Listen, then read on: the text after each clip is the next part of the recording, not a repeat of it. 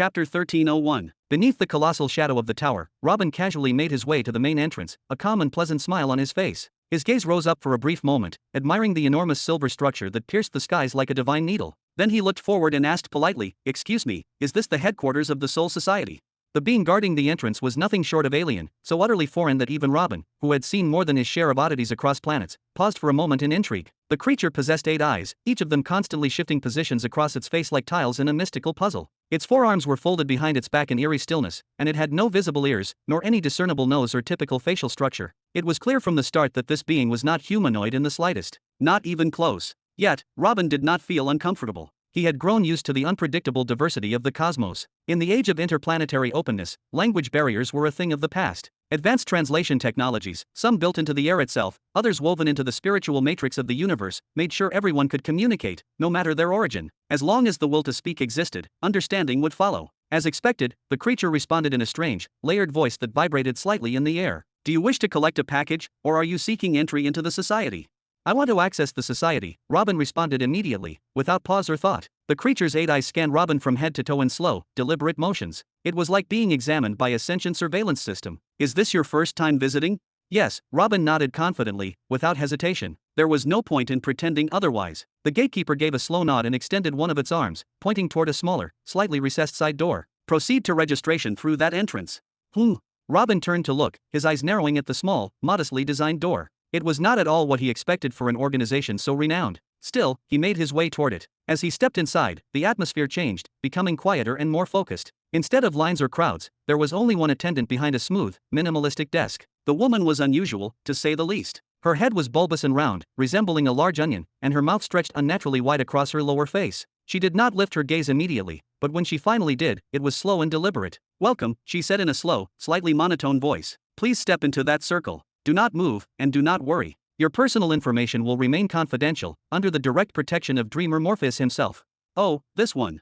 Robin noticed the rune-covered circle etched into the ground in front of her and stepped into it with casual confidence. He did not even pause to consider what confidentiality might mean in such a place. The moment both feet touched the circle, a luminous ring rose from the floor and began scanning his body. It moved slowly, as if savoring every detail, reading his composition not just physically, but spiritually and metaphysically. It passed over his arms, his chest, his face, his hair, then vanished. Moments later, a pen on the woman's desk floated into the air, as if drawn by an invisible hand, and began scribbling quickly on a parchment scroll. When it finished, it dropped back onto the table with a soft click. Without looking at the scroll or touching it with any kind of spiritual sense, the woman picked it up, slid it forward toward Robin, and said, "Here. This is your identification number. With it, you may access the Spirit Society and collect any personal deliveries. The Society is not responsible for any damage, loss, or consequences resulting from this number being leaked. You are advised to memorize it in your own way and destroy the scroll afterward." "Is that clear?"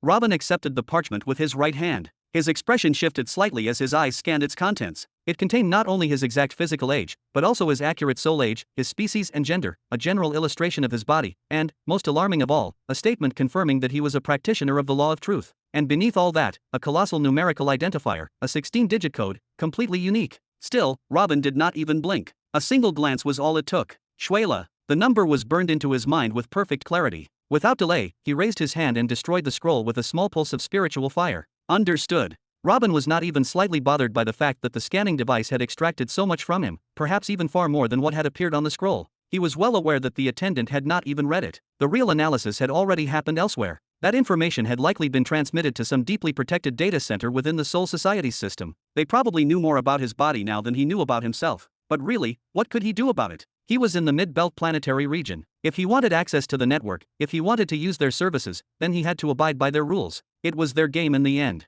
Very well. At this point, all that's left is to pay the operational fee for the access chamber. "Once that's done, you may proceed inside," the onion-faced woman said, her voice calm and measured. She gestured lazily toward a specific zone off to the side, before returning to her slow, deliberate task of arranging the pen and scrolls on her desk. Each movement she made was methodical, almost ceremonial, as if the simple act of tidying her station carried some unseen weight. "Thank you," Robin replied courteously with a smile, giving her a polite nod before making his way toward the area she had indicated. He stepped into a massive hall, circular in shape and utterly colossal, its sheer size enough to make one feel insignificant. The room extended so far in every direction that it seemed to challenge his perception of scale. The entire circumference of the chamber's curved walls was covered with rows upon rows of sealed doors, placed evenly and precisely. With just a casual sweep of his eyes, Robin could estimate that there were several hundred identical entryways, each one closed and silent, their purposes hidden behind uniform exteriors. At the very heart of this massive, glowing room stood a modest reception counter, small when compared to the scale of the hall but noticeable due to the warm presence of its attendants. For young employees, 2 males and 2 females, each from clearly different species, stood behind the desk,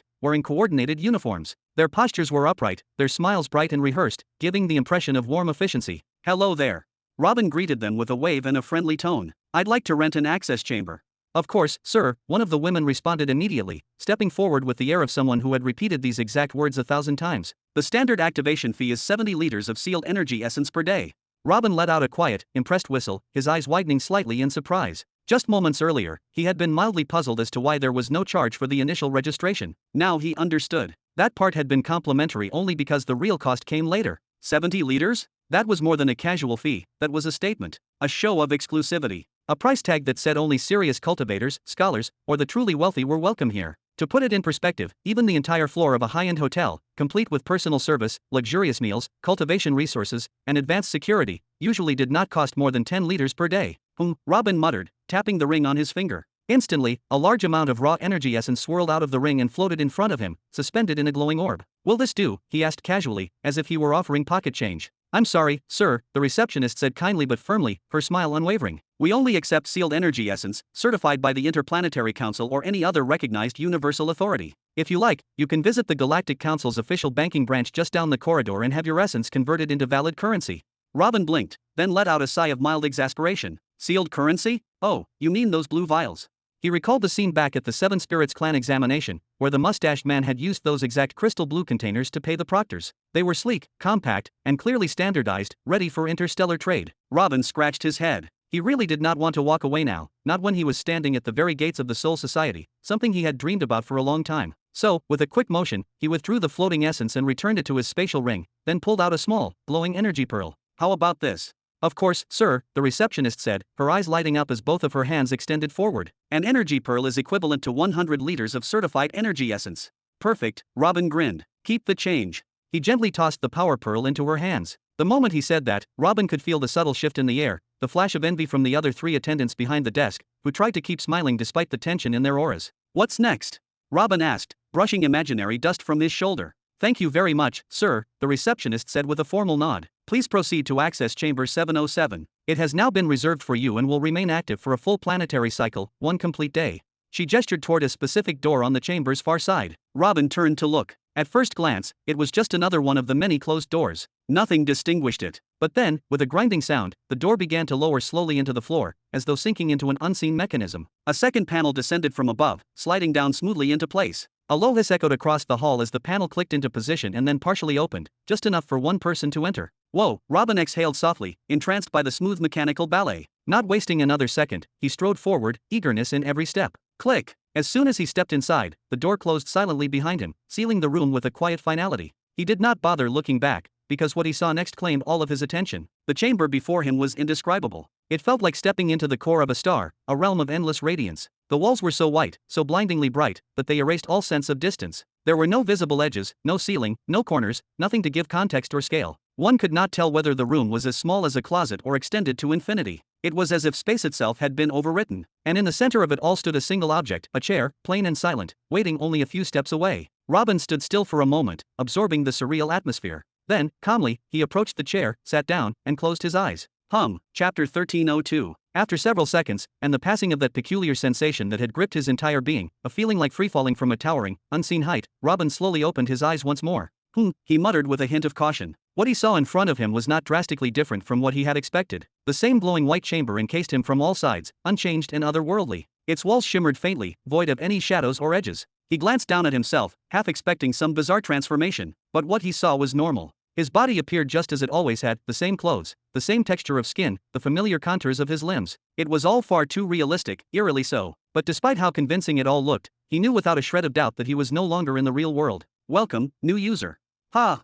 Robin turned sharply, instinctively scanning for the source of the voice. It did not take long to find it. Floating gracefully into his view was a strange being, delicate, radiant, and undeniably ethereal. It looked like a tiny fairy with 4 translucent wings and a semi-humanoid figure. Despite the almost human proportions, its diminutive size, no more than a few centimeters tall, made it feel surreal, like something out of a child's dream or an ancient tale. Constructed from pure soul energy. Robin whispered in awe, stepping closer. He began to circle the creature slowly, studying it from every angle. Every motion it made, every faint shimmer along its outline, screamed of high-level energy manipulation. Extraordinary. New user, you are now standing on the threshold of the Soul Society. The tiny entity continued, her voice smooth and oddly mechanical, as if she were reciting a long memorized script. There are a few simple facts that you must know, and remember, before you proceed further. First, know this: the Soul Society, created and maintained by the enigmatic dreamer known only as Morpheus, stretches across most of the inhabited planets of the middle planetary belt. Its influence spans countless sectors. As of this moment, the total number of registered users has reached 88,546,258,753,147,852. That number is your unique identification code within the network. Robin froze. His expression faltered. He had assumed it was a standard ID number, something generic and randomly assigned. But no, that was his actual number, his literal placement among all users in the society. 88 quadrillion and some loose digits at the end. A quadrillion was a million billion. The scale of that number was astronomical, almost absurd. Yet, when he thought more deeply, it was not so unbelievable. The Soul Society extended across the entire middle planetary belt, a zone that spanned countless star systems, all teeming with advanced civilizations. Even so, that number was terrifying. In fact, it was possibly even small if you considered how strict the entry requirements were. Not just anyone could join. It likely represented the total population of the upper middle to elite classes scattered across the belt. Then, a darker thought crept into his mind. If those 88 million billion users paid 70 liters of essence each day for just basic access, how much wealth had Morpheus amassed over the millennia? And that was without counting the fees from these trades, cross-planetary commerce, soul-forging licenses, and other services. Gulp. With your initial registration, you are now granted access to all soul chambers located on participating planets. To enter, simply sit in any array chair, and the system will recognize your imprint automatically. Your ID number, however, will still be essential for retrieving packages, restoring lost data, or validating your identity if your soul imprint becomes corrupted or erased. Keep it safe. Understood. Robin nodded, taking a silent breath. This largely mirrored what the receptionist outside had told him, only this version was more detailed and more official. But, of course, should you prefer not to visit public access centers for reasons such as high social standing, security concerns, or simple personal preference, you may instead opt for a private access link. The fairy fluttered her wings and paused, giving him a moment to consider. The Soul Society offers the implantation of a personalized soul node, a seed of connection embedded deep within your soul domain. With this, you may access the society from any location, at any time, with no need for external devices. The cost for such a seed is 3,000 soul units, or 3,000 energy pearls. The subscription renews every 300 hours of active use. 3,000 pearls. Robin's eyes nearly popped out of his head from sheer shock. He had already been thinking, deep down, that commuting to this place every single day was utterly impractical, especially for people of high status like emperors, council members, or those burdened with endless responsibilities. And just when he had begun to wonder how such individuals might use the Soul Society regularly, this offer was suddenly laid out before him. This was the answer. A private access implant. A system designed specifically for the elite. With it, those who stood at the summit of society, the true powerhouses of the middle planetary belt, could log in anytime, anywhere, without being physically present near a terminal. They could access the network from within their own soul domain, continuing trade, exploration, and research uninterrupted. It was brilliant, a masterstroke of both convenience and profit. With this system in place, commerce within the Soul Society would soar, powered by the spending of the richest and most influential. And meanwhile, the society itself would quietly drain energy wealth from them, day by day, hour by hour. And then another thought hit him. Wait a second. Did you just say 3,000 soul units or 3,000 energy pearls? Robin asked again, eyes narrowing slightly. His tone was incredulous, but tinged with curiosity. The little fairy nodded politely, her wings fluttering gently in place as she responded in her cheerful, melodic voice. That is correct. Soul units are the primary, official currency used within the Soul Society. However, for those who do not possess a sufficient quantity of soul units, they are welcome to use energy pearls instead by depositing them in advance at any of our affiliated centers. You may use either currency type to pay for session access or for optional features, such as the seed implant service. Robin stood still for a moment, his brows furrowing into a deep, thoughtful crease. The idea of using soul units as a form of currency did not sit well with him, not entirely. Soul itself was a vital essence, a foundation of life, cultivation, consciousness. To spend it so casually? That felt dangerous, risky, maybe even sacrilegious. But just as those thoughts formed, they were abruptly interrupted. I don't believe you need to worry about methods of payment, new user, the fairy added with a slight smile. As one chosen by truth, you are in possession of a rather exceptional stream of income. Pardon. Robin blinked in disbelief, caught completely off guard. The fairy's tone remained serene and unshaken. Truth chosens receive special privileges within the Soul Society, she said, as if reciting a law written into the fabric of the system itself. The Dreamer Morpheus holds truth chosens in exceptionally high regard. He considers you to be a guiding light, a beacon of hope that leads the universe ever forward into its next stage of evolution. Because of that, he has decided to support you, in his own way. With your permission, you will now be granted direct access to a specialized area designated exclusively for truth chosens, the Chamber of Truth. The Chamber of Truth.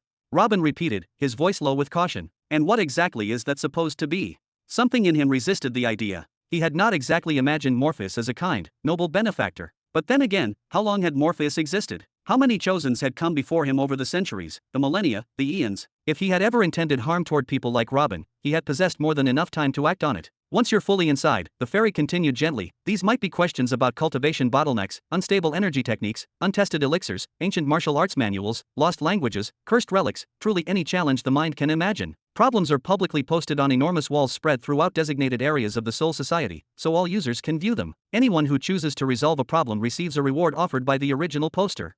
In return, the society itself takes a 25% commission from the total reward value. Robin stood in silence, his face tightening. 25%. That was an enormous cut for simply hosting a list. What did they actually do to justify it? They already charged an outrageous entry fee, and now they took a quarter of every transaction, too? That was practically extortion. And what does any of this have to do with the Chamber of Truth? He asked pointedly. Ah, that's where it gets interesting, the fairy said, her tone gaining the faintest trace of pride. For some individuals, those desperate to find answers or simply pressed for time, there is another option. They may choose to escalate their issue by paying a premium, usually 100 times the original reward value. This extra payment ensures that their challenge is not just posted publicly, but sent directly to a registered truth chosen like yourself. When that happens, the challenge is routed to the Chamber of Truth. Inside, you and the other registered seekers will be able to browse these premium cases and select which ones you want to take on. Then, the fairy's eyes seemed to shimmer strangely as she added, and the best part, for any case completed through the Chamber of Truth, our commission drops to just 10%. This drastically reduces the financial burden on you, while still allowing us to maintain system integrity.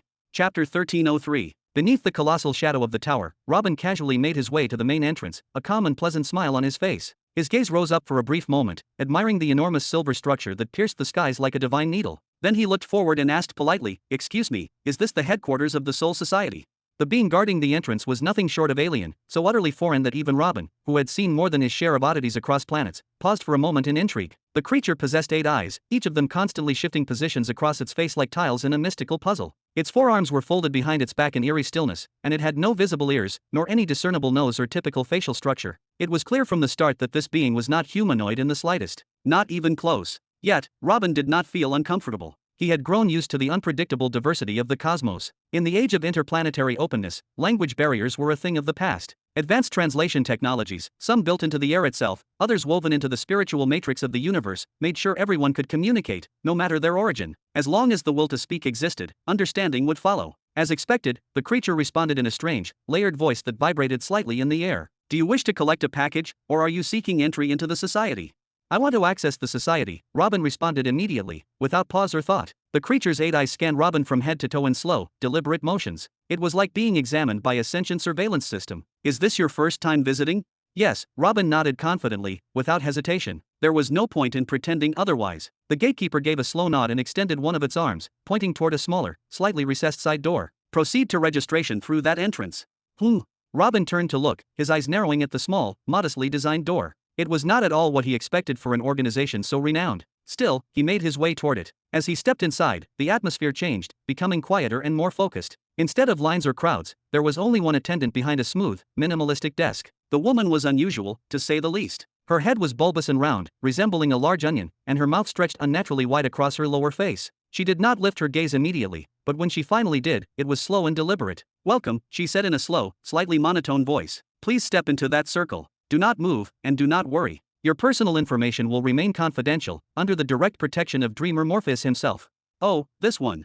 Robin noticed the rune-covered circle etched into the ground in front of her and stepped into it with casual confidence. He did not even pause to consider what confidentiality might mean in such a place. The moment both feet touched the circle, a luminous ring rose from the floor and began scanning his body. It moved slowly, as if savoring every detail, reading his composition not just physically, but spiritually and metaphysically. It passed over his arms, his chest, his face, his hair, then vanished. Moments later, a pen on the woman's desk floated into the air, as if drawn by an invisible hand, and began scribbling quickly on a parchment scroll. When it finished, it dropped back onto the table with a soft click. Without looking at the scroll or touching it with any kind of spiritual sense, the woman picked it up, slid it forward toward Robin, and said, "Here. This is your identification number. With it, you may access the Spirit Society and collect any personal deliveries. The Society is not responsible for any damage, loss, or consequences resulting from this number being leaked. You are advised to memorize it in your own way and destroy the scroll afterward. Is that clear? Robin accepted the parchment with his right hand. His expression shifted slightly as his eyes scanned its contents. It contained not only his exact physical age, but also his accurate soul age, his species and gender, a general illustration of his body, and, most alarming of all, a statement confirming that he was a practitioner of the law of truth. And beneath all that, a colossal numerical identifier, a 16-digit code, completely unique. Still, Robin did not even blink. A single glance was all it took. Shuela. The number was burned into his mind with perfect clarity. Without delay, he raised his hand and destroyed the scroll with a small pulse of spiritual fire. Understood. Robin was not even slightly bothered by the fact that the scanning device had extracted so much from him, perhaps even far more than what had appeared on the scroll. He was well aware that the attendant had not even read it. The real analysis had already happened elsewhere. That information had likely been transmitted to some deeply protected data center within the Soul Society's system. They probably knew more about his body now than he knew about himself. But really, what could he do about it? He was in the mid-belt planetary region. If he wanted access to the network, if he wanted to use their services, then he had to abide by their rules. It was their game in the end. Very well. At this point, all that's left is to pay the operational fee for the access chamber. Once that's done, you may proceed inside, the onion-faced woman said, her voice calm and measured. She gestured lazily toward a specific zone off to the side, before returning to her slow, deliberate task of arranging the pen and scrolls on her desk. Each movement she made was methodical, almost ceremonial, as if the simple act of tidying her station carried some unseen weight. Thank you, Robin replied courteously with a smile, giving her a polite nod before making his way toward the area she had indicated. He stepped into a massive hall, circular in shape and utterly colossal, its sheer size enough to make one feel insignificant. The room extended so far in every direction that it seemed to challenge his perception of scale. The entire circumference of the chamber's curved walls was covered with rows upon rows of sealed doors, placed evenly and precisely. With just a casual sweep of his eyes, Robin could estimate that there were several hundred identical entryways, each one closed and silent, their purposes hidden behind uniform exteriors. At the very heart of this massive, glowing room stood a modest reception counter, small when compared to the scale of the hall but noticeable due to the warm presence of its attendants. For young employees, 2 males and 2 females, each from clearly different species, stood behind the desk, wearing coordinated uniforms. Their postures were upright, their smiles bright and rehearsed, giving the impression of warm efficiency. Hello there. Robin greeted them with a wave and a friendly tone. I'd like to rent an access chamber. Of course, sir, one of the women responded immediately, stepping forward with the air of someone who had repeated these exact words 1,000 times. The standard activation fee is 70 liters of sealed energy essence per day. Robin let out a quiet, impressed whistle, his eyes widening slightly in surprise. Just moments earlier, he had been mildly puzzled as to why there was no charge for the initial registration. Now he understood. That part had been complimentary only because the real cost came later. 70 liters? That was more than a casual fee, that was a statement. A show of exclusivity. A price tag that said only serious cultivators, scholars, or the truly wealthy were welcome here. To put it in perspective, even the entire floor of a high-end hotel, complete with personal service, luxurious meals, cultivation resources, and advanced security, usually did not cost more than 10 liters per day. Robin muttered, tapping the ring on his finger. Instantly, a large amount of raw energy essence swirled out of the ring and floated in front of him, suspended in a glowing orb. Will this do? He asked casually, as if he were offering pocket change. I'm sorry, sir, the receptionist said kindly but firmly, her smile unwavering. We only accept sealed energy essence, certified by the Interplanetary Council or any other recognized universal authority. If you like, you can visit the Galactic Council's official banking branch just down the corridor and have your essence converted into valid currency.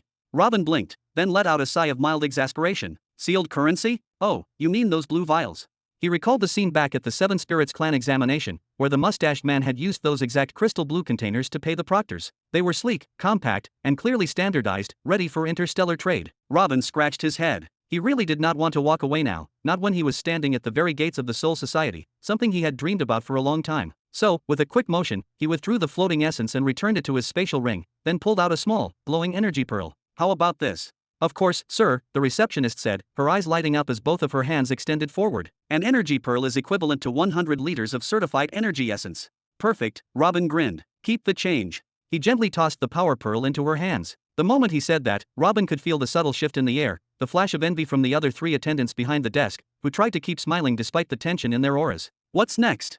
Robin asked, brushing imaginary dust from his shoulder. Thank you very much, sir, the receptionist said with a formal nod. Please proceed to access chamber 707. It has now been reserved for you and will remain active for a full planetary cycle, 1 complete day. She gestured toward a specific door on the chamber's far side. Robin turned to look. At first glance, it was just another one of the many closed doors. Nothing distinguished it. But then, with a grinding sound, the door began to lower slowly into the floor, as though sinking into an unseen mechanism. A second panel descended from above, sliding down smoothly into place. A low hiss echoed across the hall as the panel clicked into position and then partially opened, just enough for one person to enter. Whoa, Robin exhaled softly, entranced by the smooth mechanical ballet. Not wasting another second, he strode forward, eagerness in every step. Click! As soon as he stepped inside, the door closed silently behind him, sealing the room with a quiet finality. He did not bother looking back, because what he saw next claimed all of his attention. The chamber before him was indescribable. It felt like stepping into the core of a star, a realm of endless radiance. The walls were so white, so blindingly bright, that they erased all sense of distance.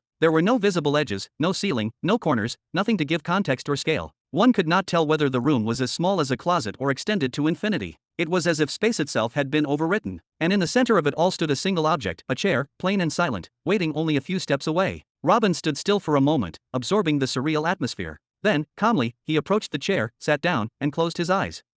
After several seconds, and the passing of that peculiar sensation that had gripped his entire being, a feeling like freefalling from a towering, unseen height, Robin slowly opened his eyes once more. He muttered with a hint of caution. What he saw in front of him was not drastically different from what he had expected. The same glowing white chamber encased him from all sides, unchanged and otherworldly. Its walls shimmered faintly, void of any shadows or edges. He glanced down at himself, half expecting some bizarre transformation, but what he saw was normal. His body appeared just as it always had, the same clothes, the same texture of skin, the familiar contours of his limbs. It was all far too realistic, eerily so. But despite how convincing it all looked, he knew without a shred of doubt that he was no longer in the real world. Welcome, new user. Ha! Robin turned sharply, instinctively scanning for the source of the voice. It did not take long to find it. Floating gracefully into his view was a strange being, delicate, radiant, and undeniably ethereal. It looked like a tiny fairy with 4 translucent wings and a semi-humanoid figure. Despite the almost human proportions, its diminutive size, no more than a few centimeters tall, made it feel surreal, like something out of a child's dream or an ancient tale. Constructed from pure soul energy. Robin whispered in awe, stepping closer. He began to circle the creature slowly, studying it from every angle. Every motion it made, every faint shimmer along its outline, screamed of high-level energy manipulation. Extraordinary. New user, you are now standing on the threshold of the Soul Society. The tiny entity continued, her voice smooth and oddly mechanical, as if she were reciting a long memorized script. There are a few simple facts that you must know, and remember, before you proceed further. First, know this, the Soul Society, created and maintained by the enigmatic dreamer known only as Morpheus, stretches across most of the inhabited planets of the middle planetary belt. Its influence spans countless sectors. As of this moment, the total number of registered users has reached 88,546,258,753,147,852. That number is your unique identification code within the network. Robin froze. His expression faltered. He had assumed it was a standard ID number, something generic and randomly assigned. But no, that was his actual number, his literal placement among all users in the society. 88 quadrillion and some loose digits at the end. A quadrillion was a million billion. The scale of that number was astronomical, almost absurd. Yet, when he thought more deeply, it was not so unbelievable. The Soul Society extended across the entire middle planetary belt, a zone that spanned countless star systems, all teeming with advanced civilizations. Even so, that number was terrifying. In fact, it was possibly even small if you considered how strict the entry requirements were. Not just anyone could join. It likely represented the total population of the upper middle to elite classes scattered across the belt. Then, a darker thought crept into his mind. If those 88 million billion users paid 70 liters of essence each day for just basic access, how much wealth had Morpheus amassed over the millennia? And that was without counting the fees from these trades, cross-planetary commerce, soul-forging licenses, and other services. Gulp. With your initial registration, you are now granted access to all soul chambers located on participating planets. To enter, simply sit in any array chair, and the system will recognize your imprint automatically. Your ID number, however, will still be essential for retrieving packages, restoring lost data, or validating your identity if your soul imprint becomes corrupted or erased. Keep it safe. Understood. Robin nodded, taking a silent breath. This largely mirrored what the receptionist outside had told him, only this version was more detailed and more official. But, of course, should you prefer not to visit public access centers for reasons such as high social standing, security concerns, or simple personal preference, you may instead opt for a private access link. The fairy fluttered her wings and paused, giving him a moment to consider. The Soul Society offers the implantation of a personalized soul node, a seed of connection embedded deep within your soul domain. With this, you may access the society from any location, at any time, with no need for external devices. The cost for such a seed is 3,000 soul units, or 3,000 energy pearls. The subscription renews every 300 hours of active use. 3,000 pearls. Robin's eyes nearly popped out of his head from sheer shock. He had already been thinking, deep down, that commuting to this place every single day was utterly impractical, especially for people of high status like emperors, council members, or those burdened with endless responsibilities. And just when he had begun to wonder how such individuals might use the Soul Society regularly, this offer was suddenly laid out before him. This was the answer. A private access implant. A system designed specifically for the elite. With it, those who stood at the summit of society, the true powerhouses of the middle planetary belt, could log in anytime, anywhere, without being physically present near a terminal. They could access the network from within their own soul domain, continuing trade, exploration, and research uninterrupted. It was brilliant, a masterstroke of both convenience and profit. With this system in place, commerce within the Soul Society would soar, powered by the spending of the richest and most influential. And meanwhile, the society itself would quietly drain energy wealth from them, day by day, hour by hour. And then another thought hit him. Wait a second. Did you just say 3,000 soul units or 3,000 energy pearls?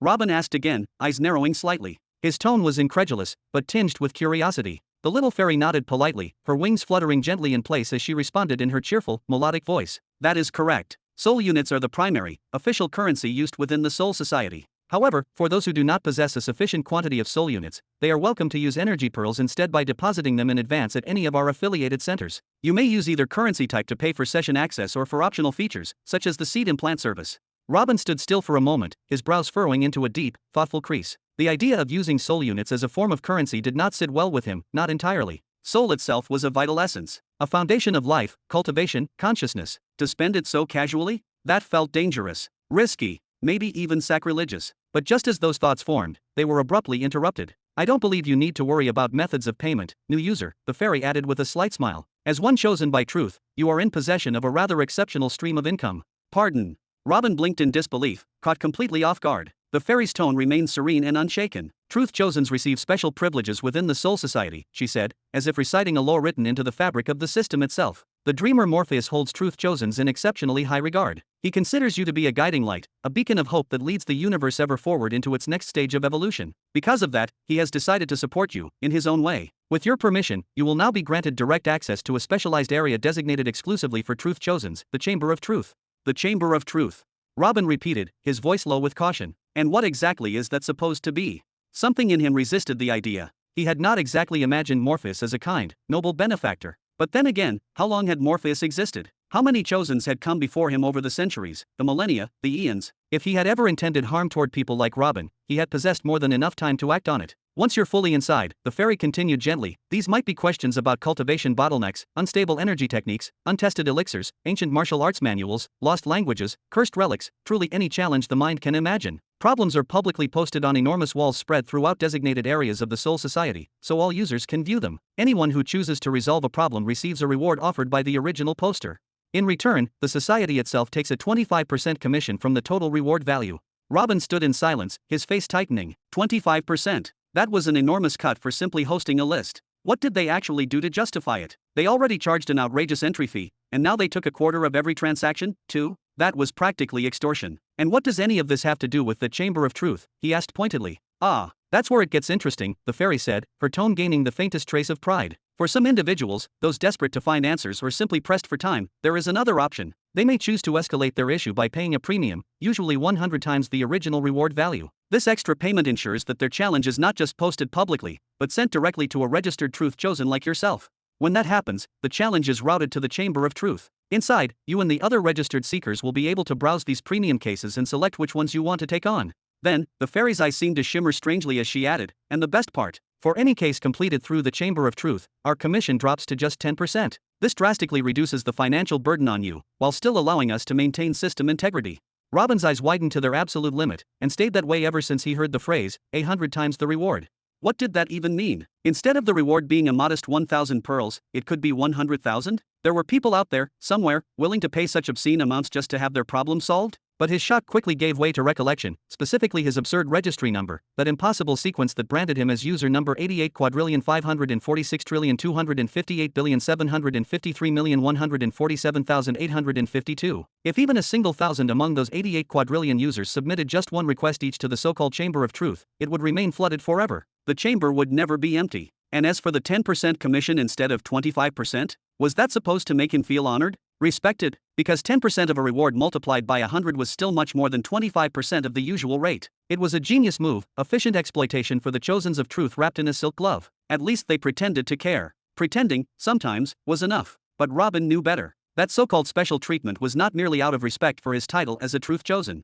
It was strategy. He, and those like him, were tools of influence. Living lighthouses. Just by existing within the Soul Society, they added weight, meaning, and intrigue. Simply including the option to submit a problem directly to a truth chosen gave problems status and prestige. It sent a message. This matter is worthy of higher judgment. It was no different from a man seeking to locate someone, finding only amateur trackers, until he was suddenly offered a chance to employ a practitioner of the master law of causality. That alone would make most people forget the price. When master laws appeared, all discussions of currency became irrelevant. And yet, despite all that, they apparently still had to pay high entry fees like everyone else. Seems like the Dreamer Morpheus is a master when it comes to business, Robin muttered under his breath, a reluctant smile curling on his face like a blade forced to bend. Running the Soul Society across billions of planets in the vast middle planetary belt is a costly endeavor, the fairy replied with a mysterious glimmer in her crystalline eyes, her smile unervingly serene. Yeah, I bet it is, Robin exhaled, before shifting the subject. Say, is there any way I can conceal my identity when I deal with others in this place?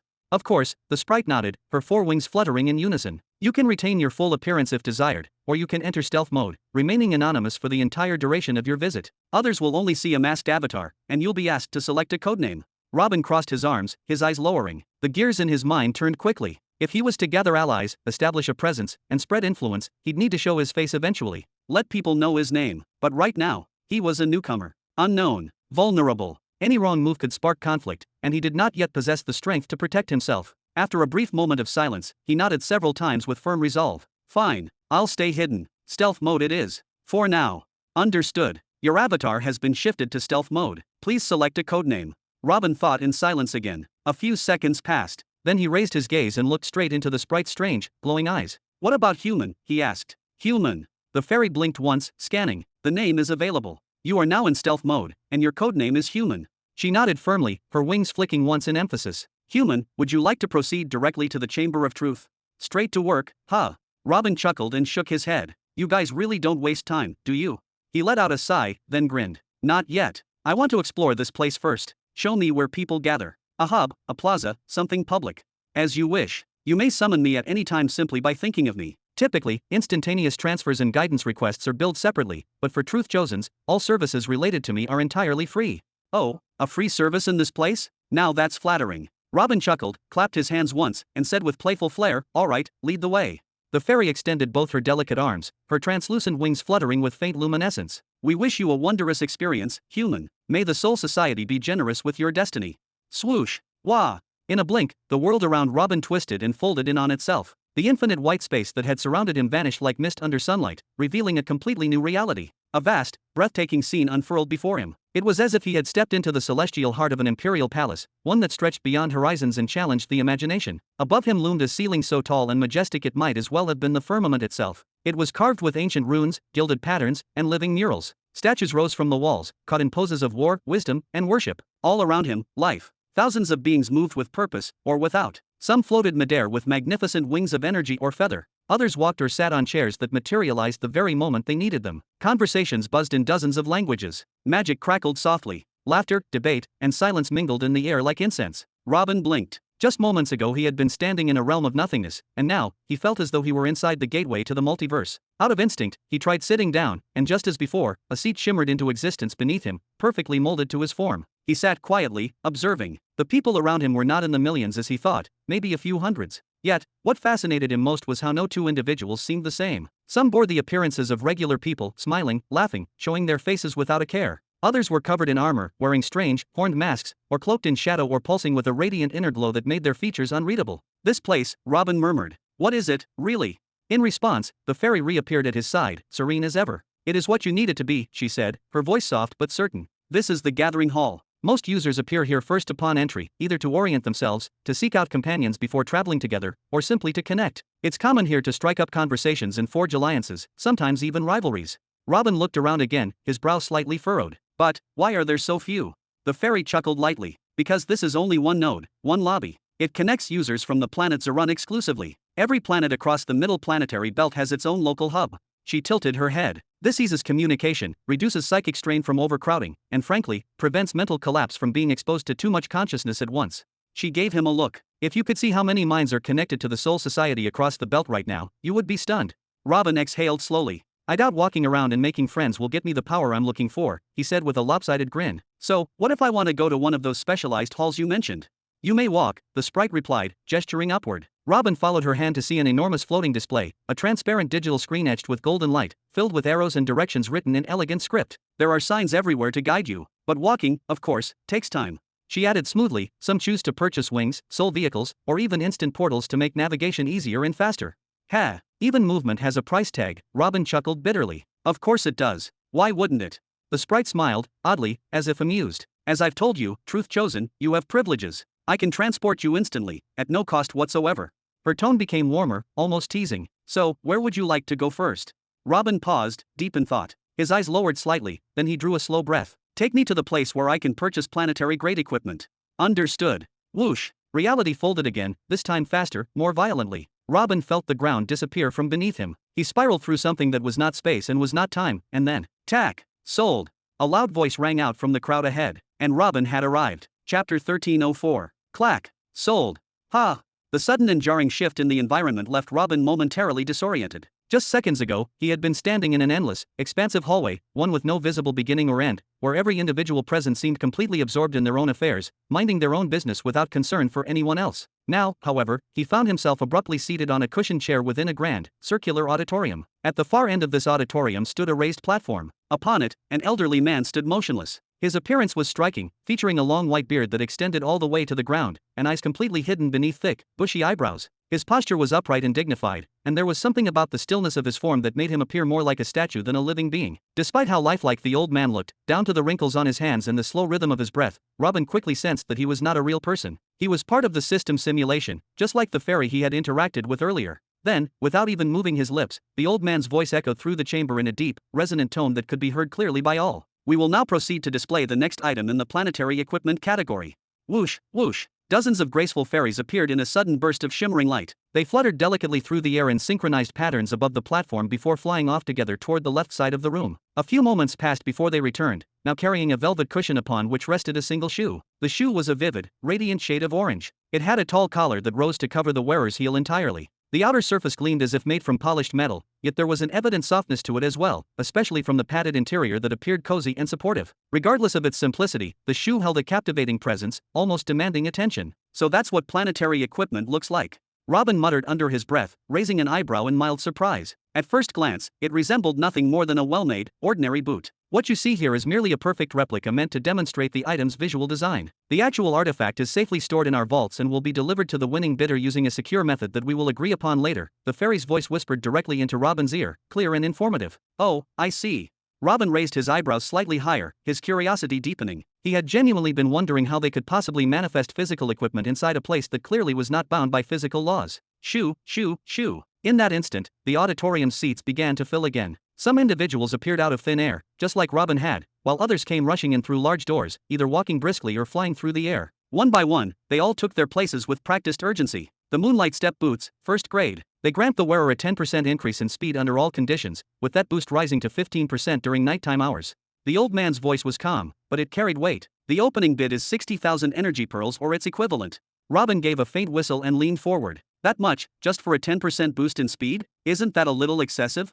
When you're dealing with planetary-grade equipment, dear human, you should never compare it to ordinary gear, the fairy replied gently, her voice now more serious. When you hear 10% increase in speed, it's not referring to something simple like running faster. This enhancement affects every action your body performs. If you're someone who writes constantly, then your hand will write faster. If you're refining or forging weapons, your energy flow will accelerate. If you're attempting to break through to the next level of the Emperor realm, this speed boost will manifest in how quickly and stably you form your foundational cores. There's really something that incredible? Robin turned to look at the fairy in astonishment. Forgive me if I sound a bit naive, but I thought planetary equipment was just, well, a fancy name for high-level items. Isn't it just the tier above epic? That's correct. Planetary equipment does belong to the tier above epic. But understand this, the peak of the epic tier represents the absolute limits of craftsmanship. That's as far as normal artisans, blacksmiths, or even artificers can go. What do you mean by that, exactly? Robin's expression grew serious as he furrowed his brow in contemplation. The greatest achievement that both humans and non-human intelligent creatures can reach with their own craftsmanship is something we call peak epic gear. It represents the absolute limit of what mortal ingenuity and craftsmanship can achieve. However, planetary equipment belongs to an entirely different class. It is not created by tools or hands, but by the planetary spirits themselves. The fairy extended her hand toward the radiant boot on the cushion. Her expression was serene, her voice steady and filled with quiet reverence. she continued, her wings flickering gently behind her. This specific boot you see before you was forged by a planetary soul after its master issued a direct command. The process continued for a period spanning 500 long years. The soul tirelessly scoured its lands, gathering the finest, most potent, and most rare resources it could possibly reach. It did not rest. It did not falter. It shaped the boot with its own energy, embedding it with perfect law patterns. And now, as a consequence of such monumental exertion, it will enter a deep sleep, a hibernation that will last 17,000 years. He voluntarily pushed his planetary soul into a 17,000-year slumber just for this boot. Robin exclaimed, his mind reeling from the revelation. The very idea seemed incomprehensible. Even if the soul was not actively involved in battle or cultivation, it still served as a vital link, a means to monitor the planet and keep tabs on distant events. Losing that connection for such an astronomical duration, was that truly worth it? Not for the boot itself, dear human, but for what you are witnessing at this very moment. The fairy tapped gently beside her ear, then pointed twice toward his own ears, emphasizing what he was meant to pay attention to. 65,000. 65,000 right here. 71,000 energy pearls, another voice echoed. Robin's brows furrowed slightly, his eyes sharpening. The bidding was accelerating with fierce intensity. It had already soared past 77,000, and the numbers continued to climb steadily, each new bid like a spark tossed into a growing blaze. Ah, so this is it, Robin thought. The boot itself was not the goal. The real aim was this auction, this flurry of activity, this sudden river of wealth flowing toward its owner. Whoever commissioned the planetary soul to make the item was not just sacrificing power. They were monetizing their planetary soul's sacrifice, trading decades of planetary potential for riches now. And by the standards of the Middle Belt, one of the most economically dense regions in the known systems, this return was not just acceptable, it was extraordinary. Yet, wasn't it also a dangerous move? Robin's eyes narrowed in concern. A planetary spirit in deep hibernation could not defend its realm. If someone hostile arrived while the soul was asleep and managed to refine it, the original owner would suffer catastrophic loss, perhaps losing half of their soul domain, or worse, facing complete soul collapse and death. What a perilous, but immensely profitable, gamble. Robin murmured, nodding slowly in appreciation. He found himself eyeing the boot again, drawn to the idea. A 10% boost to everything he did, not just running, but every task, every skill, every technique. The more he thought about it, the more it sounded irresistible. Then his eyes snapped open in sudden realization. Something clicked. He clapped his palms together loudly. Hulak's purgatory armor. From the very first moment Robin encountered Hulak, he had taken note of the strange, nearly invisible armor the man wore. It clung to his form like a second skin, as if it were no more than an undergarment. But that was an illusion. It blazed with the flames of purification, possessing a density and resilience that made it seem unbreakable, even mythical. Hulak could channel its power into his fists, amplifying his strength while shielding his body from the destructive backlash of his own overwhelming force. That armor had not been bought, nor looted. It had been forged specially for him, harvesting the scales of Crixus the Great. Then he had ventured into the territories of the giant tribes, ordering them to gather the strongest, most sacred metals their people could offer. And he had entrusted all of that, every rare piece, to Neri. He had not given her blueprints or rigid instructions. He had simply provided his refinement ratio, Nihari-level precision, and told her, make me something that will never break in my hands. What she created was the purgatory armor, sleek, unyielding, almost divine. So it's planetary grade, then, or at least half planetary. Robin muttered, his fingers stroking his chin thoughtfully. Well, I suppose it doesn't really matter. If he's wearing that under the armor of the Imperial Guard, even a direct hit from a world cataclysm wouldn't be able to harm him. 81,000 pearls. Whoosh. 82,000. Whoosh. Robin glanced around slowly, observing the chamber with a keen, cautious eye. But to his mild surprise, the atmosphere was not tense at all. It was eerily calm. In fact, every time the bids crossed a certain threshold, a few figures simply disappeared from the room, vanishing without a trace. The remaining participants seemed artificial. Their motions were repetitive. Their voices were eerily similar. Every time they raised a hand to bid, it was in the exact same way, at the same speed. No emotion. No outbursts. No frustration or bravado. Even the old auctioneer on the platform had not said a word since the bidding began. He remained hunched over his staff, eyes half closed, barely moving, like someone on the edge of sleep. What's with this weirdly quiet vibe? Robin asked, raising an eyebrow in bewilderment. The fairy was not offended by his tone. She answered patiently, as if she had been asked this question countless times before. Most of the people you see around you are not real attendees. They are avatars, remote projections, controlled by automated bidding systems. Their original owners sent them here because this auction had been publicly announced weeks in advance, sometimes even years. You, too, can do the same using the control panel interface. You can leave behind an autonomous avatar in your place. Simply set a maximum bid limit, say, 500,000 pearls, and your avatar will participate in the auction accordingly. It will continue to place incremental bids until the limit is reached. If it wins, you will be instantly notified. Your consciousness will then be recalled to complete the purchase. Control panel. Robin frowned, his curiosity piqued. With a soft smile, the fairy gently raised her hand and made a small wave through the air, as if brushing away an invisible veil. Just raise your hand like this. That's all it takes.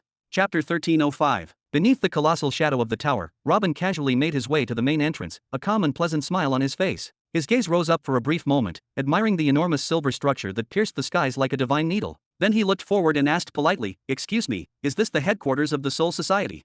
The being guarding the entrance was nothing short of alien, so utterly foreign that even Robin, who had seen more than his share of oddities across planets, paused for a moment in intrigue. The creature possessed 8 eyes, each of them constantly shifting positions across its face like tiles in a mystical puzzle. Its forearms were folded behind its back in eerie stillness, and it had no visible ears, nor any discernible nose or typical facial structure. It was clear from the start that this being was not humanoid in the slightest. Not even close. Yet, Robin did not feel uncomfortable. He had grown used to the unpredictable diversity of the cosmos. In the age of interplanetary openness, language barriers were a thing of the past. Advanced translation technologies, some built into the air itself, others woven into the spiritual matrix of the universe, made sure everyone could communicate, no matter their origin. As long as the will to speak existed, understanding would follow. As expected, the creature responded in a strange, layered voice that vibrated slightly in the air. "Do you wish to collect a package, or are you seeking entry into the society?"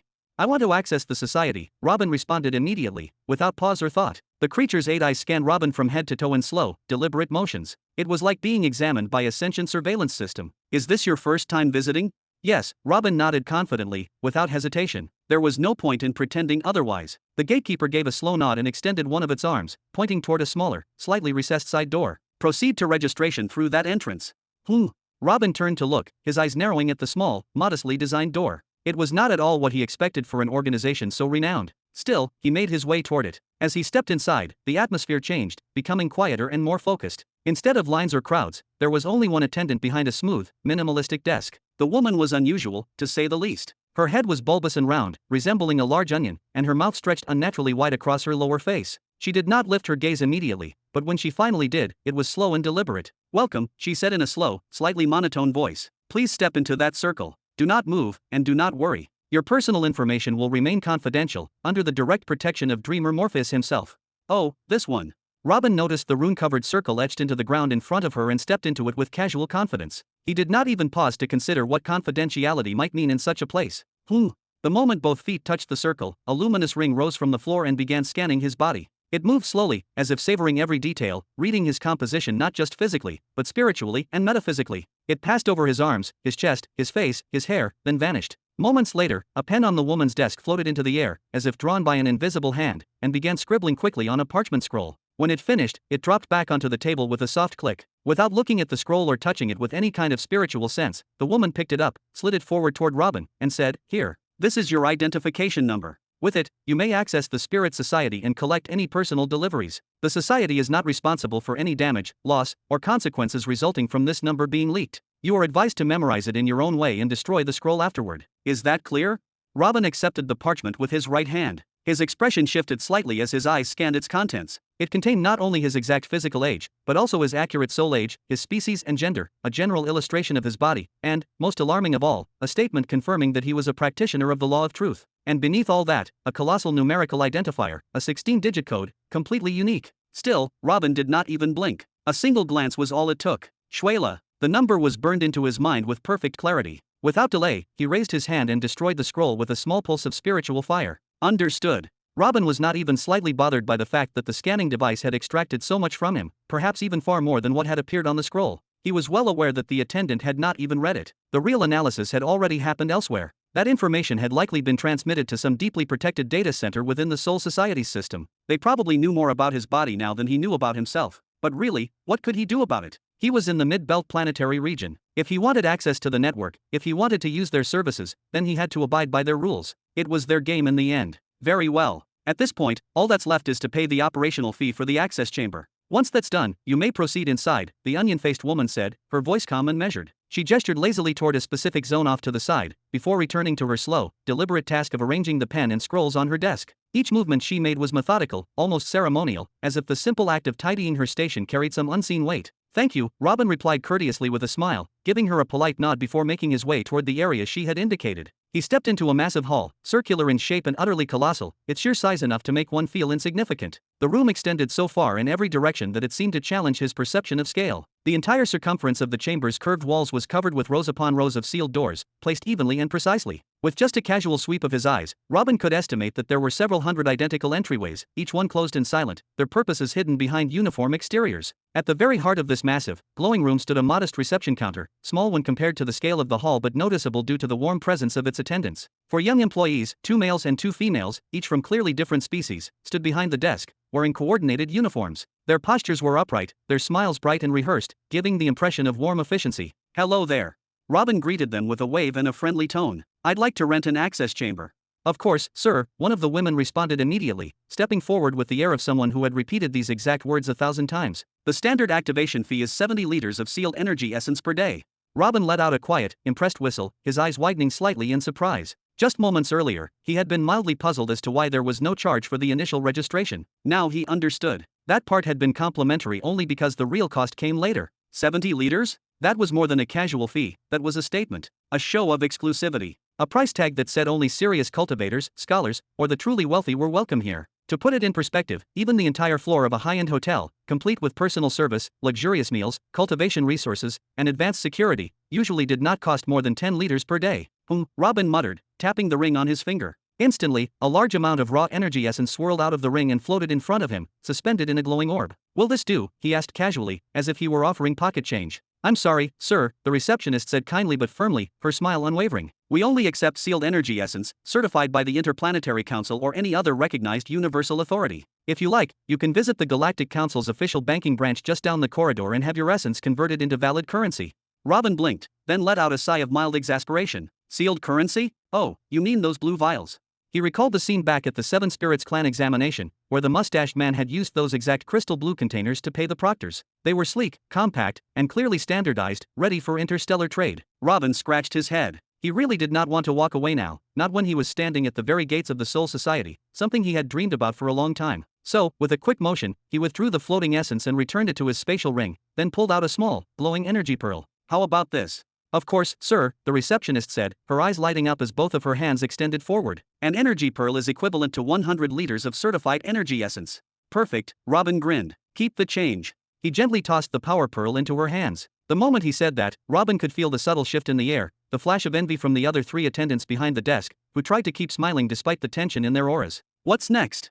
Robin asked, brushing imaginary dust from his shoulder. "Thank you very much, sir," the receptionist said with a formal nod. "Please proceed to access chamber 707. It has now been reserved for you and will remain active for a full planetary cycle, 1 complete day." She gestured toward a specific door on the chamber's far side. Robin turned to look. At first glance, it was just another one of the many closed doors. Nothing distinguished it. But then, with a grinding sound, the door began to lower slowly into the floor, as though sinking into an unseen mechanism. A second panel descended from above, sliding down smoothly into place. A low hiss echoed across the hall as the panel clicked into position and then partially opened, just enough for one person to enter. "Whoa," Robin exhaled softly, entranced by the smooth mechanical ballet. Not wasting another second, he strode forward, eagerness in every step. Click! As soon as he stepped inside, the door closed silently behind him, sealing the room with a quiet finality. He did not bother looking back, because what he saw next claimed all of his attention. The chamber before him was indescribable. It felt like stepping into the core of a star, a realm of endless radiance. The walls were so white, so blindingly bright, that they erased all sense of distance.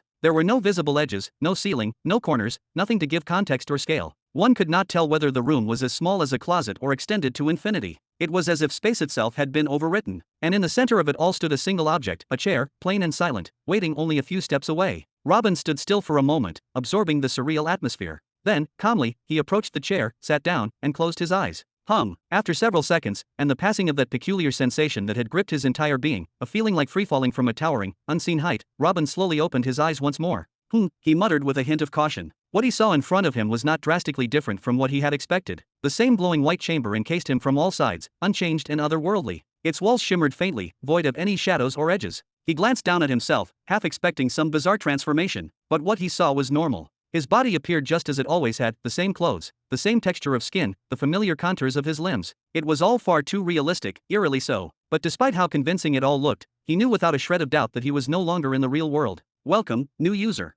"Ha!" Robin turned sharply, instinctively scanning for the source of the voice. It did not take long to find it. Floating gracefully into his view was a strange being, delicate, radiant, and undeniably ethereal. It looked like a tiny fairy with 4 translucent wings and a semi-humanoid figure. Despite the almost human proportions, its diminutive size, no more than a few centimeters tall, made it feel surreal, like something out of a child's dream or an ancient tale. Constructed from pure soul energy.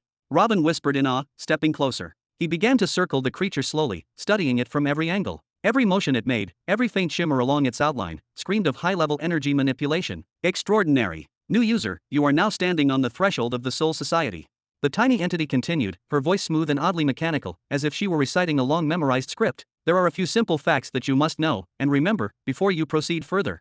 First, know this: the Soul Society, created and maintained by the enigmatic dreamer known only as Morpheus, stretches across most of the inhabited planets of the middle planetary belt. Its influence spans countless sectors. As of this moment, the total number of registered users has reached 88,546,258,753,147,852. That number is your unique identification code within the network. Robin froze. His expression faltered. He had assumed it was a standard ID number, something generic and randomly assigned. But no, that was his actual number, his literal placement among all users in the society. 88 quadrillion and some loose digits at the end. A quadrillion was a million billion. The scale of that number was astronomical, almost absurd. Yet, when he thought more deeply, it was not so unbelievable. The Soul Society extended across the entire middle planetary belt, a zone that spanned countless star systems, all teeming with advanced civilizations. Even so, that number was terrifying. In fact, it was possibly even small if you considered how strict the entry requirements were. Not just anyone could join. It likely represented the total population of the upper middle to elite classes scattered across the belt. Then, a darker thought crept into his mind. If those 88 million billion users paid 70 liters of essence each day for just basic access, how much wealth had Morpheus amassed over the millennia?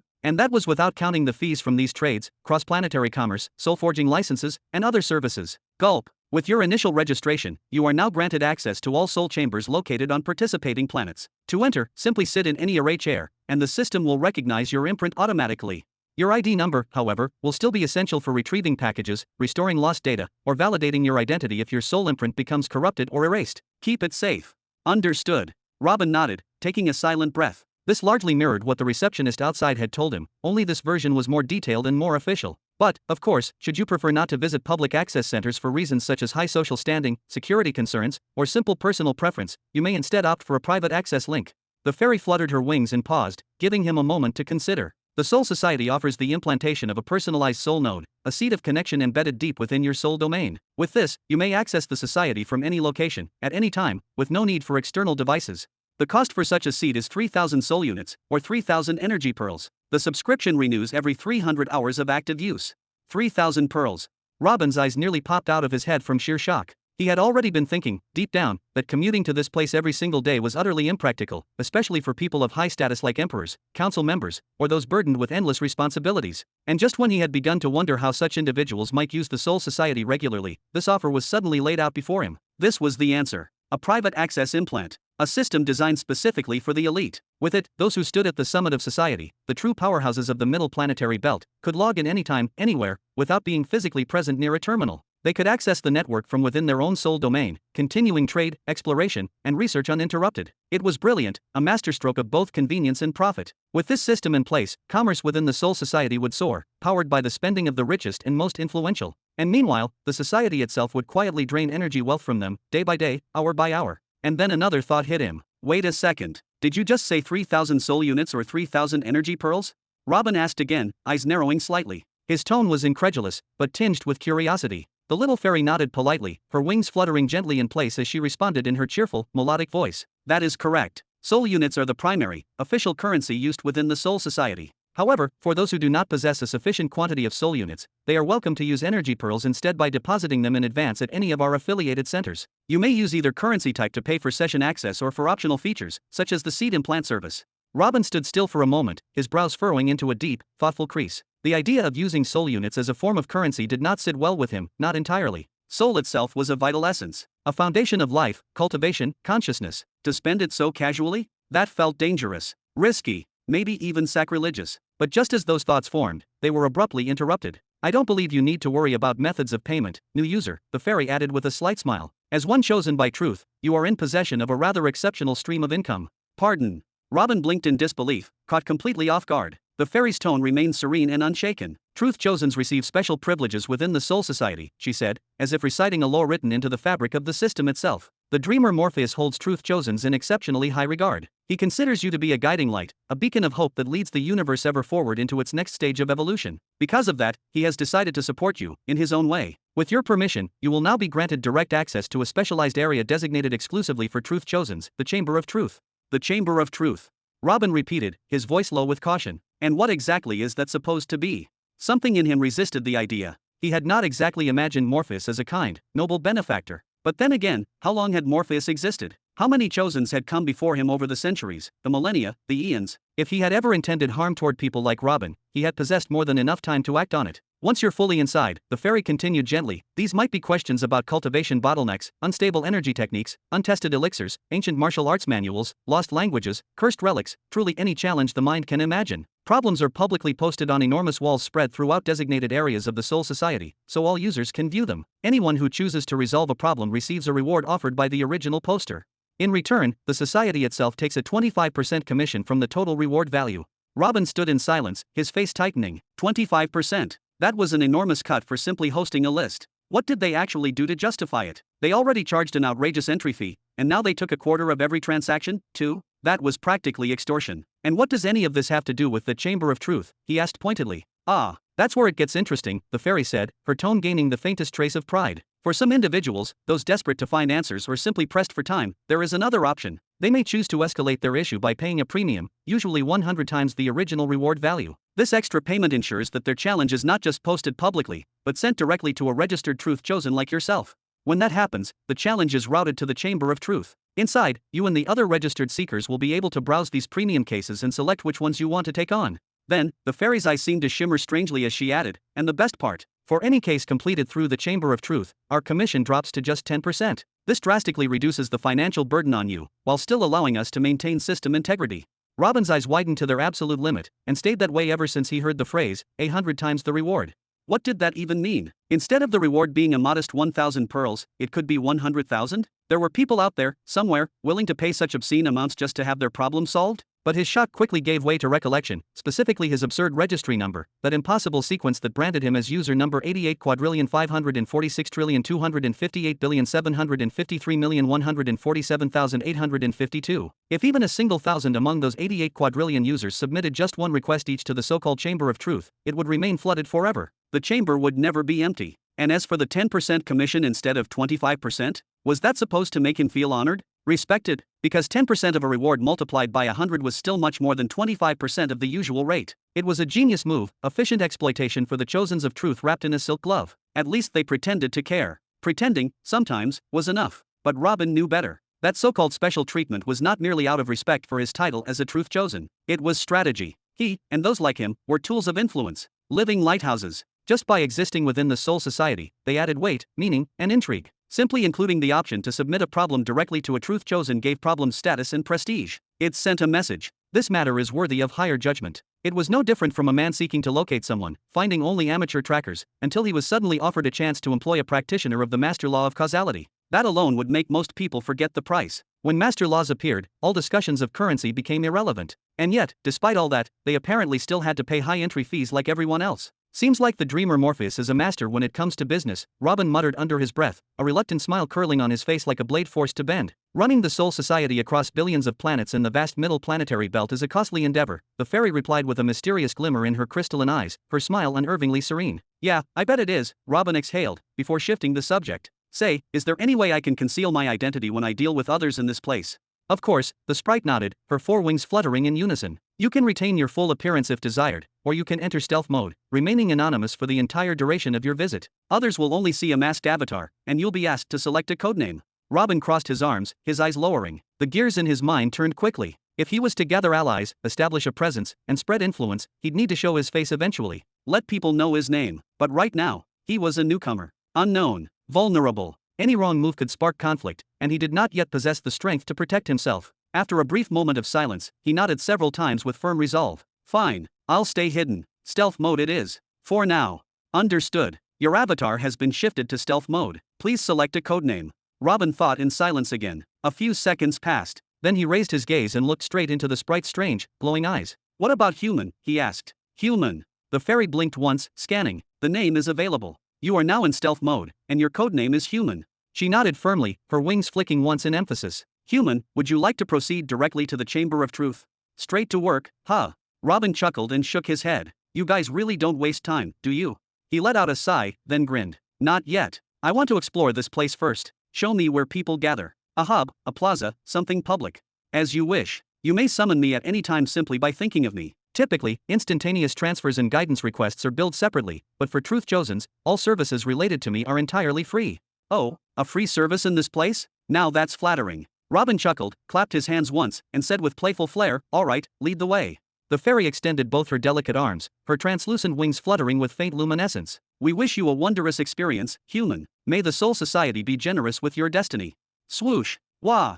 In a blink, the world around Robin twisted and folded in on itself. The infinite white space that had surrounded him vanished like mist under sunlight, revealing a completely new reality. A vast, breathtaking scene unfurled before him. It was as if he had stepped into the celestial heart of an imperial palace, one that stretched beyond horizons and challenged the imagination. Above him loomed a ceiling so tall and majestic it might as well have been the firmament itself. It was carved with ancient runes, gilded patterns, and living murals. Statues rose from the walls, caught in poses of war, wisdom, and worship. All around him, life. Thousands of beings moved with purpose, or without. Some floated midair with magnificent wings of energy or feather. Others walked or sat on chairs that materialized the very moment they needed them. Conversations buzzed in dozens of languages. Magic crackled softly. Laughter, debate, and silence mingled in the air like incense. Robin blinked. Just moments ago he had been standing in a realm of nothingness, and now, he felt as though he were inside the gateway to the multiverse. Out of instinct, he tried sitting down, and just as before, a seat shimmered into existence beneath him, perfectly molded to his form. He sat quietly, observing. The people around him were not in the millions as he thought, maybe a few hundreds. Yet, what fascinated him most was how no two individuals seemed the same. Some bore the appearances of regular people, smiling, laughing, showing their faces without a care. Others were covered in armor, wearing strange, horned masks, or cloaked in shadow or pulsing with a radiant inner glow that made their features unreadable. "This place," Robin murmured. "What is it, really?" In response, the fairy reappeared at his side, serene as ever. "It is what you need it to be," she said, her voice soft but certain. "This is the Gathering Hall. Most users appear here first upon entry, either to orient themselves, to seek out companions before traveling together, or simply to connect. It's common here to strike up conversations and forge alliances, sometimes even rivalries." Robin looked around again, his brow slightly furrowed. "But, why are there so few?" The fairy chuckled lightly. "Because this is only one node, one lobby. It connects users from the planet Zerun exclusively. Every planet across the middle planetary belt has its own local hub." She tilted her head. "This eases communication, reduces psychic strain from overcrowding, and frankly, prevents mental collapse from being exposed to too much consciousness at once." She gave him a look. "If you could see how many minds are connected to the Soul Society across the belt right now, you would be stunned." Robin exhaled slowly. "I doubt walking around and making friends will get me the power I'm looking for," he said with a lopsided grin. "So, what if I want to go to one of those specialized halls you mentioned?" "You may walk," the sprite replied, gesturing upward. Robin followed her hand to see an enormous floating display, a transparent digital screen etched with golden light, filled with arrows and directions written in elegant script. "There are signs everywhere to guide you, but walking, of course, takes time." She added smoothly, "Some choose to purchase wings, soul vehicles, or even instant portals to make navigation easier and faster." "Ha! Even movement has a price tag," Robin chuckled bitterly. "Of course it does. Why wouldn't it?" The sprite smiled, oddly, as if amused. "As I've told you, Truth Chosen, you have privileges. I can transport you instantly, at no cost whatsoever." Her tone became warmer, almost teasing. "So, where would you like to go first?" Robin paused, deep in thought. His eyes lowered slightly, then he drew a slow breath. "Take me to the place where I can purchase planetary grade equipment." "Understood." Whoosh! Reality folded again, this time faster, more violently. Robin felt the ground disappear from beneath him. He spiraled through something that was not space and was not time, and then, tack! Sold! A loud voice rang out from the crowd ahead, and Robin had arrived. Clack! Sold! Ha! The sudden and jarring shift in the environment left Robin momentarily disoriented. Just seconds ago, he had been standing in an endless, expansive hallway, one with no visible beginning or end, where every individual present seemed completely absorbed in their own affairs, minding their own business without concern for anyone else. Now, however, he found himself abruptly seated on a cushioned chair within a grand, circular auditorium. At the far end of this auditorium stood a raised platform. Upon it, an elderly man stood motionless. His appearance was striking, featuring a long white beard that extended all the way to the ground, and eyes completely hidden beneath thick, bushy eyebrows. His posture was upright and dignified, and there was something about the stillness of his form that made him appear more like a statue than a living being. Despite how lifelike the old man looked, down to the wrinkles on his hands and the slow rhythm of his breath, Robin quickly sensed that he was not a real person. He was part of the system simulation, just like the fairy he had interacted with earlier. Then, without even moving his lips, the old man's voice echoed through the chamber in a deep, resonant tone that could be heard clearly by all. "We will now proceed to display the next item in the planetary equipment category." Whoosh, whoosh. Dozens of graceful fairies appeared in a sudden burst of shimmering light. They fluttered delicately through the air in synchronized patterns above the platform before flying off together toward the left side of the room. A few moments passed before they returned, now carrying a velvet cushion upon which rested a single shoe. The shoe was a vivid, radiant shade of orange. It had a tall collar that rose to cover the wearer's heel entirely. The outer surface gleamed as if made from polished metal, yet there was an evident softness to it as well, especially from the padded interior that appeared cozy and supportive. Regardless of its simplicity, the shoe held a captivating presence, almost demanding attention. So that's what planetary equipment looks like. Robin muttered under his breath, raising an eyebrow in mild surprise. At first glance, it resembled nothing more than a well-made, ordinary boot. What you see here is merely a perfect replica meant to demonstrate the item's visual design. The actual artifact is safely stored in our vaults and will be delivered to the winning bidder using a secure method that we will agree upon later, the fairy's voice whispered directly into Robin's ear, clear and informative. Oh, I see.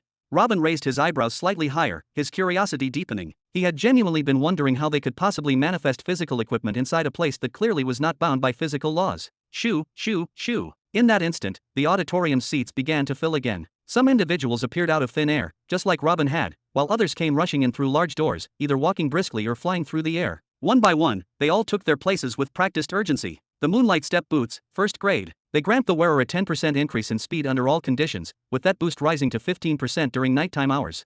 The old man's voice was calm, but it carried weight. The opening bid is 60,000 energy pearls or its equivalent. Robin gave a faint whistle and leaned forward. That much, just for a 10% boost in speed? Isn't that a little excessive? When you're dealing with planetary-grade equipment, dear human, you should never compare it to ordinary gear, the fairy replied gently, her voice now more serious. When you hear 10% increase in speed, it's not referring to something simple like running faster. This enhancement affects every action your body performs. If you're someone who writes constantly, then your hand will write faster. If you're refining or forging weapons, your energy flow will accelerate. If you're attempting to break through to the next level of the Emperor realm, this speed boost will manifest in how quickly and stably you form your foundational cores. There's really something that incredible? Robin turned to look at the fairy in astonishment. Forgive me if I sound a bit naive, but I thought planetary equipment was just, well, a fancy name for high-level items. Isn't it just the tier above epic? That's correct. Planetary equipment does belong to the tier above epic. But understand this, the peak of the epic tier represents the absolute limits of craftsmanship. That's as far as normal artisans, blacksmiths, or even artificers can go. What do you mean by that, exactly?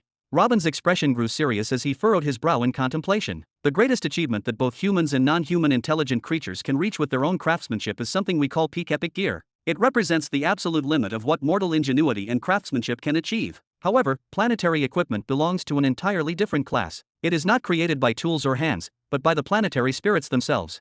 The fairy extended her hand toward the radiant boot on the cushion. Her expression was serene, her voice steady and filled with quiet reverence. She continued, her wings flickering gently behind her. This specific boot you see before you was forged by a planetary soul after its master issued a direct command. The process continued for a period spanning 500 long years. The soul tirelessly scoured its lands, gathering the finest, most potent, and most rare resources it could possibly reach. It did not rest. It did not falter. It shaped the boot with its own energy, embedding it with perfect law patterns. And now, as a consequence of such monumental exertion, it will enter a deep sleep, a hibernation that will last 17,000 years. He voluntarily pushed his planetary soul into a 17,000-year slumber just for this boot. Robin exclaimed, his mind reeling from the revelation. The very idea seemed incomprehensible. Even if the soul was not actively involved in battle or cultivation, it still served as a vital link, a means to monitor the planet and keep tabs on distant events. Losing that connection for such an astronomical duration, was that truly worth it? Not for the boot itself, dear human, but for what you are witnessing at this very moment. The fairy tapped gently beside her ear, then pointed twice toward his own ears, emphasizing what he was meant to pay attention to. 65,000. 65,000 right here.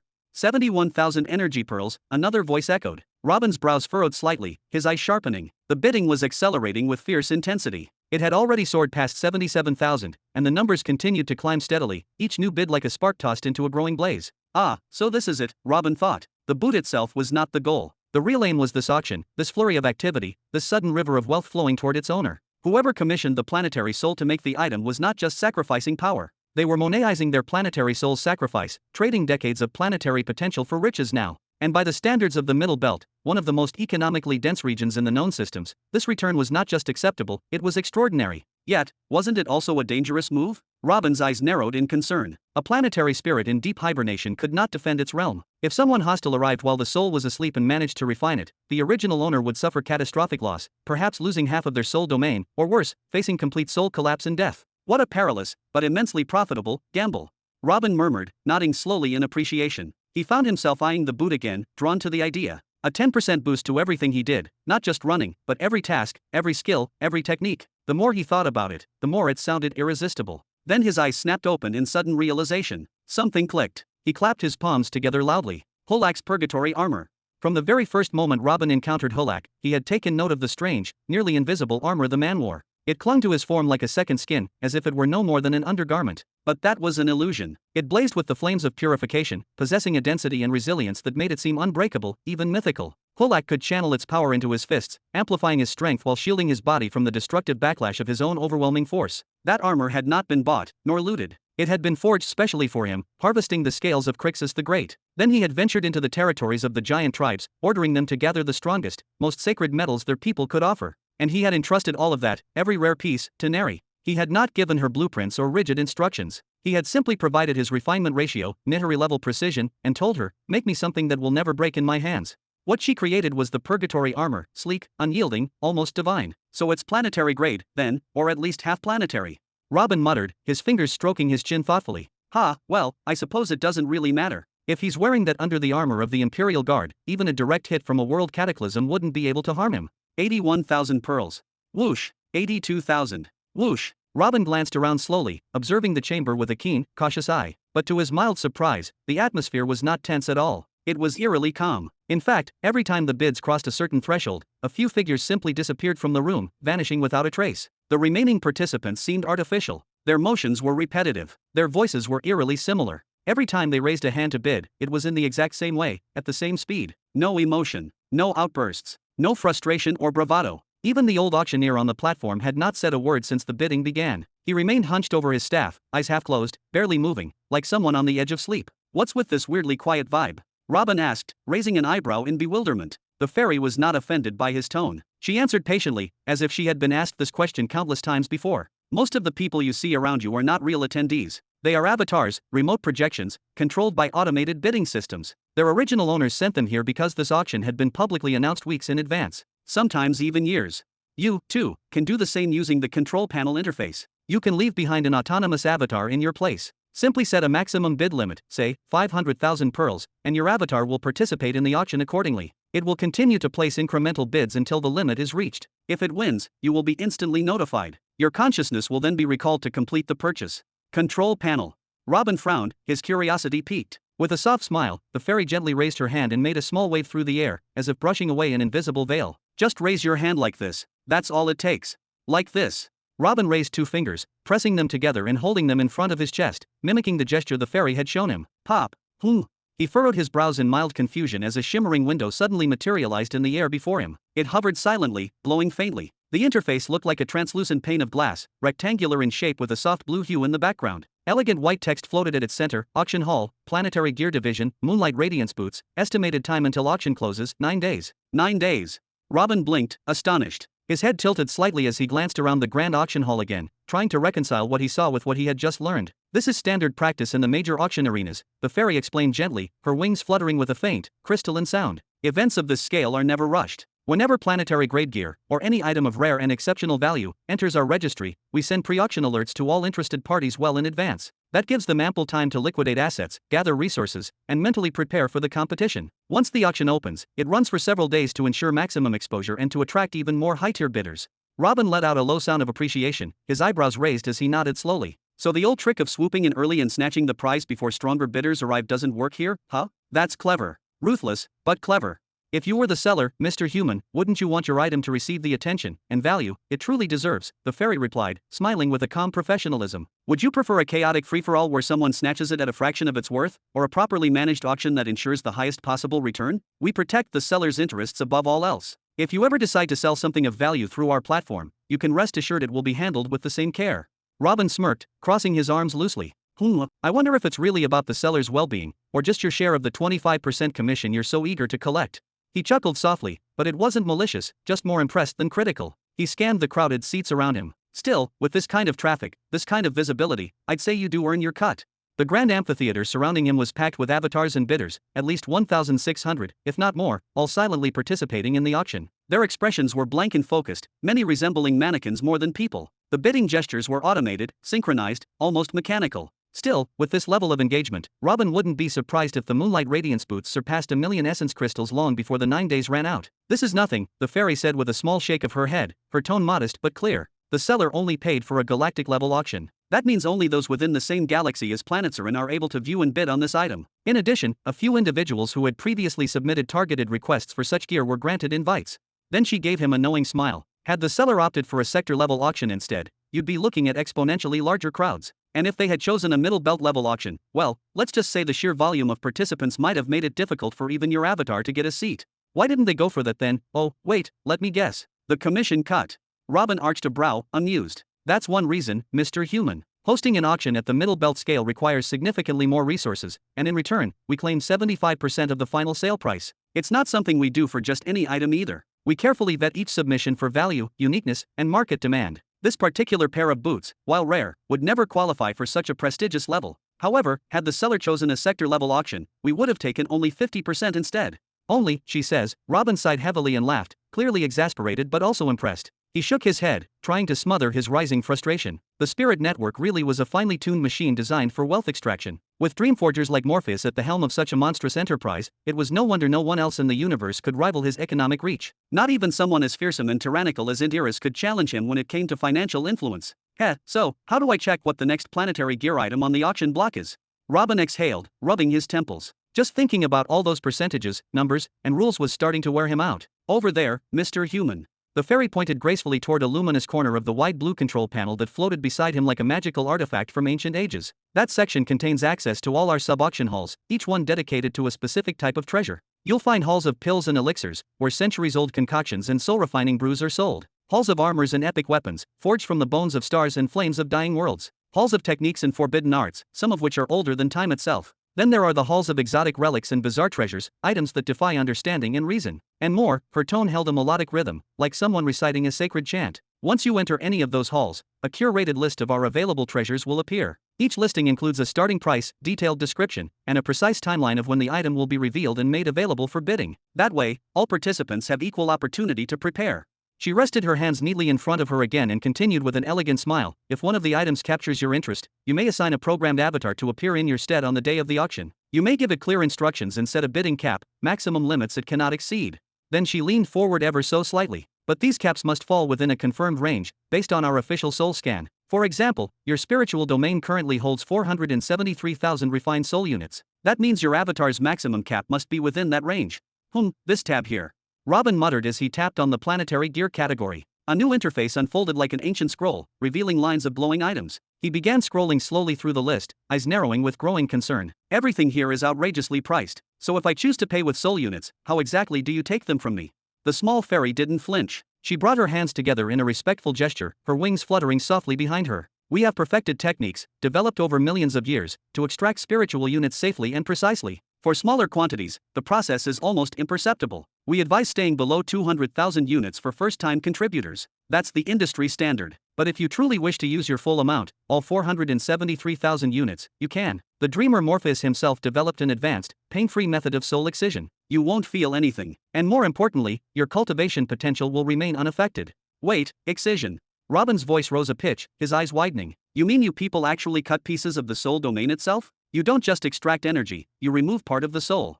That's correct, the fairy replied without hesitation, as if it were no more significant than drawing a breath. It is the only known method to preserve the refinement and integrity of soul units. A soul unit, detached from its domain, loses its structure, like a pomegranate without the skin. It becomes useless, just stray ambient energy. But when it's encased in a shell of its original domain, it becomes valuable, tradable, and potent. Her calm explanation only deepened Robin's horror. No, thank you, he said firmly, crossing his arms. I'll stick with energy pearls, thank you very much. To extract chunks of one's soul domain just to make a purchase, even if painless, was revolting. No wonder the Spirit Society was so feared across galaxies. Their power wasn't just in their wealth, it was in their ability to redefine the rules of reality. Of course, you may use energy pearls as currency. The fairy bowed her head slightly. Simply bring the pearls to one of the Soul Society's official towers. Once processed, the equivalent value will be transferred to your internal balance. After that, you may use it to buy anything offered in the auction network. Tap, tap. Robin continued scrolling upward through the interface, his expression hardening. More gear and weapons emerged with each flick, each item etched with detailed auction timelines. Some were scheduled to appear in a month, others a year, others not until entire decades had passed. The longer he stared at them, the more something unsettling began to twist in his chest. It wasn't just the prices. It was the scale of everything. The fact that the Lord of the Soul Society could casually extract fragments of soul domains like they were coins in a fountain, that was terrifying. Robin suddenly felt small, like an ant looking up at a god who could crush him without noticing. Alright, he muttered under his breath. No point lingering in here anymore. Let's see what other parts of this cursed soul society I can take advantage of before. He was just about to close the auction panel when something glimmered in the corner of his vision. His eyes locked on it instinctively. 4th grade planetary displacement gear. Robin froze, his breath catching in his throat. Chapter 1306. Is that a grade 4 planet displacement tool? Robin muttered in disbelief, his voice nearly cracking from the sheer shock. Description: an artifact capable of relocating an entire planet to any random or specific location within the same sector. Enters a dormant state for 6 months following each usage. His heart skipped a beat. His pupils dilated. This was no ordinary item, it was the treasure he had been dreaming of, yearning for, and planning around for decades. It's real? It actually exists? And it's for sale? Impossible. Since when? His fingers danced across the control panel like a man possessed, rushing into the auction listing with the urgency of someone discovering a lost heirloom. Data loaded instantly. It was posted 130 years ago. Bam! The sharp crack of his hand striking the armrest echoed throughout the platform. What the hell is Renara doing? He roared, eyes blazing with a mix of betrayal and confusion. How could she keep this from me? This isn't a trivial detail, this changes everything. A century ago, he had ascended to the imperial throne. It had been a monumental moment, one that solidified his rule over the empire and began a new era of celestial dominance. In those early days, he had forged a personal pact with Renara, entrusting her, his closest spiritual advisor and resource overseer, with a single mission: find me a Tier 3 planet displacement tool. That was his request, loud and clear. And yet, this listing predated even that moment. It had been available 30 years before he even took the throne, and she had said nothing. Even if, by some wild twist of fate, she had missed it then, how could she have failed to notice it for the next entire century? Just 2 days ago, he had asked her again, and her reply had been a clueless, dismissive, "There's nothing available right now." "I'm not sure who this Lady Renara you're referring to is, Mr. Human," the fairy interrupted gently, her voice light yet respectful. "But perhaps, you may want to scroll down and review the rest of the details." Robin pulled his mind back from the storm of frustration and allowed himself to glance back at the floating control panel. With a breath held in his lungs, he read further. His eyes locked on a line that made him freeze. 170 years remaining until the auction begins. "That's correct," the fairy replied smoothly, her tone carrying the weight of reverence. "Tier 4 planetary gear is not merely valuable, it is legendary. It stands among the rarest and most precious S-class treasures known to civilized existence. Tier 5 and Tier 6 artifacts have transcended monetary valuation, they are cosmic anomalies, beyond commerce. So when a Tier 4 item emerges, protocols must be enacted. Long-term promotion, interstellar awareness campaigns, and cosmic-level screening processes are set in motion." "I see." Robin exhaled a long, heavy breath as his eyes moved to a glowing label on the interface: auction scope, the middle planetary belt. He leaned back into his seat with a defeated slump. It made perfect sense now. This current auction he was participating in, just a small, local galactic affair for a Tier 1 item, had already attracted over 1,600 bidders, all of them wealthy, influential, and ruthless. The price had risen from 60,000 to 370,000 energy pearls in mere minutes. Now imagine, what would happen when an item of Tier 4 caliber was unveiled across the entire mid-celestial belt? A region with countless worlds, empires, and ancient forces? With a 3-century-long marketing campaign preparing the battlefield? Then came the final blow, one that made his chest feel hollow. Starting bid, 70 million energy pearls. The number glared back at him, tauntingly. Back before his departure, while waiting for the elites he had summoned to arrive, Robin had made a request to Emily. He had joked to her with a sly grin, "Prepare me a space ring fit for an emperor." And she had gone above and beyond. Days later, she delivered not just a ring, but a multidimensional treasury. A single space ring that held tens of other rings within it, and those rings each contained samples, or in many cases, full stockpiles, of everything the Empire had accumulated across generations. Minerals, alloys, energy stones, enchanted goods. It was the lifeblood of a galactic power. And the most important part? 50 rings, each one packed with 1 million energy pearls. They once had nearly 1 billion pearls in reserve. A fortune. But Robin had given Emily full permission to use it all. "Don't hold back," he had said. She used it into armor development, fleet upgrades, military matrices. And she had. For a century, the Empire had advanced like never before. But that progress had drained the vaults. Now their reserves were down to barely a quarter of what they once were. The fact that she still managed to hand him 50 million worth of pearls was a miracle, a gesture that tore at her heart as she placed the ring in his hand. There was no way, no universe, where he could return and ask for even a single ring more. And the problem was, Robin simply couldn't justify borrowing another 20 million from the Empire, not in its current state. The 70 million was only the opening bid, after all. It wouldn't be even slightly surprising if the final price soared to 200, maybe even 300 million energy pearls. No wonder Renara had completely ignored the listing, as if it never existed in the first place. With her empire hanging on by a thread, there was no realistic way she could muster such a staggering amount of wealth just to bid on a single artifact. Most likely, she was still clinging to her old plan, trying to hunt down a grade 3 displacement artifact from some obscure recluse, pressuring him into a trade, or simply eliminating him and taking it by force. Robin exhaled deeply, his brows furrowed as he slowly pinched the bridge of his nose, the pressure building behind his eyes. I came here seeking alliances, to uncover the mysteries of the 5th stages of the laws, to strengthen myself and ascend to the level of a world cataclysm. And yet, why do I feel the path is veering off, leading me toward wealth and trade instead? It was then that the fairy reappeared, her glowing figure shimmering faintly in the dim surroundings. Acquiring wealth may be a monumental task for most living beings, but not for one chosen by truth, she said gently. Human sir, are you ready to ascend once more into the chamber of truth? Or would you prefer to continue browsing through the remaining halls of the Spirit Society?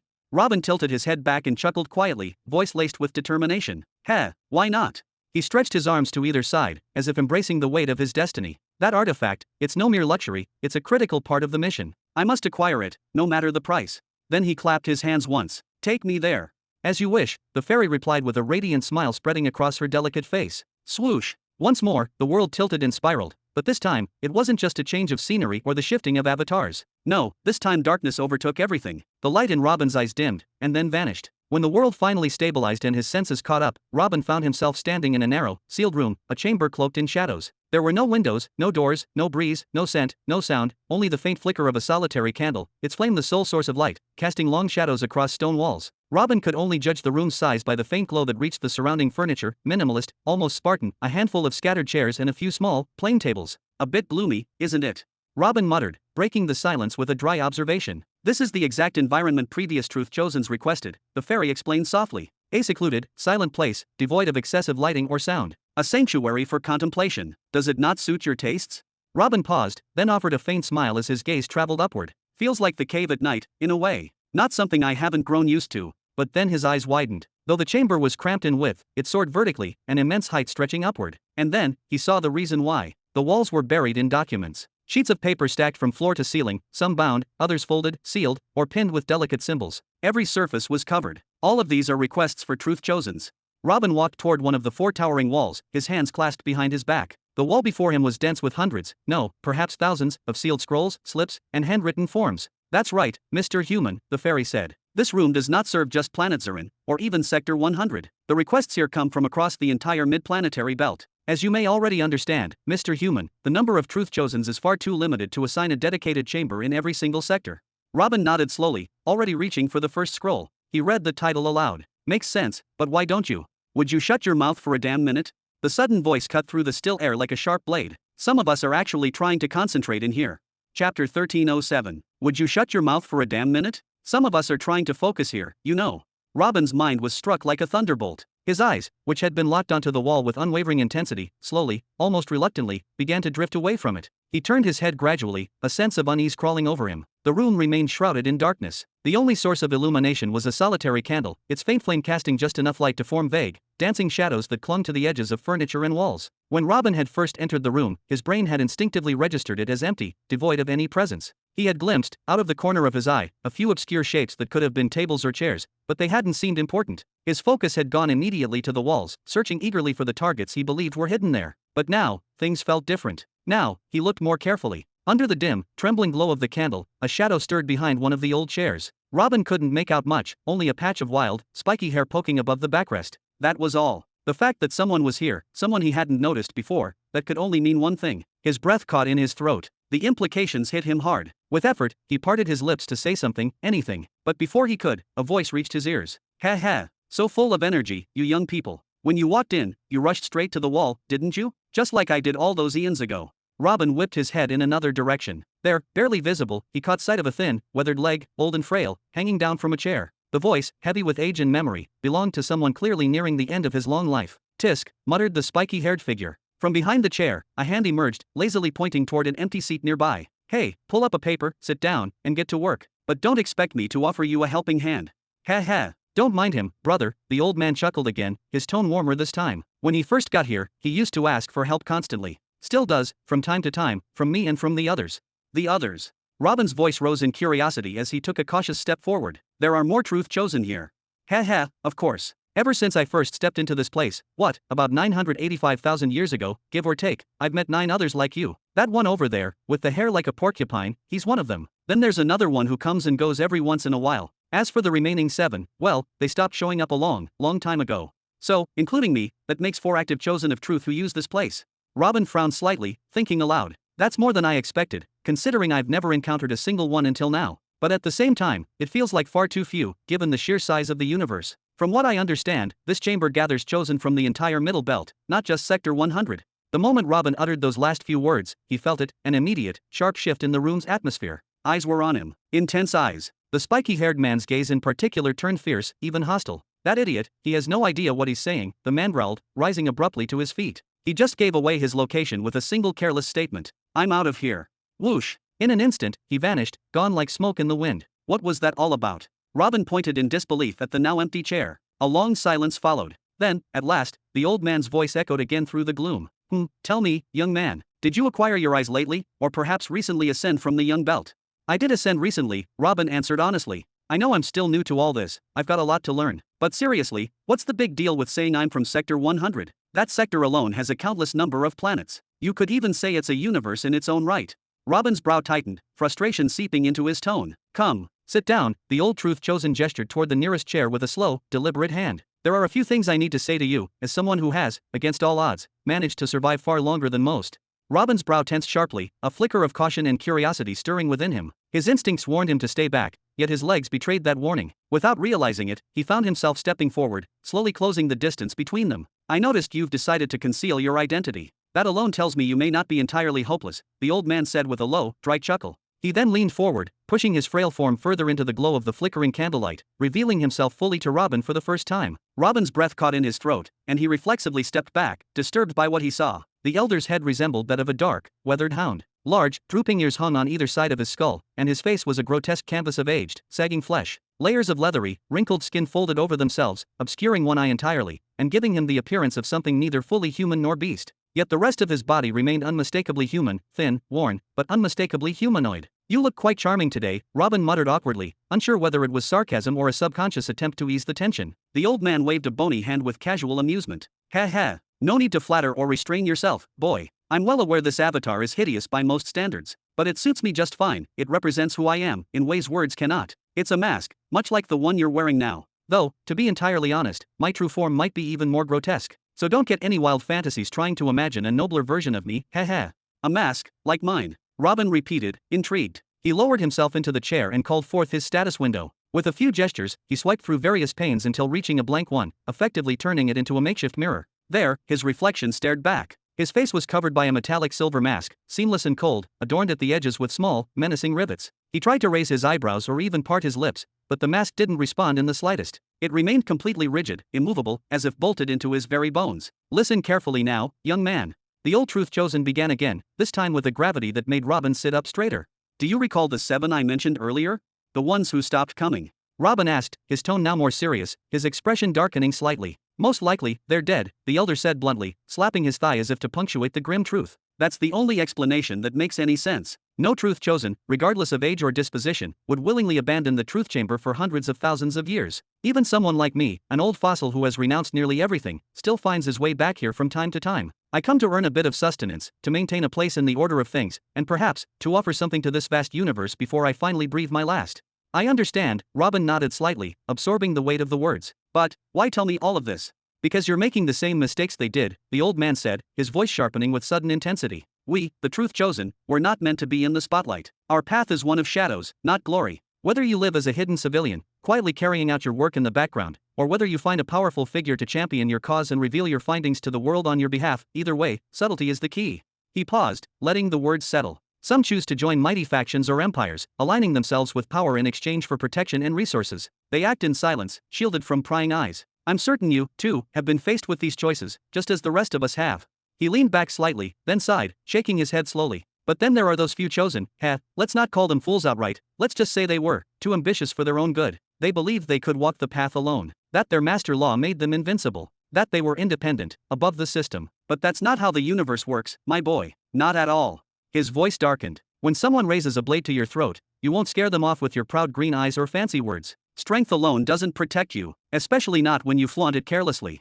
He leaned forward once again, his gaze piercing. I won't ask you what form of protection you've chosen, or who backs you, if anyone. That's your business. But remember this, and remember it well, as a truth chosen, silence is your greatest ally. Even if you have aligned yourself with an empire or a mighty organization, keep your mouth shut. Always. Because in this universe, there's always a greater empire out there, stronger, hungrier. And if word gets out that such a power has a truth chosen within its ranks, it won't end well. A war will erupt, either to take you for themselves, or to destroy you before you can tip the scales.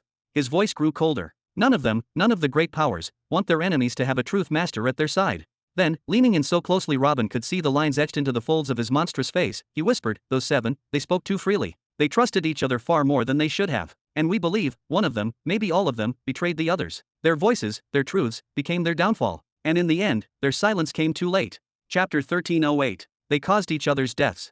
Robin's voice cracked with shock, his mind spinning. The old truth chosen with the hound-shaped head simply gave a long, resigned sigh and raised his withered shoulders in a slow shrug. That's what we believe, yes. Toward the end of their time here, tension had built up between them like a storm waiting to break. One of them accused the other, said he would be the reason for his death, swore vengeance beyond the grave. After that bitter exchange, he vanished into silence. We never saw him again. He paused, then continued with a haunted look in his half-hidden eyes. Not long after, the one he had accused also disappeared without a trace. We suspect, no, we are almost certain, that he betrayed the other before his own end came. He might have exposed his location to someone dangerous, sealing both of their fates in one terrible decision. The elder's tone dropped further, sadness thick in his voice. The spiky-haired one? He arrived during those final, chaotic days. What he witnessed left him broken in a way that even time couldn't fully heal. He disappeared for centuries, maybe trying to forget, or maybe trying to survive in solitude. When he came back, he looked like someone who had seen too much. He exhaled slowly. He told me that from now on, every one of us should keep to himself. That no one should speak to or trust anyone else. That it was better that way. He made me promise not to ask him questions, and he wouldn't ask any of me. And that unspoken pact has held firm between us for tens of thousands of years. Robin stared at the ground, a deep furrow forming between his brows. But isn't that too much? He asked softly, his voice heavy with uncertainty. Even mentioning the sector I am from? That's not some hidden secret, it's barely even personal. It's public knowledge, just a general detail, not some classified intel. The old man slowly turned his wrinkled face toward him, his lips curling with something between pity and reproach. Do you truly not understand what it means to be a truth chosen, child? He asked, his voice low but firm. You've already sold yourself with that one careless sentence. If even one of us has ill intent in our heart, your fate could be sealed right now, and you would never even know who dealt the blow. He leaned closer, the firelight casting grotesque shadows across his hound-like face. Whenever an empire gains the support of a truth chosen, the effects are unmistakable. They don't come subtly, they arrive like a tidal wave. New breakthroughs emerge. Ancient formations are restored, weapons of legend are reforged, and new elixirs with unthinkable effects are brewed. Within mere centuries, everyone around them notices that something has changed. They begin to ask, where did this come from? Who gave them this edge? He pointed a crooked, bony finger directly at Robin's chest. If we truly wanted to find you, all we would have to do is monitor the dominant powers in Sector 100 of the Middle Belt for the next few hundred years. We would watch for sudden advancements, strange surges in technology, and unexpected rise in dominance, and we would know. Eventually, we would know. Robin's eyes went wide with realization, stretched open in disbelief. Perhaps this wasn't an exaggeration after all. He had already witnessed it firsthand. The Nine Paths Empire had begun manifesting new kinds of war dominance arrays unlike anything seen in that region for hundreds of millennia. Their equipment had undergone a metamorphosis. And soon they might even unveil a merged law. Maybe it was obvious. Maybe anyone looking closely would realize that someone with the law of truth was backing them from the shadows. The old man released a long, tired sigh that carried the weight of many lifetimes. So don't be too hard on the spiky-haired one. He's here for a reason, to work, to earn the resources he needs to support the power he has allied himself with. And he wants to do it without distraction, without interference. He wants to keep his hands clean and his mind clear. He's not looking to make friends. Neither am I, really. He leaned back again, folding his arms across his frail chest. Until the day comes when the force protecting me collapses, until the planet spirit that sustains me is taken away. I want no trouble, no enemies, no risks. Robin's gaze dropped again, his fists clenching tightly at his sides. These troubles you're speaking of, he said slowly, his voice tense. Are they what led to the fall of all the truth chosen in the Middle Belt? A bitter silence followed. The truth was undeniable. Truth chosen were weak. The law itself didn't grant direct power. It was a path, a method, a dangerous opportunity. And not everyone had the knowledge or aptitude to walk that path to its end. The first and second chosen in Nihari had died because of it. Jabba had been sealed, left to be covered in dust and isolation like a discarded tool, waiting to be rescued or work as a slave to monsters like Helen. But to be hunted, targeted, or murdered, not because of what you've done, but for what you could do, for who you might help? That was something Robin had never imagined. Not in the Middle Belt. Whoever said that all the truth chosen in the Middle Belt have been wiped out? The old man, whose head resembled that of a dark hound with long, drooping ears hanging at either side, let out a slow, deliberate chuckle. His voice carried a mix of amusement and something more subtle, bitterness, perhaps, or quiet defiance. There are plenty of us still around, far more than most realize. It's just that many of us aren't willing to take the risk of exposing ourselves. They stay hidden, out of sight, beneath layers of ordinary identities and simple facades. He leaned forward, his voice lowering into something more confidential. If you look closely, you'll find them among the crowds over in the regular request halls, blending in with the other applicants. They act just like everyone else. Most of them have built their foundations using some other law entirely, fire, earth, wind, you name it. They use that path as a cover, a smokescreen, so no one ever suspects their true alignment. They've made a choice to keep the law of truth buried deep within. Then, as if recounting a memory, his eyes drifted slightly. And there are others still. Truth chosens who've aligned themselves with behemoths, or perhaps the great stellar academies scattered across the sectors. They don't concern themselves with wealth or this market's conveniences. No. Some are working behind the scenes to develop something for their masters. Others are buried deep in research, investigating the fundamental questions of the universe, the kinds of problems few dare to even contemplate. He gave a dry laugh, raising his bony shoulders in a resigned shrug. To people like them, the rest of us, me, you, even the ones with talent, we're just drifters. Wanderers wasting time on shallow puzzles. But that's fine. I've carved out a little space here, solved some difficult problems, and made my mark in my own modest way. No regrets. A long silence followed, heavy with thought. Robin's gaze had dropped to the floor, but something in the old man's words caught his attention. A small thread of truth, subtle but undeniable. You and the spiky-haired one, Robin said suddenly, his tone curious but careful. Did you both build your foundations on the law of truth? The old man leaned back and let out a deep, belly-shaking laugh, staring at the cracked ceiling above him. Ho ho! We've just finished talking about how even mentioning one's sector is taboo, and now you're asking about personal secrets. Robin gave an awkward smile, brushing his fingers against his mask. Curiosity is what made me a truth chosen to begin with. But if that question crosses the line, feel free to ignore it. The old man waved a hand dismissively. It's fine. That kind of information doesn't amount to much anyway, and in time, you'll notice the difference in the kinds of tasks we're willing to accept. It will all become clear. He shifted in his seat, his tone a bit more direct. I did build my pillars using the law of truth, but I've been stuck at the second stage for a long, long time. As for the spiky-haired one, he's reached the third stage already. His eyes flicked up toward Robin, gauging his reaction. And you, young man? What's your story? Robin almost flinched. If his silver, spike-edged mask hadn't been covering his face, the shock on his features would have been impossible to miss. A second-stage truth chosen, stuck for nearly 1,000,000 years? And the other, who had lived at least tens of thousands of years, had only just reached the third stage? It made Robin question everything about his own progress. He had only lived for around 300 years, and yet, the old man's hound-like eyes narrowed, a sharpness rising in his expression that hadn't been there before. Well, what level have you reached? Don't tell me you built your foundation using a different law. If that's the case, then everything we've discussed would have been a waste of breath. And to be perfectly honest, your entire presence here would be pointless as well. Robin hesitated. His heart beat faster. He had reached the fourth stage already. But if he admitted that here and now, would the old man even believe him? Would he think him a liar, or worse, a threat? After a few seconds of mental debate, he scratched the back of his head and said, I've recently reached the second stage. The old man peered at him for a moment, then snorted. Ho ho! And why the long pause before answering? Boy, did you think I'd be jealous that you hit the second stage with just one little job under your belt? He waved his hand again, almost mockingly. I know my limits. My talent is what it is. I'm content with where I've gotten. Then, with a faint smirk beneath the drooping folds of skin on his face, he added, still, I'm glad the spiky-haired one finally has some competition. You're young. If you play your cards right, and more importantly, if you protect yourself and stay alive, you'll no doubt reach the third stage before long. The elder leaned back into his chair again, his mask of shadows reclaiming his features. Then he pointed lazily toward a nearby wall filled with glowing task screens. All right, that's enough talking. I won't waste any more of your time. Go choose a task. Who knows? You might end up addicted to this place, just like I did.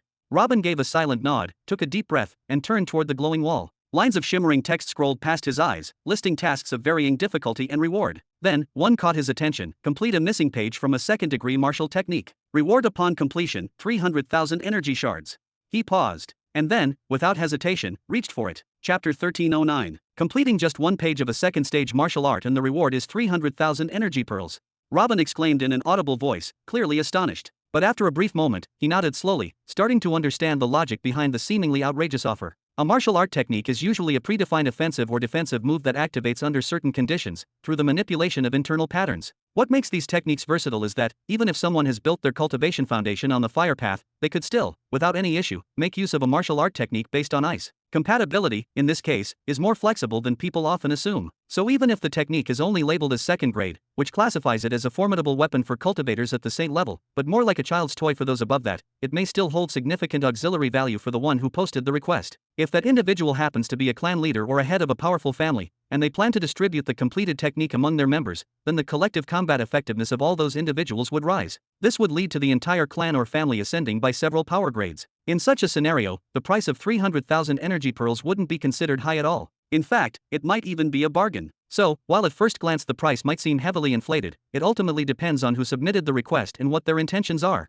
Ho ho ho! What do you mean by one page, child? A raspy, mocking voice came from behind. It was the old man with a canine head, who chuckled as he continued. It's not just a few missing words, it's a full page, written on both the front and the back. Not only that, but it's a central, pivotal page as well. The request is more like trying to restore a painting that's been burned in the middle. That task has been sitting untouched for nearly 5,000 years. If you ask me, the one who posted that request is simply delusional. Oh. Robin looked over his shoulder, offered 2 polite nods, and muttered, "You're probably right." But then he turned back toward the task request, gesturing twice toward it. "Still, I'd like to take a look at that martial art scroll." "You got it." The fairy's voice was short and formal. Immediately, Robin felt a surge of information rushing past his mind's eye, an enormous flood of words, characters, and intricate patterns. Several minutes passed as Robin reviewed the contents. He finally nodded multiple times, a thoughtful look in his eyes. "I can see your point, old man. The missing section really is vital. Don't let me stop you." The elder's weak, cracked voice returned. "I'm not trying to discourage you. Perhaps your eye type is different from ours, maybe you're the one this task has been waiting for all these years. But my advice is not to rush. Take your time, browse the other tasks too. You might stumble upon one that suits your strengths even better."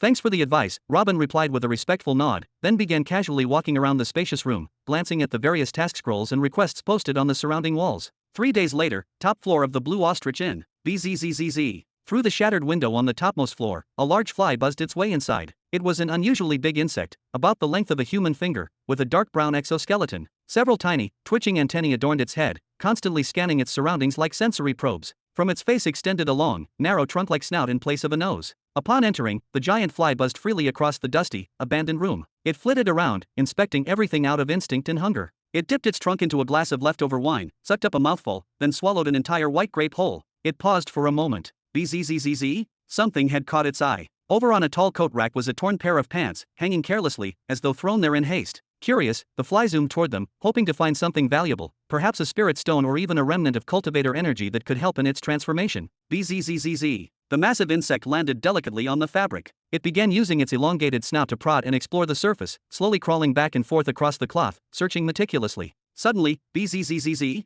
its trunk touched something strange, something warm, something alive. The fly recoiled in sudden terror, her wings nearly taking her into flight. But the complete and eerie lack of reaction from the figure below made her hesitate. Emboldened by the stillness, she cautiously descended further until, without realizing it, she found herself standing atop a human face. Or what appeared to be one. The man's mouth hung agape, frozen in a silent scream. His eyes were stretched wide, glassy and unblinking, locked in an eternal expression of shock. Yet he did not twitch, did not breathe, did not blink. To the fly, it was simply a strange surface to explore. Curious and hungry, she began to examine the unmoving figure, this peculiar human who had become little more than a glorified coat rack. She extended her long, flexible trunk and inserted it into his open mouth, gently probing around for organic traces. Then, dissatisfied, she skittered across his cheek and moved toward his eye, poking at the glossy surface and sampling the faint salty fluid that pooled there. She didn't expect what came next. Thwack! A sudden, crushing blow struck her from above like the wrath of a thunder god. Her tiny body exploded in a splatter of membrane and wings, smeared across the eyeball of the unmoving man statue. Ugh!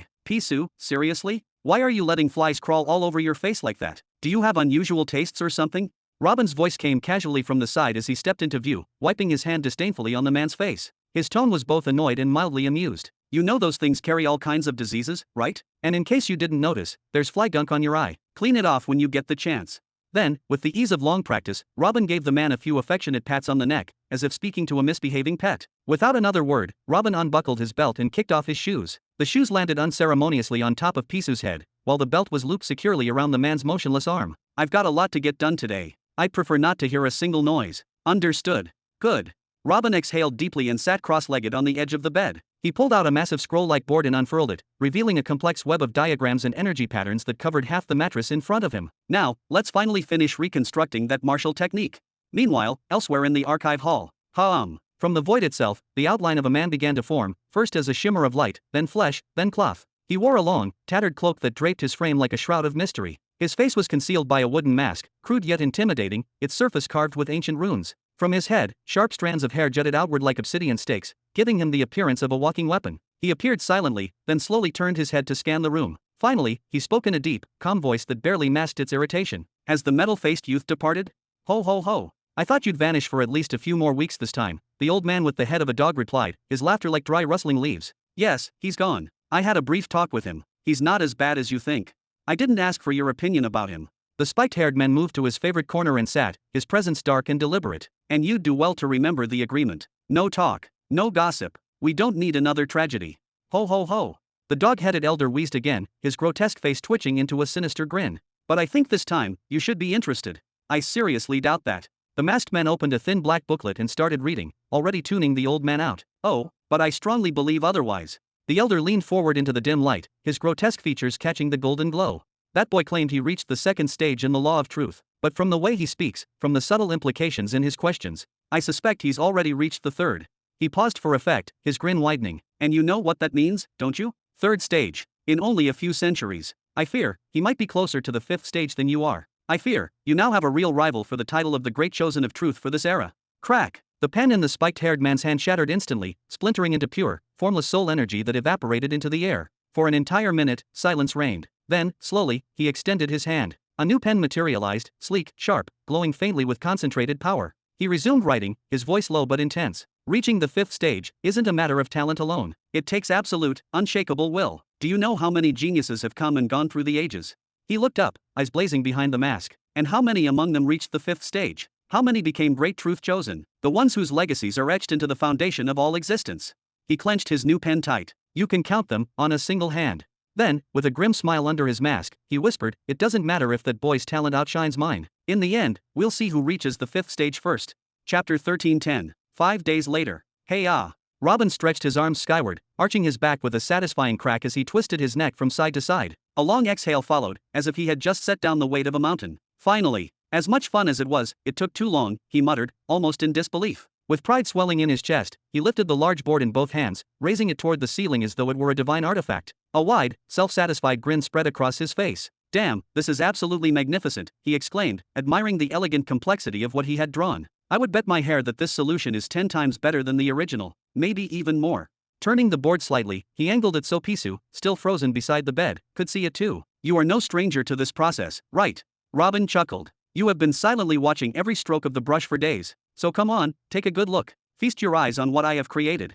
He pointed to the dense interweaving of sigils, calligraphy, and pattern-based logic etched across the board. This martial art was originally designed as a fusion of two minor laws of the water and wind paths, he explained, his voice filled with scholarly excitement. When activated, it would generate high-speed liquid blades, perfect for cutting off fleeing targets or raining chaos during wide-area battles. He paused, eyes gleaming with pride. But the missing page held the core link between the two elements, the key that made them work in harmony. And I did not just patch that key, I reinvented it from scratch. I went a step further and infused a third law of frost. By layering intense cold into the water flow, the blades now freeze mid-flight into dense shards of ice. That increases their penetration power dramatically. What was once just a cutting technique is now a devastating piercing strike that can reach deep into the enemy's core. He stepped back and gave the board one final look, almost reverently. I did not just repair this technique, I elevated its value several-fold. Robin's triumphant expression faded as silence lingered like a wet cloth. He glanced sideways. Okay, that's enough. I will release you now. Talking to a frozen audience kind of kills the vibe. He placed his hand flat against Pisu's unmoving chest. A focused stream of soul energy flowed from Robin's palm into the body. Moments later, the flow reversed, and a portion of soul force began returning to Robin. And then, the scream that erupted was less human and more like the sound of a soul being torn apart. A shriek only a master of the law of sound could produce. It was thunderous, agonizing, raw. But Robin did not flinch. He stood there, eyes calm, listening carefully. Because he knew this was not an attack. No, this was something far worse. This was the wail of sheer, mind-breaking terror. The howl of a prisoner finally released from days of sensory deprivation, locked in darkness, unable to scream, unable to blink, unable to breathe. Slap. Robin's hand moved fast, delivering a sharp, open palm strike to the side of Pisu's face. Get a grip, he snapped. Thud. Pisu dropped to the floor like a rag doll. The strike was not even strong. Robin was not nearly powerful enough to cause harm, but it felt appropriate. The shock alone was enough to make Pisu collapse. Even lying there, he did not question it. His body agreed with the reaction. Ah, ha, ha. Pisu began crawling backward on the floor, limbs trembling violently. His face was frozen in a contorted mask of terror. The mischief that usually danced in his eyes was gone, replaced with raw panic. He did not think of the dried guts of the fly still smeared in his eye. He did not notice that he had stopped breathing. He did not notice anything. Why are you running? Why are you running? Robin took 3 quick steps forward. Stop acting like a scared rabbit, or I swear I will pin you down myself. The moment the direct command registered, Pisu's body went stiff. He froze flat on the ground, limbs locking up like a puppet caught in mid-step. Robin stared at him, then sighed heavily and rubbed the bridge of his nose. Calm down, he said gently, waving a hand in a soothing motion. Just breathe, alright? In, out, yeah, that's better. He knelt slightly, bringing himself closer to Pisu's level. Listen, don't look at me like I am some monster. You are the one who tried to steal from me, remember? All I did was lock your soul inside your body for a few days. No pain, no damage, no tricks. Just a timeout. Pisu's eyes widened even further at those words. A few tears, long suppressed, began to form and tremble at the edges of his vision. The silence hung heavy for a moment, like the breath before a storm. Seeing the twisted expression of fear and confusion on Pisu's face, Robin exhaled long and slow. His eyes softened for just a heartbeat, then he crouched down fluidly, like a predator deciding whether to pounce or not. With both hands, he began massaging his scalp, fingers digging through his own hair, as though trying to knead out the tension that had coiled inside his skull. Alright, maybe I went a little too far with the whole shoe thing, he muttered, his voice lower now, almost contemplative. But seriously, what is the big deal with a bit of intimidation? You were planning to rob me, weren't you? His gaze flicked upward toward Pisu, and a lopsided smile formed at the edge of his mouth. The smile of a man who had stared too long into chaos, and found it amusing. Do you even know how much I restrained myself from dealing with you properly? He let out a dark chuckle, dry, cold, like gravel sliding across bone. Then, slowly, he raised his arm and pointed directly at Pisu, his finger like the tip of a loaded weapon. The last poor soul who tried to rob me in a cave. I tested one of my newer techniques on him, fixed molecule distortion. You should have seen it. He spent 12 hours feeling like shattered glass was running through his veins. Robin's smile widened slightly, his eyes alight with an unsettling joy. He died screaming. Not from blood loss. Not from any injury. Just, pure, unfiltered pain. Ack! Pisu screamed, unable to stop himself. Instinct took over and he began crawling backward in a panicked frenzy, as though distance could somehow shield him from this madman's words. But it did not last long. Stop! Robin's voice came out sharp and commanding, laced with a quiet, unspoken authority that snapped against the air like a whip. And Pisu froze. His muscles locked up. His body disobeyed his own will. Robin straightened with a sigh, brushing off imaginary dust from his jacket as if to regain composure. The theatrics faded from his tone. Alright, maybe you don't think any of this is funny. That's fair. He took a step forward, his boots echoing ominously on the floor. But I was not joking. It is the truth. He began pacing, slow and deliberate, like a judge issuing a final verdict. I ran through hundreds of possible scenarios for you. Hundreds. You see, you were my first world calamity prisoner. You don't know how rare that is for someone like me. I had plans, elaborate ones. Robin paused, then tilted his head with a crooked grin. I even considered dissecting you, just enough to peek inside and see what makes your peculiar little body tick. He took another step forward, his expression hardening. But I resisted. I showed restraint. Do you even know what that cost me? He raised a single finger, one digit representing a mountain of sacrifice. 10,000 units. Gone. Every single day I kept you like that. 10,000 a day. That's not some minor inconvenience. That's a strategic sacrifice. That's me putting morality, or something like it, ahead of profit, power, and curiosity. He leaned in, his face now just a few feet from Pisu's. So tell me, how exactly do you plan to repay me? How do you intend to thank me for not breaking you down into data and dust? Ki. Pisu's face contorted into an expression of sheer terror. He looked as if he wanted to burrow through the very floor, to disappear entirely from the world. Every molecule in his body quivered with belief. He knew Robin was telling the truth. He felt it. But still, he did not move. The command still held him like chains of iron and fire. Tisk. Robin clicked his tongue, looking down at him with a strange mixture of disgust, disappointment, and maybe, just maybe, a sliver of reluctant mercy. I was going to untie you, toy with you for a bit. You know, loosen things up. Put you back in for a few more days of fun. He shrugged casually. But, it seems that's not necessary anymore. Turning his back, Robin waved the conversation away like smoke. Even if you are older than me, you're still just a child. And I don't kill children. Not with my own hands, at least. KRK. With practiced precision, he rolled up the floating diagram that had hovered in the air, compressed it, and slipped it into his spatial ring with a flick of his fingers. Without another glance, Robin walked toward the front door, each step calm, unhurried. And then he was gone, leaving Pisu alone. Still, silent, trembling in the aftermath of madness. Inside the Soul Society branch, Planet Sarin. Within an enormous white chamber, its surfaces so polished they seemed to glow, Robin stood motionless. His eyes closed, his posture tall, his aura unreadable. Then, a soft, artificial voice echoed all around him, as if whispered directly into his mind. Welcome back, Mr. Human. Would you like to proceed to the main hall? Or the Chamber of Truth perhaps? Robin lifted a hand slowly, deliberately, his tone formal but heavy with intention. Before I proceed, there's something I need to ask first. Of course, Mr. Human, how may I assist you? The fairy's voice was smooth, flawless, but distinctly artificial. It smiled the way a program was designed to, precise, polite, sterile. I intend to spend a significant amount of time in the Chamber of Truth, Robin said, his voice low, controlled. I'll be handling an enormous number of requests. Dozens. Hundreds, maybe. A pause. A flicker of hesitation. What I need to know is, can I leave completed requests visible, even after I am done with them? A few seconds passed. Then the sprite replied, carefully, requests are binding declarations. The poster pledges payment in return for a solution. However, we routinely remove listings if the poster becomes insolvent. If we left all solved requests hanging around, another chosen might accidentally accept one. That would disrupt protocol. Robin's brow furrowed slightly, but he did not back down. Just leave them for now. If anyone tries to accept one, then remove it. That's all I am asking. He crossed his arms. These requests have been floating in that system for millennia, tens of thousands of years, even. No one is touching them. They all go after the flashy, new ones. His voice dropped, darkening like a storm on the horizon. Truth is, I need this. If the others saw how fast I am completing papers, how deep I can go, they might turn on me. I need a cover. He looked directly at the sprite projection. Help me with this, or I will be forced to limit myself. And that won't just hold me back. It will weaken your whole system, too. Silence. The fairy's eyes closed, calculating, simulating probabilities, processing potential consequences. Then, softly, very well. Complete one of those old requests first. Based on your performance, we will determine whether to authorize your proposal. Robin smirked, the tension breaking. Oh, that'll be easy. He flicked his wrist, and a glowing interface expanded into the air before him, its contents shifting like code. Chapter 1311. Somewhere within the vast expanse of Midsector 402. Step. A weathered man, appearing to be in his late 40s, walked through the wide open doors of the great hall. At first glance, he resembled a human, but his ashen-gray skin hinted at something else, something not quite of Earth. His nose was nothing more than two narrow slits etched into his face. His steps were measured and deliberate, but his eyes were heavy with defeat, fractured by fear. And when he finally came to stand before the only other person present in the hall, he opened his dry, trembling lips and spoke in a low, hoarse voice. We have lost the northern fields, father.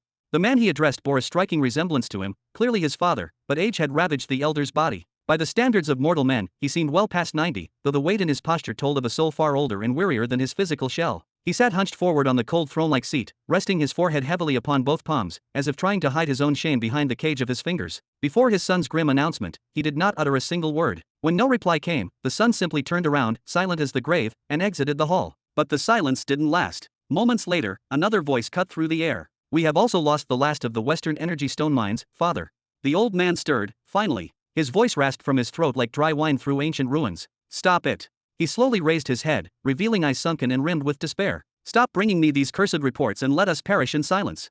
The second son turned his back and left, wordless. No bow, no farewell, no plea for guidance, just silence. Once, not so long ago, they were the proud rulers of a flourishing planetary kingdom. Their father, the very man who now sat in ruins, had united the planet 30,000 years ago through valor, vision, and the refinement of his soul. Though the planet they ruled was small in the grand scale, it had offered them safety, prestige, legacy. But every dream, no matter how vivid, must eventually meet its dusk. Their planet had been invaded. Over 60% of its surface was under enemy control. The very soul of the planet, once their mighty guardian, had been pushed past its limits. Now, exhausted and drained of power, it slumbered in a dormant state, unable to lift a finger in defense. Their armies, defeated across every front. Their once proud legions scattered like ash in the wind. Against the invading force, a mighty empire of 3 interconnected planets, the fall was inevitable. The noose was tightening. Genocide was no longer a question of if, but of when. Step. Once more, footsteps echoed through the cold stone hall. At the sound, the old man's fury boiled over. His voice roared across the chamber. Did I not say I wanted no more cursed reports? Oh, it is me, father.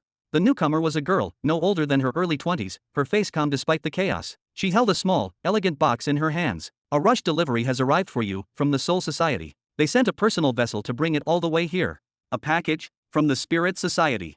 The old man blinked, his anger giving way to confusion. I haven't had dealings with them in centuries.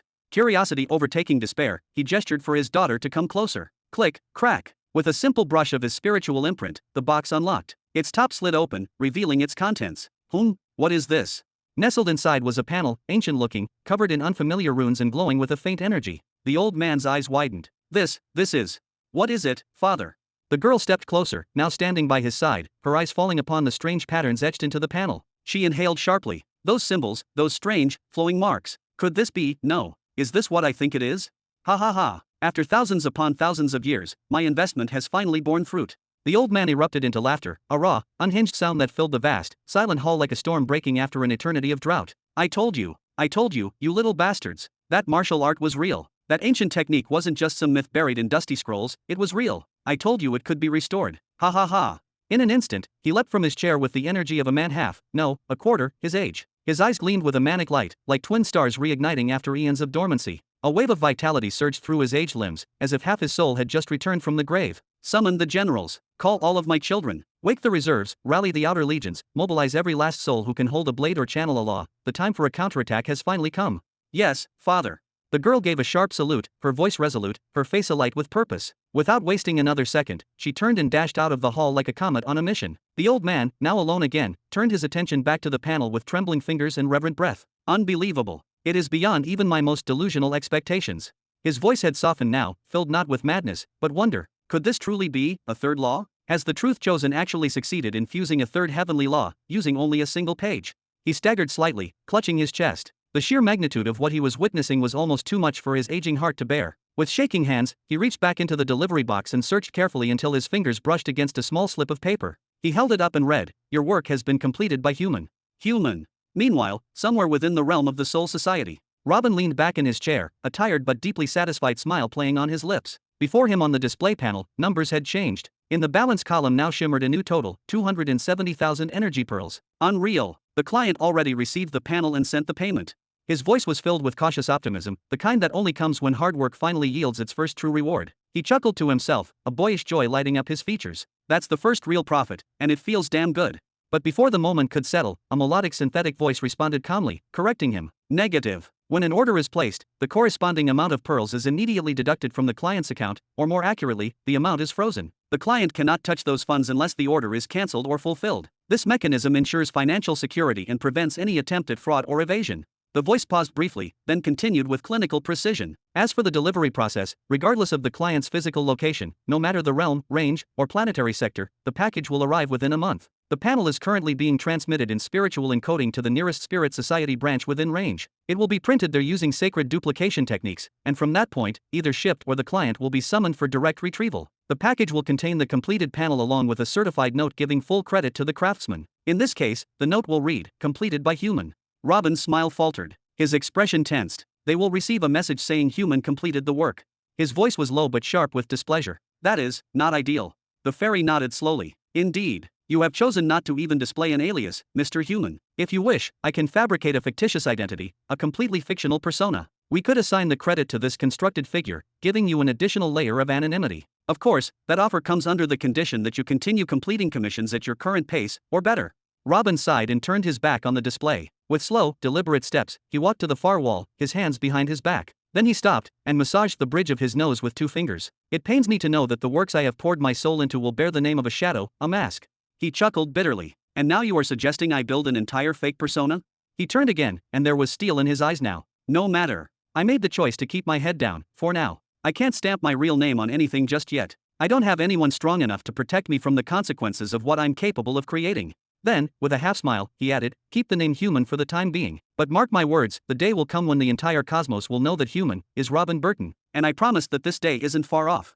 Ah, and one more thing, Robin said, turning sharply and pointing at the display. I want to buy unrestricted access to the Soul Society from any location. No more traveling to branches, no more wasted time booking rooms and hopping gates. Deduct the cost from my balance immediately. I can't afford to waste a single moment for the incoming days.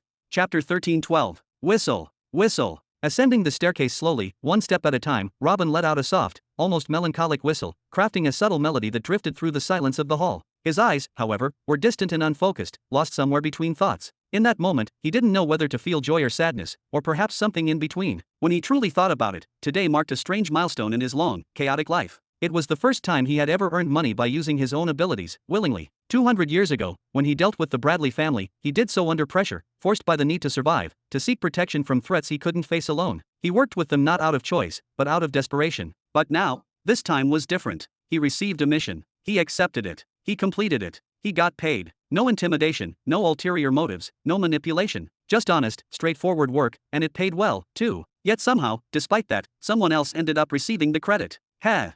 Robin sighed and gave his head a slow shake. No matter. It's only temporary. One day, Robin, when I finally hold real power in my hands, I'll make sure the world knows, without a shred of doubt, that Robin Burton was the one who. He cut himself off mid-sentence as his gaze caught a flicker of movement in the corner of his eye. Ha! Kee-ee. Piso flinched backward in alarm, stumbling until his back slammed against the wall. Hey, why the hell are you still here?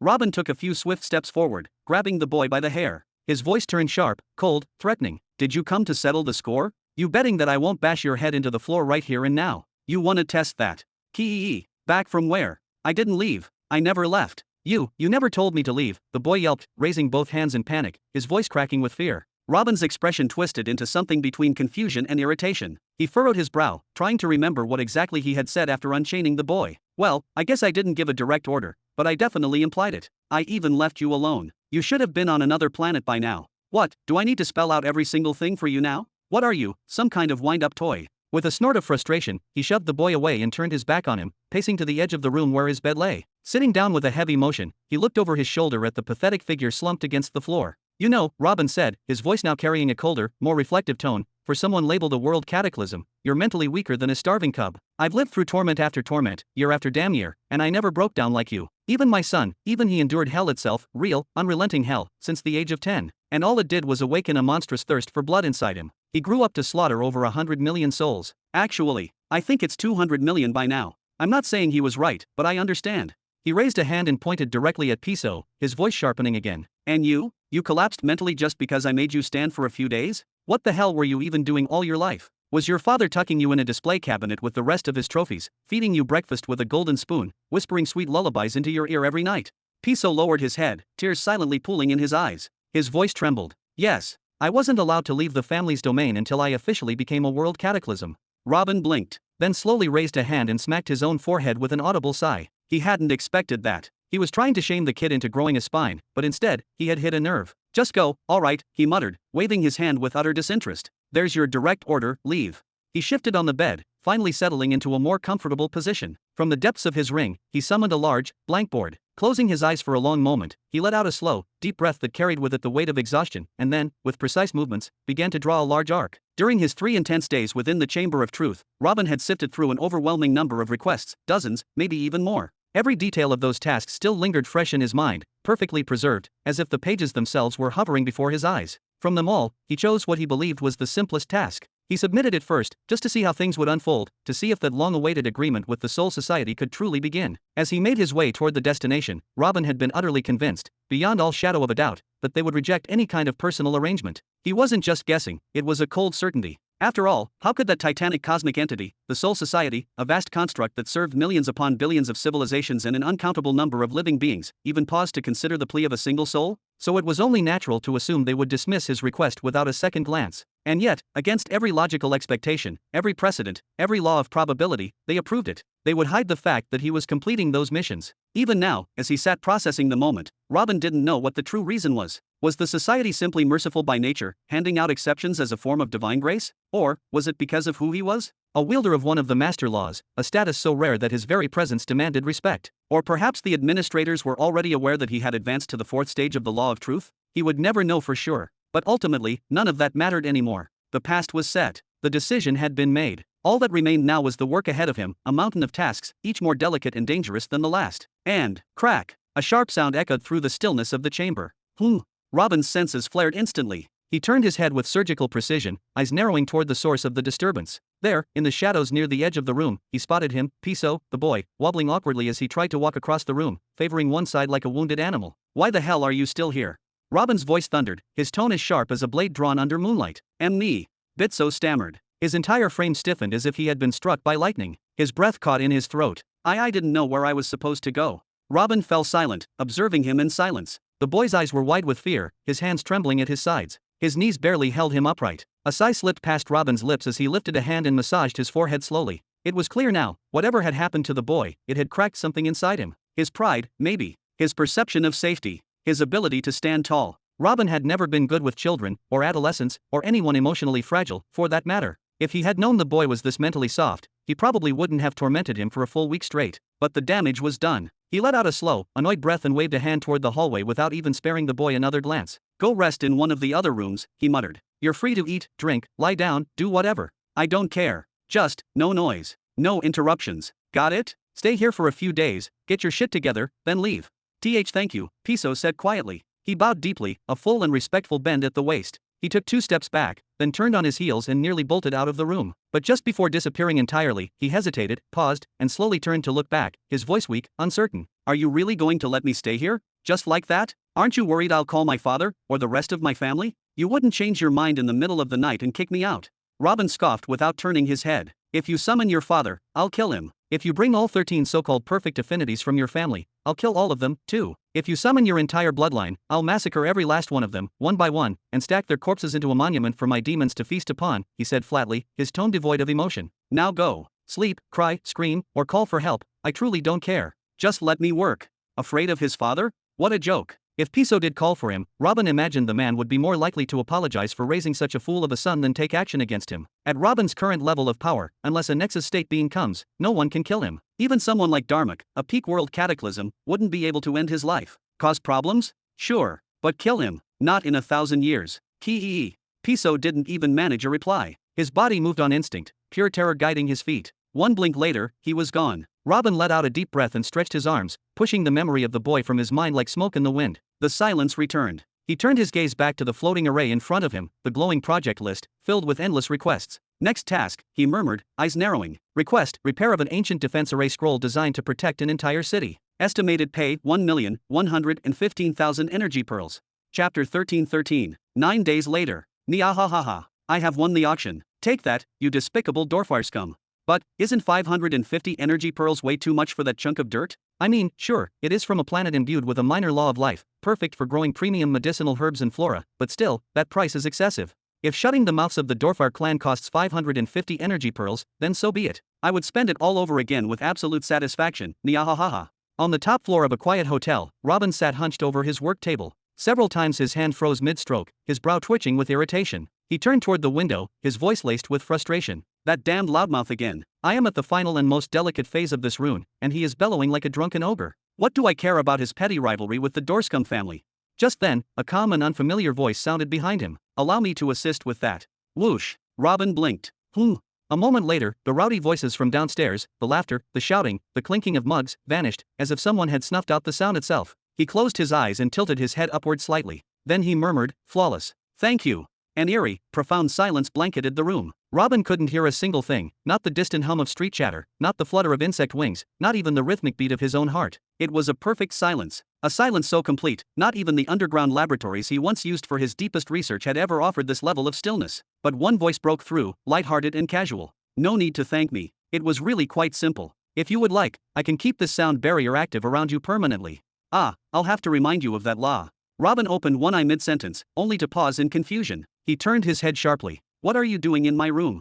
I brought breakfast. Piso beamed cheerfully, raising a small table up to Robin's eye level. It was loaded with a variety of steaming dishes, warm bread, rich soups, roasted cuts of meat, fresh fruits, and a fragrant hot drink. I noticed you haven't eaten in days. Every essential nutrient is right here. Oh, thanks. Robin accepted the table with both hands, his eyes drifting over every plate and bowl with curious hunger. He studied the food as if preparing to decipher its secrets, then suddenly remembered something. He turned quickly to his side, surprised. Hey, it has been several days. Why are you still? But the words stopped. The boy was already gone. Well, at least now he is actually doing something to earn his meals, Robin muttered, shrugging with reluctant approval. He allowed himself a slight smile, basking in the pure, serene silence. He took a bite, a single bite, and as the food touched his tongue, his eyes widened slightly. A familiar fire lit within them. The flavor triggered a focus so sharp it was like a blade. His gaze returned to the canvas. What was once a pristine, untouched sheet had transformed over days of tireless work. Now it was covered in layer upon layer of intricate inscriptions, swirling glyphs, geometric arcs, and interwoven arrays, each etched in a different color, stacked upon one another with mathematical precision. Robin raised his hand gently. The colored layers floated apart, separating like the steps of a celestial staircase suspended in midair. With piercing concentration, he focused solely on the final layer. Deliberate and steady, Robin's hand traced a single, near-invisible line between two microscopic points, the distance between them less than 1/100th of a fingertip. The margin for error was practically non-existent. When it was complete, he exhaled slowly, a smile touching his lips. He lowered his hand. The layered inscriptions instantly collapsed back into one another. Shway-lay-ay-ay. As the final stroke fell into place, the surface of the paper erupted in a silent burst of violet fire, dancing for a few seconds before fading. When it vanished, what remained was a new formation, simple in design, almost elegant in its minimalism. A formation even a low-level soul master could replicate. I have enhanced the array's power and streamlined the repair protocol. Robin raised the parchment triumphantly in one hand and took another bite with the other. Damn, I am a genius. He gave the formation one last glance, eyes scanning over it with satisfaction. Then he leaned back and muttered, well then, time to collect my payment. He closed his eyes. Within the soul domain. As Robin's eyes fluttered open, the veil of silence around him was pierced by the presence of two familiar figures standing before him. Like radiant twin stars orbiting his world, Neri and Evergreen beamed with warmth and pride. Welcome back, Master, they chimed in perfect harmony, their voices laced with affection and playful reverence. Robin's lips curled into a smile, his expression a mixture of ease and authority. He stepped forward, ruffling their hair gently, as if greeting loyal daughters after a long campaign. Good to see you both. So, how are things progressing here in my absence? Ray Aur. Boom, boom. Before an answer could be given, the world around them erupted like a drumbeat of thunder. The domain, once tranquil in its silver glow, now roared with life. It was a battlefield. No, something beyond that. A war-tempered crucible forged to sharpen the edge of potential. All around Robin, chaos surged with unnatural grace. Countless beings, ranging from savage monsters to humanoid warriors, from spectral spirits to ancient hybrids, were engaged in a symphony of battle. Their strikes echoed like war chants, their growls like ancient hymns of survival. And amidst this storm of fury, the fallen were many. Dozens, perhaps hundreds, lay sprawled across the glimmering ground, chests heaving, limbs trembling, eyes glazed from fatigue. The spiritual weight of the domain was suffocating to all but the strongest. Robin walked slowly, deliberately, through the sea of motion and exhaustion, his presence alone parting the chaos like a tide. He chuckled softly, a mixture of admiration and amusement in his voice. Well, training appears to be continuing in its usual intense fashion, though I must say. He glanced around with a raised brow. You've really turned up the heat today. Evergreen placed a hand on her hip, smirking with satisfaction. Intensity breeds growth, Master. If we don't push them to the brink from time to time, they'll never evolve past their limits.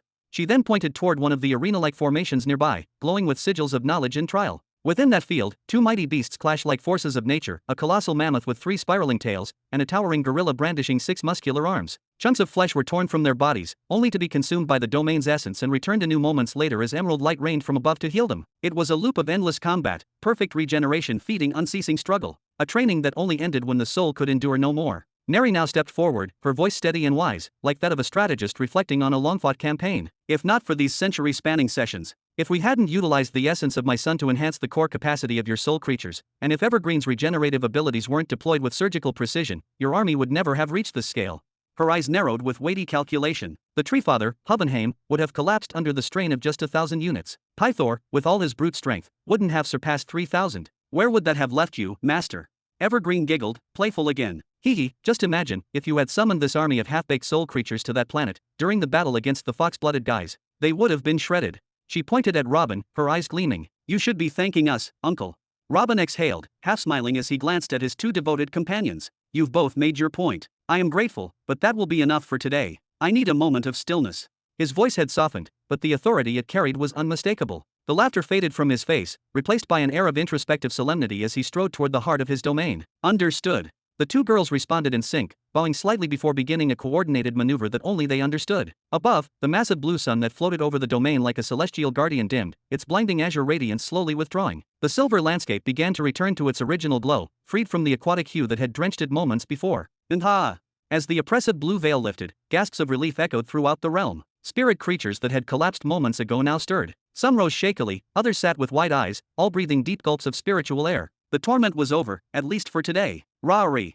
Pythor the mammoth, the 6-armed gorilla, and the remaining elite warriors halted mid-strike. A sudden lightness overtook their bodies, for the training gravity had lifted. They knew instantly the lesson was done. My turn. Evergreen exclaimed with enthusiasm, clapping her hands together. Above, the green sun pulsed with life. It unleashed a soothing wave of radiant energy that cascaded like rain across the domain. Wherever the light touched, wounds vanished, bruises healed, and shattered spirits were restored. Strength returned. Breath stabilized. Eyes brightened. The army of spirit beasts was whole once more. Ready to fight. Ready to serve. But for the first time in 100 years, they would be allowed a full day of rest. Step. Robin reached his destination at last. From the crystalline floor of the domain, a curious structure had sprouted, like a sacred bud blooming from the soul of the land. It rose, split into two elegant halves that twisted upward like ancient vines, and rejoined at the top to form a gate-like structure. In its center, a fluid void shimmered, then solidified into a mirror-like surface, gleaming with hidden knowledge. Robin extended his hand and placed his palm gently against the surface. His voice was calm, resolute, filled with quiet command.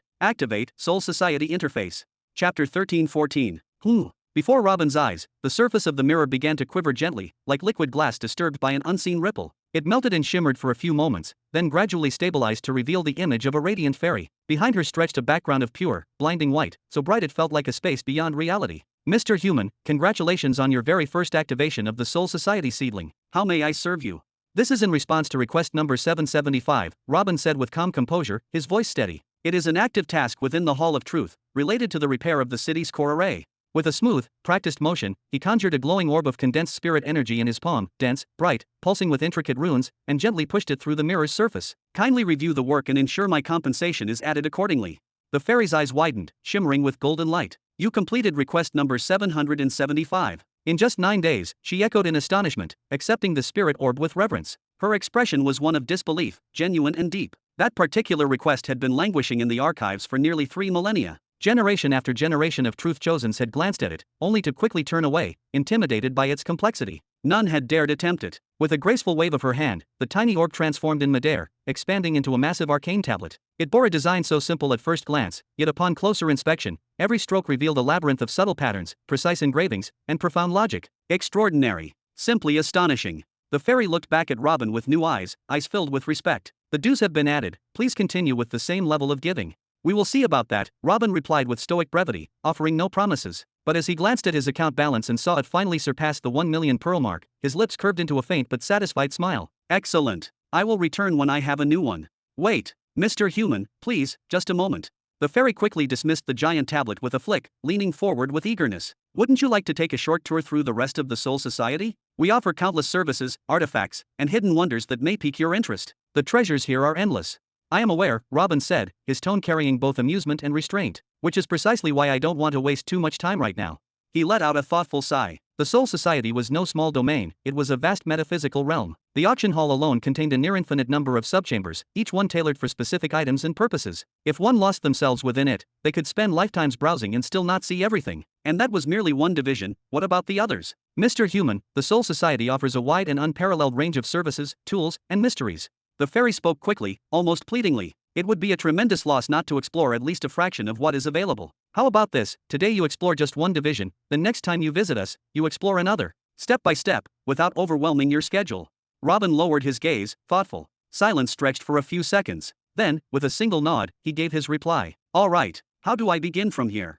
You have 2 options, Mr. Human, the fairy said, beaming. You may take just 2 steps forward and walk through the mirror. You will be transported directly into the Soul Society's inner realm. Or, if you prefer, you may use the mirror here as an interactive control panel, allowing you to browse and preview divisions at your leisure. The choice is yours. She gestured lightly, her fingers trailing faint golden sparkles through the air.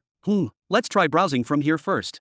Robin raised his hand and activated the control interface. A transparent panel materialized before him, filled with glowing glyphs and shifting icons. He selected divisions, and began swiping from right to left. With every division he passed, the mirror's surface transformed to display a real-time preview of the main hall of that section. Towering halls, endless shelves, floating platforms, exotic creatures, all vividly rendered in motion. If Robin so wished, all he needed was to extend a single foot, and he would be pulled directly into the hall. This was one of the unique privileges granted by the seedling he had purchased for 3,000 pearls, a small fortune by most standards, but a worthy investment. Let's see. Elixir Emporium, Energy Weapon Market, Legendary Armament Vault, Dimensional Storage Storehouse.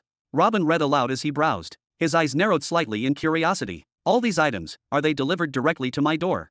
He raised a single eyebrow in mild surprise. It can be delivered straight to your current coordinates, but that would incur additional shipping costs. Normally, the items are dispatched to the nearest affiliated facility or trade hub, the fairy explained promptly, her voice as crisp and efficient as ever. When it comes to regular shops, the process is far more straightforward compared to auctions. Everything here is cataloged with fixed prices and available in large quantities. You can simply pick whatever piece you desire, and order as many units as you would like. If you wish to outfit an entire army, that is entirely feasible.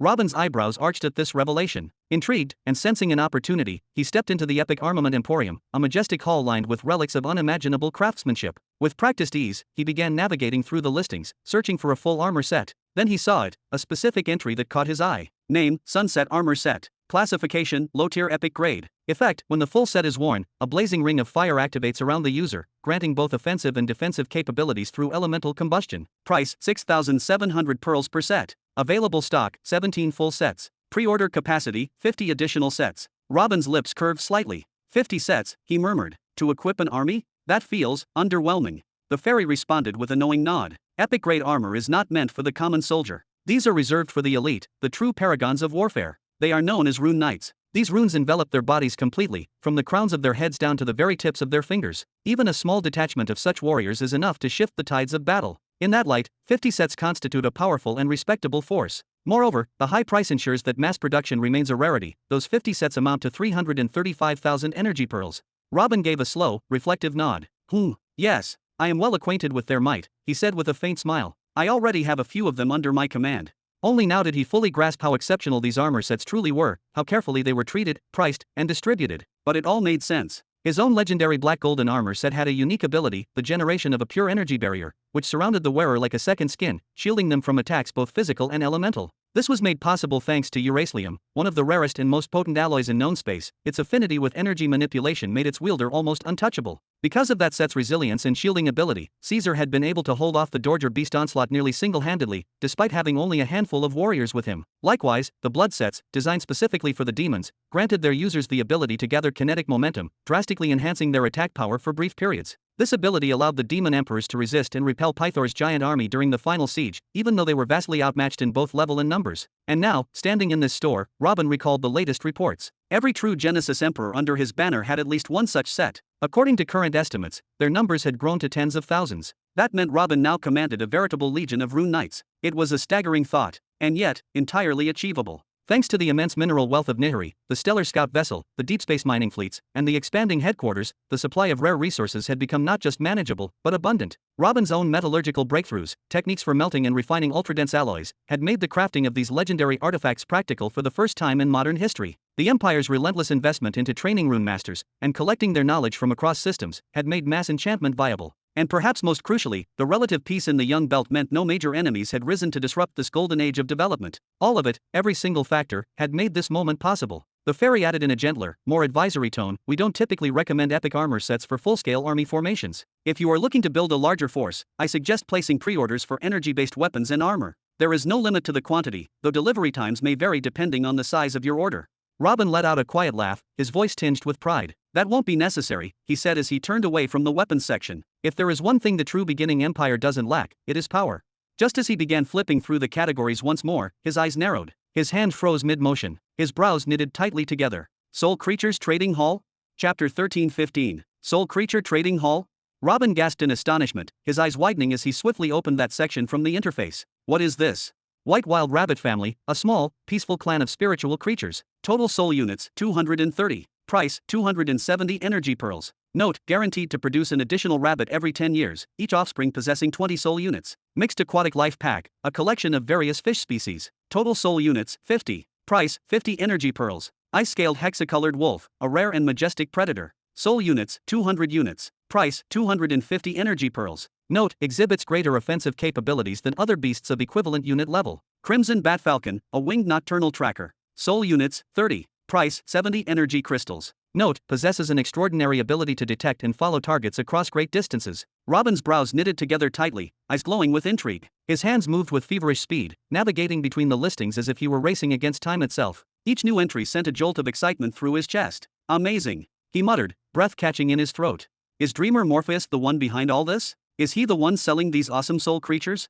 The soul creatures that belong to Morpheus the Dreamer are sacred and peerless, they are beyond comparison and certainly not available for sale, the fairy replied with a proud smile. All these creatures are being sold by fellow users of the Soul Society, people just like you. In fact, you too can list any soul creature you own on the marketplace. She continued with a light, professional tone. You are free to set whatever price you deem fair. However, it's widely accepted that one soul unit is equal to one energy pearl. The higher your asking price goes beyond this average, the harder it becomes to find a buyer. Still, if your creature possesses rare abilities or unique traits, it will attract attention, even at a premium. Robin's eyes suddenly flashed with intensity as he pointed at another listing. Wait, there's a crocodile lion pride here. 700 soul units in total. He inhaled sharply, heart pounding. Damn it all. I want to buy every single one of these creatures. For the first time in what felt like ages, a surge of raw, childlike excitement bloomed in his chest. Immediate reinforcement of his soul unit count, and a steady future stream from breeding or harvesting spiritual essence. What more could he possibly want? With the million pearls in his account, he could easily acquire everything needed to push himself to the mythical mark of 1 million soul units. But then, wait. Neri's voice cut through the moment, and she came dashing toward him from behind. She gestured insistently toward the sprite. Why don't you ask her why everyone isn't doing this already?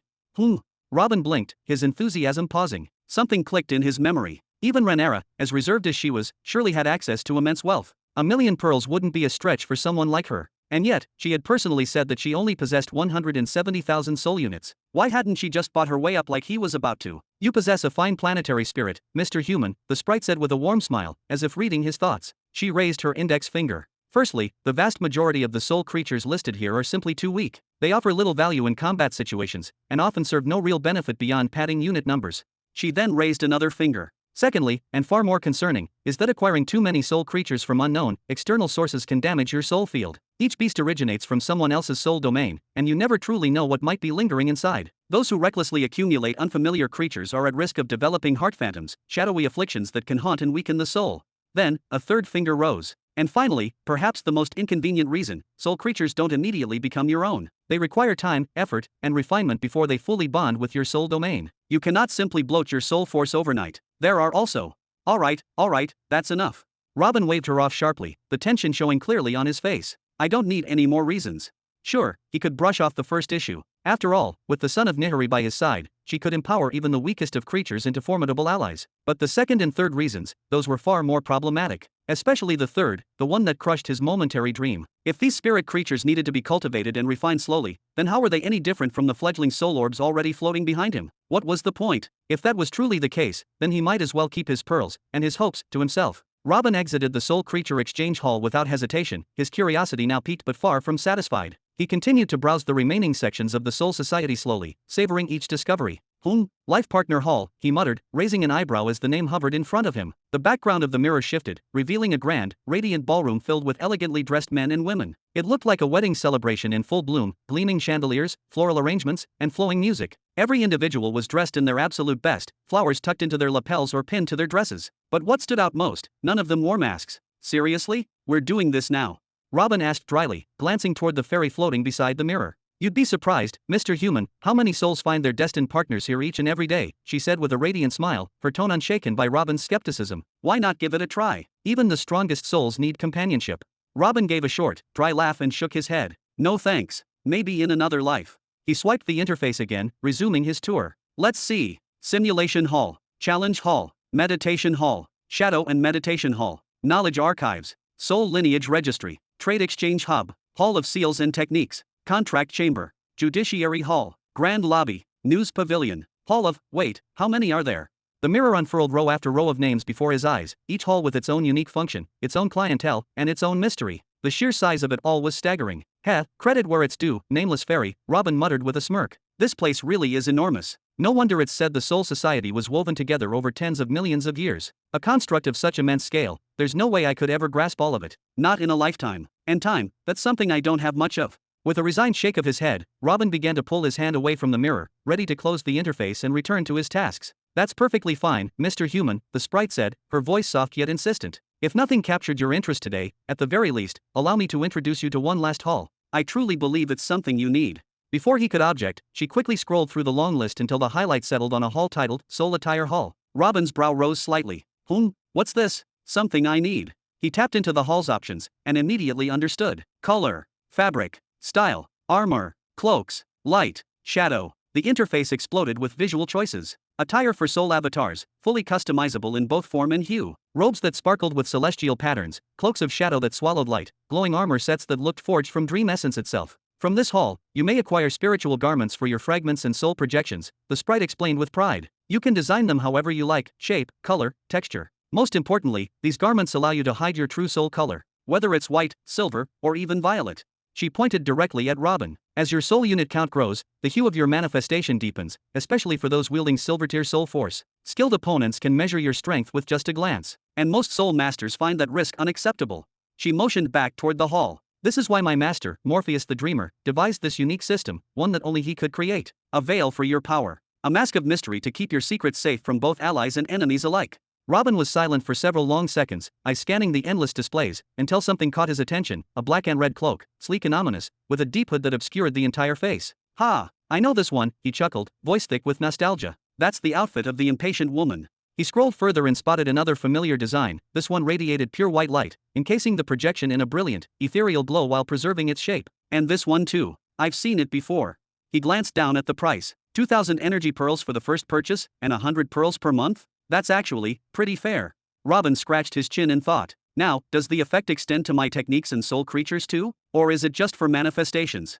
Each extension has its own price, of course, the sprite replied smoothly. If you wish to apply the effects to your techniques or soul creatures, you'll need a higher tier subscription. She motioned toward a corner of the hall. And if you're willing to invest more, we offer premium attire, ones with animated effects, rare abilities, and full customization down to the thread and glow. Designs that are tailored to your personality. Of course, they cost a little extra.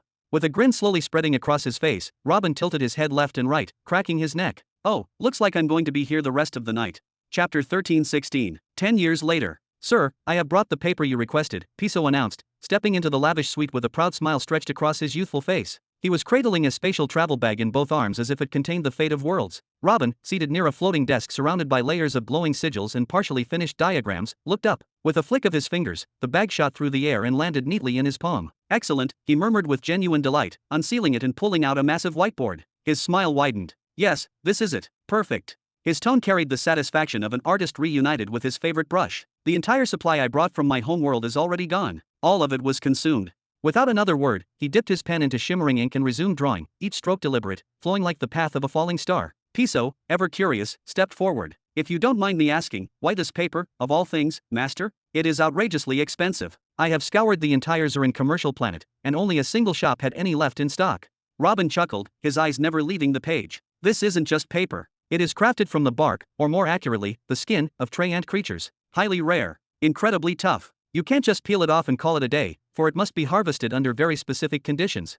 He paused to admire a stroke. It is naturally resistant to the interference of most heavenly laws, which means I can etch high-level runes onto it freely, without worrying about tears or combustion. Piso blinked. Oh, I see. So what are we working on this time? He leaned in further, his interest now fully captured. This wasn't his first time witnessing Robin at work, but this particular project was different. The scope was monumental. Robin had started 6 months ago and already filled 7 full panels. This was the 8th. The sheer size and intricacy of the task dwarfed anything he had seen him do before. Robin's voice dropped into a tone of reverent awe. You'll never guess. This is an exorcism array. You know the type. When initial spirits enter a space brimming with negative, chaotic energy, they undergo mutation. They become malevolent entities, the specter race. He let out a dry laugh. This array is ancient. A relic lost to time. It dates back millions of years. Someone found a fragment of it, half a matrix, by pure accident. They hired me to reconstruct the missing half.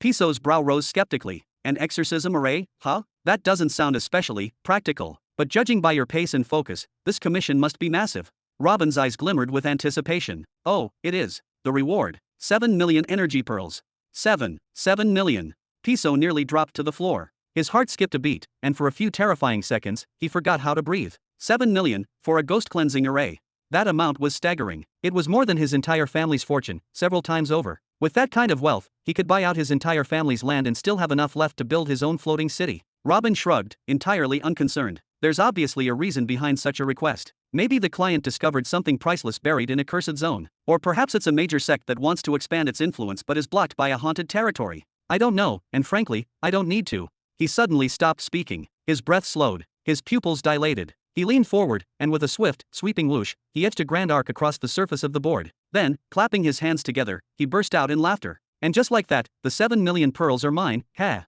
You're done. Piso's face lit up like a festival lantern. Shall I begin preparing the celebration feast?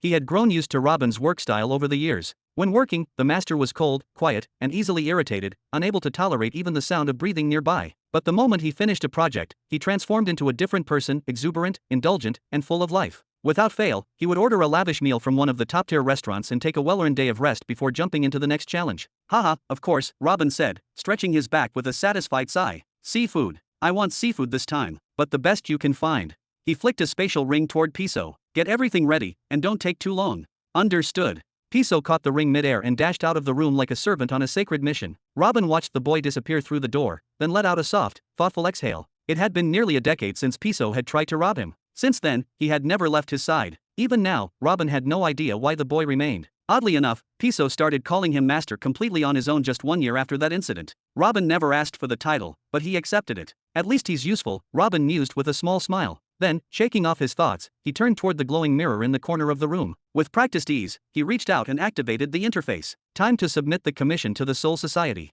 8 days later, deep within mid-sector 770. Crack! The ancient, towering door groaned as it was flung open with force. A burly man entered in haste, clad in the flowing, dark ceremonial robes of a high-ranking priest. His plump body and naturally purple-hued skin only made him seem more rooted in the aura of solemnity and power. Your Eminence, he said, bowing deeply, his voice thick with both reverence and tension. A priority parcel has just arrived, directly from the Soul Society.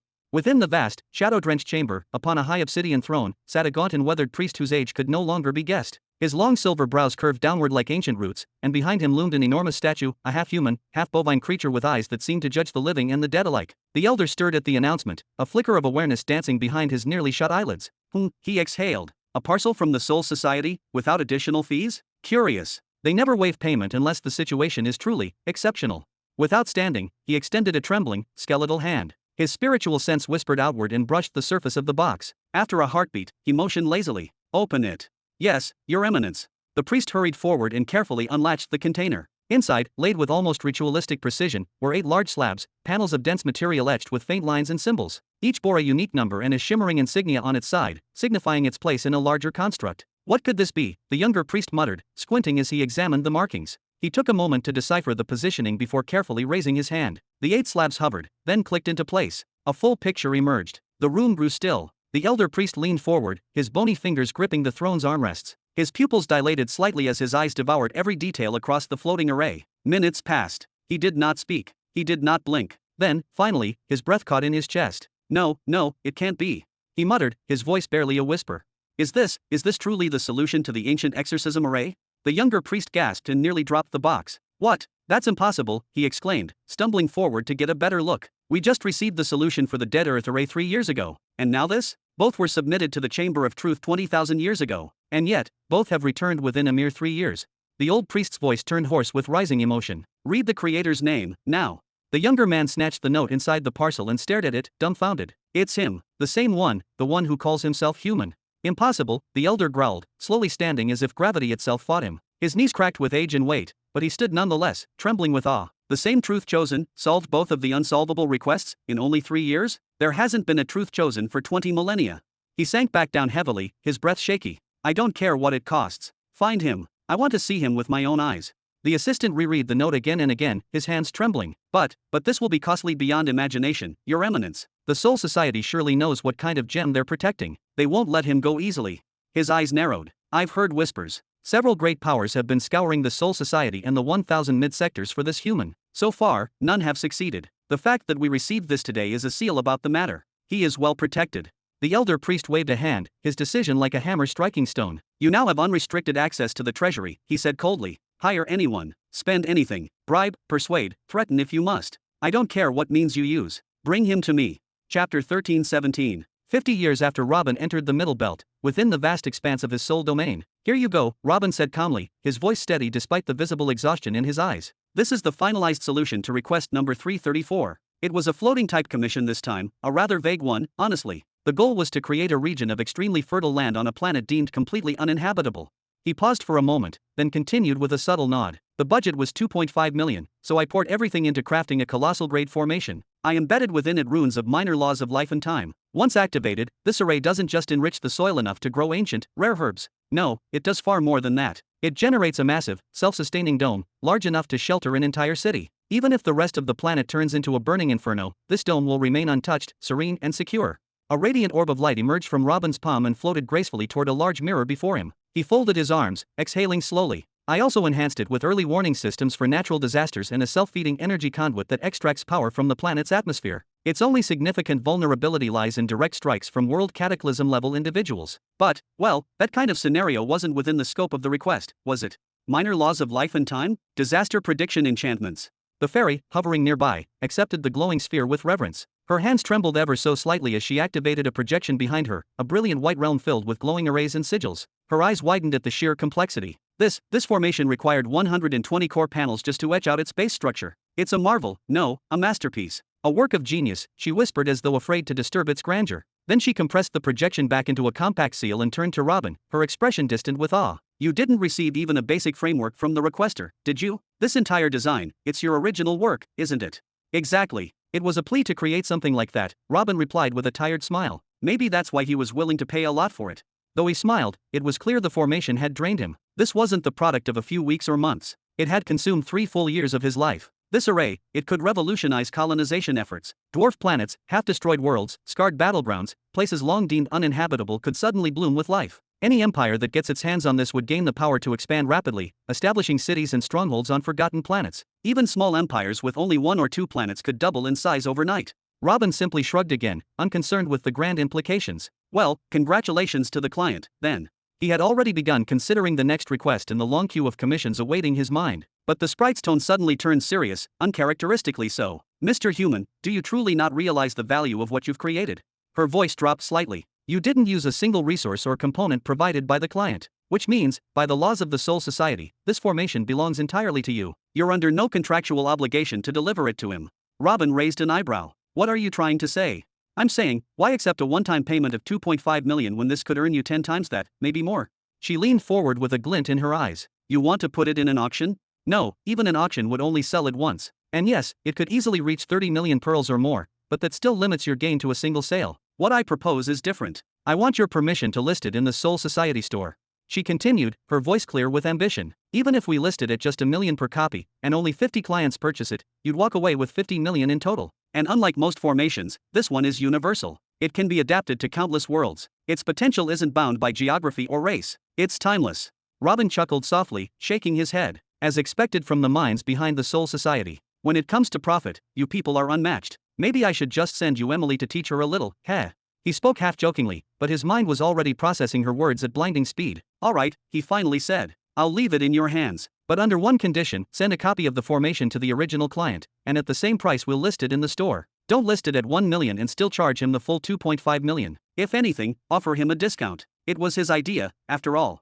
In truth, this wasn't Robin's first attempt at such a formation. Years ago, he had developed a similar foundation on planet Gutta, constructing initial settlement zones infused with temporal laws. But over the past 3 years, he had expanded upon that seed of an idea, refining it, reshaping it, until it evolved into something far greater. What once served to nurture small colonies could now sustain entire civilizations. And most importantly, the array now bore fifth-stage runes of multiple heavenly laws, runes of such complexity and depth that Robin had only begun to understand them during the long years he spent painstakingly building this formation. It was not merely a tool. It had become a testament to his evolving mastery, the crystallization of decades of experience and insight. With a single clap of her delicate hands, the fairy declared, "You will not regret this decision, Mr. Human. I swear it. Our elite team will craft a tailored pricing strategy and a majestic, high-visibility promotional campaign just for you. This array shall be placed at the very summit of the Grand Registry of Soul Innovations, and featured in the public highlights and galactic recommendations for no less than an entire month. That is my solemn vow." Robin raised a brow slightly, studying her in silence for a few moments. "I've always been curious.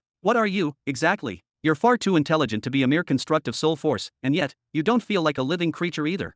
I am what you might call a function given form. My sole purpose is to serve."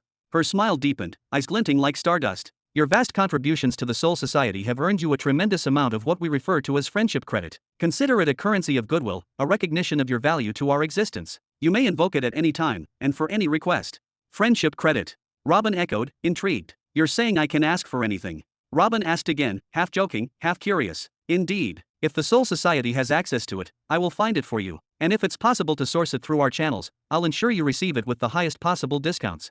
Robin gave a slight nod, then cast a glance at his own balance of energy pearls, an enormous, jaw-dropping amount. A small smirk played on his lips. "All right then. I want to hire a royal soulmaster to forge a custom key, one specifically tailored to break an eternal stillness curse that has bound my closest friend. Is that something you can arrange? I've searched for 50 years, and not once has such a service been offered, even in whispers." A request to hire a royal soulmaster. The fairy looked down, her cheerful demeanor briefly vanishing as her voice dropped an octave. It was as if even speaking of such beings invoked a sense of reverence. Robin chuckled quietly. "So the almighty friendship credit can't do everything, huh?" Truth was, Robin hadn't just spent 50 years completing contracts. He had meticulously combed through the Soul Society's archives, dissected every feature, explored every offering. He had already bought dozens of rare and ancient artifacts, many of which had been created by royal soulmasters, but he had never seen an open service listing by one. Even the so-called Great Soul Master Gathering that Rhaenyra once hinted at? Robin had monitored the system obsessively ever since, and not a single royal soulmaster had appeared there. The Soul Society is, at its heart, a network. We connect those who wish to sell with those who wish to buy. In this situation, you are the buyer. But royal soul masters? They have no reason to listen. Not to us, and not to you. Their wealth is unfathomable, their authority unshakable. Friendship credit holds no weight with them. She hesitated for a breath, then pointed at him again, more firmly this time. "But, I will offer you a proposal." "What kind of proposal?"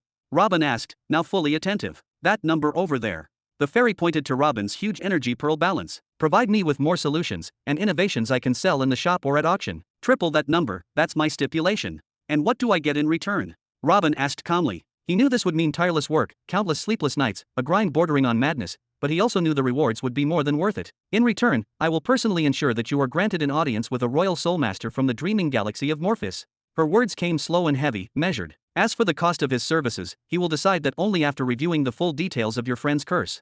Then we have a deal. Later that month. Ha, what's this? A planetary array capable of terraforming dead, inhospitable worlds? Wait, who's the seller? Human. That can't be a real name. No, it's him, the one from the Chamber of Truth. Inform the guildmaster immediately. Human has begun selling to the public. Chapter 13:18. After 120 years since entering the Middle Belt, deep within Robin's vast soul domain. He, my dear master. Evergreen beamed with radiant delight, her tiny hands clapping once, loud and crisp enough to echo through the space around them. Congratulations on your completion of the 5th stage merged Deathfire Law. You have worked hard for it. Robin stepped across the threshold of the soul domain with slow, deliberate strides. Ha! The law of death, it always drains something from me every time I touch upon it, he muttered, his voice deep, thoughtful, edged with fatigue. Even the law of destruction, which should be just as violent, didn't strain me the way death does.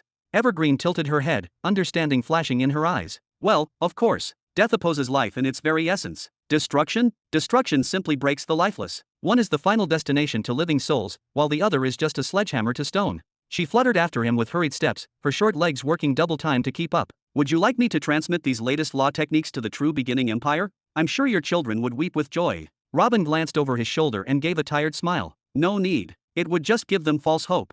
He turned his gaze forward again, toward a crystalline mirror pulsing with dimensional light. All the law techniques I've finished so far are meaningless until I forge a method to condense a cataclysm core.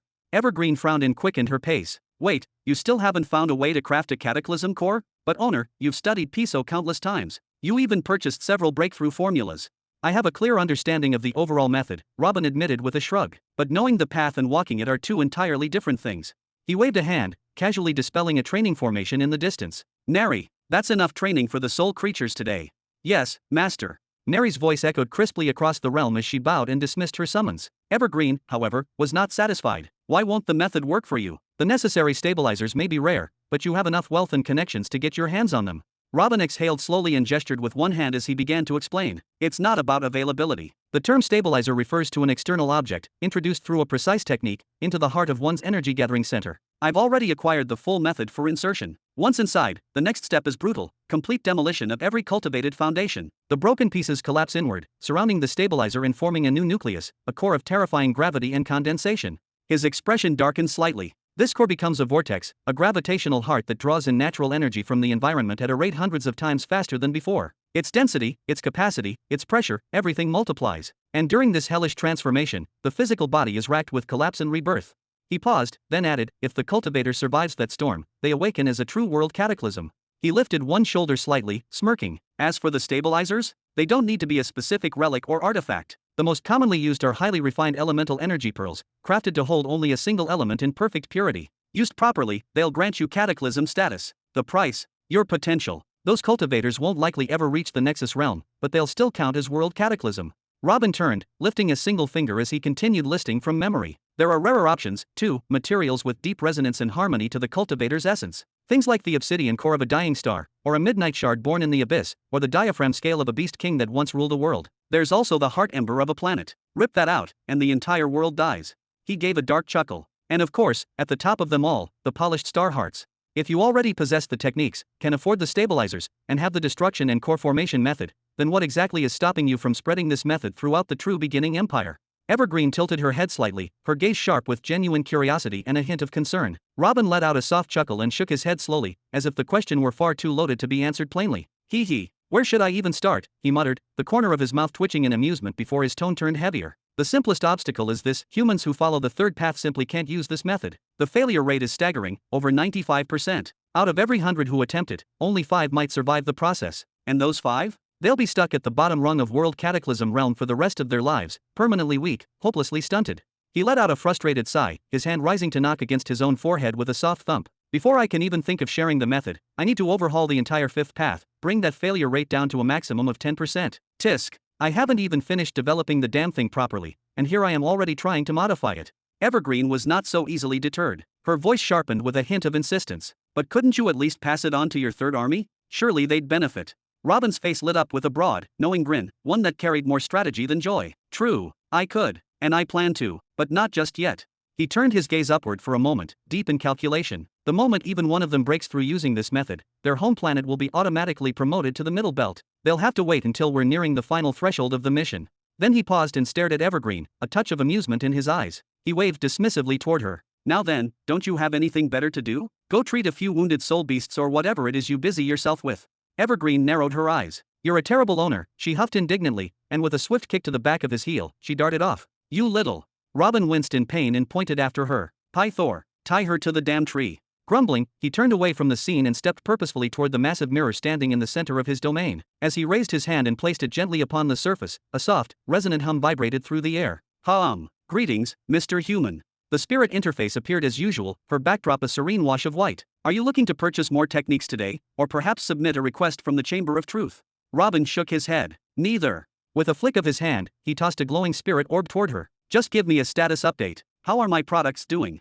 As he spoke, another wave of his hand summoned his account panel, and with it, the current energy pearl balance. The instant he saw the number, a satisfied grin spread across his face. Looks like everything is running smoothly. Of course, Mr. Human. The fairy caught the orb but continued speaking first out of courtesy. Although your nullification domain arrays, field medical arrays, emotional stabilization talismans, and memory enhancement talismans continue to sell in bulk, your top-grossing product remains the legendary terraforming array for the uninhabitable. Its sales have not wavered. She continued, her voice brisk yet respectful. We listed the design blueprint for that array at 8 million energy pearls in the marketplace. However, we also launched encrypted, pre-constructed versions through our affiliated factories. Each is sold at 70,000 pearls, and they are flying off the shelves. Demand remains consistently high.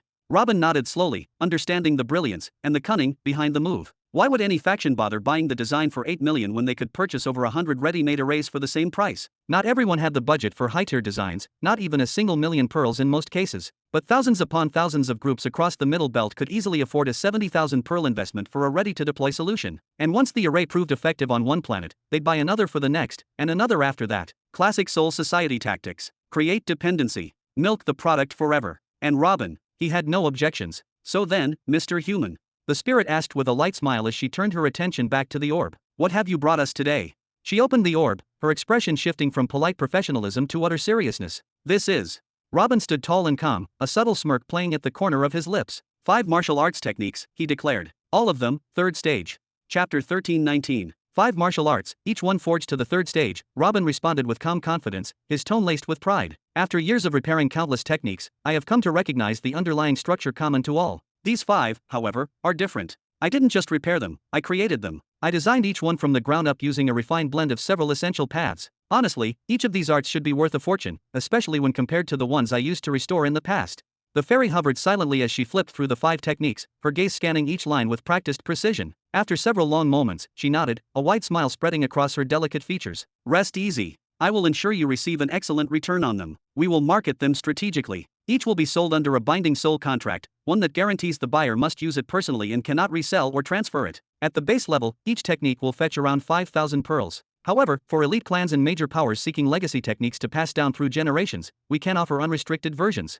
Those, we will sell for no less than 800,000 pearls apiece. When it comes to the sales side of things, I'll stay out of your way, Robin said, folding his arms with satisfaction. But, you are going to use your signature promotional methods, right? Those tactics always cause a stir. They're practically magic. The fairy shook her head gently, her wings fluttering faintly behind her. In truth, we haven't used those methods for your last few releases. And to be perfectly honest, I don't believe we'll need to use them this time either. All we plan to do is release the techniques across the entirety of the Mid-Belt region, as per usual.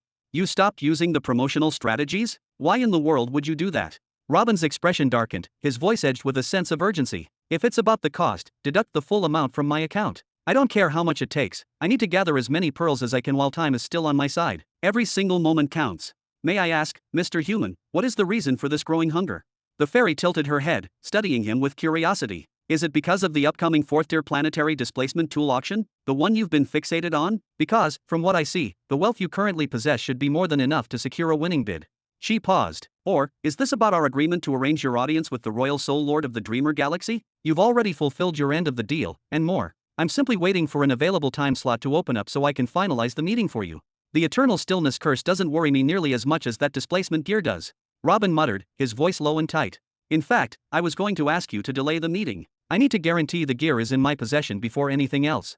He clenched his fists tightly. Tell me, how can anyone be sure I'll win it? What if a powerful, ancient royal soulmaster wants it and is willing to pay any price? What if one of the behemoths makes a move to claim it? Robin's eyes burned with determination. Even if I can't win the item, I'll make damn sure the heart of my rival bleeds before I leave that auction floor. He looked up sharply, locking eyes with the fairy, his tone now commanding. Withdraw whatever you need from my account. Launch the best promotion you've ever done. These 5 techniques deserve nothing less. The fairy nodded slowly, her expression turning thoughtful. Even if you did pay for the full promotion package, it wouldn't change anything. She offered a small, knowing smile. The truth is, you no longer need promotion. Not anymore. She shook her head, almost in disbelief. The name human has become a legend. Just the release of anything created by your hands causes an uproar in the entire spirit world.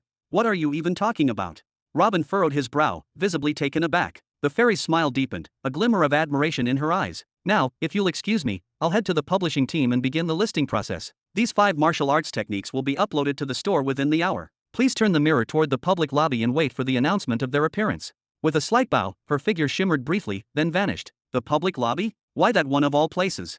Robin muttered with a raised eyebrow. Still, he activated his control panel, summoning the public lobby interface into view. Instantly, 100 energy pearls were deducted from his account. The public lobby, a magnificent, boundless chamber of souls, stood as the greatest convergence point in the entire mid-belt. It was a realm beyond distance and terrain, where soul projections gathered from all corners of the vast cosmic regions. Here, cultivators, merchants, scholars, spies, and vagabonds alike could spend a small portion of their wealth to witness individuals and entities from lands they might never reach with their physical bodies, not even in 10 lifetimes. It was more than a marketplace, more than a meeting hall. It was a neutral ground where relationships between distant factions were forged in whispers and contracts, where souls met across sectors to form alliances that would never be threatened by bloodshed due to their sheer geographical separation. To befriend a force from a far-off sector, someone you would never meet in war, never cross in politics, never fear on the battlefield, was to gain a silent advantage in a world ruled by power and secrecy. And so, behind the veils of their projections, many came here to offer or acquire rare techniques in secrecy, whispering forgotten legacies of ancient clans across interstellar borders. Once trust was seated in this realm, deals were finalized in deeper halls like the Hall of Justice, where soul-bound contracts and spiritual credits were exchanged under divine surveillance. But more than anything, this place was the hunting ground of the unseen, the spies.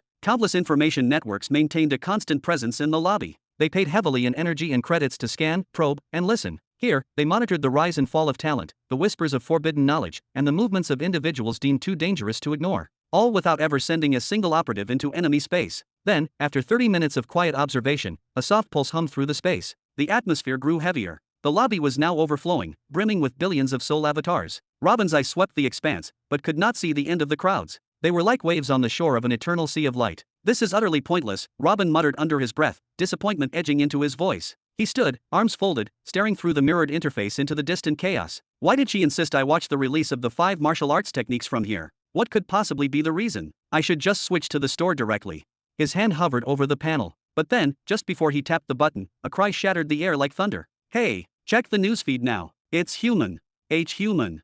The avatars nearest the speaker spun around instantly, all lifting their hands to summon their spiritual control panels. Some raced to open the headlines, while others jumped straight into the commerce interface, their fingers trembling. The outcry spread like wildfire. Throughout the boundless lobby, cries echoed. A tidal wave of activity surged across the space. Beings of countless races and shapes all raised their arms in sync, accessing their panels with urgency and desperation. Conversations screeched to a halt. The background murmurs vanished. Human just released a new masterpiece.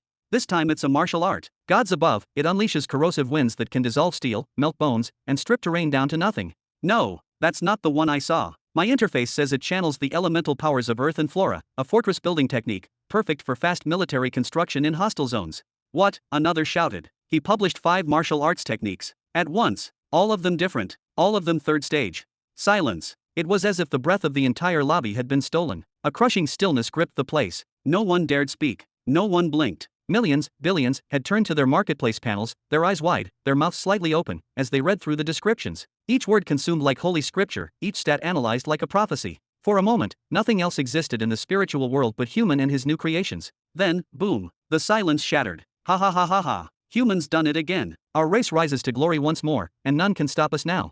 Shut up. You don't even know what race he belongs to, no one does. His identity is shrouded in mystery. What more proof do you want, you pompous fool? His name is our greatest badge of honor. Brother Zahamai, partner with me to purchase the Clantier edition of this technique. We need this in our legacy vault. Summon the family head. Bring the patriarch here immediately. Understood. Step. Without realizing it, Robin had taken several steps backward. His chest rose and fell with silent tension. His fingers trembled slightly, and his expression darkened, not with arrogance or pride, but with the cold weight of realization. Fear. Chapter 1320. Oh no. Oh no. Robin whispered, placing both hands over his head as if trying to physically contain the panic surging inside his skull. His breathing quickened. His heart thundered like war drums. A silent reel of his life began to unravel in his mind, memory after memory flashing by like pages ripped from a burning book. Did I keep you waiting? The fairy reappeared at the left edge of the mirror, her voice calm and pleasant, as if nothing in the universe had shifted. Setting the right prices and devising promotional strategies that satisfy everyone took a bit more time than I expected, and, She stopped. Her eyes narrowed slightly in confusion. Robin was not responding. He was not even seeing her. His expression was not that of someone waiting. It was not even one of mild annoyance. His eyes were vacant, disconnected, like someone who had just seen a future they were not prepared for. Like a man watching his own execution. Mr. Human, is something the matter? She asked gently. The air between them suddenly felt tenser than glass. Matter? Robin echoed with a voice that sounded hollow, as if it had to crawl its way out from the back of his mind. Then, slowly, like lightning reaching a tree, her words struck him. His eyes refocused, flaring with sudden intensity. Is something the matter? You tell me. Were you not the one who told me to head to the public lobby? Do you not know what the hell is happening out there? Are you referring to your popularity? The fairy tilted her head slightly, puzzled at the scale of his panic. Is that truly worth such a dramatic reaction? I did warn you multiple times about the growing attention you were receiving. I told you, clearly, that every major intelligence faction, information guild, and sole surveillance system across the Midbelt is pouring resources into tracking you, and we have been actively working to throw them off your scent. Yes, but I expected, Robin snapped, eyes wide. I assumed there would be a few nosy agents. People who get too curious when someone invents something useful. That is normal. It is what happens to everyone. I thought I would get a little heat, maybe even a background check or two. Then his voice exploded, raw with disbelief. But you never told me I would become a bloody myth. That my name would be whispered in every single corner of the Midbelt. Every damn avatar in the public lobby was chanting my name like cultists at a summoning ritual. It did not happen overnight, Mr. Human. Her tone remained calm, but a note of seriousness entered it. Fame like yours does not come from one act of brilliance. It is the accumulation of consistency, mystery, and impact. She continued. You became infamous the moment you completed several high-tier commissions from the Chamber of Truth, commissions that most artisans refused to even attempt. Over half of those clients tried to trace you, and when they could not, your legend grew. Information brokers began whispering about Human, who finished impossible jobs effortlessly. A ghost, a genius, a shadow. Your name started echoing among the elite, among the ones who care about these things. She added, then came the turning point, the colonization array for the uncolonizable planets. We heavily promoted it, and that array made waves so powerful that it caught the attention of empires and ancient sects alike. Naturally, your name came with it. With a small wave of her fingers, a glowing scroll unrolled in midair beside her. It showed a long list of products, talismans, and arrays, all crafted by Robin. His most recent additions, the 5 martial arts techniques, glowed with a golden aura at the bottom of the list. Then came your arsenal of innovations. Talismans no one had seen before. Arrays with absurdly high efficiency. Martial arts that blend foundational paths in ways people never imagined. You have become, more than an inventor. You have become a phenomenon. She smiled, not mockingly, but in genuine awe. Somehow, in under a single century, a mere blink in the eyes of the Mid-Belt, you have managed to build a name that resonates from the ivory towers of imperial families to the street corners of low-level wanderers. You have become a symbol, a banner, a mystery. That is quite something. Robin stared at her, horrified, like a man waking up in someone else's skin. But how, he cried, voice cracking. Are we not in the Mid-Belt? The cradle of accumulated genius, where every brick has a legacy, every shadow holds a master. There are civilizations here with millions of years of history. Why the hell do my inventions matter? He gripped his hair, almost pulling. I thought my work would vanish into the noise, like throwing a needle into an endless ocean. There are countless reasons why your actions have sent ripples, no, shockwaves, through the entire soul society, the fairy said softly, her voice carrying the weight of truths unspoken. She raised a single finger, a gesture as graceful as it was deliberate. Allow me to walk you through a few of them, so that you may begin to understand the magnitude of the storm you have stirred. She paused, her luminous wings fluttering behind her like echoes of a forgotten song. First and foremost, your nature is utterly alien. She explained, you see, the truth chosen we know tend to align themselves with specific forces. They become zealots of power, loyalists to their domains. They dedicate their entire lives to feeding those forces, often at the expense of protection or compassion. And above all, they hoard knowledge, inventions, insights. They guard their creations like dragons guarding ancient hoards. She continued, even if they do invent something new, it is rarely beyond the boundaries of their specialization. For example, the dog-headed truth chosen? His name is synonymous with pill innovation. He is revered for his pill enhancement research. The spiked hair truth chosen? He is a legend in martial arts design. They are consistent, predictable. Then she turned her gaze directly at Robin, her expression sharp as moonlight on ice. But you, Mr. Human? You are chaos incarnate. You do not hoard. You unleash. You give your knowledge to the world freely, carelessly, as though you are in a race against death to empty your soul of every secret it holds. She added, and what is more, you do not follow a pattern. You defy structure. In your short time here, you have published works across vastly different domains, array crafting, soul techniques, healing talismans, soul forging techniques, martial arts forms, weapon engravings, and beyond. Each a masterpiece in its own right. she finished, you do not fit any mold. And in a society built upon hierarchy, repetition, and tradition, that makes you dangerous. That makes you, how to say it, unforgettable. Robin clenched his jaw, brows furrowed in silent tension. Was it not expected for a truth chosen to master many paths? Was that not the point of seeing everything? Had he misunderstood the role from the start? But the fairy was not finished. She raised a second finger, her tone darkening. Now, beyond your eccentricities, beyond the enigma of your mind, there is a very real, practical issue, one that is keeping the higher circles of power awake at night. She explained, it is the availability of your creations. You do not sell 10 talismans and disappear. You do not auction off one sacred array and let rumors feed your name. No, you hand us, the Soul Society, the method of creation itself, the sacred blueprint, the very formula. And we activate our universal scale factories. We fulfill orders across all sectors in huge quantities. She asked, do you understand how insane that is? No other chosen does that. Everyone else protects the how as if it were their soul's last breath. They sell products, not processes. They keep their secrets until death and pass them only to blood heirs or chosen disciples. But you give them away. Like they are nothing. Robin stood frozen, mouth dry. To him, those innovations were nothing. Not compared to what he still had hidden.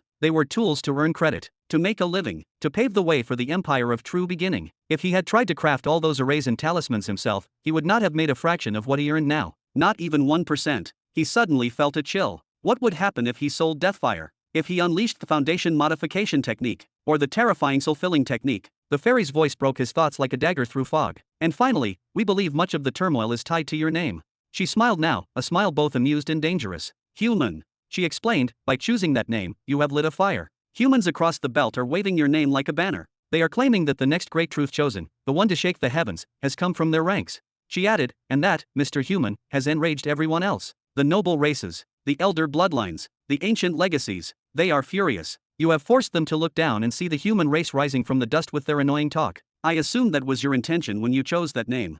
Robin scratched the back of his neck, guilt and embarrassment crawling up his spine. Not entirely. I suppose I got carried away. When I heard from that boy about the condition of humans in the mid-belt, about their suffering, their helplessness, I guess I wanted to raise them up a little, even if just symbolically. He gave a nervous chuckle. Yeah, that one is on me. The fairy's expression hardened. Her wings slowed their shimmer. Speaking of that boy Piso, she said quietly, every word coated in caution. Are you sure you can trust him? Chapter 1321. The human youth, Pisu, are you truly certain you can trust him? Pisu? How do you know? Robin's expression shifted instantly. The surprise that had colored his face just seconds earlier evaporated without a trace. Now, seriousness carved itself into his features. Are you watching me?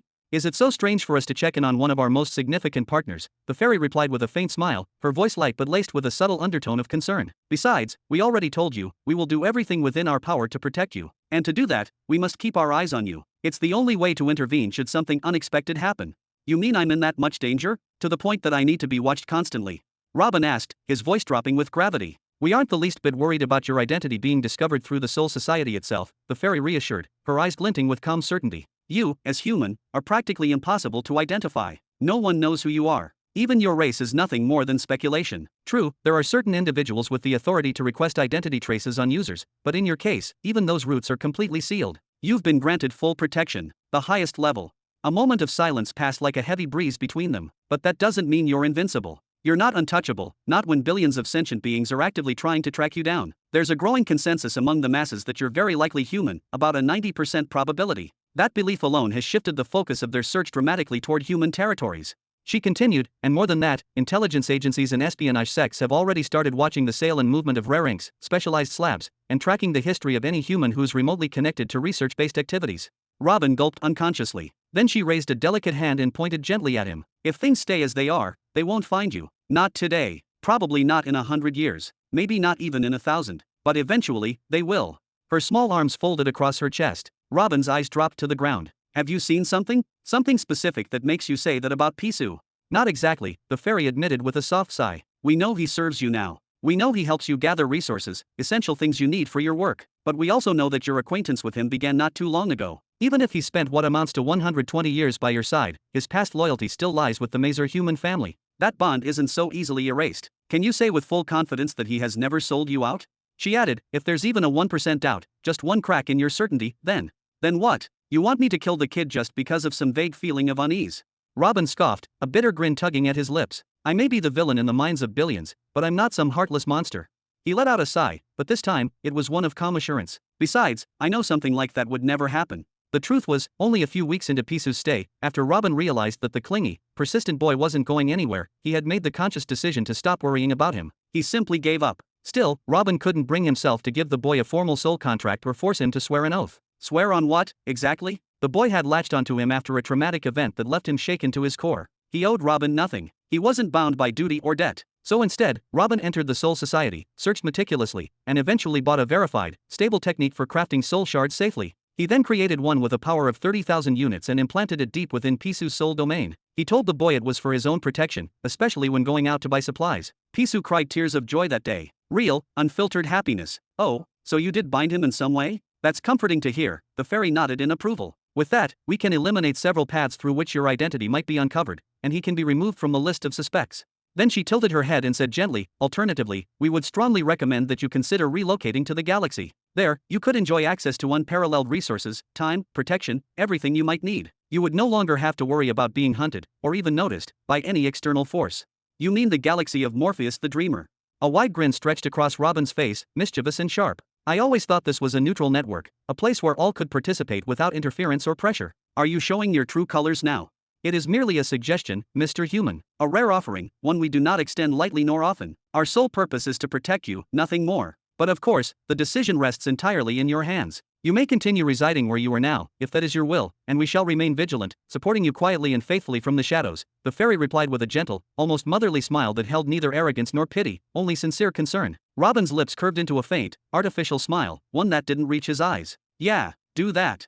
And with a single, fluid motion of his fingers, he closed the link to the Soul Society. Then, silence. A heavy, unnatural quiet fell across Robin's soul domain like a thick blanket smothering all motion. Birds paused mid-chirp, perched motionless atop crystalline branches. The fish beneath the surface of the tranquil lake stilled completely, no longer dancing in playful spirals. The wind dared not rustle the leaves. Every living being in that domain, even those that did not understand language, could feel it, the cold shift in their master's aura, the heavy fog of frustration and contemplation cloaking his presence. Owner, Neri's voice came at last, soft and cautious like dew sliding off a blade. She approached slowly, each step echoing subtly through the tension that ruled the air. Is this truly something worth disturbing your peace over? It's not like you entered the Soul Society blind to the stakes. You knew the dangers. You're right. Robin's voice came with a tired exhale, deep and drawn out. It was the sound of a man who had fought too many battles in too short a time. Still, everything just spiraled. It slipped out of my hands before I even noticed. And now. He paused. Now I don't even know what the right path is anymore. A long, painful quiet passed between them before Neri broke it again, her words slower this time, as if picking each one carefully from the fog of thought. If you could return to that moment, when you first came to the Middle Belt, would you have done anything differently? No. Robin lifted his head, firm and unflinching, as though he were anchoring himself to the very essence of that choice. No hesitation. No regret. I needed the pearls then, and I still do. Billions of them.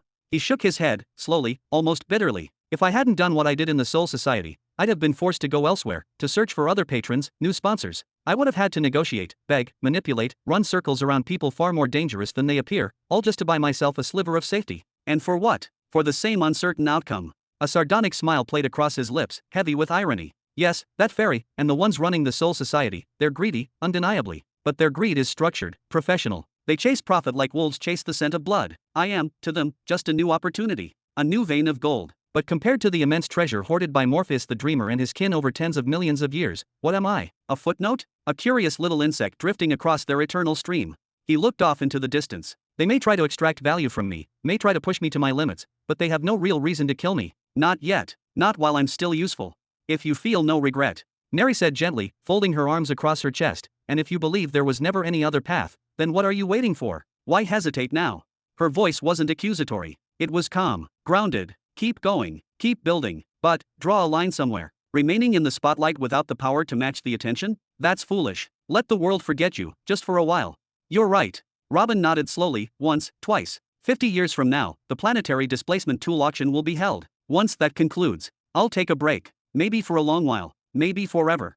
Then, turning toward her, he gently reached out and ran his fingers through her silver blue hair, ruffling it with the affection of an older brother. Anyone who hears you talk like this would swear you're some wise ancient spirit, an oracle cloaked in centuries of knowledge. They'd never imagine you're the same chaotic creature who recklessly spawned dozens of sentient races and accidentally attracted the wrath of the Red Plague with your mischief. Chapter 1322. Somewhere deep within mid-sector number 100. Sip of Darkness. That was the planet's name. A grim, poetic title whispered in the shadowed corners of trade stations and outlaw outposts. A name soaked in despair, echoing the fate of the world it labeled. Destiny had not been kind to this planet. From the moment of its birth, it had been shackled to a dying blue dwarf star, a sun too weak to nourish, too sickly to sustain. The planet's skies were forever tinted in cold, pale hues. Its lands bore little fruit. Vegetation struggled to grow, and wildlife was sparse, fragile, and twisted by evolutionary desperation. Even its sentient inhabitants had suffered under the cursed sun, growing pale and sickly, their strength slowly drained generation by generation. But if that tragedy alone was not enough, the star itself, this frail, dying heart of the solar system, had grown ill.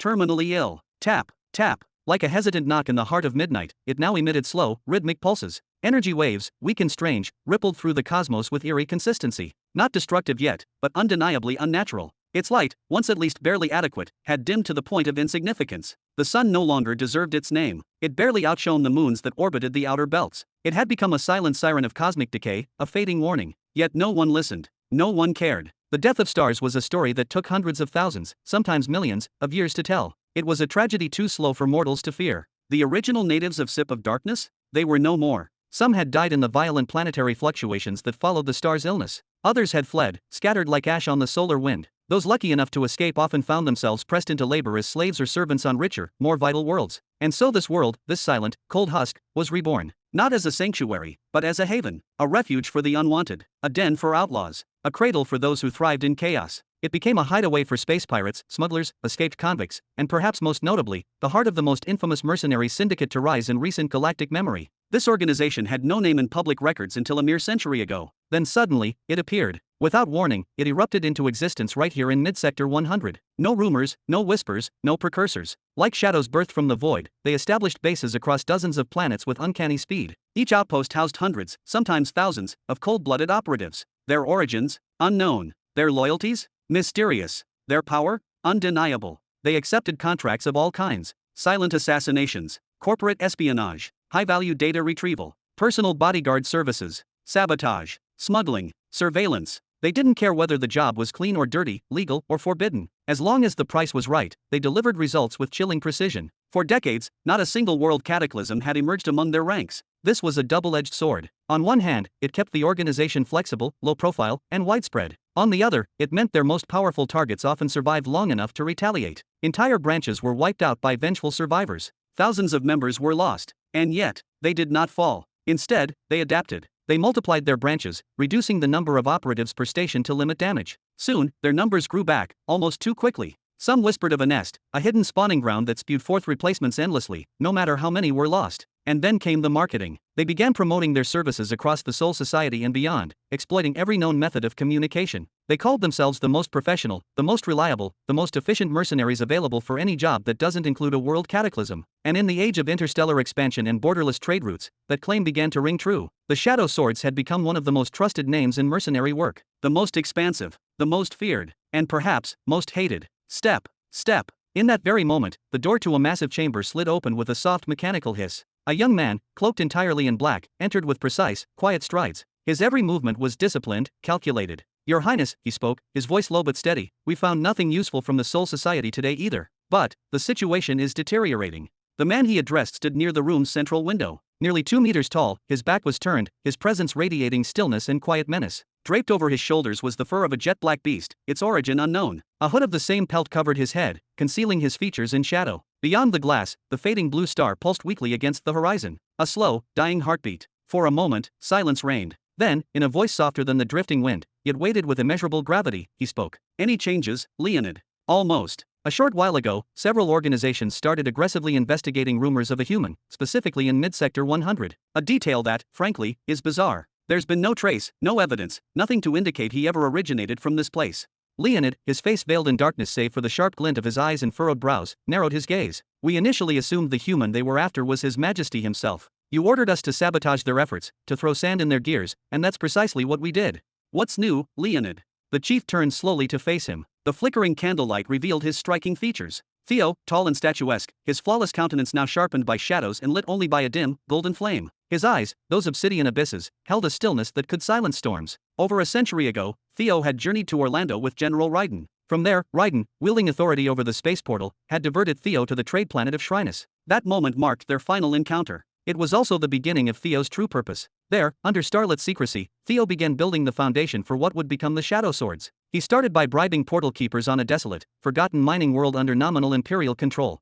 Through its portal, he brought in the first 1,000 operatives. His recruitment continued like whispers in the dark, growing in silence. He brought more, dozens, then hundreds, then tens of thousands. His father's final gift, an unrestricted budget, meant Theo had the freedom to shape an empire. He forged warriors with ruthless efficiency. Among them, the Nightcats became his most reliable tool. He trained them by the thousands. They swept through Mid-Sector 100 and beyond, into Mid-Sector 99 as well. Piece by piece, Theo executed the grand vision. He didn't just build a mercenary guild, he created a trustworthy, decentralized force, a regional sanctuary of elite operatives capable of operating without detection. Then, the unexpected happened. Human appeared. Theo's breath had caught the instant he saw the field hospital array, a signature design. No other being, no architect, no soul in this era could have built such a thing. It had to be him. Unfortunately, we haven't located him yet, his new right hand, Leonid, admitted, the frustration under his voice barely hidden. Still, that in itself is a kind of good news. With all our spies, scouts, and informants spread across the sector, the fact that we still can't find him means those other organizations won't have any better luck either. Then, his voice grew darker, sharper. But that's not the real reason I came. Since the release of the 5 martial arts, something else has started brewing, something quiet but undeniable. He stepped forward slightly. A confirmed rumor is now circulating that His Majesty is somewhere within Sector 100. Because of it, some of the largest organizations across the core and fringe sectors have begun turning their full focus to Mid-Sector 100, ignoring all other leads. What?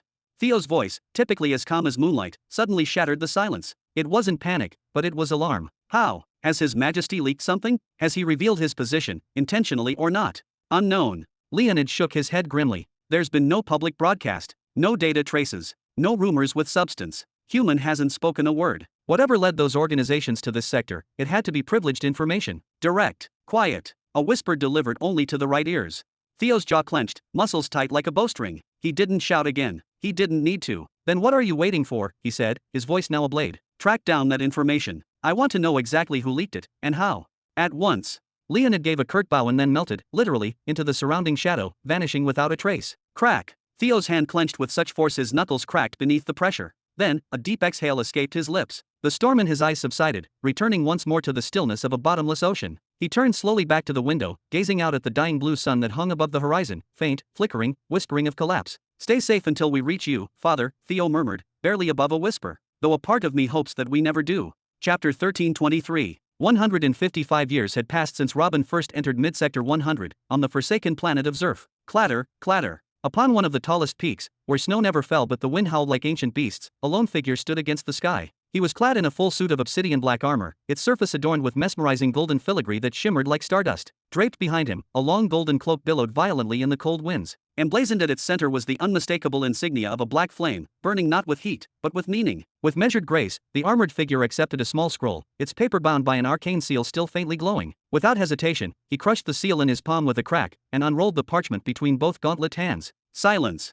His eyes scanned the message, cold and calculating. Then whoosh, a flicker of flame ignited from his fingertips and consumed the scroll to ash in a breath. He raised his head toward the cloud-streaked sky, clasping his hands behind his back with a huff of disdain. Tisk. What do I care for news about that bastard Hulak and the rest of the children playing war? Where is the news that matters, news of His Majesty? You've grown far too soft. Perhaps we should start calling you Shadow Daggers, or even Shadow Clippers. Clearly, the title of Swords has grown too heavy for your shoulders. From behind him, a calm but firm voice responded. Why the bitterness now, Supreme General? Carrie, standing in the shadow of the cliffside, raised her eyebrows slightly. We are exhausting every avenue to locate His Majesty. But we're not searching a single city, or even a handful of worlds. We are casting our nets across a sea of millions of planets. And for all we know, His Grace may have already left this region entirely, seeking refuge beyond this domain to escape the rumors that now bind his name to Sector 100. In fact, we've shifted even more of our efforts into Sector 99. We believe it may be a natural path he would take. Caesar's face darkened, his golden eyes narrowing as he clenched his jaw. Sector 99? You mean to tell me that after all this time, we still have no real leads? What of planet Zurin? The Imperial Portal Keepers of the Nine Paths Palace said he passed through that trade planet. That was the last confirmed location. Carrie lowered her gaze slightly. He did go to Zurin, but we got the information nearly 20 years after his presence there. There's no chance he stayed that long, especially with the kind of attention he's begun to attract. His Majesty is no fool. He wouldn't let himself be caged in a spotlight. By now, he could have passed through hundreds of planets. Damn it all. Caesar turned with frustration, his teeth gritted. My father, His Majesty, doesn't desire this kind of fame. If anything, it's a burden he's always despised. Right now, I know he's moving in shadows carefully and cautiously, trying to anticipate every consequence. He's worried, maybe even afraid of what comes next. He pointed toward Kiri, his tone rising. Tell Theo I am prepared to relinquish the entire First Army's operational budget if it guarantees His Majesty's safe return. If he can promise me he will use it well, it's his. Carrie bowed her head solemnly. Understood, Supreme General. Then, with the practiced grace of a ghost, she retreated into the darkness behind them. A deep sigh escaped Caesar as he folded his arms tightly across his armored chest, once again facing the mountain's edge. Tisk. The bones of the shadow swords have grown frail. Ha, give them credit where it's due, a voice said with a chuckle. From behind him, a young warrior approached, clad in the same obsidian armor, though the golden filigree on his suit was arranged like branching veins of divine lightning. His gait was steady, his presence confident. The shadow swords have carved out a terrifyingly vast reach across midsector 100 and even into 99. Their influence runs deeper than many are willing to admit. Even the ancient guilds of assassins and spies have begun hiring the shadow swords to carry out their hardest work. He paused and smiled faintly. Truth is, if they weren't ours, we'd be emptying our coffers trying to buy their help in finding His Majesty. Caesar remained silent for a long breath, then spoke in a softer tone. I'm just worried. He's extended himself too far, too fast, across a landscape too wide. I can't tell anymore what he's thinking, or if even he can.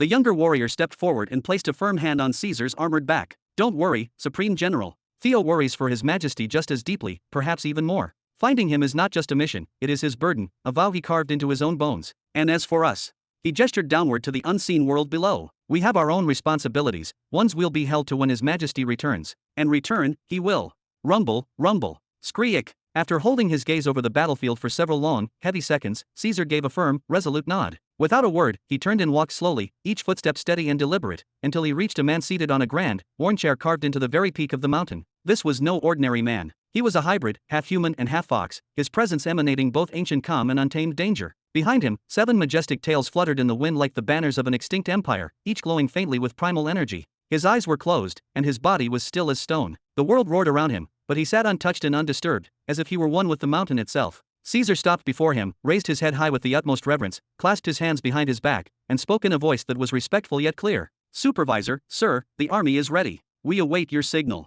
There was no reply, only the whisper of the wind. Then, after a moment of stillness, the elder raised one hand, fingers flicking in a slow, effortless gesture twice, as if pushing away dust. That was all. No words, no ceremony. The command had been given. Caesar nodded solemnly and turned back to face the edge of the mountain. He took a deep, steadying breath that filled his lungs with the sharp, thin air of war, then unleashed a roar of power, amplified by the sheer might of a level 50 martial emperor. Soldiers of the First Army, are you ready? Ahuuyuyuyuyua. Though Caesar stood atop a mountain towering over 2,000 meters high, the thunderous reply from below made the very cliffside tremble beneath his boots. The stones cried out in response. Through your unyielding bravery, and by the divine blessing of His Majesty, we have become a force that cannot be broken. We are no longer a prey to anyone. We are no longer the ones waiting in fear, trembling in silence, hoping the invaders pass us by. Today, we become the conquerors. We bring the war to their doorstep. Ahuuyuyuyuyua. With our first army alone, we seized 2 planets in the mid-belt. We shattered their illusions and burned their banners. And now, today, we do it again. This is the turning point. This is our moment of reckoning. Today, you bring me the 3rd planet. Today, you bring it for the empire of true beginning. Ahuuyuyuyuyua. Ahuuyuyuyuyua. Ahuuyuyuyuyua.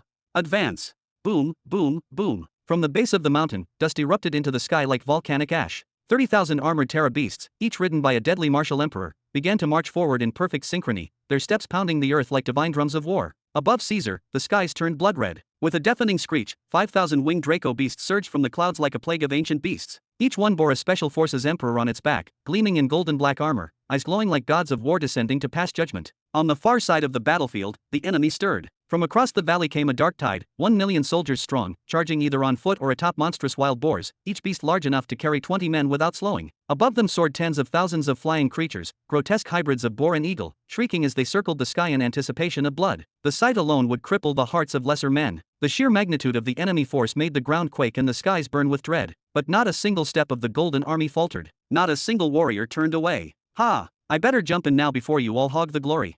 With laughter booming like thunder, Raiden launched himself from the mountaintop, his body a streak of lightning as he plummeted toward the battlefield. He landed with earth-shaking impact, then raced to the very front of the vanguard, spear in hand and eyes ablaze. That fat beast leading the enemy? That's dinner for me tonight. But the enemy commander, riding atop the largest of the war boars, didn't flinch. He stood tall on the beast's back and bellowed toward the heavens, his voice a furious roar. Saar. Today I take your head. Your whole army will be buried under my heel. Heh, ahahaha. Back at the summit, Caesar let out a wild, fearless laugh. He drew forth his massive obsidian glaive, slid his black helm over his brow, and charged forward, leaping into the void like a falling meteor, a god of war descending upon the battlefield. Come then, claim it. Mu'uta. Chapter 1324. 159 years after Robin reached the mid-belt, somewhere within mid-sector 99. That is the full report, Supreme Guardian. The Shadow Sword lowered his voice respectfully as he finished his briefing, then raised his head slightly, just enough to catch a glimpse of the towering presence before him. The figure radiated overwhelming pressure, like a dormant volcano. The Shadow Sword quickly lowered his gaze again. We apologize for the delay in transmitting the latest reports. Cross-sector communication is only viable through the Soul Society. Even then, the Society demands an exorbitant fee for direct, uninterrupted data transfers. No matter. The figure before him reclined atop a raised obsidian dais. Nearly 3 meters tall, the man's body was a sculpted force of power, lean but muscular, carved like a statue of war. His dark armor was thin and flexible, its translucent surface revealing taut muscles beneath, like a predator at rest. He was none other than Halak, the supreme guardian of the Empire, one of its most feared beings. So, has that boy, Caesar, finally subdued his third planet?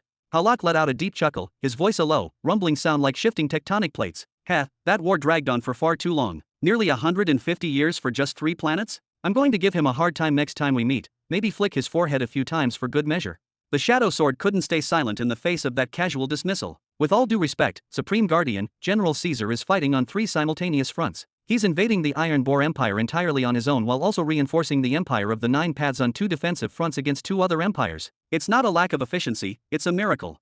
He took a breath, then added, and what's more, he's doing all this with only half of the First Army's full strength. The remaining half is still stationed in the Young Belt, maintaining the momentum of planetary annexation there. To carry out such a multi-front campaign in the Mid-Belt is no trivial matter. Even Supreme General Aru and Supreme General Sakar have started to show envy. Nearly every day, they send formal requests to headquarters, asking for permission to participate in the Mid-Belt conflict. The Shadow Sword lowered his gaze again and spoke solemnly. The Lady of Headquarters has already submitted multiple proposals to the Empire of the 9 Paths, offering military reinforcement. However, they repeatedly refuse, citing insufficient resources to cover the salaries of our high-grade troops. Still, there are rumors, whispers of ongoing negotiations, led personally by our Prime Minister, to grant us territorial rights over certain affiliated planets in exchange for the deployment of the Third Armies. Tisk. A bunch of nonsense, Halak scoffed, lifting his pinky finger and lazily scraping at his teeth, as if the fate of empires was little more than an after-dinner conversation. If I sent just a handful of my boys to one of those planets, they'd have it cleared before sunset. Please, don't. The Shadow Sword instinctively raised both hands in alarm, the image of a scorched planet flashing through his mind. The Imperial Guards must never reveal their full might unless absolutely necessary.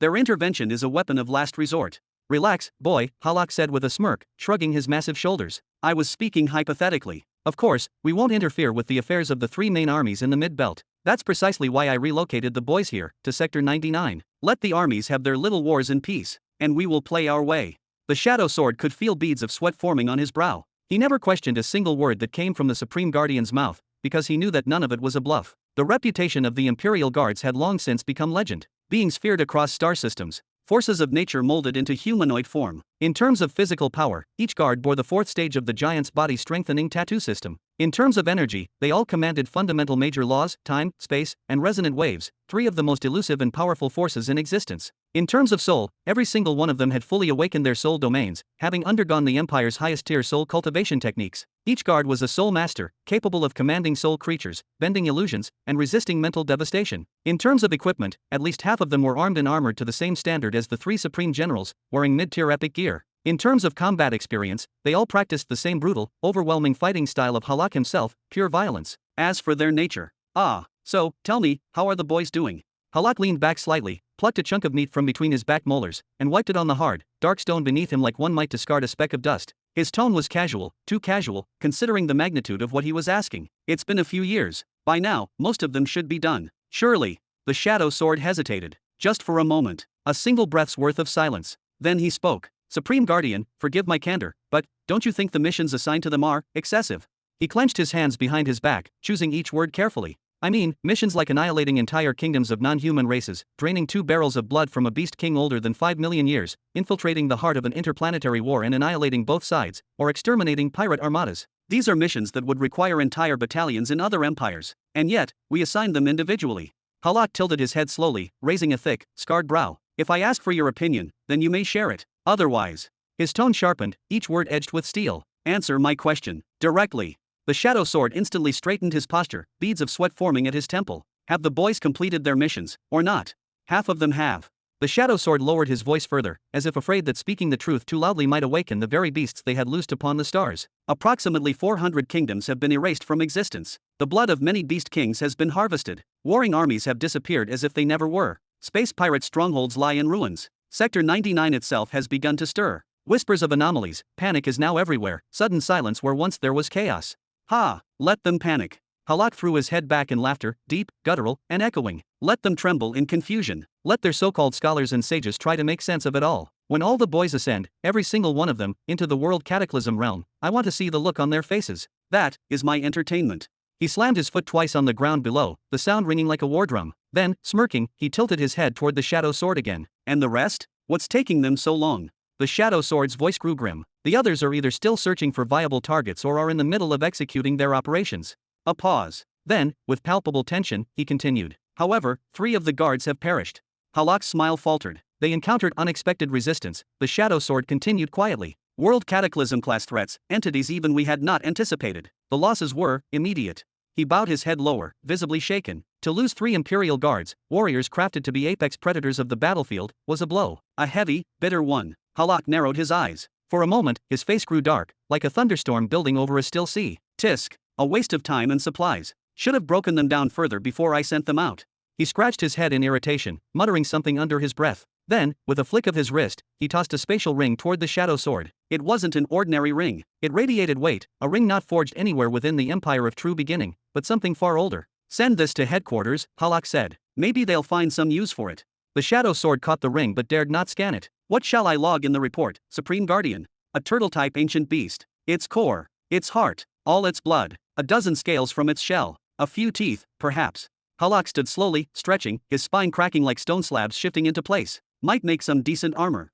Then, with a single stomp, bam, he vanished. Not a trace. No light. No explosion. No residual ripple of power. Only silence. And then, the shadow sword noticed something. The ground. The floor Halak had been sitting on just moments ago, wasn't ground. It had eyes. And a shattered mouth. The shadow sword instinctively stepped back and looked around, heart pounding as he tried to make sense of the size. And it struck him. This wasn't a platform. This was a head. A colossal, ancient head. His vision widened in horror as he realized what lay beneath his feet. A creature, no, a beast. A hybrid of turtle and gorilla, titanic in scale. Its body stretched nearly a full kilometer from skull to tail, its massive shell so vast and domed that it could have shielded an entire city. And now, it was empty. No soul, no life, no consciousness. Only flesh and blood remained within. It had been hollowed out, destroyed. And judging by the scene, by the undisturbed shell, by the singular crater of impact on its face, it had been killed in one strike. One blow. One punch. Chapter 1325. 167 years after Robin entered the mid-belt, mid-sector 101. Drip, drop, drip. From his torn fingertips, blood trickled down, not in mere drops, but in mournful streams, as if the very soul of the body was weeping through its wounds. The earth, thirsty and cursed, drank it in greedily, only to spit it back out like a venom it could not digest. Huu, huu. His breaths came like thunder, ragged, forced, hollow. Through bloodied eyes, half-closed and inflamed from burst vessels, he gasped for air like a man drowning in a sea of agony. He pulled at the air with desperation, as if trying to inhale the sky itself, but his lungs were traitors. They gave him nothing. He tilted his head ever so slightly, and saw it. Or rather, what was left of it. What once may have been a body now lay shattered beside him. Unrecognizable. Horrific. The skull had split open and its contents had mixed with dirt and gravel. The torso looked like trampled dough, a thing beaten without mercy. The face was stripped of its skin, a red, raw, flesh-covered horror. And still, he smiled. Hee. That sound. That twisted laugh. Even lying half-dead in a pool of his own blood, even as the battlefield groaned beneath the pressure of accumulated pain and death, his lips cracked open into a smile so disturbing, so out of place, it sent shivers through the realm of reason itself. His eyes, though dimmed, flickered with rage, like dying embers refusing to extinguish. Then, all at once, his expression calmed. The green flame that once floated around his head flickered out, and his shoulder-long white hair, soaked in blood, fell down like dead silk. He now lay motionless, submerged in his own suffering. He was barely recognizable. But there was no mistaking it. It was Richard. What the hell are you smiling about? His voice was hoarse, barely above a whisper. We burned through every drop of the life energy we were saving dearly. Even the 50,000 units of refined soul force, all gone, wasted in one useless battle. Yeah, but what a damn battle. Suddenly, laughter exploded from his lips. The green flames blazed once more on his scalp, as if mocking the despair. His face contorted into a devil's grin, a mask of madness. Power, my friend, power is what we need. May the heavens never bless the weak. So power justifies slaughter? Even if it means massacring an entire family, tens of thousands of innocent souls, women and children included. Richard's eyes dulled again. His shoulders sagged with 1,000 years of regret. Damn it, it's been over 2 centuries since you last surfaced. I thought you'd finally faded away. Why return now, at the first hint of danger? Are you really going to haunt me forever? Ha, haunt you? You speak as if I'm a parasite inside your mind. The voice echoed through his skull, cold and confident. But I am Richard, the real one. Shouldn't you be the one questioned? This soft, guilt-ridden version of us. You're just a broken reflection. A coward. A silence. Then the voice continued. And let's not forget, I saved us. You hesitated. You pitied that pathetic little girl. Had you ended her when you should have, none of this would have happened. You think mercy has a place in war? You think kindness will shield you when they come to rip you apart? Every time you let your precious morality surface, I have to rise up and clean your mess. You think I'm evil? Fine, but I build us strength. We survive by walking paths made of blood. That's how experience is earned. That's how warriors rise. You call that survival? Richard's voice trembled, but before he could continue, a soft voice echoed from the distance. Feminine, calm, intrigued. Who are you talking to? Richard's instinct screamed. He rose immediately, the green flame roaring atop his head once more. His tattered robes fluttered from the sudden motion, and his bruised muscles tensed for a fight. His gaze sharpened to a razor's edge. Show yourself. Now. Oops. Sorry, didn't mean to scare you.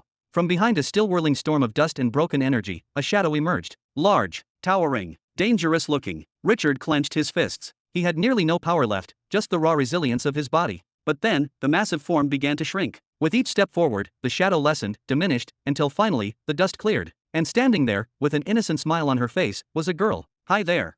A human girl. She barely reached Richard's shoulders, at least 30 centimeters shorter. Her frame was slight, almost fragile. But she didn't look starved or sickly. No, she had just enough softness in her cheeks to give them a faint, healthy blush. She wore a loose, slightly short dress, modest in its form, yet flowing with a simple elegance. Its uppercut left her delicate arms bare from shoulder to fingertip. Her long black hair, tied back in a ponytail, swayed gently behind her like a soft banner in the breeze. Aside from her simple garment, nothing adorned her body, save for a glowing necklace that shimmered faintly around her slender neck. Her face was unremarkable by conventional standards, soft and modest. Large, expressive eyes. Small, tender lips. No extravagant beauty, no striking features. But the faint blush on her cheeks, combined with her petite frame and gentle posture, gave her an aura of innocence that blurred the line between a child and a young woman. Yet something deeper whispered otherwise, an ancient stillness in her eyes that told Richard this was no mere girl. Who are you? What are you doing here? Richard's voice cracked as he staggered forward, trying to spark the green flame above his head, trying to wrap his voice in power and threat. But it didn't work. The flame faltered. His tone remained level, almost calm, as though he were questioning a friend, not an intruder. Even his glare, normally sharp and wild, wavered. Don't be alarmed, the girl said softly, her tone as light as drifting petals. I'm not with them. She took 2 steps forward, her feet barely making a sound. I saw everything from the very beginning. I was in the street that day, when you healed that girl, the one with no legs. Stop, don't take another step. Richard's voice raised, but his body betrayed him, he stepped backward. There's no way. You couldn't have seen everything, I would have sensed you. My sole perception would have caught the faintest movement. You were too preoccupied, she said simply. You wouldn't notice a girl like me. Then, gently, she raised both hands in front of her, palms open. Let me help you, please. Impossible. Even a bird wouldn't have escaped my sole sense. Who are you? The green flame above his head began to dance violently, warning him. His warrior instinct screamed strike now. But something held him back. Her eyes. They weren't sharp. They weren't threatening. They were sincere. Direct. Deep. They looked into him, not at him. I was watching the whole time, she said, stepping forward again. I saw you in the market, when your heart broke for that poor beggar girl, when you knelt and healed her with your green flame. I saw the moment the planet's spirit confronted you, questioned the flame, and you ran. I followed you through the city gate. Her voice was calm, almost dreamlike. I saw how you tried so hard not to fight. You didn't want a meaningless battle. You only wanted to help the child. Stay back. Richard's flame whipped in the wind. His feet moved again, backward. I was there when the planet's owner sealed the space portals. When he mobilized his armies to trap you. I watched as he captured the girl, used her to threaten you. He knew you'd lose control.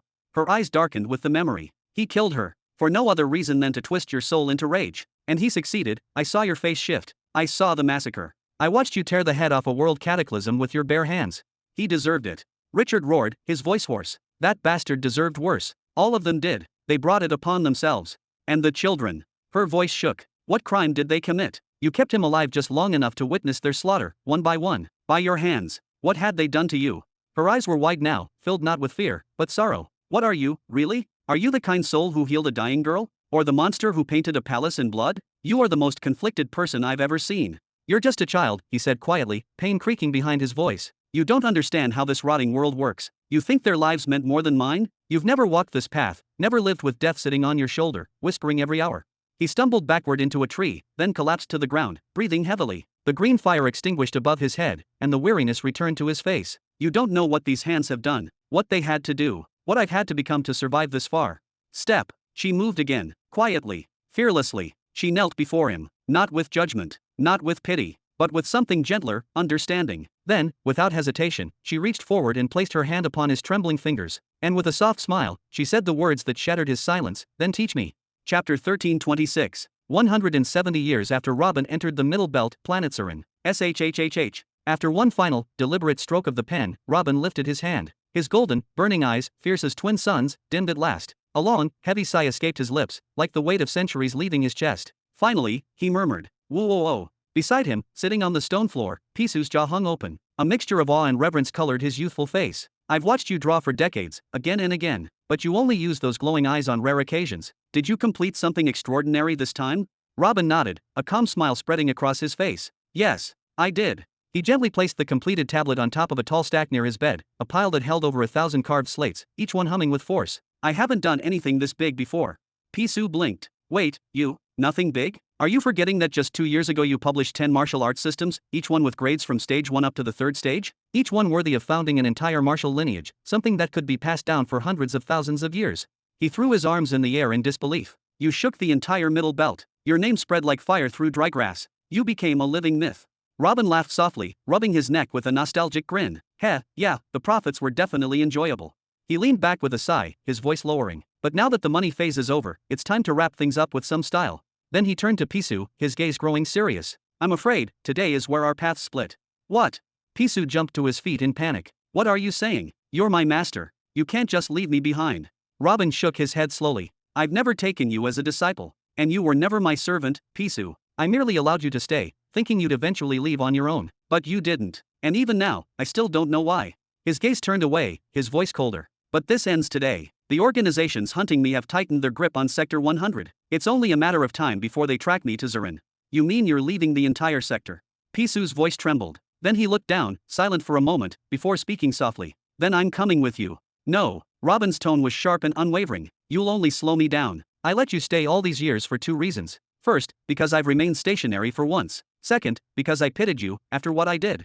He waved dismissively. "But it's been nearly 170 years, Pisu. That's more than enough. Go home. Return to your family. That humanity you once tried to steal from me to save, it's still calling you. Answer it. And who could serve humanity more than you?" Pisu dropped to his knees, his voice cracking with desperation. "Yes, I followed you at first out of confusion. But once I realized who I was following, I understood. There's no doubt. You are the next great truth chosen." He rushed forward, his arms wrapping around Robin's leg, clinging like a man drowning at sea. "Please, let me serve you. Please. This is my destiny. Fate gave me this chance, don't take it away from me." The words poured out, frantic and sincere. "I'll carry your bags. I'll fetch your supplies. I'll build you soundproof domes to protect your thoughts. I'll massage your shoulders, gather new disciples, anything you need." His eyes shone with raw devotion. "If you want me to recruit new followers from the Mazer family, I can. Just give me 2 weeks and you'll have dozens. I have my ways, I won't even reveal you as the great truth chosen." Robin rubbed his temple, sighing again. "You're making this sound way too official." Then his voice softened, as though speaking a painful truth. "I won't be the great truth chosen until I reach the 5th stage officially, and honestly, I don't even know if I'll live to see that day." As the days passed, Robin began to fully grasp the overwhelming disparity between the 4th and 5th stages of the law of truth. He recalled when he first uncovered the essence of spacetime. Back then, he was merely a saint. Yet even in that stage, he had felt it deep within his soul, that one monumental discovery, one glimpse into a grand cosmic truth, would be enough to carry him not only through the entire sage realm, but perhaps even act as the catalyst for his leap into the martial emperor realm. And it had done just that. That 3rd stage comprehension of the spacetime law had been one of the central reasons he had ascended to such heights. But now, things were different. This time, he had uncovered the 1st stage of a master law, a law as complex and as vast as spacetime. Not only that, but he had also advanced in several other master laws, hoping that spreading his mastery across multiple truths would accelerate his progression. He had believed this multifaceted approach would bring him closer to the long-awaited breakthrough. And yet, he still felt no closer to piercing through the barrier of the 5th stage. Robin slowly turned to face Pisu, a tired breath escaping his lips. "After today's auction, I don't know where I'll go next, nor what kind of trials await me," he said quietly, his voice thick with burden. Then his gaze shifted, firm and resolute like polished steel. "But I do know this, the path ahead will not be easy. If you truly intend to follow me to the bitter end, then prepare yourself, not just for pain or hardship, but for death itself." Pisu's mouth opened instinctively. "Of course, But Robin raised his hand, cutting him off with a silent command. "I'm about to enter the Soul Society," he said with calm finality. "You have until I open my eyes again to make your decision. If, when I return, you're still sitting here in this room, then that means you've willingly turned your back on everything you once were." His voice became gentle. "It means you'll follow me not with hesitation or obligation, but with your entire heart and soul. Then I will allow you to take a soul oath and follow me formally. And if you choose to leave," he gave a faint nod, "I'll understand. Completely." He patted the young man's shoulder with a soft, almost brotherly motion. Go, do the math. For the first time, Pisu truly saw the gravity behind Robin's words. The weight of his decision crashed over him like a tide. Weakly, almost inaudibly, he whispered, "Understood." And then, with heavy limbs and a conflicted heart, he went and sat in the corner of the room, alone with his thoughts. As for Robin, he smiled faintly to himself. Then he exhaled, a long and steady breath, before closing his glowing eyes and settling into a meditative posture. Whoa! Within Robin's soul domain, before the sacred sapling, Robin lifted his hand gently and touched the mirror before him, its surface shimmering faintly under his fingers. Then, without a word, he placed it behind his back once again. VMMMMM. The mirror came to life, glowing with an ancient hum of power. A radiant fairy appeared on screen, her usual bright smile greeting him as a sterile white background shimmered behind her. You look prepared for more, Mr. Human. Have you come to craft a remote bidding avatar to act on your behalf today? No, I intend to attend the auction personally.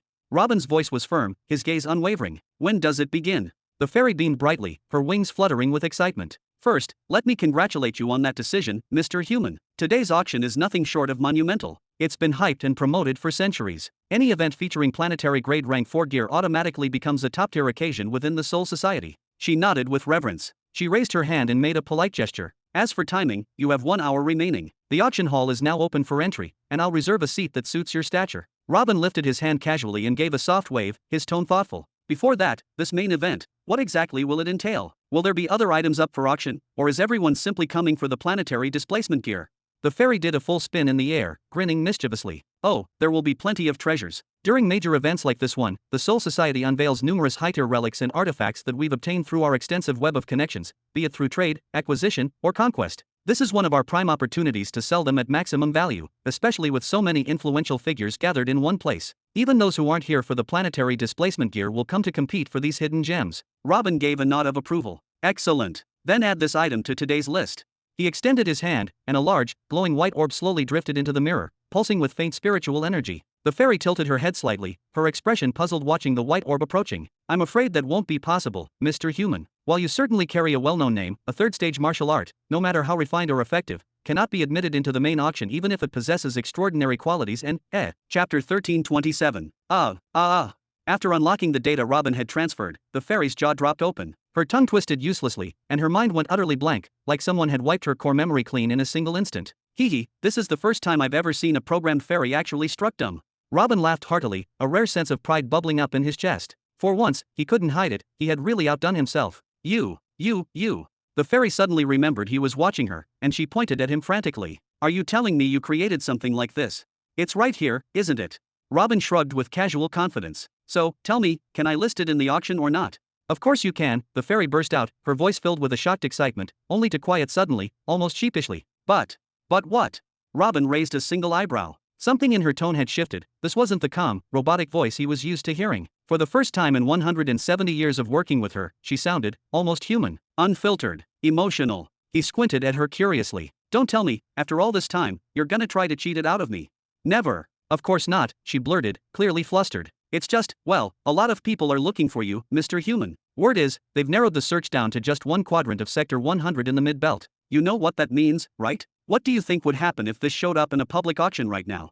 You mean to tell me, you're passing up profit all of a sudden? Robin chuckled in disbelief. Didn't see that one coming. We're just trying to protect our most valuable partner, that's all. Trying to make things easier for you. She clapped her tiny hands together sharply, as if sealing a deal. So here's the offer, we'll buy the blueprint directly from you. 400 million pearls. She smiled at him, eyes gleaming. That way, you get your payout instantly. No exposure, no risk. Clean and safe. Robin's eyes narrowed slightly. No thanks. I want it in the auction. He spoke with finality, waving his hand in refusal. Yet inside, deep in the back of his mind, all began to stir. A fourth-stage planetary artifact would normally have an opening bid around 70 million pearls. Even cutting-edge planetary array blueprints that could double conquest efficiency across the universe were priced at 8.5 million in the store. But this thing was apparently worth 400 million to them without negotiation? 450 million, she tried again, almost pleadingly. Stop. Robin shook his head with a small sigh, rubbing the back of his neck. This isn't about money. Not this time. He paused, then added with unusual gravity, I'm taking a long break from selling in the Soul Society. So I want the last thing I release to be unforgettable. I want the name Human to echo, loudly, to leave a mark. Something big, something that will make them remember. Do you understand? Why, she blinked, genuinely confused. Aren't you supposed to be hiding? Laying low? I thought you'd try to spread rumors, say you stole all these techniques and arrays and you published them all to throw them off your trail? Maybe even fake your own death and disappear completely. Ah, yes, that would be the rational move, wouldn't it? That's what a sane person would do. Robin laughed, loudly and without shame. But what can I say? I'm a glory-hungry bastard. I like the spotlight. I like the noise. He grinned, then turned toward the mirror and pointed. Add it to the auction list. Tonight, everyone in the mid-belt will know the name human. Tonight, I'm sending a message. As you wish, the sprite sighed, defeated but compliant. I'll begin preparations immediately. Would you like to teleport to the auction hall now? No, you go ahead first. Robin's grin faded slightly into something more thoughtful, almost solemn. I'll head to the Chamber of Truth, one last time. The Hall of Truth. Ho ho, came the coarse, almost raspy laughter of the elder with the dark, dog-like head. His aged eyes squinted in amusement. You've been lingering here more and more these days. One might think you've grown attached. Mind your own affairs, grunted the other figure, whose head bristled with spiked hair like a crown of thorns. His gaze remained fixed on the glowing interface before him, the shifting data reflected in his eyes. He didn't bother to raise his head, didn't even acknowledge the elder's tone. It was obvious, he had no intention of making small talk. Ho ho, the old one chuckled again, his voice like gravel over stone. I mean no offense. I just understand your new interest. After all, that metal-faced guy, he calls himself human, doesn't he? He's turned the entire martial arts market upside down. It's only natural you'd be watching closely. Don't you find him suspicious? The spiked-haired one suddenly snapped, his tone laced with barely restrained irritation. The guy hasn't picked up a single official task from this hall. Not once has he tried to craft a sigil or draw a diagram here. Yet he floods the shops with creations, martial arts, array schematics, talismans, even cultivation techniques, like a bottomless spring pouring out of nowhere. I did have my doubts too, the dog-headed elder admitted with a thoughtful nod. At first, I figured it might be a strange coincidence, until I personally verified his name through the control panel during his last visit. He is human. Otherwise, I would have bet my tail it was someone else. Tisk. He reeks of mystery, and I don't trust it, the other man muttered with clear disdain. But let him have his fleeting fame. Let him gather his little wealth. In the end, he'll be just another overconfident youth, no different from the dozens who came before him. Let's see how long he lasts. His voice grew colder, almost venomous. If he survives long enough to sell even a single fourth-stage martial art, then we'll talk about competing with me in the martial arts market. His words carried weight. During his long and storied career, he had successfully crafted not one, but two martial arts of the rare and revered fourth stage, each one a masterpiece that still echoed through the annals of combat to this day. People pestered him constantly, begging for a third even in this day and time. You're not wrong, the old one conceded, his voice calm. Still, he's young, time's on his side, and frankly, I should be relieved. Neither you nor him have ever shown the slightest interest in the pill market. That's one battle I'm not ready to fight. Heh, the spiked-haired one finally looked up, lips curling into a wry smile. Didn't he release those rune patterns to optimize elixirs and refine third-stage pills, old man? I'd say he just butchered at least a quarter of your profit margin without even trying. Before the old dog-headed man could retort, a soft but confident step echoed through the chamber. A new voice followed, crisp and calm, tinged with amusement. Oh, sounds like I've stirred up quite the commotion just by being around. Maybe I owe everyone an apology. Ho ho. Brother human, in the flesh, the elder turned to greet the newcomer, his smile warm but observant. We haven't seen you here in, 50 years? I'd assumed you'd settled into life selling wares in the market. Tisk, the spiked one scoffed but didn't look up. His fingers continued dancing across his interface like nothing had changed. How could I ever abandon the Chamber of Truth? Robin said with a gentle smile, striding forward with composed ease, hands clasped neatly behind his back. I learned so much within these walls. Even now, simply watching the complex troubles people bring here, it sparks inspiration in me. Then perhaps it's time you started solving some of those problems, the spiked man shot back, a sneer curling his lips. True skill lies in solving difficulties, not mimicking brilliance and rebranding it as your own creation. Robin paused, slowly turning to face him. He raised a single brow, not in anger, but with a trace of amusement that edged into challenge. Perhaps you're right. Maybe I should start listening to you more carefully. I'm sure someone like you, who practically lives in this room, has completed dozens of missions by now. Yes. Dozens. The man with the spiked hair laughed out loud this time, an honest, mocking sound that echoed across the stone walls. You really don't understand how this place works, do you? You think the kind of people who pay millions in pearls are doing so for quick fixes and trivial errands? Ha! You've read the requests, haven't you? Every single one. And still, you haven't completed even one. He pointed straight at Robin, voice rising with raw accusation. You, the newborn brat who thinks the title of Truth Chosen is just some flashy badge. You believed it was about using your bright eyes to look around like an idiot. But the moment you entered this room and saw what real problems a Truth Chosen has to deal with, you turned and ran. Chapter 1328. Robin gave a slow series of nods, his gaze still unwavering, his tone contemplative. Hearing this, I don't quite understand something. He folded his arms, pausing a moment for emphasis. If you're not here to complete many of the requests, then what is it that keeps you lingering in the Chamber of Truth day after day? This place isn't some idle lounge for meditation, it demands a steep toll. He took a slow step forward, as if the air itself had grown heavier. Every 300 hours you spend here burns through resources few can afford. And that's only the financial cost. His eyes narrowed slightly. Remaining inside the hall this long leaves your physical body unguarded, disconnected. Unless your soul is strong, too strong, you are left dependent on others to protect you in the material world. Others who could, at any moment, decide your death is worth more than your life. Robin's voice now carried a sharper undertone, not threatening, but cutting through the room like a scalpel. And even if you survive the betrayal, even if your consciousness doesn't collapse somehow, the long-term cost? The slow erosion of coordination between your soul and flesh. Eventually, your grip falters. Your fingers tremble. And when you try to draw something on actual parchment with actual ink in the real world, your hand disobeys. It hesitates. It forgets. The spiked-haired man sneered, raising his chin defiantly. Tisk. I'm starting to believe that rumor going around. He leaned forward. They say you stumbled upon the hidden legacy of an ancient truth chosen. Is that the source of your precious insight? Are you nothing more than a scavenger fattened off another man's glory? His voice took on a bitter rhythm, each word sharpened like a knife. Is he the one whose techniques you've been peddling off as your own? Just another fool who found a relic and decided he was a genius. Robin didn't flinch. His expression remained still, too calm. But the spiked-haired man's voice rose again, more agitated now. You really don't get it, do you? Only in the soul domain can you truly draw. Here, we are free to try anything. No concerns over rare inks or delicate scrolls, no artificial constraints. And here, inside the chamber of truth, the soul force is even purer, cleaner, truer than our own soul domains. He gestured around him dramatically. Where else can you find such stable resonance between thought and form? Even our own soul domains aren't this precise. He wasn't entirely wrong. In the wider world, even a single martial manual often required a vast array of materials, specially crafted papers aligned to different laws, enchanted inks made from rare beasts or stardust, brushes soaked in liquid soul essence, and any runes that tied into multiple disciplines, such as formations that enhanced elixirs or pill alchemy, could demand the synchronization of several laws. Mistakes weren't forgiven. Here, they could be explored, even undone. Robin stood before him now, a few feet away, but didn't meet the man's eyes. Instead, he stared directly at the projection board in front of him, ignoring the heavy hostility in the room. A martial art fusing two minor laws from the paths of clarity and water, classified as Stage 3. A decent concept. His voice remained even, clinical. It would serve well for a planetary-scale empire managing murky or polluted water worlds. Practical and sustainable. A rare combination. Then Robin tilted his head just slightly, as though examining a broken cog in a machine. But you've misaligned the fusion sequence. The laws don't synchronize under your current structure.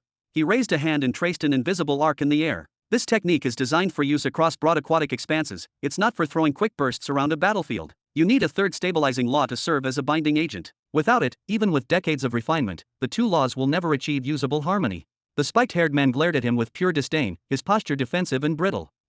So now you're here to steal this idea too? Just like you skimmed through our request boards, plucking out fragments of inspiration and leaving the rest to rot. His voice dropped in accusation. Don't even try. This is my final design. You won't understand it, no matter how much you pretend to be a visionary. Robin didn't respond to the insult. Instead, he looked at the board again, longer this time. Then, with a quiet breath, he lifted a hand. A pen full of soul ink formed between his fingers, materializing out of nothing, and he began to draw. The audacity of the act stunned the chamber into a frozen stillness. The spiked-haired man's fury exploded. He slammed his palm on the table with a boom, nearly cracking the surface. What the hell are you doing, you arrogant little? He lunged toward the console, his fingers flying toward his personal control panel to flag a violation, a formal report of design tampering, but then he stopped. His eyes caught the strokes appearing on the board, and for reasons he couldn't quite explain, he didn't press the button. Robin's voice echoed through the silence like the chime of a bell across a canyon. In my view, he said softly, there are only 8 absolute truths in all the cosmos. The master laws, those that predate creation itself. Everything else, every technique, every principle, every so-called truth, is relative. He drew another arc, his hand as fluid as the law of motion itself. Relative to how you perceive it, how you apply it, how you merge it.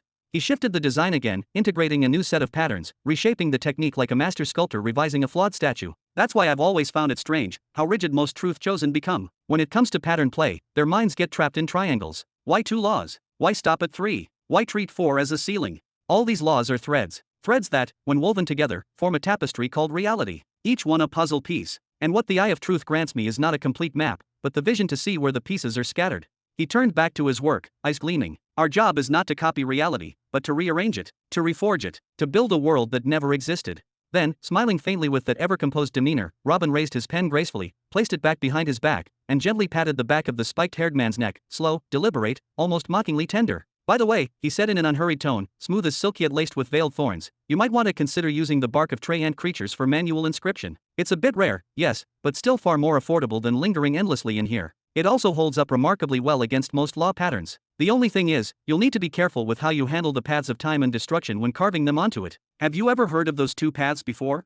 The spiked-haired man's eyes flew open, pupils dilating. Slowly, almost as if under a spell, he raised the drawing in his hands, his movements oddly reverent, almost entranced. It was clear Robin's words had faded into the background, replaced by the overwhelming sight before him. The martial technique was complete, and more than that, it had evolved. A third law had been fused into its very structure, one that lifted the power, range, and depth of the technique to an entirely new level. This was no longer a third-grade martial art, it was something more. Something valuable. With that refinement, its price had surely doubled, if not more. Robin, without even sparing another glance, turned his back on the man and walked slowly in the opposite direction, calm and composed like a scholar leaving his scrolls behind. As he passed, his gaze lifted to meet the old dog-headed man. "There's a rumor spreading," Robin said flatly, yet every word rang with tension. "They say I've been sighted in Sector 100. That's all. No context, no additional details, just that one detail. Do either of you happen to know anything about it?" "Ha, I'm afraid your tongue runs too freely, metal face. That's becoming a real issue," the old man muttered, a chuckle hiding something sharper beneath. "Oh, but this particular slip," Robin said as he tilted his head slightly, his voice now carrying a crisp chill, "only occurred here, and only in the presence of you two." From behind the silver mask, a cold smile formed. He stopped, turned just enough to let his gaze dance between the two men, the old dog-headed one and the youth with spiked hair. Then he calmly raised both hands, pointing at both. "One of you let it out," he said, voice calm like still water, but something dangerous lurked just below the surface. He folded his hands behind his back again. "And one of you will face the consequences." "That's unbecoming, metal face," the old man growled, his face tightening with suspicion. The spiked-haired man's face twisted, rage bubbling to the surface. He slammed the drawing board on the table again, though this time carefully, almost protectively, making sure not to damage the completed work. "You think too highly of yourself, you arrogant brat. Who would bother wasting time leaking some meaningless scrap about you? Go snoop around, find the gutter where your loose lips flapped." Robin simply gave a quiet chuckle, as if he were listening to a child throw a tantrum. "I'll show you exactly how high I am today," he said, voice now edged like sharpened glass. "Think of it as a farewell gift."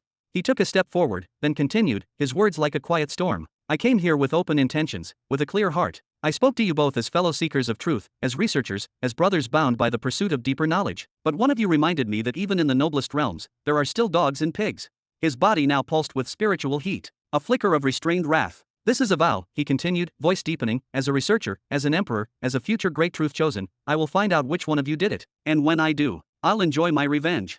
He paused for one final breath. "And then I'll forget you the very next day." With a fluid movement, Robin summoned his control panel into being. His voice now rose slightly, addressing the room's guardian spirit, his words clear for both men to hear. "Our friend here has finally completed one of his long-lingering tasks. I'm sure he'll want to pick a new one soon. Cancel our arrangement, let him choose freely from the remaining requests." Then, slowly, he turned his face toward the spiked-haired man, his eye behind the mask like cold lightning. "Goodbye to the lucky one."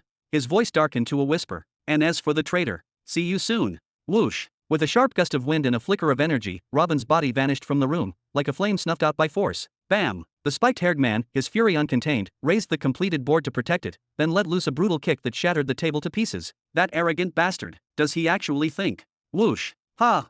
Both men turned their heads sharply. A single request scroll on the wall, one of the many that filled the Hall of Truth, vanished in a flicker of golden light. "What the hell?" Whoosh! Whoosh! Whoosh! Whoosh! Whoosh! Whoosh! Whoosh! Whoosh! Whoosh! The four mighty walls, once covered in scrolls of ancient origin, crafted over hundreds of thousands of years by countless scholars and requesters, were emptying before their eyes. One by one, the requests disappeared into nothingness. The dog-headed elder rose to his feet in silence. The spiked-haired man, expression drained, sank slowly into his chair. And for a long, agonizing moment, silence reigned in the chamber of truth. A silence that hurt. Chapter 1329. Just a minute later, in the grand hall, Robin spoke. His voice was cold and tinged with frustration. "Oh fairy, if a high-level request is made to the Chamber of Truth, present it to me directly, or at least forward a copy to my control panel. I have no intention of stepping foot in there again until I've identified the one responsible." Though a metallic mask concealed his face, the simmering anger in his voice was unmistakable. "Are you certain someone is trying to frame you, Mr. Human?" the fairy asked hesitantly, trying to force a soft, comforting smile. "You are all chosen by the truth itself, the elite minds of the universe. Don't you dare compare me to the others." Robin's eyes flared open, pride radiating from his very core, an ancestral pride that seemed etched into his very bones. "I'm not entirely certain one of them is behind it. Perhaps the rumor found its way out through some other means. But I couldn't afford to sit idly by. I had to test them. I leaked an additional piece of information in my conversation earlier. If that intel makes its way into the outside world, it will confirm without a doubt that it was one of them. And if I catch the culprit after that..." Crack! His clenched fist trembled with tension, the sound of bones grinding echoing faintly in the air. He then let out a long breath, relaxing slightly, and gestured with a flick of his hand. "You said you'd take me somewhere optimal to observe the auction. Let's get on with it." Sensing his fragile emotional state and choosing not to provoke him further, the fairy responded in a respectful, calm tone. "At once, Mr. Human." Whoosh! In the blink of an eye, the entire world around Robin shifted. The cold stone floor beneath him vanished. The oppressive stillness of the grand hall gave way to a new, vibrant scene, familiar, yet impossibly fantastical. Buzz, buzz. The sound of a vast, murmuring crowd filled his ears. Before him now stood a majestic platform, an enormous stage glowing with subtle light. Beyond it stretched an immense amphitheater, the seating arranged in grand, sweeping rows that climbed higher and higher, seemingly reaching into the heavens. So, this is the Beltwide Auction Plaza. Robin whispered, eyes wide. It's incredible.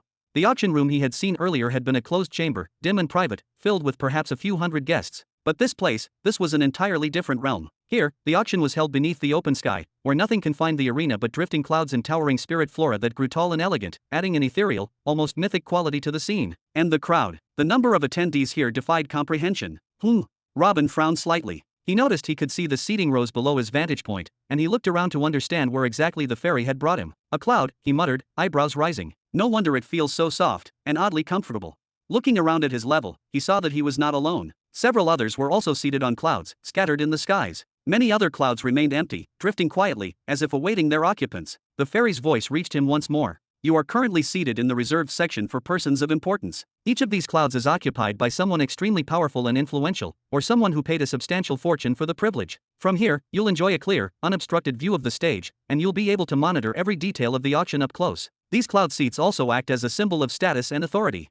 She paused, then added with a touch of pride, you may remain as you are, fully visible, or you may activate your concealment and remain hidden within the cloud. As long as you're in stealth mode, using it, no one, not even through the control panel, can discover your alias. Perfect, Robin said, a satisfied smile curling his lips. Activate stealth mode, then. He didn't want any unnecessary attention today. Not even the hint of it. There was only one goal, win the gear, then vanish. As you wish, Mr. Human, the fairy said gently. The auction will begin in just a few minutes. Until then, you are free to do as you please. Once the bidding starts, you'll be able to submit your bids directly via your control panel, silently and without the need for hand gestures or verbal calls. However, do note that the cloud or seat of the current highest bidder will light up to indicate their status, and their auction number will be displayed publicly on the panels of all attendees.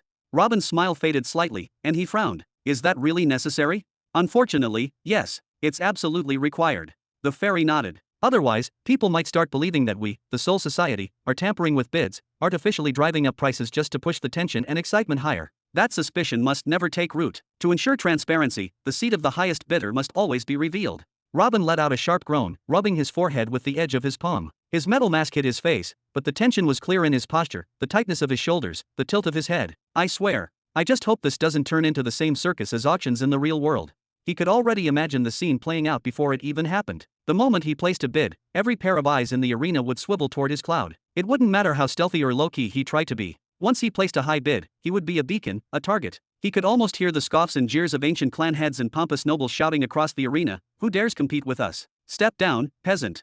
Sadly, we cannot suppress human nature entirely, the fairy replied gently. But the system does offer ways to protect your peace of mind. As long as you remain in hidden mode, you will be invisible to others. No one will be able to query your alias through the control panels. Furthermore, you can activate silent mode. That will mute all external communications. She smiled politely, then dipped into a graceful curtsy. Now then, Mr. Human, I shall take my leave and allow you a few moments of solitude before the auction frenzy begins. You have 15 minutes. Is there any final request you'd like to make before I depart? Robin hesitated, then nodded slowly, a glimmer of amusement flickering in his eyes behind the mask. Actually, yeah, there is one thing.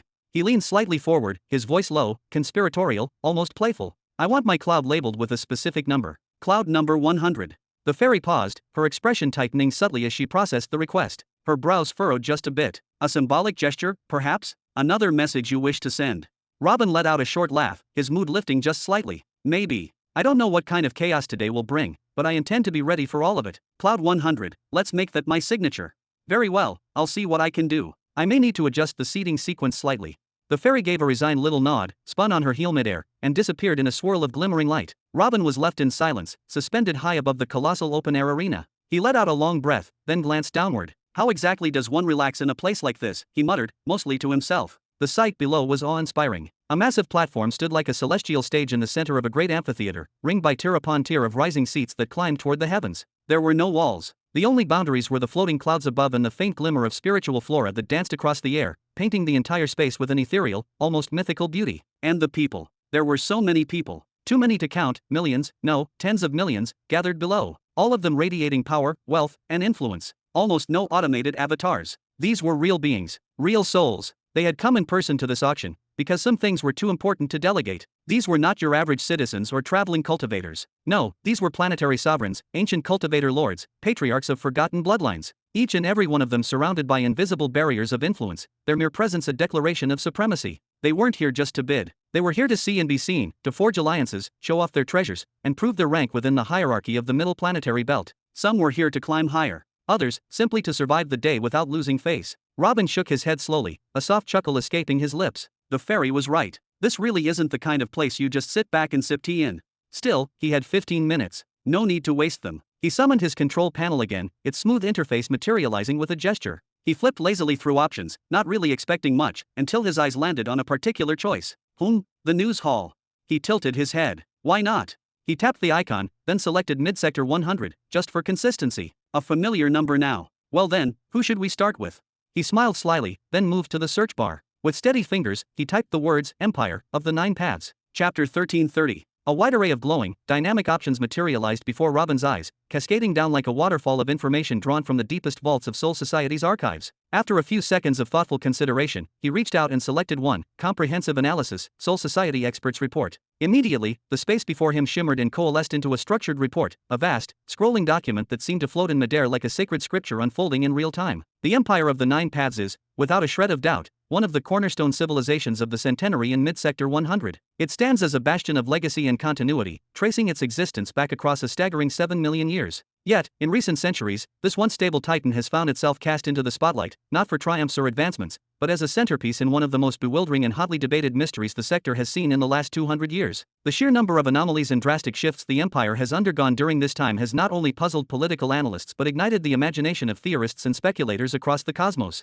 2 centuries ago, the Nine Paths Empire came under intense, coordinated assault by the formidable Centennial Twilight Spectrum Empire, a rising star among the centenary powers. In just 1 century, 6 planets were torn from their control. Furthermore, they were harried and flanked on no less than 6 different military fronts against 6 different empires, leaving them fractured, destabilized, and seemingly incapable of mounting a cohesive defense. At that time, projections from leading military think tanks within the Soul Society grimly concluded that the Empire might lose nearly half of its territory before it could recover. But, against all odds, the Empire defied these predictions in dramatic fashion. Amidst the chaos of the secondary fronts, a mysterious new force suddenly appeared on the battlefield. These were not ordinary soldiers, but highly disciplined elite troops clad in radiant, full-body armor, golden with accents of deep black, colors never before associated with the Nine Paths military tradition. Their arrival changed everything. Not only did they halt enemy advances on 3 out of 6 flanks, but they went on the offensive and conquered 4 planets belonging to the Ironbore Empire, the latest of which was claimed just 2 years ago. To this day, the origins of this army remain a complete enigma. What is certain, however, is that they are not a native force bred from within the Nine Paths Empire. Their armor is unlike anything documented in the Empire's extensive armory records. Their combat styles are highly unorthodox, and their commanding officers wield laws and techniques that have never been observed among traditional Nine Paths cultivators or soldiers. They are all rune knights using epic gear. And perhaps most notably, they are all human. This fact alone has fueled rampant speculation. The dominant theory is that the Nine Paths Empire has gained a powerful external benefactor, an unknown entity that has chosen to support it from the shadows. But as of yet, no one knows who this mysterious ally could be. Robin raised his eyebrows and gave a small nod of approval. 4 planets secured already, huh? Last I checked, we only had 2, that's some impressive progress. Not bad at all. The report continued, now shifting toward the conflict that had gripped the attention of every strategist and war enthusiast across the star systems. Turning now to the ongoing war against the Centennial Twilight Spectrum Empire, a conflict that has become a centerpiece of galactic military discourse, an even more baffling development has occurred. Following the Centennial Twilight Spectrum Empire's successful annexation of 13 planets from the Nine Paths Empire, one of the 9 Great Halls, the Hall of Heat, unexpectedly erupted in defiant rebellion.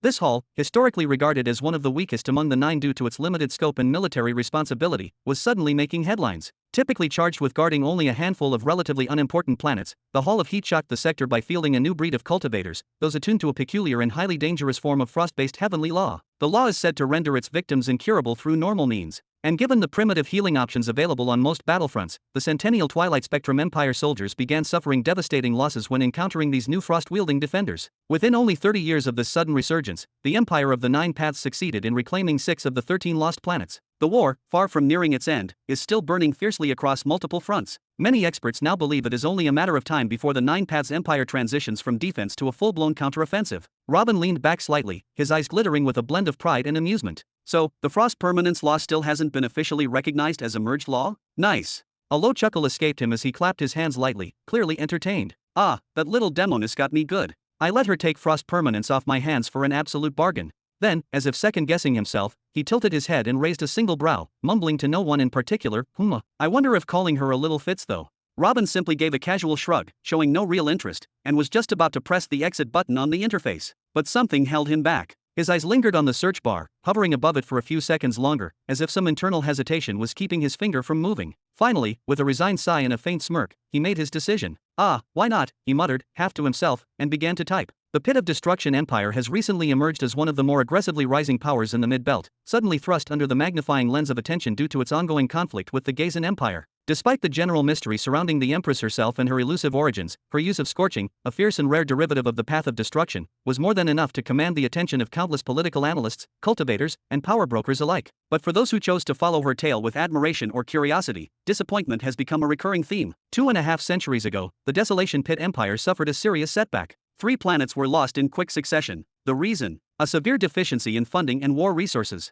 This abrupt collapse caused their holdings to drop to a mere 22 planets. Emboldened by this obvious weakness, the Gazan Empire escalated their aggression, pressing the advantage. Curiously, and alarmingly, the Empress failed to make any appearances during this dire period. Over the course of nearly a century and a half, 7 additional planets were taken from them with little resistance. Only 50 years ago did the tides begin to turn. When the Gazan Empire made their boldest move yet, advancing toward the heart of the empire, the pit of destruction itself, the Empress finally surfaced. With a sudden display of overwhelming power and leadership, she repelled the invaders and gradually eased the mounting pressure on the remaining territories. The empire eventually stabilized at 15 planets. However, the war still rages on, and the horizon remains bleak. No signs of recovery or resurgence are currently in sight for the young sovereign. Almost every military analyst agrees that if the Empress wishes to protect what remains of her dominion, she must forge a strategic alliance soon. Whether through vassalage, marriage, or financial partnership, support is crucial. And while she has indeed received multiple offers, ranging from political unions to full subjugation, insider reports state that she has stubbornly refused them all. Tisk, as if that impatient brat would ever understand that she has to find allies in a hellhole like this.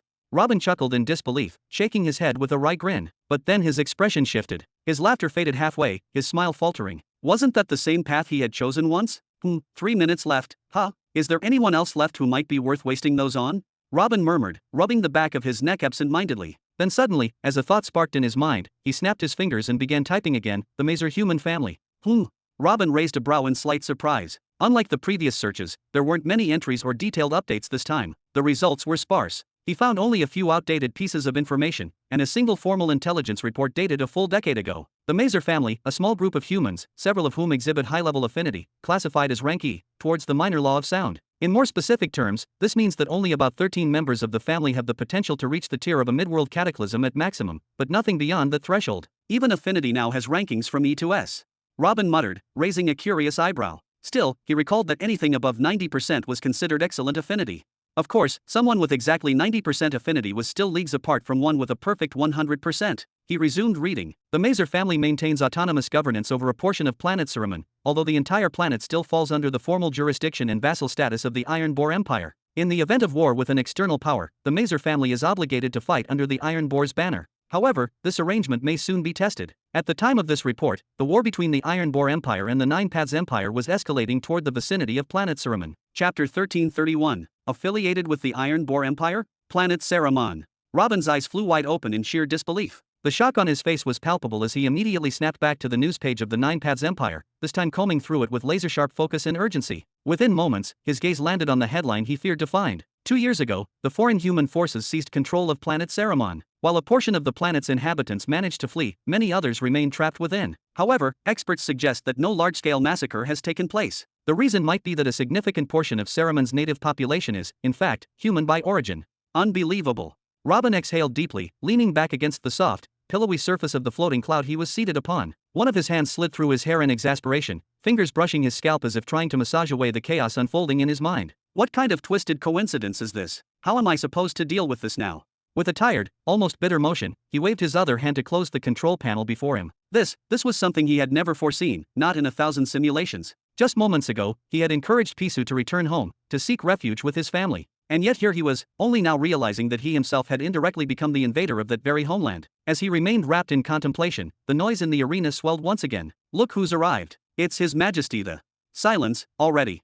Robin cut the roar short, his voice firm as he gently motioned downward with his hand. In response, the cloud beneath him activated its built-in silence barrier, suppressing the cacophony surrounding him. It was becoming a pattern. Every few minutes, another wave of noise would surge. One distinguished guest after another was arriving, celebrities, legendary cultivators, and renowned figures from the mid-belt, each more famous and powerful than the last. Their presence ignited cheers and praise from even planetary emperors and local sovereigns sitting in the standard seats below. Everyone in attendance had either received personal, elite invitations or paid an exorbitant price in energy pearls to secure their place. And yet, they all treated those seated above the clouds like divine beings, heroes glimpsed only in myths. But none of that mattered. Because today, all eyes were drawn to one thing, the planetary displacement gear of the 4th grade. Greetings, one and all. Welcome to the grandest auction of the recent era. A voice thundered across the arena, imbued with presence and charisma. It was like a ripple of power had shaken the space. Heads turned in unison toward the source. Even Robin, despite the cloud's active noise suppression, heard it crystal clear. There on the central platform stood a man clad in regal attire, his aura impossible to ignore. A mask concealed half of his face, lending him an air of mystery and nobility. His long, silky hair cascaded over his ears and down to his shoulders, and though his appearance suggested middle age, the ageless presence he exuded made time itself seem irrelevant. Before millions of elite attendees, the man stood with the relaxed confidence of someone born to command. He didn't simply occupy the stage, he owned it. Fairy, Robin whispered, eyes narrowing slightly. Who is that? That is Lord Morvel, came the soft reply as the fairy materialized beside him from thin air, her voice laced with reverence. He is the grandson of the legendary Morpheus the Dreamer himself, and the current high overseer of the Soul Society. The actual grandson of Morpheus the Dreamer. Robin repeated under his breath, eyes locked onto the man radiating calm authority down below. There was no mistaking it, this was a nexus tier existence at the very least, one not only powerful but deeply entrenched in the upper echelons of influence. The fairy nodded gently, a smile dancing on her lips. Indeed. He rarely makes public appearances, let alone to host auctions. But today is a special occasion. Ah, I see. Of course, because of the planetary displacement gear, Robin murmured, nodding as realization dawned on him. That makes perfect sense. It's not every day that a 4th grade planetary artifact goes up for auction. I reviewed the entire auction list, there's no mention of any other 4th grade artifact. That means, realistically, no such item will be sold again for at least 3 more centuries, right? Robin leaned forward slightly, eyes gleaming with focus as he absorbed the gravity of the moment. You may say that. It's true that we rarely ever sell 4th grade artifacts. Sometimes, you might wait an entire millennium before one even surfaces, and sometimes, one appears, but its owner insists on an immediate, private transaction. These matters are beyond prediction. The fairy gently shook her head, her translucent wings fluttering slightly, catching the shimmer of the surrounding ethereal light. Her voice, though soft, carried an almost reverent weight as she added, however, Lord Morvel did not come here today just for that. He altered his schedule to be here in person, for something else entirely. Robin's brows knit tighter, the muscles in his jaw tensing. He was just about to question her further, the words nearly escaping his lips, when that same calm yet authoritative voice thundered once again across the entire Colosseum. Please, I ask for your patience. Your questions will be addressed in time. Lord Morvel lifted both arms in a controlled, measured motion. His gesture, though subtle, radiated command, and like obedient waves drawn by the moon, the restless murmurs of the crowd began to quiet. Realizing he had missed earlier audience questions, Robin quickly waved his hand, deactivating the noise-dampening veil he had previously cast over his cloud. The sound of the arena immediately surged back into his awareness. And just in time, too. A strange, scratchy voice came from a nearby cloud to his left. Ha ha ha. No one's questioning your presence, Lord Morvel. We're simply delighted, honored, even, that you've graced us with your appearance today. That's all. The speaker had a peculiar, almost grotesque appearance, a sharply upturned nose like a hawk's beak, and fingers twisted unnaturally, ending in long, yellowed claws. But surely you wouldn't deny us just a little peek behind the curtain, would you? Just a shred of insight to satisfy our burning curiosity. Lord Morvel's eyes sparkled slightly, and a faint smirk curved across his lips. Since the ever-persistent Lord Demir insists, I suppose indulging you in a minor detail won't cause too much chaos. He turned slowly, letting his gaze sweep across the grand arena, as if measuring every heartbeat present. Then he said, as it turns out, we have a rather unexpected surprise tonight. What is it, Lord Morvel? The words rang out from every direction, a chorus of eager voices, royalty, warlords, magnates, and mystics alike, united in tense anticipation. The Lord of the Spirit Society allowed the silence to stretch for just a moment longer, expertly playing the crowd. Then he said, your curiosity is admirable, nurture it. Let it grow until the time comes. For now, I offer only this, the 4th grade planetary displacement gear is no longer the centerpiece of tonight's auction. What?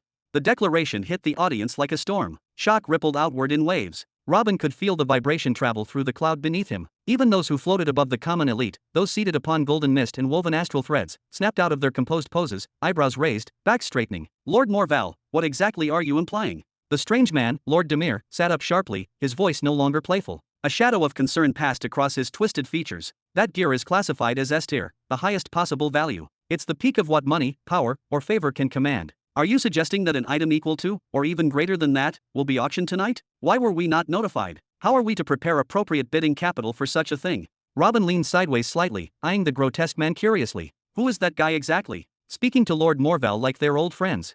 That is Lord Demir, the fairy whispered without hesitation, son of Darvian the Accursed, the behemoth of curses. Robin blinked, then sighed heavily. Son of the curses behemoth? Great, and I'm sitting 3 clouds away. Remind me again why I came to this auction. He muttered to himself, visibly re-evaluating his life choices. Back in the center of the arena, Lord Morval lifted his head slightly, as if calling upon unseen powers or wisdoms older than time. The item arrived mere hours ago. Its owner has chosen this very event, this day, to offer it for bidding. As most of you know, the Soul Society has maintained complete neutrality for millions of years. We are bound by sacred vows not to interfere, only to facilitate. He then smiled, and in that smile was the weight of something ancient and immense. And this item is not of the S tier. It is not something you will see listed in any catalog, nor priced by any guild or empire. A hushed rustle of murmurs passed through the clouds, even among the most stoic of leaders. Do you mean? Another high-ranking guest slowly stood up, his voice trembling with awe. Lord Morval extended both hands outward with the grandeur of a prophet unveiling a divine revelation. Ladies and gentlemen, tonight's true offering is an item of SS tier classification. The silence that followed was near sacred. The breath of millions caught in their throats. And then, send a secure message to His Majesty. Tell him we require unrestricted access to the Imperial Treasury. Remain here and observe. I must personally awaken the Patriarch. Damn it, I've only got 130 million on hand. The clan should have another. Hey, who said you could listen in on my calculations? Chapter 1332. Wow. Robin's eyes flew wide open, his mouth slightly agape as astonishment rippled across his face. The colossal plaza, built to host the most elite representatives from nearly all the major powers of the Middle Belt, had erupted into noise, urgency, and movement. What was moments ago a dignified gathering was now a simmering storm of tension and speculation. Dozens of attendees were already leaving their seats in a hurry, not out of disinterest, but with urgent purpose. It was clear they were not retreating, but instead rushing off to call upon reinforcements, wealth managers, or hidden reserves of treasure. Others stayed rooted in place, yet instantly activated their control panels, fingers dancing rapidly as they sent out encrypted messages across the Middle Belt. Then there was a third group, silent, unmoving, and incredibly focused. They sat high above the rest, upon the floating clouds reserved only for the supremely powerful and ancient. Though they said nothing, their once calm faces had shifted dramatically. A shared realization now bound them together in palpable anticipation. We still don't even know what the item is, Robin said, blinking rapidly as he tried to absorb the shift in atmosphere. And yet, the entire plaza has changed. The tension feels like it could split the sky. He gave a soft, impressed whistle. They're scrambling to assemble unimaginable sums of wealth to bid on something completely unknown. That's irrelevant, the fairy responded immediately. When it comes to SS-class items, ignorance isn't a factor. The only thing that matters is acquisition, no matter the cost. Artifacts of that caliber aren't just tools or weapons. They are generational anchors, relics capable of preserving civilizations, altering fates, and shielding entire empires from the erosion of time. You must obtain them, even if it means selling your last breath. Robin blinked slowly, running his hand through his hair as he mulled it over. After a short sigh, he waved his hand and summoned his control panel again. The screen flickered to life in front of him, glowing with quiet urgency as he navigated to the credit reserves page. I wonder if I even have enough to buy both the 4th-tier planetary displacement gear, and whatever that other item is, he murmured. A long exhale escaped his lips. Even if he had enough, even if the stars aligned and no one outbid him, would it even be worth it? Winning the planetary displacement gear alone would already make waves across the Middle Belt. It would bring attention, scrutiny, and envy from all corners of space. But if he were to also win the mysterious SS-tier item, he would invite not just attention, but targeting, the ire of ancient factions, the jealousy of emperors, the eyes of those who ruled from the shadows. It would be suicide. Not now, he muttered. Maybe, not ever. Excuse me, the fairy said suddenly, tilting her head in amusement. Buy? What do you mean buy? Didn't you already reserve a copy for yourself? Robin froze. What the hell are you talking about? His expression twisted with confusion for a heartbeat, then realization dawned, and his entire body stiffened as he slowly turned to her, eyes widening with every inch. Oh no, tell me you didn't. Please tell me you didn't. At that exact moment, a deep, echoing voice filled the arena. Honored guests. Lord Morval's presence once again rippled through the air like thunder wrapped in velvet. I believe we've allowed ample time for preparation. Let us begin tonight's grand event. The auction shall now commence, starting with the first item on the list. Immediately, the arena fell into absolute silence. Those who had rushed off were long gone. Those who stayed behind had fallen still, not daring to make a sound out of respect for Lord Morval's authority. And those who knew from the start that they had no hope of securing the SS-tier item, those with smaller clans, thinner wallets, and lesser bloodlines, simply steeled themselves, focusing instead on the rest of the rare treasures that would be presented tonight. Our opening item is a Class A artifact, a second-stage planetary grade gear known as the Jar of Greed. With a flick of Lord Morval's hand, a glowing projection materialized in midair. It was a jar, about the size of a young child, floating elegantly above the platform. Its surface bore the painted face of a devilish grin, sly, playful, and almost hungry. This artifact possesses the ability to duplicate any item placed inside it, Morval continued, lifting a single finger to emphasize his words. However, the time required to duplicate an item varies drastically. Some objects may be copied instantly, while others could take hundreds of thousands of years. It can copy anything, Robin exclaimed under his breath, his pupils dilating. His mind was already sprinting through scenarios, applications that would make any alchemist, archmage, or weaponmaster weep with joy. What if it could replicate ancient beast bloodlines that were nearly extinct? What if it could duplicate stabilizers for world catastrophe zones? What if it could reproduce high-energy cores like planet embers or legendary gemstones? Or, even more simply, what if it could copy energy pearls? The possibilities were staggering, limitless, terrifyingly powerful. After a deliberate pause, one meant to grant the audience ample time to examine and digest the implications of the treasure presented, Lord Morval elegantly tucked one hand behind his back and calmly declared in a clear, steady voice that carried across the plaza. The starting price for the Jar of Greed is 3 million energy pearls. Robin's brow furrowed instantly, a flicker of disbelief flashing in his eyes. His mind reflexively compared this to the earlier auction he had witnessed, the Moonlit Steps, a first-grade item that had opened at a humble 60,000 energy pearls. That, too, had been held in a grand venue, but this was the Grand Plaza, and the Jar of Greed was a second-grade planetary item. Yet the price was much, much higher. Only now did he begin to understand what people meant when they spoke about the mysterious logic that governed pricing in auctions. Items weren't judged solely by their rank, or their raw power in combat. Sometimes, an artifact with an unorthodox function, a unique application, could surpass more traditional treasures by leagues. A second-grade weapon, for example, might start at 200,000. But this wasn't just a weapon. This was the Jar of Greed, an artifact that could replicate any item placed inside it. Anything, even other planetary artifacts, even rare energy sources, even priceless medicines, extinct resources, or bloodlines on the brink of vanishing from the cosmos. It was a literal cheat of reality. A flicker of blue light suddenly appeared in the air above Lord Morval, forming a translucent screen for all to see. It shimmered once, then displayed the first bid. 3.2 million. A soft pulse of energy followed. One of the seats in the audience momentarily glowed with a cold, pale blue hue. Eyes turned toward it in unison, but there was nothing discernible there. Whoever placed that bid had shielded their identity behind absolute anonymity. Their presence was like a whisper behind a veil. But the quiet didn't last long. Up in the skies, seated on one of the floating cloud platforms where only the most elite were permitted, a lone figure raised his hand with casual grace. His voice, when it came, was dispassionate, unbothered, as though 3 million energy pearls were as disposable as pocket change. I want it. 4 million essence orbs.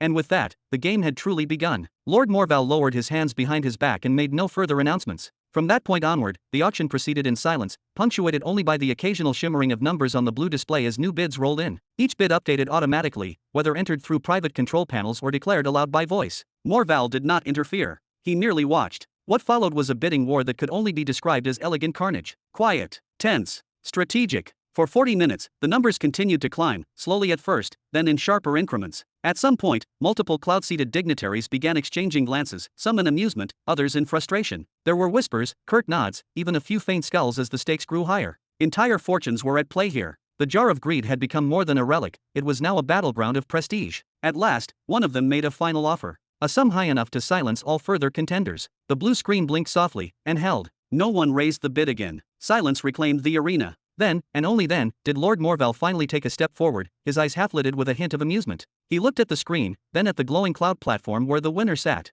His voice rang with ceremonial clarity. Congratulations to the esteemed Royal Soul Master Amalek on his new acquisition. He clapped once, the sound echoing like a sharp drumbeat. The Jar of Greed, planetary-grade artifact, second tier, has been sold for 23,800,000 energy pearls. A thunderous laugh echoed from above. Ha ha ha. Wonderful. This was an excellent opportunity, Lord Morval, my gratitude. The Royal Soulmaster's voice thundered down, heavy with satisfaction. He clapped, radiating delight. Already, Robin could imagine the man's thoughts spinning, visions of profit, power, and projects made possible by a relic that could cheat the limitations of scarcity. Ha! Robin let out a long exhale through his nose, shaking his head slightly, lips curled into a wry smile. What a monster of a tool. He wouldn't lie to himself, he wanted it. Badly. But he also knew his own priorities. He'd made himself a promise before stepping into this place. Do not draw attention. Not yet. Not until the planetary displacement gear was brought out. That was the real prize. No matter how shiny the bait dangled before him, he had to wait. Now then. Lord Morval's voice once again claimed the center of attention.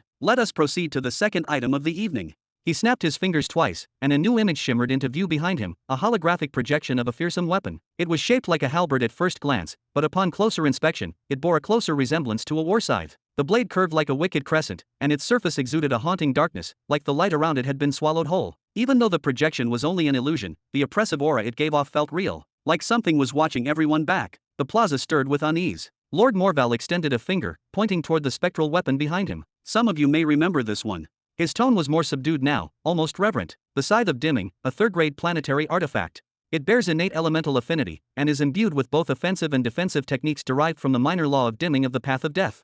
A few gasps rippled across the arena. Yes, he acknowledged with a soft chuckle, it does appear intimidating. But let me assure you, it's not cursed. At least, not fatally. As long as you follow the safety instructions we provide, you'll be fine. He gave a warm, knowing smile, then raised his voice just slightly. And so, we open the bidding at 2,500,000 energy pearls. Chapter 1333. A third-grade planetary weapon? With a natural affinity to a fundamental path.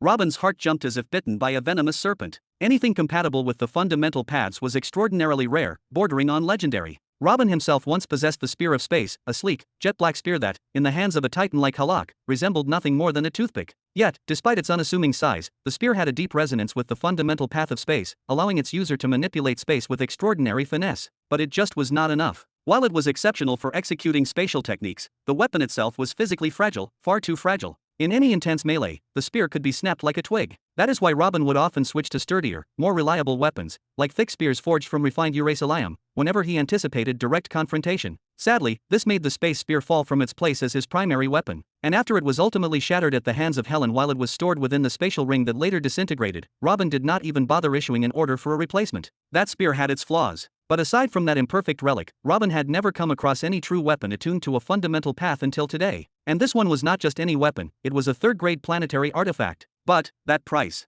Robin's brow furrowed in confusion. The Scythe of Dimming was being offered at a lower price than the Jar of Greed, even though it was clearly a more advanced and powerful artifact. But he quickly shook his head, brushing aside the thought. No one understood the dangers of interacting with the law of death more than he did. It made perfect sense that its price would be suppressed. After all, only someone with a genuine affinity for the death path could wield that scythe safely. Anyone else who tried would simply meet their end at its hands. I will take it. 2.6 million do, a raspy, hollow voice declared. Robin turned sharply toward the first bidder. So, the battle begins. A third-grade planetary weapon is definitely going to fetch a high. But his words stopped dead in his throat. That being, that entity who spoke did not look human. In fact, it did not resemble anything he had ever seen in his entire life. Even while seated atop a floating cloud, its massive form was unmistakable, standing at least 4 meters tall. Its body was wrapped in a flowing white robe, but it was painfully thin, almost skeletal, as though the robe hung on bones alone. Its face was in a state of gruesome decay, with barely any flesh remaining. What was left was dry, rotten, sagging skin clinging loosely to bone. Its eye sockets were hollow voids, yet each contained a glowing white point of light, burning dimly but purposefully. Its eyes. Long, unkempt hair fell around its body and obscured parts of its grotesque face. If one were to describe the creature in a single word, it would be dread. Oh fairy, what kind of disguise is that, exactly? I have never seen anything like it, it looks far too real, Robin muttered with a clenched heart as he stared from afar. That is no disguise. No illusion. That is a fully manifested avatar in perfect detail, the fairy twirled midair, giggling slightly. That individual is Lord Dearth, one of the high-ranking generals of the Necropolis Fortress. Robin's eyes widened until they could widen no further. Those are the rulers of the Necropolis Fortress. More or less. But do not be mistaken, the Necropolis is not a dynasty or a bloodline. None of them can reproduce to begin with. The fairy waved her tiny hand dismissively. The Necropolis is a gathering place, a sanctuary, for all manner of undead beings. They welcome all who have been touched by death, no matter how powerful or how pitifully weak. She gestured toward Lord Dearth with a sly grin. They all walk the death path, and they have practically cornered the entire market when it comes to the resources, tools, and weapons of that path. Undead? What exactly are they? Robin asked, his voice sharp with sudden, overwhelming curiosity. The undead are beings like the Treants, golems, and the various strains of planetary plagues. They possess a certain degree of intelligence, enough to operate and survive, but they are nowhere near comparable to humans or humanoid races in population, creativity, or higher reasoning. It is said that they are formed when corrupted souls, steeped in malice and darkness, fuse with decaying corpses under very specific, sinister circumstances. Some legends claim their origin always begins with someone foolishly tampering with the death path, unintentionally unleashing corruption upon themselves and those around them. Others say that if one dares to approach one of the ancient undead, those who have existed for eons, or simply ventures into the cursed Necropolis Fortress, they can be turned into one of them. There are, truthfully, many roads that lead to undeath, and none of them are easy. That is, tragic. Robin exhaled deeply, his breath heavy with unease. A quiet sorrow flickered in his eyes, as if he had glimpsed something dark beyond the veil of logic and power. He turned his attention back to Lord Dearth, watching the grotesque general in silence. The figure stood like a monument to decay and persistence, yet something in his presence commanded an ancient authority that even Robin could not deny. A dry, ironic laugh escaped Robin's lips. He shook his head slowly, as if mocking some invisible truth, then nodded with a look of grim recognition. It was no wonder he had always felt that touching the death path would inevitably cost a person something invaluable. Even though he had not known what the undead truly were until this moment, he had mentioned something similar to Caesar more than once. So this is the end result? This is the fate of those who chase death too closely? But the fairy's voice broke through the fog of his thoughts, light and sharp. It is not as tragic for everyone as you might imagine. The undead have an entire system of power and cultivation that is uniquely their own. More importantly, and this is what draws many to their path, they are not subject to the universal law that limits all living beings to a maximum lifespan of 100,000 years. This one fact alone is enough to tempt thousands. Many aging cultivators, especially those who have reached the peak of their potential but are too weak to condense a planetary soul and protect it, choose to surrender their humanity and become undead instead. Of course, it is not without cost, she added, her voice quieter now. They lose large portions of their memory, their capacity for emotion fades, and the goals and dreams that once drove them are erased. They become something different, something hollow. But for those who fear the unknown void that follows death, it is the path of least resistance. A terrifying, hollow, eternal resistance. Robin's expression hardened. He nodded slowly, then murmured in a voice barely above a whisper, I like the way you put it. They fear what lies beyond death. Because in truth, they are nothing more than corpses that forgot how to die. Walking remnants. Pitiful things, really. His gaze shifted from the stage to the surrounding crowd. Why have I not heard a single counterbid until now? Is everyone here so terrified of the Necropolis galaxy, or is it something even worse? They simply do not want the scythe of dimming, the fairy said plainly, shaking her head, her wings flickering in amusement. What? Because it is only aligned with a minor law of the death path and not the main one? Or just because it is connected to death at all? Robin raised an eyebrow, his voice laced with both challenge and curiosity. Truth be told, affinity with a sublaw was extremely common, and often desirable. For example, if the scythe's affinity with the law of dimming reached 100%, its user might be able to wield the law of decay at 90% efficiency. That was an extraordinary synergy, far better than the vast majority of weapons, which often had zero affinity with the death path in any form. People do fear the death path, the fairy replied, her voice slightly colder now. But that is not the only reason. Did you not catch what was said during the introduction? Some among the audience actually remembered the scythe. That is because it is not the first time it has appeared in an auction. It has surfaced multiple times before, passed from one seller to another like a cursed heirloom. Every living being who used it met a swift, often horrifying end. Even the undead who attempted to wield it were crushed to powder, as if the scythe itself rejected them. People have started to believe that the weapon is cursed. Some even say it holds the will of an ancient spirit who refuses to be tamed. She lowered her voice further, as if sharing a dangerous secret. In truth, Lord Morval only raised the starting bid to 2.5 million because he noticed Lord Dirt's presence. He assumed the scythe might finally find a buyer today. Otherwise, he would have dropped the starting price to a mere million, perhaps even less. After nearly a full minute passed in suffocating silence following the first bid, Lord Morval finally opened his eyes and extended a hand toward Lord Dirth. If there are no other offers, then it seems we have our win. I want it, came a sudden voice, sharp and clear. 3 million pearls. Chapter 1334. A few moments earlier, deep in one of the less glamorous spectator terraces. I will buy it. 2.6 million pearls, the undead general started. That scythe of dimming is very tempting if you ask me, purred a young woman in a voice that danced between amusement and seduction. Her attire was bold, scandalous, even, shimmering with a fabric that clung to her like moonlight to rippling water. Her skin glowed with a smooth luster, as if lit from within. Fox-likers twitched faintly atop her head, and 9 flowing, silken tails played behind her like waves in slow motion. A dainty, upturned nose and vivid golden eyes only added to her uncanny allure. And then there was her smile, cocky, knowing, dangerous, paired with a lounging posture so open, so unapologetically relaxed, that she seemed to radiate sovereignty without a crown. Any soul who dared stare too long at this haughty vixen would think twice, lest they catch the glint of claws beneath that velvet facade. What use have we for that accursed blade, Eleanor? The woman beside her spoke softly, yet with unmistakable weight. Regal in every motion, she sat with poise and grace, her posture composed, knees drawn together, hands resting one atop the other on her lap, her chin slightly lifted. Where Eleanor radiated seduction and chaos, this woman, Renera, embodied nobility, like a high priestess seated atop judgment's throne. Looking at her inspired no lust, no fear, only reverence. Yes, it is undeniably powerful. Even we, if pressed to the edge, could wield it as a final resort. But I fear it might become our final destination as well. Oh come on now, not for us, obviously, Eleanor waved a dismissive hand as if brushing aside a silly concern. It is not meant for us to wield, sister. It is for that boy, the one leading the armies of the true beginning empire. Is his merged law not said to contain death as one of its 2 roots? Shush. Rhaenyra's head whipped toward her sister, her golden eyes narrowed in warning. Since when did such words become safe to speak aloud? Then, after a moment to collect herself, she turned forward again, her voice quieter, but firmer, like stone settling into place. Besides, who even confirmed death is involved? Perhaps there is another law. No one has ever disclosed that detail explicitly. Eleanor simply chuckled, amused. Oh, my ever-prudent elder sister, you need not veil your thoughts with diplomacy when it is just me. You forget, I am Eleanor. She leaned in, her voice dropping slightly, becoming more intimate, more dangerous. I saw that flame with my own eyes in his war against the Iron Boar Empire. If that is not death behind those nightmarish images, then tell me, what else could it possibly be? She flicked one of her tails lazily, as though to punctuate her point. Just hear me out. Do you not see the number of powerful figures in attendance today? The competition for any displacement-grade artifact is going to be cutthroat. Even if you took every last drop of dew from my vault, as you requested, it may not be enough. So I say, take the scythe of dimming. Use it as leverage, a bargaining chip. In case we fail to win what we came here for, you will at least have something to offer that Robin boy. Rhaenyra's lips tightened slightly. She had not come unprepared. Far from it. She had arrived today with a staggering 200 million pearls, scraped together from every vault her clan could open. On top of that, she had liquidated 30 million from her own personal wealth. And Eleanor, through her usual unique methods, had brought another 70 million into the fold. 300 million pearls. That was the full war chest, a bold investment gathered for one purpose only, to acquire a fourth-grade planetary displacement artifact. A tool that could, perhaps, give her the leverage she needed to negotiate directly with Robin, to pull him, even more, into their orbit. And this time, the Hall Lords had not opposed her mission. On the contrary, they had encouraged it. They had witnessed what happened after their last gamble on Robin. A merged law, forged from just 118 million pearls,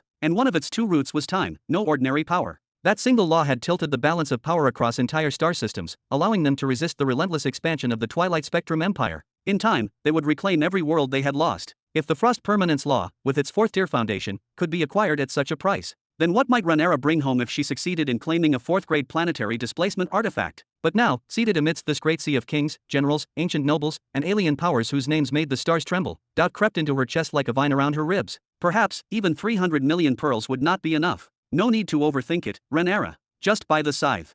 Eleanor's voice was calm but insistent, her nine tails flicking behind her with a kind of self-assured elegance. It is still a third-grade planetary artifact, and that boy Robin will be thrilled to receive it. It would make a perfect gift for his son, a gesture of goodwill.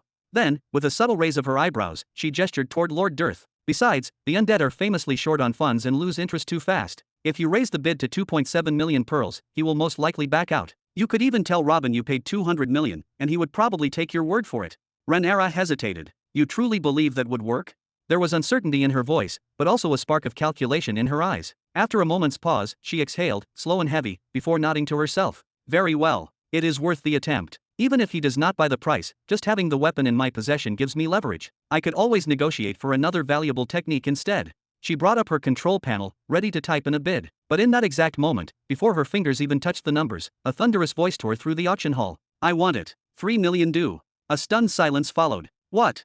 Who just bid? All heads turned simultaneously toward a luminous blue mist at the back of the hall, an ethereal fog glowing faintly from within. The sound had come from there. Cloud number 100. That is strange. It is rare for clouded guests to keep themselves hidden like that. A1 in the clouds. Rhaenyra's expression darkened. Even with her clan status and her personal reputation, she had never once been invited to occupy one of the auction's exclusive cloud seats. But that did not stop her. She clenched her jaw and pushed forward with determination. 3.1 million pearls, she called out boldly. Far above, in the higher realms of the stadium. Tisk. Robin frowned the instant he heard another bidder enter the fray. Without bothering to even glance at who it was, he lazily raised a hand, eyes locked on the stage. 3.5 million pearls. But the moment his bid was accepted, another number lit up across the display. 3.6 million pearls. His expression soured slightly. Who is this stubborn pest? Finally, curiosity nudged him. He glanced toward the crowd, eyes sweeping over the hall until they landed on the glowing seat that had just placed the last bid. There, bathed in subtle light, sat a figure he recognized. Rhaenyra. For a moment, he simply blinked, his expression unreadable. Then, slowly, a smirk curved across his face. So that is how it is. He muttered, chuckling softly to himself.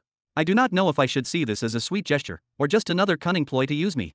He laughed, a sharp, cynical sound, and shook his head. That woman and her people had taken advantage of his troops for over 50 years without offering even the smallest return. The idea that she was doing something out of kindness now was almost laughable. Without hesitation, he raised his hand again. 4 million pearls. And then, turning slightly, his eyes fixed calmly on Lord Dirth. The undead noble did not react. He sat there like a statue, eyes forward, posture relaxed, as if he had never been involved in the auction at all. He had not even tried to contest the bidding. Once the price surpassed a certain threshold, he simply fell silent. Robin's eyebrows lifted slightly at the man's composure. Despite his dark aura and the clear reverence he commanded, Lord Dirth had not thrown his weight around. He had honored the silent rule of value. If it was not worth it, he did not force it. And that was something Robin respected. It was a testament to the spirit domain's ironclad reputation, one forged across tens of millions of years. That reputation was exactly why he had dared conduct his business here, despite the immense risks. They would not sacrifice their integrity for someone like him, someone still far from his prime. Down below, Rhaenyra clenched her jaw, her fingers tightening around the armrest of her chair. She hesitated for only a second before typing in a new number.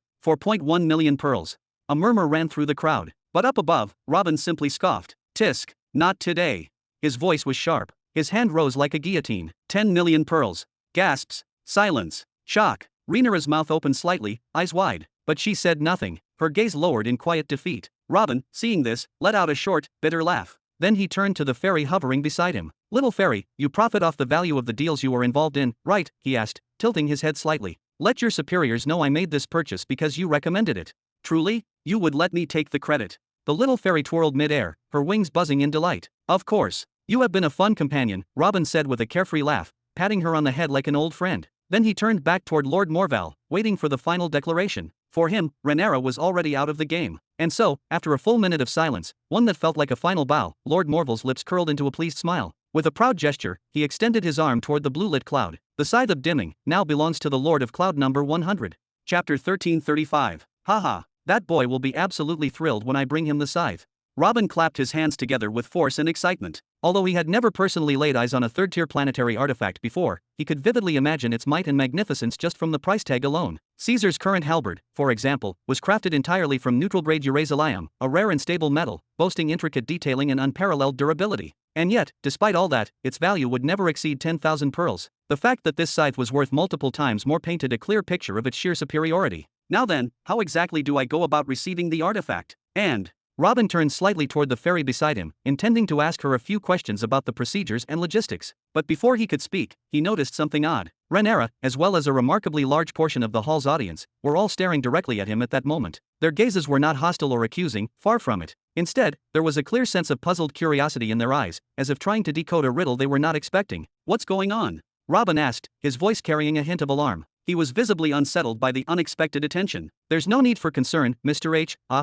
Lord Human, the fairy replied quickly with a graceful, reassuring smile. They're simply surprised by the way Lord Morval addressed you just now, that's all. She leaned in slightly, lowering her voice as if sharing a secret. You see, when someone of Lord Morval's stature uses the title Lord toward someone, it usually implies a few things: immense personal power, high standing within a faction, or perhaps a background linked to noble bloodlines, such as a general, the grandchild of a tyrant, a prominent figure from a stellar academy, or someone holding significant influence over a star region. Then, gesturing subtly around the auction hall, she continued, and individuals of such caliber typically don't go out of their way to conceal their identity, unlike you. The fact that you remain cloaked in secrecy, while being treated with such reverence by someone as influential as Lord Morval, has sparked their curiosity. To them, you are now a mystery, a hidden lord whose identity begs to be discovered. Ah, I see, Robin murmured, scratching the back of his head in contemplation. The situation was, admittedly, a little awkward, but also somewhat flattering. To be publicly acknowledged with the title Lord by someone like Morval was not a trivial matter, it was a gesture of recognition. But it raised an important question. Why him? What had earned him such a mark of respect? Before he could delve deeper into that thought, Lord Morval's voice rang out across the grand hall once again. Up next, we have a sealed jar containing the blood of the legendary griffin, Petgriff, the ancient beast who lived for an astonishing 23 million years and managed to ascend to the Nexus state. It possesses an exceptionally strong elemental affinity with fire, wind, and poison. Whoever obtains this blood may awaken a path in any one of these three celestial elements, or, of course, strive to combine them into a merged law. Ha ha! A soft ripple of laughter spread through the crowd. Laws that combined multiple elemental paths were extraordinarily rare, near mythical, in fact, and while not everyone could harness them, having access to the raw potential was enough to stir excitement and awe. With this blood, you could found an entirely new bloodline for your clan. You could reinforce your armies, or even rewrite the genetic fate of your lineage, especially if it has been in decline. Just be sure to purchase a high-grade racial enhancement device from the Soul Society. Haha. Let's open the bidding at 450,000 pearls. With that enthusiastic declaration, Lord Morval leaned back and closed his eyes, folding his arms behind him in calm satisfaction, as if this entire grand auction was just another leisurely afternoon. Robin, however, no longer looked toward the stage. Instead, deep in thought, he turned again to the fairy beside him. Hey, did Lord Morval say anything else about me? There was something about the way the auctioneer had treated him that still gnawed at his curiosity. The fairy paused for a moment, as if weighing whether she should answer. Then she gave a gentle smile. Lord Morval had actually instructed me to deliver some good news to you at the end of the auction, so you wouldn't be distracted during the event. But since you've asked directly, I suppose there's no harm in telling you now, Lord Human. She leaned in slightly, her voice laced with subtle excitement. The truth is, Lord Morval is himself a royal soulmaster, and earlier today, he agreed, personally, to help you in the matter of the Eternal Silence Curse. He agreed today? Wait, when did he even learn about my request?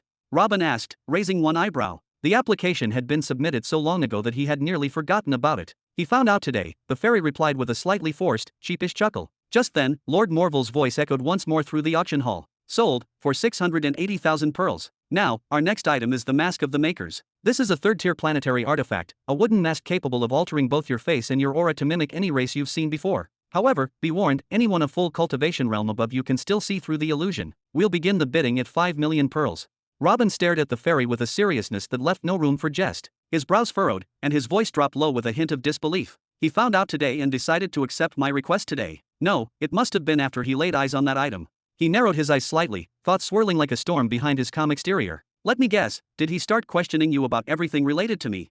A subtle tremor of unease passed through Robin's chest. Getting the attention of a being like Lord Morval, it was not flattering, it was terrifying. To be seen by a figure that stood at such a dizzying height meant your life could change with a single word, from blessing to doom. The fairy, however, remained cheerful, completely unfazed by Robin's sudden tension. Naturally, Lord Human, you've already become someone of significance. When Lord Morval learned that you submitted a request regarding the curse of eternal silence, he didn't hesitate. He immediately instructed me to arrange a meeting after the auction ends. Her voice was light, almost celebratory, as though she were delivering news of a promotion rather than the potential meddling of one of the universe's most powerful individuals. There's truly no reason to fear. Aside from the tyrant of curses, who neither offers aid nor permits his followers to lend a hand, there is no one more suited to helping you than Lord Morval himself. Robin was only half listening at that point. Behind them, the booming voice of Lord Morval echoed through the auction hall. The mask has been sold for 33.9 million pearls. Now, let us proceed to our next artifact, the Bell of Silence. This item is. But Robin heard none of it. His senses felt muffled, as if wrapped in thick fog. The world around him slowed as his mind fixated on the weight of the news. Lord Morval is going to help me? He repeated the thought like a prayer, or perhaps a curse. Ha! A hollow chuckle escaped his lips as he gave a few slow, mechanical nods. It's been nearly a century since you first told me you were searching for a royal soulmaster for my case, and now, out of nowhere, you find one in under half an hour. He turned toward the fairy again, his voice cold but calm. So tell me, do you have any idea what he's going to ask for in return? The fairy paused for the first time, her smile faltering into something more hesitant. Unfortunately, I don't. That will be something the two of you will have to discuss directly. She gave a small, awkward laugh, clearly aware of Robin's rising tension. But don't worry too much. Everything in the Soul Society is handled through fair exchange. If you don't like the price, you can refuse. No tricks, no pressure. The society doesn't need to stoop to manipulation or force to get what it wants. Robin held her gaze for a long, heavy moment. No more words were exchanged, only silence and the quiet, mutual understanding that even power wrapped in civility could be terrifying. Eventually, he exhaled slowly and began to nod again, this time with a hint of reluctant acceptance. In truth, Robin had made incredible progress lately. After learning how to utilize the elastic range and accelerate unit absorption, his soul units had soared. 740,000 units now coursed through him. He was nearing a number once believed mythical, 1,000,000 units. That number had haunted him like a distant star ever since he first heard of it. It had seemed like a joke back then. Now, it was within reach. But even that wasn't enough. 1,000,000 units didn't guarantee ascension to Royal Soul Master. Unlike the transition from a white soul owner to a silver soul master, which was simply a matter of hitting 1,000 units, this next step was different. It wasn't about quantity, it was about depth, insight, transcendence. 1,000,000 units was merely the limit of the silver realm. Stepping beyond it, breaking through to become a royal, required more than raw accumulation. It required a complete transformation of the soul itself, a mastery of the fundamental laws of soul that only a lifetime of devotion could grant. There were countless beings across the stars who had reached 1,000,000 units and still failed. They had hit a ceiling, unable to evolve. That's why Royal Soul Masters were revered far more than even those in the Nexus state. Their existence was proof of soul supremacy, true understanding. Robin, however, had reached his level by force, by gathering, by sheer will and brutal resourcefulness. His grasp of soul theory was shallow in comparison. He had questioned for a long time whether he could ever cross that final threshold, or if such a leap was forever beyond him. Sold for 43.5 million pearls. Now, let us proceed to the next item, the Dagger of 9 Venoms, a second-grade planetary artifact of. The auction rolled on in the background, but Robin remained submerged in thought. Time was slipping by unnoticed. Faces blurred, voices faded. Until finally, he inhaled deeply and gave a slow, decisive nod. All right, he whispered under his breath. I'll need him. I have to rid myself of this curse. Then he glanced back at the fairy with a faint, cynical smile. Let's just hope he doesn't ask for anything outrageous. The fairy hesitated. Her smile remained on her lips, but it faltered in her eyes. She had no answer to give, only silence. Fortunately, Lord Morval's booming voice cut through the tension like a blade, thundering through the room as he clapped his hands powerfully. And now, at last, we arrive at the beginning of the grand finale. Let me present to you all, a fourth-grade planetary artifact, the Planetary Displacement Tool. Chapter 1336. And now, allow me to unveil before you all, the Planetary Displacement Tool of the 4th grade. In that instant, the entire atmosphere of the grand auction hall changed. Every single attendee, regardless of power, wealth, or status, snapped their attention toward the stage. Side whispers fell into silence. Spiritual projections faded. The bidding devices froze mid-air. Even the air seemed to stand still. A 4th-grade planetary artifact. This was the moment they had all been waiting for, the climactic centerpiece of the entire auction. The item rumored to dwarf everything else in value. The myth turned reality. the kind of treasure that rarely appeared even once in a millennium. It was well known across the sectors that forging such a piece required a planet at least 20 times the mass of an average world. But not just size, it had to be a planet saturated with intrinsic affinity to either an essential path of the universe or, even more impressively, one of its fundamental laws. And worse still, once a planet is sacrificed in the forging of such an artifact, it does not survive intact. No, its spirit falls into slumber. Its energy deteriorates. And for tens of thousands of years, it becomes barren, weakened, and comatose, its future uncertain. That is why such planets, if discovered, are never given up lightly. They are fortified, turned into crown jewels of empires. Often, they become the hearts of entire civilizations, guarded by fleets, treated like divine relics. No empire would dare throw such a world away, unless they had countless others. Only the mad emperors of the thousand-world dynasties, whose conquests span star clusters, could afford to waste one in pursuit of something like this.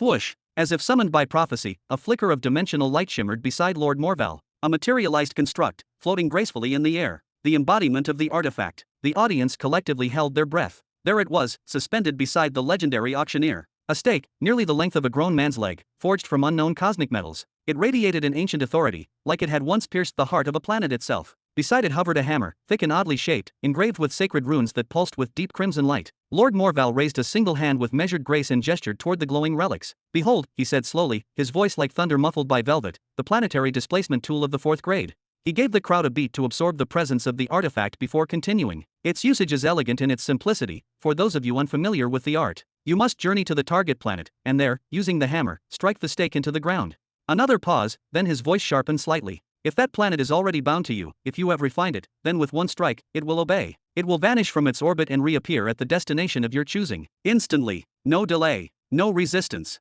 However, he raised 3 fingers. "If the planet is not your own, then you must perform a sacred ritual. 3 strikes. 1 strike every hour. With each blow, shockwaves will radiate through every fiber of the world. These waves serve as a declaration, informing not just the spiritual essence of the planet, but all life that calls it home. This is a summoning, a confrontation, a divine negotiation." Lord Morval's hands clasped behind his back again as he took a step forward. "Upon the 3rd strike, after 3 hours, the planetary spirit will appear before the one who called upon it. It does not matter how old the planet is, or how hidden its will may be, this ritual will force it to answer. And at that moment, you speak. You explain your intent. You ask it to move. You offer it freedom, or power, or sanctuary. If the spirit is unbound, if no empire owns it, if it is alone and free, it will likely agree." He added, his eyes glinting, "If it belongs to an empire, things become complicated. Its decision will then depend on the nature of its bondage. Is it loved, protected, nurtured, or is it drained, used as a farm? Has its population been slaughtered? Is it marked for destruction?" He smiled, slow and deliberate. "Then that spirit will leap at the chance to escape with you." A dramatic pause followed. "And that, my friends, is why the bearer of this artifact can, with cleverness and caution, steal planets from even the most powerful empires, without drawing a single drop of blood." Whoa! A wave of shocked gasps spread through the crowd like wildfire. The entire auditorium buzzed with tension. The implications were terrifying. Imagine going to bed owning 10 worlds, only to wake up with 9. To most planetary lords, this artifact was not just valuable. It was existentially threatening. Even Robin, standing silently beside the ferry, narrowed his gaze. His heart beat faster. For the first time, he truly understood what this artifact was. Until now, he had thought of it as a tool of last resort, an emergency escape plan to evacuate his conquered worlds. But now he saw a weapon. Not a sword of violence, but a dagger of strategy. A scalpel that could bleed empires dry, one world at a time. With this, he could relocate any of his occupied planets to cluster near Nihiri, his base of power. Better still, he could send out his stellar scouts to search the sector. When they found desirable planets, free, unbound, or abused, he could simply bring them home. No conquest. No battles. Just whispers, rituals, and movement. And what planetary spirit would say no to becoming part of an artificial galaxy? But there was something far more dangerous to consider. Even a single individual in possession of this artifact could, over time, construct an entire planetary empire from scratch, not through diplomacy or war, but through quiet, methodical theft. Stealing a planet from one place, relocating another from somewhere else, positioning them in a remote, unclaimed corner of a sector. The concept was terrifying, absolutely spine-chilling. Robin slowly turned his gaze toward the cloud perchers, those enigmatic figures who had remained silent throughout. Unsurprisingly, none of them showed even the faintest reaction. Their expressions were as unreadable as ever, their composure unshaken. It was obvious, they already knew exactly what this artifact was capable of. No wonder this piece was granted such grand publicity. No wonder the event was so heavily monitored and controlled. Whoever walks out of this place holding that artifact will be walking with a weapon so powerful, so disruptive, that entire star clusters might one day tremble at their name. Robin's eyes narrowed slightly as he contemplated the implications, his thoughts swirling with unease. After letting the tension simmer in the hearts of all those present, Lord Morval's voice once again rang out, sharp, clear, and commanding. "Let the bidding begin at 70 million energy pearls." 71 million. 73 million, this one is mine. You fools think we are playing here. I am offering 90 million straight. Robin's eyes flew wide open. This was unlike any auction he had ever seen or heard of. It had not simply started, it had ignited. It exploded into chaos the very instant the price was called. And unlike previous rounds where numbers crept up by thousands or even hundreds of thousands, here, the bids were vaulting upward in leaps of millions. In a mere 60 seconds, the price had soared to 112 million energy pearls, and not a single decimal point had entered the conversation yet. It was at that exact moment that Robin's eyes caught a glimmering light flaring from a very familiar seat, one of the few distinguished VIP platforms in the upper gallery. 150 million energy pearls.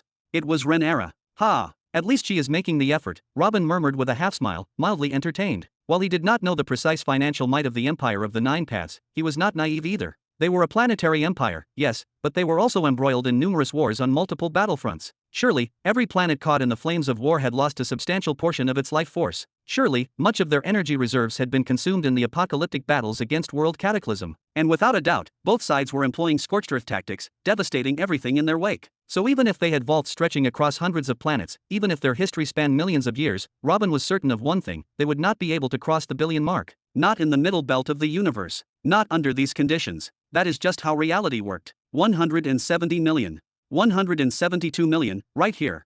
The numbers continued to climb like wildfire, barely seconds between each new bid. And within the blink of an eye, the light that had marked Renera's seat vanished, flickering across the hall from one bidder to the next. They all knew it deep down. They had no chance of winning with such modest increases. But still, they raised their voices. Maybe for prestige, maybe for pride, or perhaps just to say they had once participated in history. Ha! From the edge of his vision, Robin finally noticed something. One of the cloud purchasers had moved. Just a subtle lift of the hand, nothing more. But that small gesture was all it took. In the very next second, a new number shimmered into existence, glowing above Lord Morval in the center of the hall. 1 billion energy pearls. Chapter 1337. A billion energy pearls. I see Lord Sindal has graced us with his presence today. Lord Morval placed one hand atop the other in a composed yet subtly respectful gesture. Ha ha, echoed a loud, hearty laugh from one of the floating clouds above. The source was a short figure with a long, flowing beard that danced slightly in the wind. His eyes sparkled with mischief and insight. I merely spoke up to lend a hand, to nudge the process forward a bit, get to the real auction. I am quite eager to see the next item. A heavy silence fell. The stands, which only moments ago blazed with the intensity of fierce competition, where nobles and powerhouses alike had fought to shine for even the briefest of moments, fell deathly silent once more. Renera, who had just raised her hand to place a bid of 200 million, let out a long, weary sigh as she slowly lowered it. Heh, just as I expected. We have wasted our entire day on nothing but illusions, she muttered with a bitter smile. It is all right, Eleanor replied, gripping her sister's hand firmly to keep her rooted. I want to see who ends up getting that tool, and more importantly, I want to see what that mysterious new item is. Renara gave a small nod. Truthfully, she had never intended to leave. There was too much at stake to turn away now. And just like them, the rest of the crowd fell into an unspoken agreement. They stared silently at the central platform. No one moved. Not a single soul dared leave. Even though it was now clear that the auction had ended for most of them, financially, at least, not one participant stood up to exit. The allure of the unknown was simply too great. Then, from another cloud high above, a figure leaned forward and calmly entered a new number into the control panel hovering before him. 1.2 billion motes. Heh, Renara could not help but let out another long sigh. With a single casual bid, that person had essentially doubled everything the other participants had been fighting tooth and nail over. Even though she ruled over an empire with a proud lineage stretching back over 7 million years, the truth remained clear and bitter. The gap between her empire and the true sovereign powers of the Middle Belt was like the chasm between heaven and earth.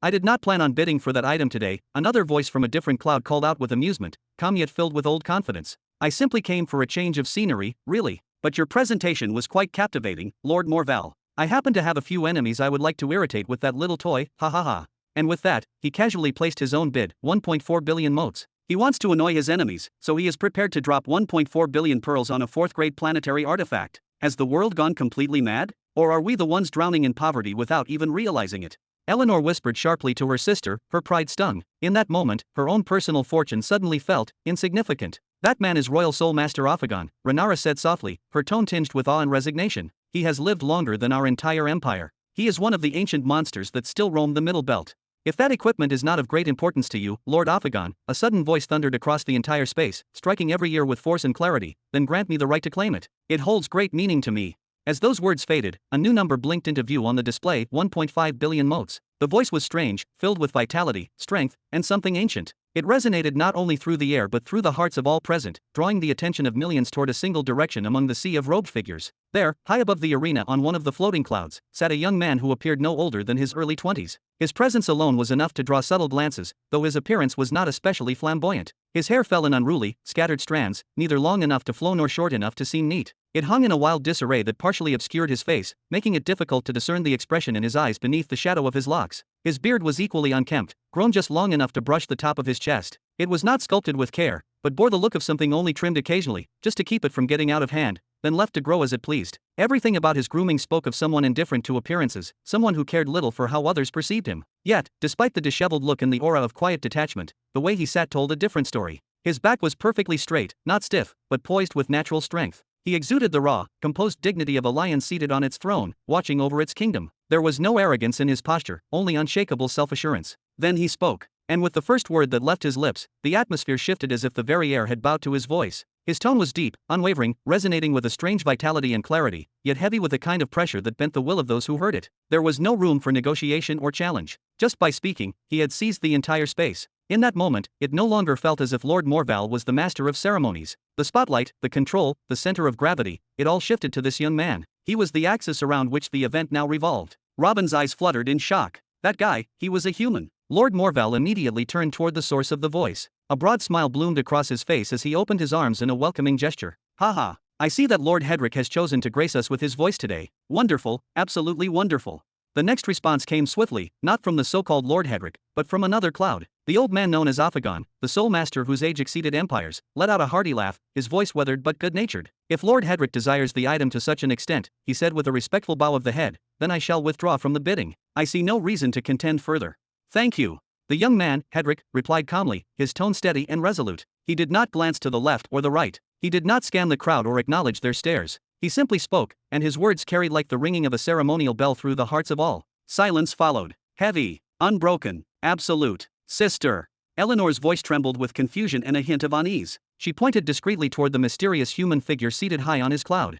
Who is he exactly? It has been nearly a full minute since he spoke, and no one dares to utter another word. Why does he have this kind of authority? Renara's eyes remained fixed on the young man. She did not answer right away. Her heartbeat was erratic, and she felt an invisible pressure tightening around her chest. Finally, she whispered, I have a few theories, but I do not have the courage to voice them. She exhaled sharply. This auction is no longer about wealth or riches. It has become a war of power, pure, unfiltered dominance. The one with the highest standing will now win, not the one with the deepest pockets. And if that human wins, then my suspicions will become certainty.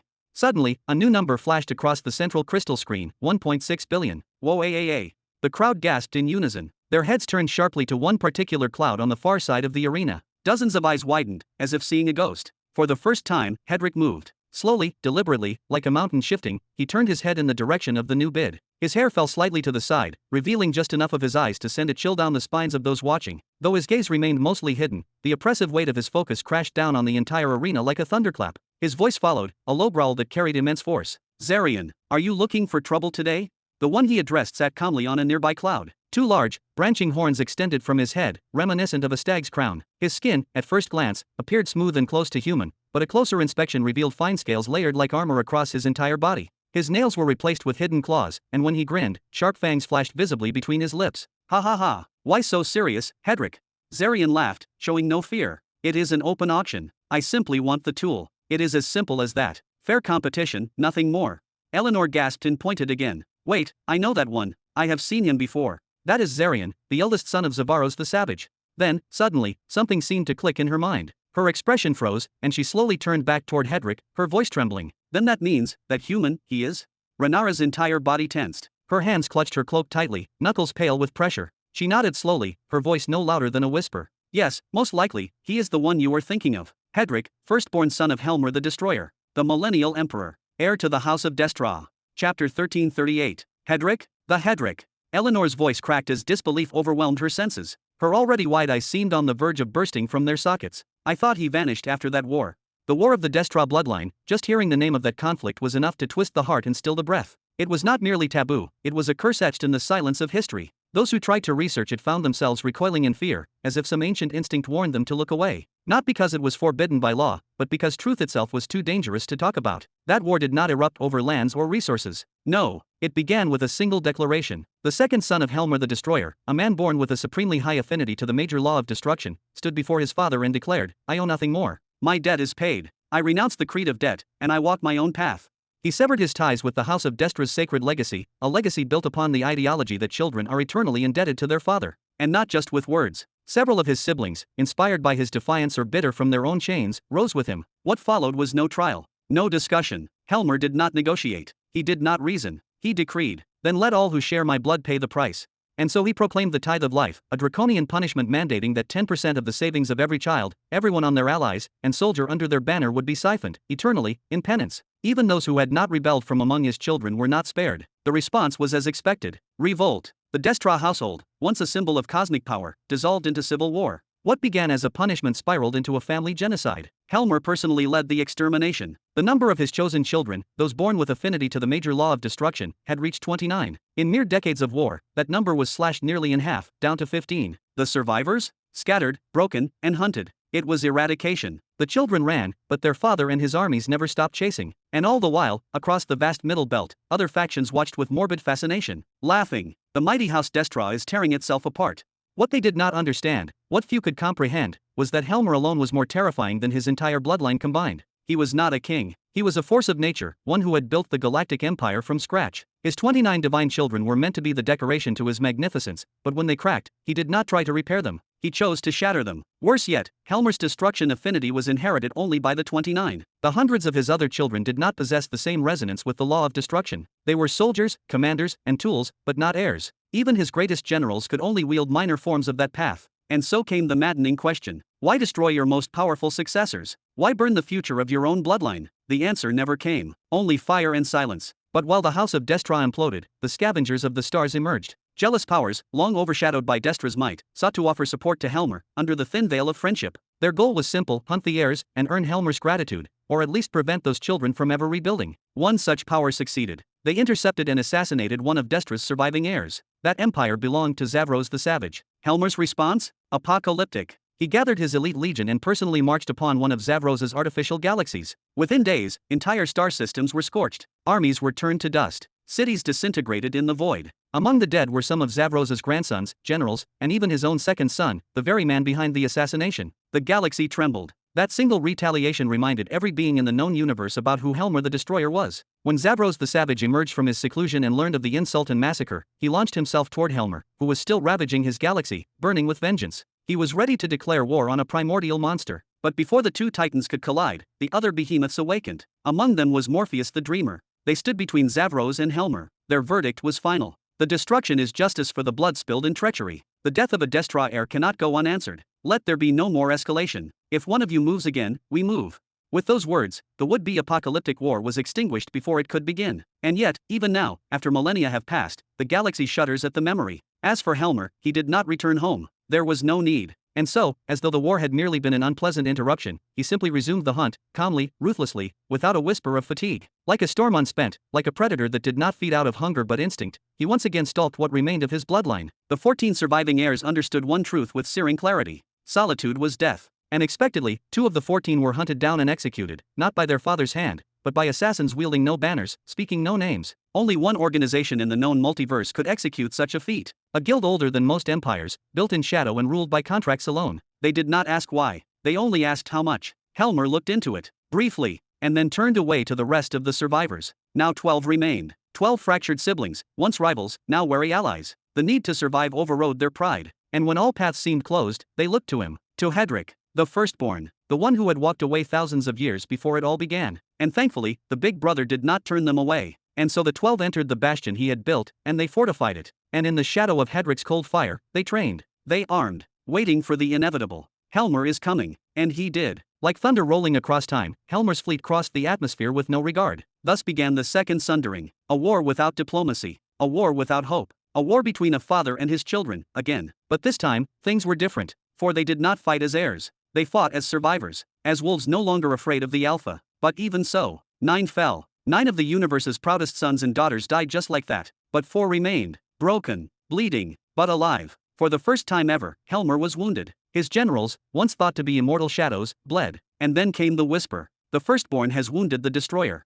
Some claimed Hedrick shattered Helmer's chest with a strike of pure will, but one truth spread wider than all. Helmer did not retaliate. He withdrew. Some said that his withdrawal was not in defeat, but in recognition. They say being wounded at his hands made him happy, and he decided to keep the rest alive. And so after he left, he sent them back a message. Return. Kneel once more beneath my name. Let us end the bloodshed. Let blood honor blood. 3 of his 4 remaining kids accepted. Not out of loyalty, but out of necessity. They were renamed the day they returned. The new second son, Hudson. The new third daughter, Hillary. The new fourth son, Harry. This was only for one reason, to let their fallen brothers and sisters go forgotten. And they resumed the tithe of life, each year surrendering a portion of their wealth to the father they once defied. But not Hedrick. He stood his ground and did not return. And somehow, his father, Helmer, did not do anything about it. No, he did. He kept the first son position open for him. Chapter 1339. To this very day, people across the Middle Belt remain perplexed, some even fascinated, by the bizarre, almost unnatural dynamic between the head of the Distra family, Helmer, and his enigmatic firstborn son. It is a relationship cloaked in silence, distance, and speculation.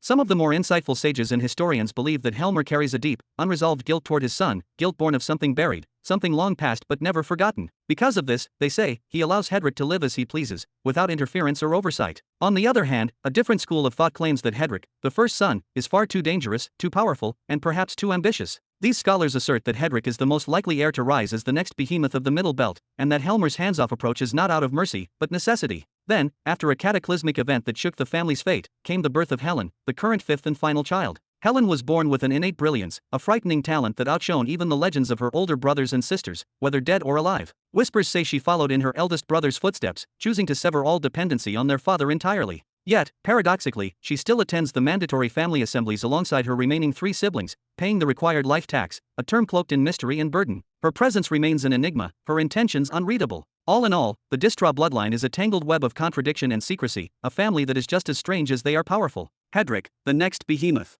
Renara whispered, her voice taut with unease. Thankfully, he doesn't walk directly in his father's path. If he did, the Distra family would have long since consumed another sector, and the balance between the ruling behemoths would have collapsed completely. Her heart stirred with anxiety. The idea that Zabaros the Savage had become entangled in a hostile standoff with the monstrous Distra family due to the recklessness of his second son was a chilling thought. I truly hope Lord Xurian reconsiders. If he keeps pushing, this won't end in anything but calamity. Zabaros the Savage was no ordinary figure. He was an ancient titan in the cosmic landscape, a legendary being whose direct support led to the founding of the Nine Paths Empire over 7 million years ago. His name alone echoed across star systems like a thunderclap of authority and reverence. If a war broke out between Zabaros' galaxy and the vast empire of House Distra, the Nine Paths Empire itself would be pulled into the fray, unable to stand idle. And not just them. Every power, sect, and system that had ever once received the support, patronage, or favor of Zabaros' galaxy would be compelled to choose a side. Likewise, all the forces under the Distra family's dominion, including the 5 children and their terrifying retinues, would be called to war. It wouldn't be a mere skirmish or border clash. No, this would be a war of cataclysmic scale, a brutal, endless campaign that would not only tear the Middle Belt apart, but reach deep into the Young Belt itself. Why in the cosmos would Lord Xurian back down for anyone? Eleanor said coldly, her tone sharp with frustration as she shot a glowing glance towards Xurian, her eyes gleaming like twin stars. In terms of standing, he's not beneath Lord Hedrick in the slightest. As for strength, I highly doubt he's any weaker. He descends from the bloodline of a true dragon. Even financially, they're nearly equal. Hedrick rules a millennial empire, while Lord Xurian governs an entire galactic arm, home to thousands of thriving planets. The tax revenue alone from those worlds flows straight into their private treasuries. She gave a graceful laugh, soft and elegant, but with a sharp edge. Her eyes sparkled mischievously, like polished jewels that had seen too much. Granted, neither Lord Hedrick nor Lord Xurian has direct access to their father's true vaults. Still, if I'm not mistaken, each of them commands a personal fortune of several billion Daris, possibly even 9 or 10 billion. That number on the auction screen right now, it must be agonizing to both of them. No wonder the dispute between them is heating up so quickly. At this stage of the auction, the price has already long surpassed that of a 4th-grade planetary displacement tool, Renara added quietly, watching the exchange unfold with wary eyes. The Soul Society is satisfied. The bid is too high to claim sabotage or manipulation now. It's no longer about desire. This is about need. It's about who among them can project enough pressure to drive the other away. This has turned into a psychological battlefield. She then leaned forward slightly, lowering her voice. Rumors have been swirling for the past few centuries. They say that Hedrick has found a galactic seed hidden deep in his dominion, the young sector known as Sector 101. Ever since, he's begun mass mobilization of his forces, strengthening planetary defenses and military production lines, preparing for the eventual construction of an artificial galaxy. The moment the seed ascends to the Middle Belt, he'll initiate a galactic formation. What?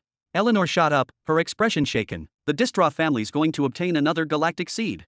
She clenched her fists, her brows furrowed tightly. Her eyes turned sharply toward the dark, horned youth seated below. He sat still, but the intensity in his gaze hadn't dulled in the slightest. His eyes, fierce and calculating, met Hedrick's with unwavering defiance. "No wonder Lord Xurian is trying to stop him," she muttered. "He has every reason to. Galaxy seeds, those mysterious, universe-altering entities, are undeniably rare, but not so rare that they can be counted on the fingers of one hand. No, the true scarcity lies in their survival. The moment a seed emerges within the contested Middle Belt planetary zone, chaos erupts. Armies mobilize. Alliances shatter. And more often than not, the seed is obliterated in the flames of war before anyone can even begin to harness its power. And now, all signs point to Lord Hedrick making an aggressive move. He intends to either shift his empire's capital to the seed's coordinates the moment it ascends, fortifying it with an unprecedented concentration of power, or worse, he may be planning to relocate the seed itself into the most heavily protected star zone under his rule. Either way, once that maneuver is complete, only a direct intervention by a behemoth could hope to wrest control from his hands. Which is exactly why I fear disaster will strike before the sun sets on this day, Renara whispered gravely, her voice low and heavy with worry, brows drawn together.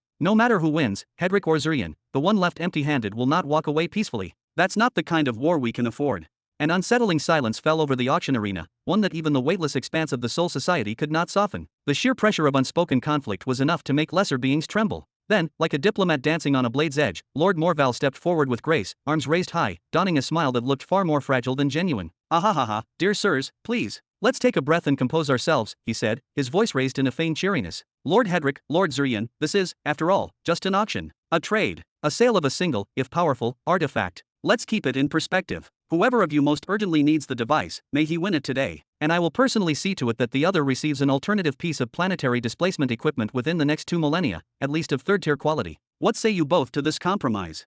"I have no intention of waiting any longer," Hedrick responded immediately, slamming his gauntlet fist into his thigh with a clang. "I've waited 300 years since the day this artifact was first announced. I won't tolerate a single day's delay. Let those who can wait." His eyes glinted with fiery intent. "My bid, 1.8 billion pearls. Haha, spoken like a man of purpose." Xurian laughed, reclining even deeper into the ethereal cloud that carried him, casually raising 2 fingers as if this were a tavern game. "Indeed, let the patient ones wait. I raised the bid to 1.9 billion pearls. The reaction was immediate. From the stands of glowing clouds and floating platforms, millions of onlookers gasped audibly, despite the lack of air in the Soul Society. Many clutched at their chests or held their breath out of pure instinct, the number alone enough to stir awe and fear alike. "Xurian!" Hedrick's roar echoed like a divine thunderclap, causing tremors in the arena's foundational glyphs. He didn't move a muscle, but the sheer weight of his voice sent soul shockwaves across the tiered balconies. "Are you betting that I won't march my fleets into your miserable galaxy arm and reduce it to stardust? Keep pushing me, Xurian. Test me again. The result will not be to your liking." "You all heard him." Xurian replied dramatically, raising his hands in mock horror. "That barbarian just threatened my life in a sacred space of commerce." But then, with a sudden turn of expression, his features twisted into a smirk, his eyes glinting with malice. "Go ahead, Hedrick. Attack me. Come into my territory and see how far you get. You won't be as lucky as your father was back in the day." He then extended a finger toward the bidding board above Lord Morval. "I raised the bid once again. 2 billion pearls. I want to see how far this hound dares to." Xurian's hand froze mid-air, his expression quickly shifting from smug triumph to stunned disbelief. His finger, now trembling slightly, was pointed toward the board, but the number it displayed was not 1.9 billion, nor 2 billion. It was 3 billion pearls. Eyes wide, Xurian whirled around, preparing to lash out at Hedrick, fully intending to brand him insane, reckless, a warmonger beyond redemption. But instead, he paused. Hedrick wasn't even looking at him. The imposing warlord was staring off toward a distant corner of the Colosseum, his expression filled not with pride, nor with anger, but with confusion. Deep, honest confusion. Because at that very moment, another bidding cloud had activated. Another player had silently entered the fray while the two giants clashed in open view. The crowd stirred in anxious murmurs. A new light glowed in the arena. It was cloud number 100, chapter 1340. A short while earlier. "Oh no, oh no." Robin clasped his head between his hands, his voice a strained whisper as his eyes widened in disbelief. The verbal inferno between Lord Hedrick and Lord Xurian was reaching critical mass. Each word between them felt like a tremor shaking the very foundation of the hall. Not long ago, his only worry had been whether his credits would be enough. But that concern had been swept away like a leaf in a storm. The real danger was no longer about the price, it was about survival. How, in all the spiraling heavens, was he supposed to bid against two monsters like these? Mere minutes ago, the auction had felt manageable. Intense, yes, but still a financial affair. Robin had been confident, even if cautiously so. He remained cloaked and concealed, perfectly hidden among the hundreds of clouded observers, his mask and anonymity shielding him from prying eyes. As long as he remained just a number on a screen, he could participate carefully. But everything changed the moment the fairy at his side whispered their names. He felt as if something cold and ancient had reached into his chest and gripped his heart with frostbitten fingers. And then came the real horror. The fairy did not just tell him who they were, she explained why they were here. What each of them wanted. what was at stake, and how close this auction was to igniting an actual cosmic war. I shouldn't be here. I really shouldn't be here. Robin muttered, beads of sweat forming beneath his mask despite the fact that there was no air in this soul-bound realm. Desperately, he glanced around at the other cloud-seated figures. Maybe, just maybe, one of the other lords or power holders would step in. A third bidder, a wild card, could fracture the duel into something more manageable. A money fight, a gamble of resources. Something Robin could win. But no such miracle arrived. Every other participant sat motionless. Some leaned forward, brows furrowed with intensity, trying to calculate the fallout of the Hedrixian conflict. Others leaned back, lips curled in amusement, watching like gleeful arsonists hoping to see the fire spread to the rafters. Damn it, no one is moving. No one wants to toss themselves into the furnace.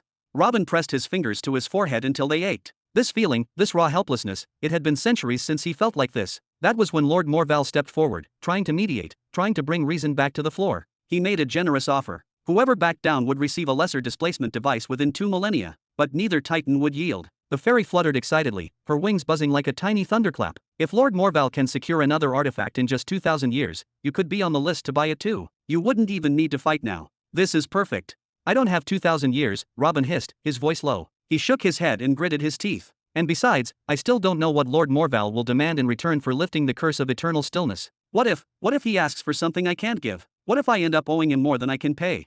The weight of that thought settled on him like a mountain. He stepped back inside his mind, away from panic, toward resolve. His eyes sharpened behind the mask. His breathing slowed. No, I can't afford hesitation. Not now. If I wait, the second mission will end before it begins. Wait, please, just wait a little longer, the fairy pleaded, her glow flickering with urgency. Let them finish yelling, wait until one shows weakness. If you jump in now, you could be crushed between them. Robin appeared as though he could no longer hear anything, and with that, he made his choice. He raised one hand, fingers trembling for a brief moment, and placed his bid without second guessing. Then the silence fell. Whoosh, whoosh, whoosh. A cascade of reactions erupted across the auction hall. Ha, who the hell was that?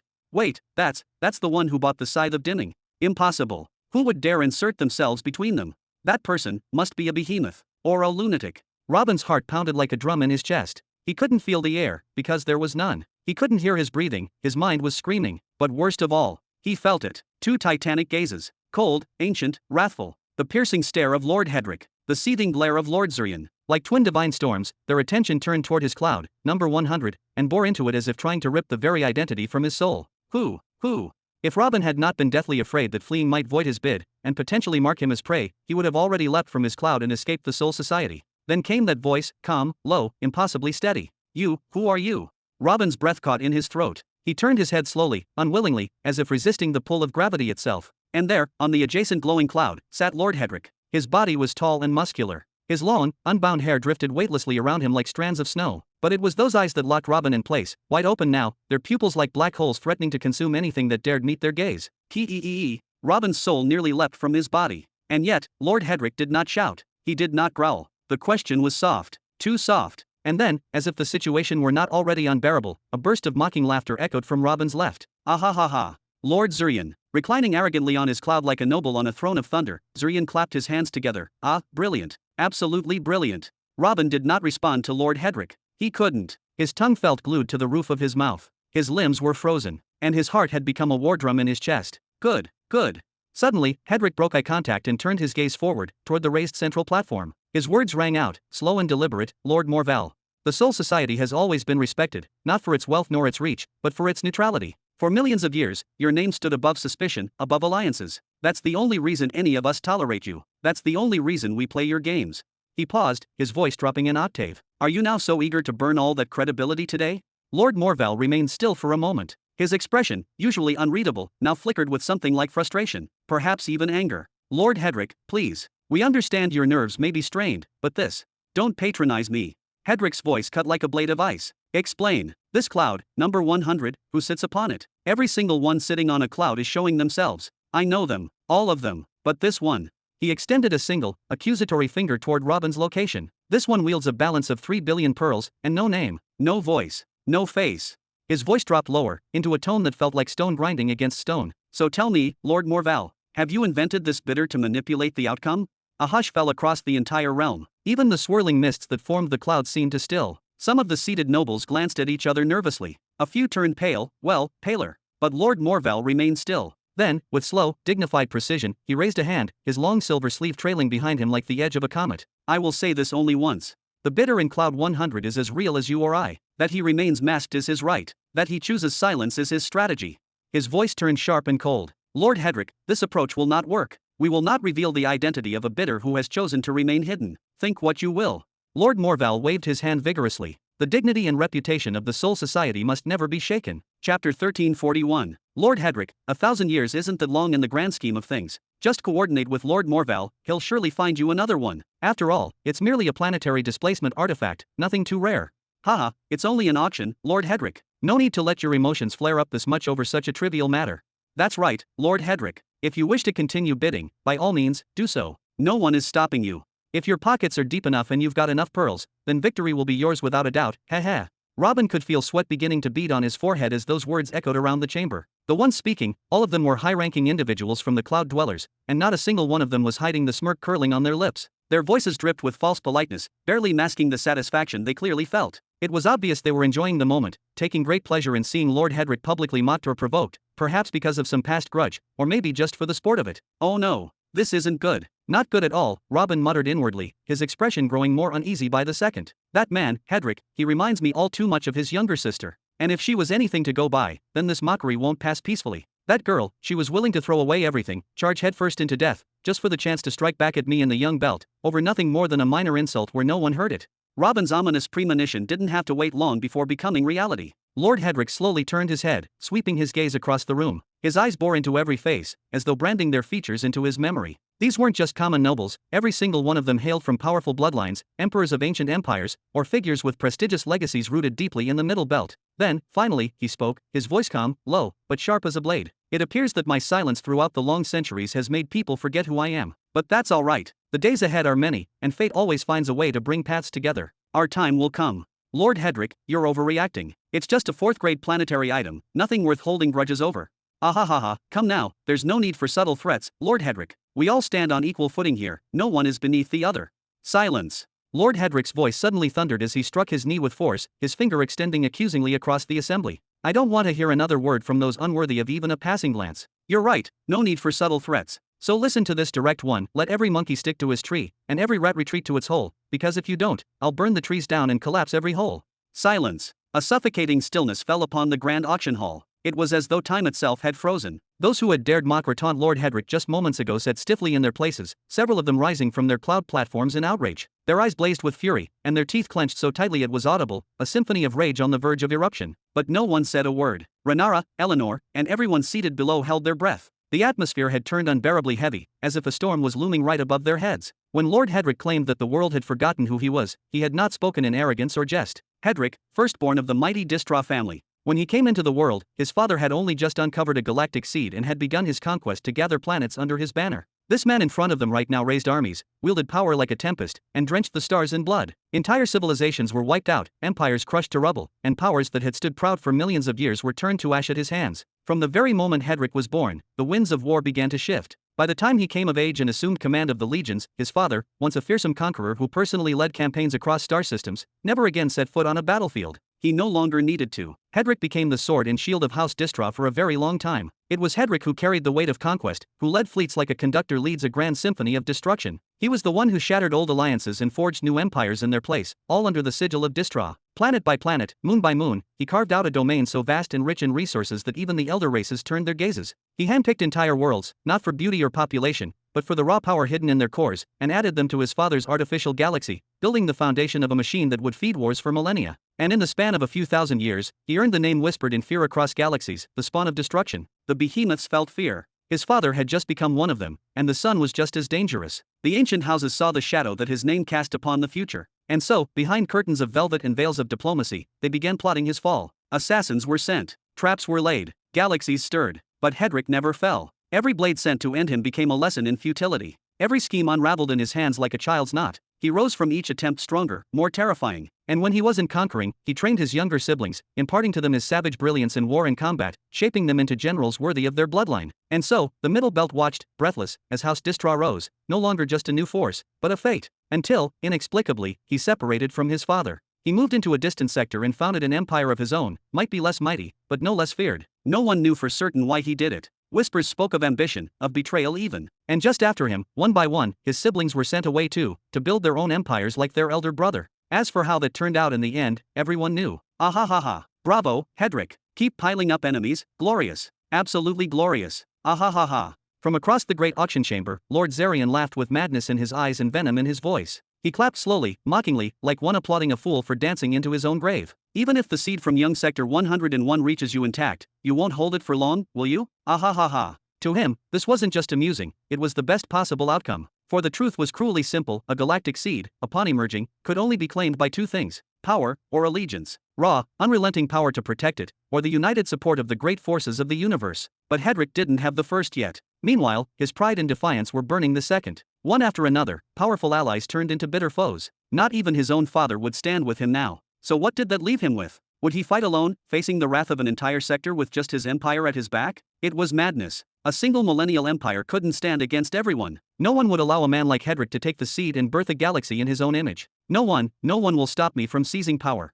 Lord Hedrick's voice was low and unwavering as he raised his hand, not in desperation, but in calm, calculated defiance. He dismissed Zarian's words as though brushing dust from his cloak. Of course, he understood the message. His followers in the young belt of Sector 101 were the ones who discovered the galactic seed. They were the first to lay eyes on it, the first to raise defenses around it. And now, they were the first to suffer. Those who kept watch over Hedrick's affairs pieced together the truth, and they did not stay silent. The secret was no longer a secret. The news spread like a starburst. And with it, the vultures came. Since that day, the skies of young Sector 101 had not known peace. His followers, once devoted to strengthening themselves, were now entrenched in war, facing raid after raid, siege after siege from all of Hedrick's enemies' followers. And so it was Hedrick himself who now supplied them with weapons, armaments, and the precious pearls, every resource he could smuggle past the restrictions of the young belt. His wealth, once seemingly endless, now bled out like a wounded beast, all to protect a seed that might never reach him. But the dream was too precious to abandon. The war for the galaxy seed had already begun. And then, as silence fell over the bidding arena once more, Hedrick raised his hand and calmly entered a number into the console before him: 3.1 billion energy pearls.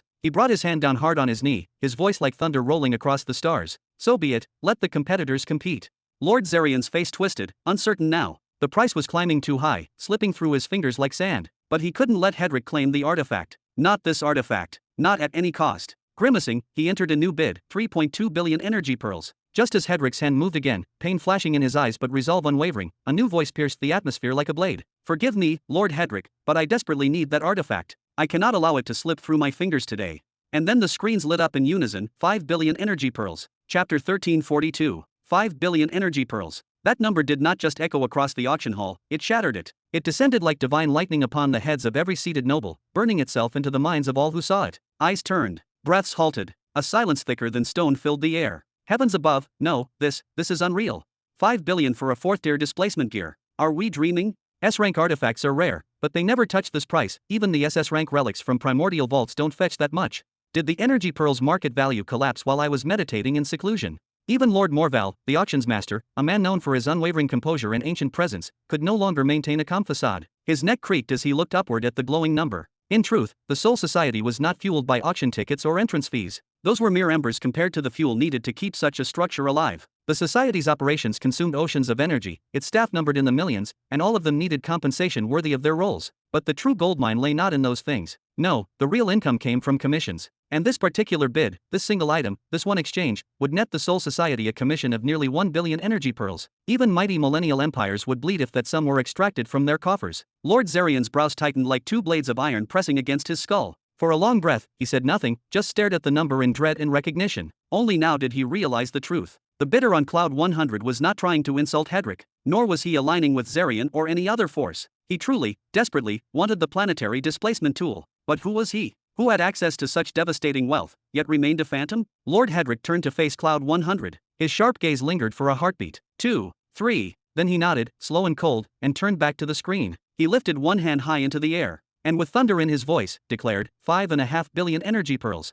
This. The word tore from thousands of mouths like a single scream. Even Empress Rhaenyra, the ever-stoic Eleanor, and the rest of the kings and emperors of their level leapt to their feet in disbelief. An increase of 500 million in one breath? For fuck's sake. Robin clutched his forehead with both hands. His soul trembled. Why? Why is it always the Distraw family? Do they never retreat? Do they not understand restraint? What the hell were they fed as infants?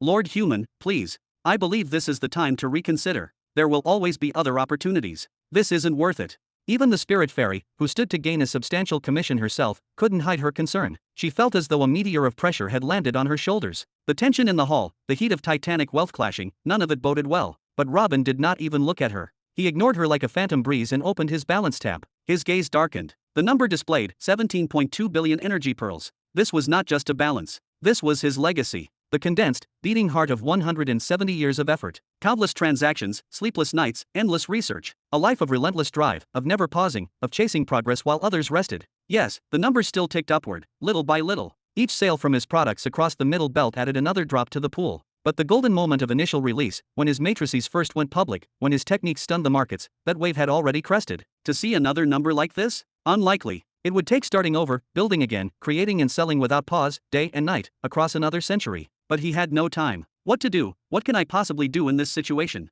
Robin muttered under his breath, the anxiety gnawing at him like a ravenous beast. His body swayed forward and back in small, tense motions, trying to ground himself. This isn't the first time I've dealt with people like him, he continued, eyes flickering with frustration. I know their tactics. I know how far they'll go. Even if I place another bid now, he'll push the price higher, no matter the cost. Even if it means emptying the entire vaults of his empire, he won't stop. He clenched his jaw, his voice nearly a growl. Even if I bid 10 billion and drain my carefully hoarded wealth, the same wealth I'd been saving for the future, he might just throw in entire star systems from his empire in his bid. That's the madness of men like him. Robin's breath caught in his throat. His mind raced to calculate, to strategize, to outmaneuver, yet the options narrowed with every second. There's still one last play. His voice dropped to a whisper. If I offer 15 billion, I could destroy the auction entirely. No one can match that. Not even him. Not without offering an entire imperial dominion. But he turned his gaze to the far side of the hall. There sat Lord Hedrick, unmoving, statuesque, composed to a terrifying degree. His eyes were still, yet deep, like a bottomless abyss. A calm surface masking a storm that could shatter worlds. What happens when he finds out I'm the one who outbid him? Robin's fingers trembled as he imagined the future, the final chance for his planet, Nihari, to rise to the middle belt. 730 years from now. That's when the alignment would come. That's when Nihari and 100 other planets in its orbit would ascend. But when that moment arrives, and the presence of a displacement gear is discovered there, every faction, every lord, every rival, will know. And Lord Hedrick, humiliated, wounded in pride, and fueled by vengeance, will come like a reaping blade. So what do I choose? Take the tool and wait for an enemy whose wrath could drown stars? Or walk away, pray for a second chance elsewhere, and avoid a future built on fear? Robin gripped his head with both hands, sweat now visibly forming on his brow. Across the auction arena, a sharp crack echoed faintly. Lord Zarian, until now silent and still, grimaced with growing fury. His patience had burned out. 5.5 billion? That was beyond reason for a displacement gear. He wouldn't go a coin further. With a sneer, he bared his fangs in anger, his voice laced with cold mockery. Enjoy it while you can, Hedrick. We'll see if your precious little planet even makes it to the middle belt. I doubt it will. Without blinking, Hedrick raised his chin and responded with quiet steel. We shall see. About 40 seconds passed. Silence gripped the hall like a vice. Lord Morval exhaled a heavy breath, raised his hand toward Hedrick, and spoke to the crowd. It appears there are no further bids. In that case, the item shall go to 5.6 billion pearls. The number materialized in front of everyone. Time froze. Lord Morval lowered his hand again, his face betraying mild irritation. This auction was far from over. Ah ha ha ha. Lord Zarian erupted in laughter, his voice echoing through the vast chamber like a thunderclap. He was ecstatic. Fate was still playing in his favor. On the other hand, a soft crack came from Lord Hedrick's direction. His fists had tightened so hard that his knuckles popped like gunshots. He opened his mouth, breath held, ready to deliver another soul-crushing bid, until a voice cut through the silence. Lord Hedrick, please. I ask that you wait just a moment. Perhaps we can find a solution that benefits us both. Hedrick turned slowly, like a predator locking onto a challenger. His voice carried an edge like a drawn sword. His gaze narrowed toward cloud number 100. There are no deals with enemies, he declared, cold and resolute. No words from your lips will make me give up the displacement tool. If you want it, then be ready to bleed for it. His eyes sharpened like a viper's. I don't know who you are, but I know people who can find out. Whether I win or lose today, whether you're a hidden monster from a forgotten age, or even a behemoth. I will come for you. There's no need to trouble anyone to find out about me. A ripple of energy swept through cloud 100. The mist began to part, evaporating like fog under a rising sun, and from within stepped a figure cloaked in mystery. A long black cloak trailed behind him, with a deep hood concealing most of his form. Upon his face, a metallic mask, emotionless and cold. His voice was calm and gentle. I am nothing but a simple human. A human who seeks no grudge, and harbors no hatred. Hedrick's brow furrowed ever so slightly. Removing the cloud's veil meant little. The Soul Society's anonymity protocols still cloaked this person's identity. But something about him, something intangible, tickled Hedrick's instinct. He narrowed his eyes and summoned the control panel with a blink. The identity scan flashed. His pupils slowly returned to the man behind cloud 100. Human, huh? Chapter 1343. Human? What does he mean by human?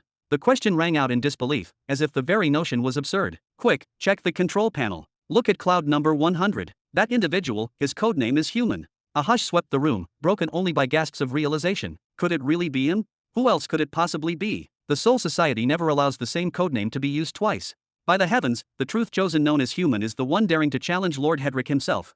Haha, what magnificence! What splendor! The greatest auction in the last few thousand years has come down to a clash between two humans. Such glory is unheard of. In mere moments following Lord Hedrick's declaration, a tidal wave of excitement erupted throughout the hall. The silence that had preceded it shattered like fragile glass. Those who had delayed in activating their control panels now scrambled frantically, fingers flying across keys, anxious to see the truth with their own eyes. Rhaenyra, ever poised, let her lips part slightly in stunned silence. This single individual, after all, had been one of the primary causes behind the depletion of her treasury over the last 100 years. Much of the modern era's warfare had evolved to rely heavily on complex arrays, mystical talismans, and advanced martial arts, all inventions and refinements introduced by none other than the enigmatic human. This is what it means to be truth chosen, she murmured. A single man who flooded the entire Middle Belt with his innovations. Not that empty title holder Robin Burton. We only managed to take one big law technique out of him. Pathetic. Eleanor's eyes shimmered with an unnatural brilliance, filled with both envy and admiration. I can't help but wonder, how far has his fortune reached by now, she whispered, half to herself.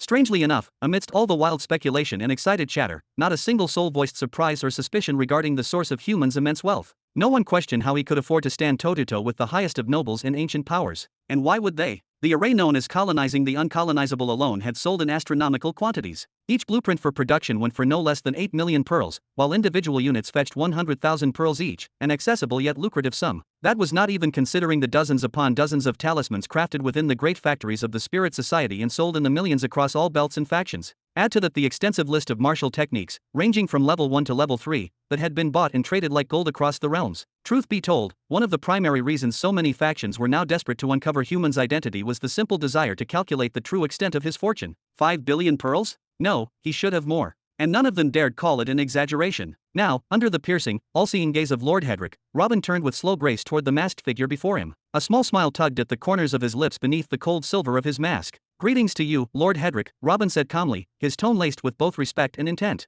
I would have greatly preferred to meet you under more favorable circumstances. However, fate rarely gives us the luxury of choice. That said, I do not believe we must turn this into a battlefield. Perhaps there is a middle ground, an agreement that would satisfy both parties. Then, with deliberate force, he clapped his hands once, sharp and commanding. Allow me to offer this proposal. Your galactic seed is not yet ready, correct? In that case, I would like to purchase the equipment today. Afterward, I shall loan it to you for a number of years. We can determine the duration together. Just inform me of the exact date when the galactic seed will awaken, and I will ensure the tool reaches your hands beforehand, along with a fitting gift. A strange smile crept across Lord Hedrick's face. It was neither mocking nor amused, just unreadable. Indeed, he murmured, the will of fate moves in mysterious ways. What exactly is happening here? Lord Zarian rose to his feet with a fury that rippled across the room like a storm tide. His voice boomed with indignation, and he thrust an accusatory finger in Robin's direction. This is supposed to be an honorable auction. A contest of will and wealth, governed by rules and fairness, not favoritism. What do you mean by lending him the tool? Is this how you humans operate now? Because you are both from the same race, you think you can collaborate behind closed doors, rig the outcome, and exclude the rest of us. Such disgrace. Such treachery. The atmosphere turned dense. Whispers flickered like sparks in dry grass. But Robin remained calm, or at least, he tried to be. He straightened his back, adjusted his stance, and responded in a low, respectful tone, carefully measured to avoid escalation. Lord Zarian, I assure you, I bear no hostility toward you, nor do I seek to earn your ire or make you an adversary. The reason I addressed Lord Hedrick is simply because he was the one actively engaged in the bidding. That is all there is to it. He was walking on a blade's edge now, fully aware that any false step could plunge him into political chaos. The last thing he needed was to get entangled in the festering racial tensions that still lingered beneath the surface of interspecies diplomacy. And yet, here was Zarian, trying to stir that very pot. Lies. Hypocrite. Zarian's voice cracked like a whip as he turned his gaze back toward the stands. The elevated seats were packed, mostly with shapeshifters and Morpheans, his kin. Do you all see this? Do you accept it? Two humans standing together, conspiring before your eyes. Working in secret to ensure we, all other races, walk away with nothing. And yet you remain silent. Where is your pride? Where is your fury? Not a word was spoken in reply. Because, truth be told, no one cared. Not really. Racial rhetoric was for the masses, for the hot-blooded youths and the powerless, tools to distract them from asking the real questions, to keep them busy with infighting while those above moved in silence. Question: why is nearly every imperial credit funneled into the military while cities starve and droughts rage? Answer: because the evil humans are plotting to destroy us. We must wipe them out before they multiply further. But such dogma did not apply to the true elite, the lords of force and fortune, not to someone like Lord Hedrick, whose power could shatter mountains,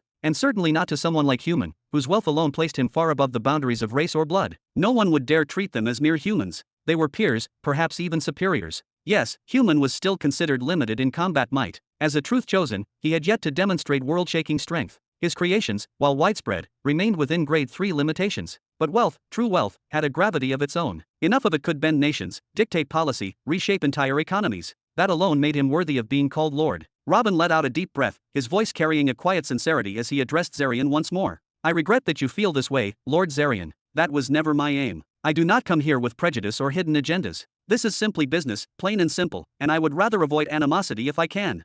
He then turned to his right again, where Lord Hedrick sat with that ever-watchful gaze. Now, Lord Hedrick, what do you say to my proposal?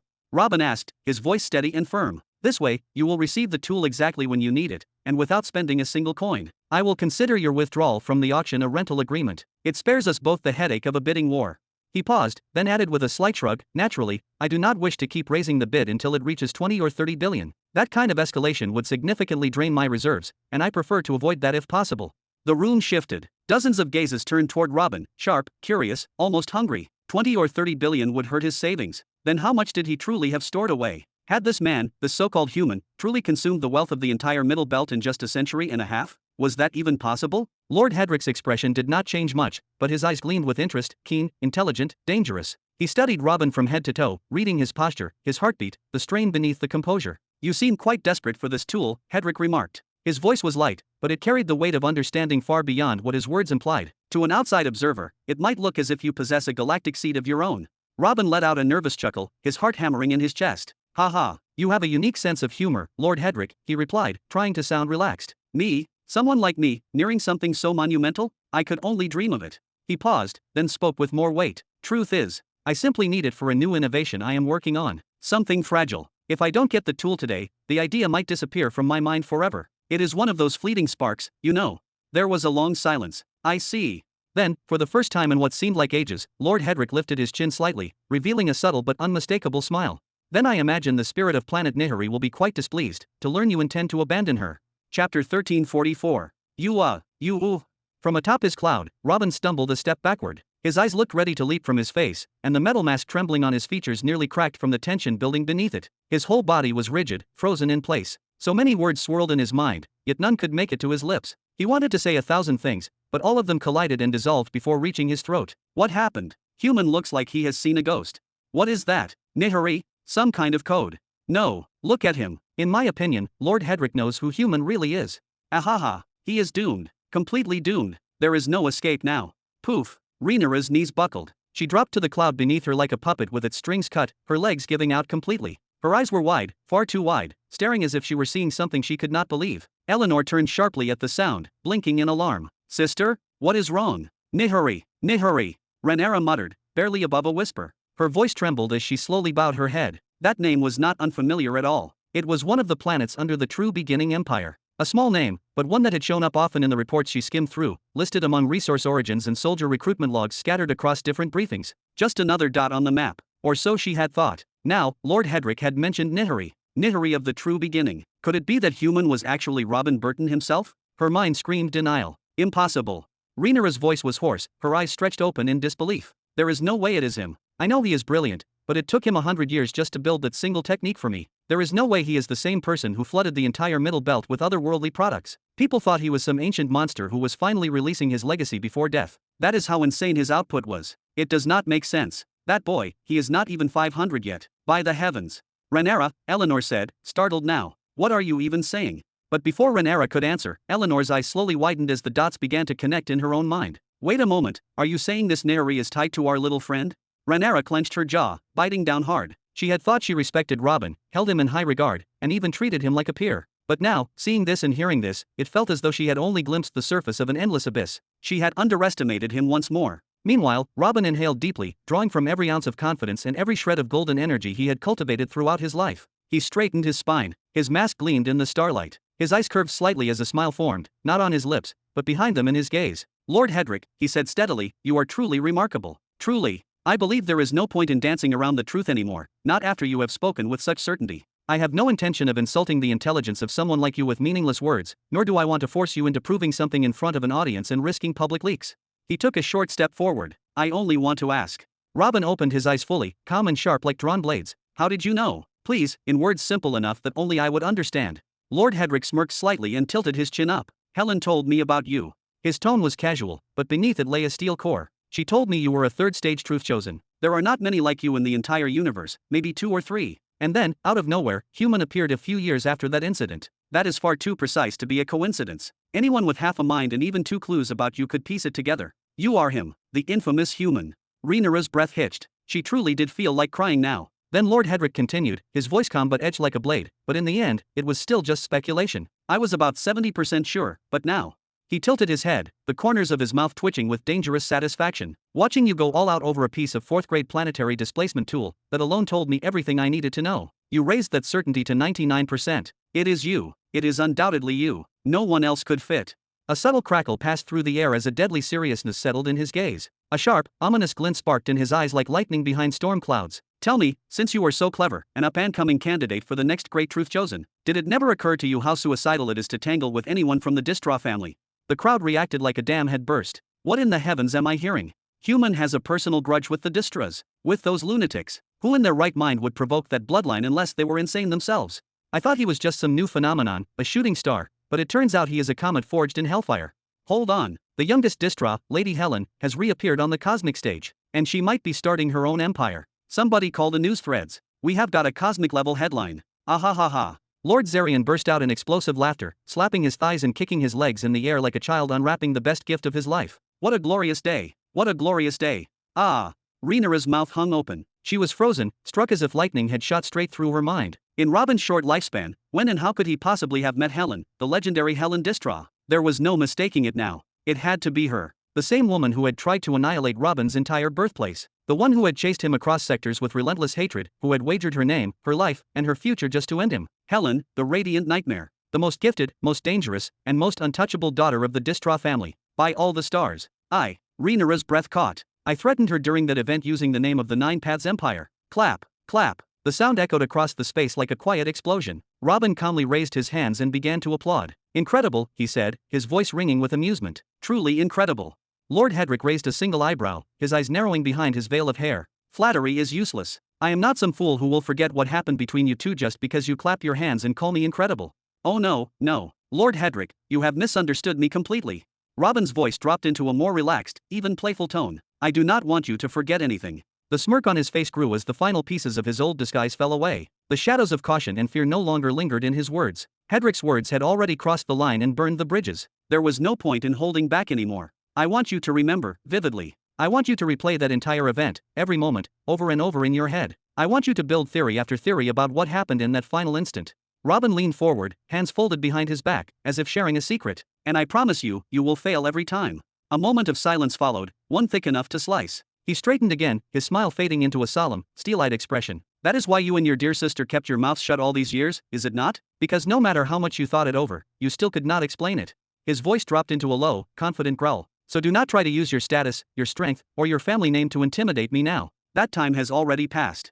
Then he stopped clapping, his arms dropping to his back. His gaze turned cold and serious. I am impressed, he admitted. But not because I am trying to flatter you. I do not need to suck up to anyone. He exhaled sharply. What stuns me is her audacity, her ability to tell you that story, to describe what happened, with a straight face as if it did not crush her spirit and break her.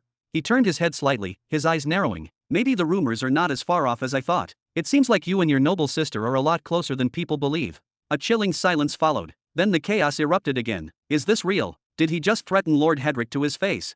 Ah ha ha ha. This is the best day of my fucking life. I would pay 10 times the ticket price for this drama.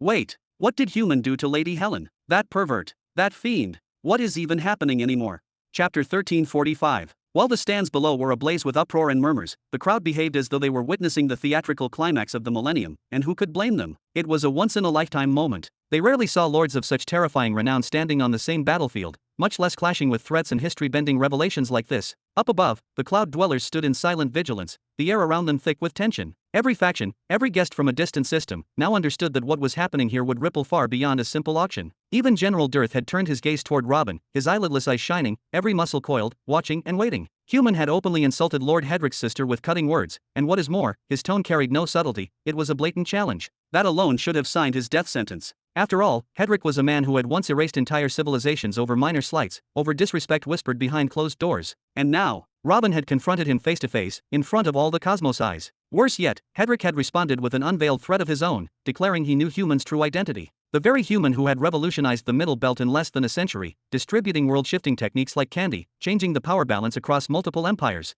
Hedric himself had called him a candidate for the next great truth chosen. Even Lord Zarian, whose laughter had moments ago rung like madness across the clouds, froze mid-chuckle. His eyes narrowed. His smile faltered. When he heard the depth of the feud between Destra and Human, even he, who thrived on chaos, chose silence. Human did something to Helen? The youngest daughter of the Destra family. Even Zarian would not dare cross that line, as there were some taboos even madness would not touch. Astounding. A sharp smile spread across Lord Hedric's face, slow and predatory. His eyes, locked on Robin, sharpened to daggers of light. It was as if he were trying to dissect Robin down to the atom with pure will alone. I have heard many things about you, your arrogance, your detachment from reality, your tendency to treat diplomacy like street brawls, and your violent flares under pressure. My sister warned me. I told her not to exaggerate. But now, I see she may have underplayed the impulsiveness you represent. Robin did not flinch. Instead, he raised his voice, sweeping a hand through the air as if throwing off invisible chains. I tried, multiple times, to resolve matters peacefully with her. I swallowed my pride. I extended the olive branch, more than once. He pointed at Hedric, his posture unbending. And you, I greeted you as a lord. I gave you the highest courtesy I could afford. But you came at me with veiled threats.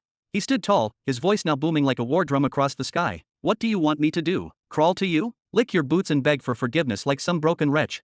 I do not kneel to anyone, and anyone who tried to break me in the past should remember exactly how that turned out. The hell, that is Human's real personality. I always pictured him as some kind old master, quietly trying to help the universe. He is crazier than the Destras. He is completely unhinged, a total lunatic. He is a pervert. Who?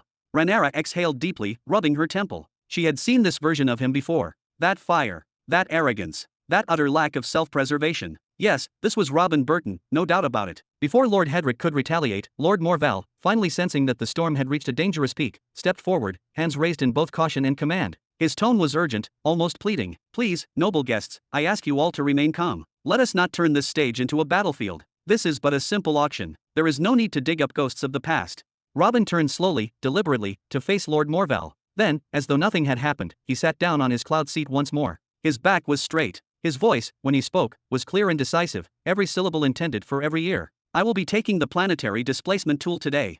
He let that hang for a moment. If Lord Hedric wishes to continue bidding, he may do so. If he would rather continue our discussion in a private room, perhaps away from the public eye and further humiliation, then I also welcome that. The message was loud and unmistakable. Robin would not step back. Lord Morval sighed heavily. So this was the legendary Human. Not just brilliant, but stubborn and proud enough to dare the Destras to their faces. He turned toward the other side. Lord Hedric, what do you intend to do?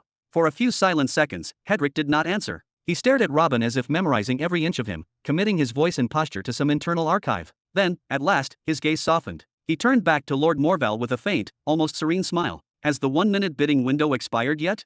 Lord Morval's eyes opened a fraction wider in realization. Hedric was giving him, a host, and himself, a way out from this situation. The bidding window has officially closed, I am afraid, he said at last, his voice steady. Then he turned to the crowd, raising his voice. The 4th grade planetary displacement gear is hereby awarded to Lord Human, for the record-shattering price for an S-class artifact, 5.6 billion energy pearls. Whoa, he really did it. He snatched the planetary displacement tool right from under Lord Hedric and Lord Zarian.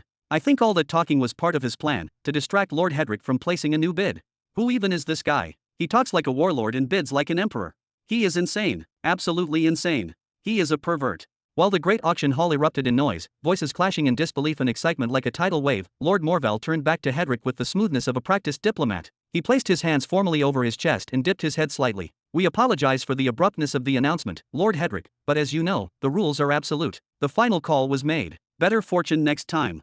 Lord Hedric did not say a word. His expression was unreadable. Only a subtle nod came in response, but even that held weight. His lips pressed into a thin line, the light in his eyes unreadable, neither rage nor resignation, just deep, calculating silence. Congratulations, Lord Human. Well played. I look forward to what you will craft from that tool. A miracle, perhaps. Haha, maybe another one of your infamous mass inventions.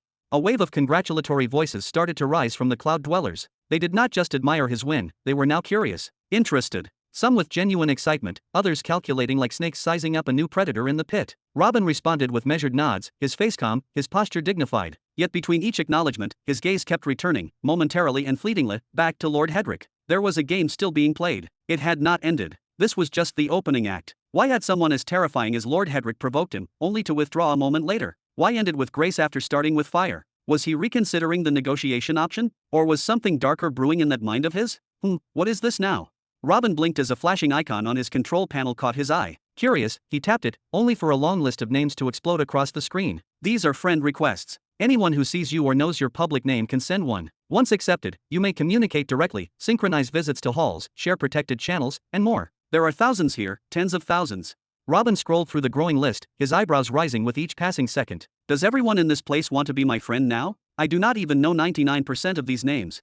You have been accepted among the elite, Lord Human. Your wealth alone earned their attention. Your confrontation with Lord Hedrick earned their fear, or their curiosity. It is only natural for the tides to rise toward a star that dares to shine against the sun. Robin's smile twisted faintly. No, this will not do. I want priority classification. Sort them all top down, highest value individuals first. Show me the ones who actually matter.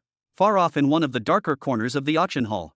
Turns out he is not just some loudmouth after all. A hunched, elderly figure with a dark-hound head growled in a low voice, sipping from a bone-colored flask. His tone was dry, but his eyes gleamed with a cautious respect. His threat may not have been empty. I thought he was bluffing, but it looks like he is backed by something much, much heavier. Then he added, his voice quieter, I do not know why he thinks so badly of us. Obviously, there are other people who know him. Crack! A hulking figure beside him, one with jagged, spike-like ridges across his head, crushed the armrest of his seat. His fists were tight enough to glow red from pressure. He is nothing but a cash-fed parasite. An empty shell with some genius, sure, but no spine, no roots, no legacy. Let him have his moment. Let him play politics and mouth off at monsters. But that fourth stage threshold. His voice dropped to a growl. That barrier is where illusions die. I know how steep it is. And no egotistical showman like him will cross it. Not someone who wastes time on speeches, squabbles, and manipulation. He does not care about the truth. He is chasing vanity. Then he added with eyes sparkling like flames, he will never make a stage 4 martial art, array, or technique. He will never touch that fourth stage threshold. He will never be me. You will see. You will see. Chapter 1346. This. Robin's gaze locked onto the list of incoming friend requests glowing before his eyes. To his great surprise, sitting boldly at the very top of that list was none other than Lord Zarian himself. Robin instinctively turned his head toward the man, only to find Lord Zarian already looking in his direction, wearing a composed yet genuine smile. The noble lord even nodded slightly, a courteous gesture filled with goodwill. Clearly, the confrontation that had occurred earlier between Robin and Lord Hedrick had, in some way, earned Lord Zarian's respect, or perhaps it had simply shifted Robin in his eyes from being a nobody to someone worthy of notice. Or maybe it was the old adage playing out again, the enemy of my enemy is my friend. Whatever the motivation behind it, Robin saw no reason to reject the request. He offered a respectful nod in return, pressing a hand to his chest in a traditional gesture of acceptance, then went ahead and tapped the button to confirm the connection. With that settled, he began to scroll down the ever-growing list. Lord Monran, hailing from the illustrious Starlight Dusk Academy. Lord Morval, the enigmatic overseer of the Soul Society. Robin's eyes scanned the names, lifting the list higher with a flick of his fingers. Among the 30 or so individuals around him, he noticed that 4 or 5 carried the title of Lord, a clear indication of their status and influence, and all of them had extended him friend requests. One particularly notable name stood out, Lord Amalik, Royal Soulmaster. He had attached a short message alongside his request. I would truly enjoy the chance to meet and discuss our intersecting interests. Perhaps one day, we might aid one another. Robin couldn't help but smile. Without hesitation, he accepted all the requests from those who bore the title Lord. He figured that if things didn't go well with Lord Morval later on, Lord Amalik would certainly be worth reaching out to as a backup. As for the rest of the requests, they came from individuals who lacked any formal noble title. The fairy hadn't provided additional context about their status, and their labels were simply aliases followed by their names. For instance, Planetary Empress Renara. He. Robin chuckled lightly when he saw that name among the tens of thousands, a rare note of amusement breaking through his otherwise composed demeanor. He tapped accept on her request, then muttered, keep the rest of the requests pending for now. I'm not in the mood to dive into random conversations with strangers, but I've got a hunch, they'll prove useful someday. Suddenly, Robin's expression shifted. He cast a discreet glance to the right, eyes narrowing slightly. That one person didn't send a request. Didn't he care for what I offered? Strange fellow. The fairy replied almost instantly, her voice like a whisper within his mind. Lord Hedrick is known to be a man of very few words. If he is greeted with speech, he replies with action. The fact that he even exchanged words with you earlier is already quite rare. So what you're saying is, he's now cooking up some practical way to return the insult. Wait, I thought it was over when he stopped bidding. Robin chuckled under his breath, shaking his head in disbelief. Am I truly cursed to attract enemies from House Destra at every step I take? What kind of miserable luck is this? After a few seconds of quiet contemplation, Robin spoke again. Hey, fairy. How do I send a friend request to someone? Simply open the control panel and look at the person you wish to connect with. You'll see a small icon in the top left corner, tap it. With that instruction in mind, Robin zeroed in on Lord Hedrick, who was standing not too far off. He tapped the icon and murmured to himself. Like this. Exactly. The request must have reached him by now. The fairy responded with her brows slightly furrowed, clearly puzzled by Robin's choice. No need for confusion, Robin said, noticing her reaction. I'm doing everything I can to build peaceful bridges. The last thing I need right now is more conflict. I've got enough on my plate as it is. Though his face remained turned toward the central platform, Robin's sharp eyes remained fixed to the right, subtly watching Lord Hedrick's every move, searching for any sign of a reaction. At that precise moment, there was movement, subtle, calculated. Lord Hedrick, ever the embodiment of restraint, raised a single finger, directing it toward a translucent interface only he could see. His eyes lingered on it for a heartbeat, as if considering something, then, without so much as a twitch of emotion, he returned his attention to the central platform, his posture calm and undisturbed. It was as though nothing had happened at all. Robin's eye twitched. A flicker of disbelief crossed his face before it turned into frustration. That son of a bitch didn't accept the request. He just looked at it, and ignored it. His hand shot to his thigh, fingers digging into the fabric as he clenched hard, his jaw tightening. Then, shaking his head violently, he muttered through gritted teeth. Whatever. Just another fresh headache tossed onto the mountain I already have to climb. I will see the end of that cursed family, one way or another. The fairy's voice whispered again into his ear, soft and steady amidst the storm building in Robin's chest. Actually, I don't think your relationship with Lord Hedrick is doomed. Not entirely. If anything, I doubt it will worsen from here. Robin's head tilted slightly, confused. What makes you say that? He asked sharply. He dropped the gear without a word and now he won't even acknowledge me. He's obviously planning something. Either he'll come to reclaim what he lost by force, or he's already scheming some quiet revenge. His brows furrowed as suspicion bloomed like thunderclouds in his mind. I don't know about that, the fairy replied cryptically, a strange curve lifting her lips. Her expression grew subtly mischievous. Anyone who truly knows the real history of Lord Hedrick, and the reason he broke ties with his father, would tell you the same. Robin narrowed his eyes, silent for a moment. He remembered how earlier, when she had been explaining Hedrick's background, she had intentionally avoided the reason for the rift with his father. She had told him that it was part of a dark chapter of history locked behind generational censorship, forbidden knowledge sealed away from the newer bloodlines. There was no use pressing for more. Whatever it was deemed too dangerous to speak of openly. Rustle, murmur, hush. Meanwhile, the colossal arena still roared with energy. Thousands of voices, like waves crashing against stone, buzzed with excitement and speculation. Some debated the absurd price that had been offered for nothing more than a Grade 4 artifact, a sum so enormous it could rival the combined vaults of 10 ancient empires. Others dissected, word by word, the flaming conversation that had erupted between a mere human and the silent juggernaut that was Lord Hedrick. Already, down in the audience, wild theories were being spun, some fantastical, others dangerous. Then, cutting through the chaos like a blade. Everyone, please, silence. Lord Morval raised both of his hands high, then gestured downward with calm authority, his palms facing the ground. The effect was immediate. Just 3 words from him, and the entire crowd fell still. People sat back in their seats, whispers faded to nothing, and even the tension in the air seemed to pause. 2 words were enough for this man to command the absolute attention of millions. The drama, no matter how explosive, had been set aside, because now, something greater was at hand. Thump, thump. Everyone knew what came next. What they were about to witness was something far beyond their usual scale of comprehension. A priceless relic, so powerful, so rare, that it defied valuation, was about to be sold. Events like this simply didn't happen in their lifetimes. For the overwhelming majority of those present, this moment would be the only time they would ever gaze upon an SS rank item, let alone see it change hands. Countless eyes widened, each face turned upward, unblinking. Even the lords on their floating clouds began to shift, their previously casual postures straightening, expressions growing serious. Something was coming. Something important. Very well then. Lord Morval's voice rose again, steady and noble. I believe we've given everyone ample time to summon whoever they wished and to deposit whatever resources they felt necessary.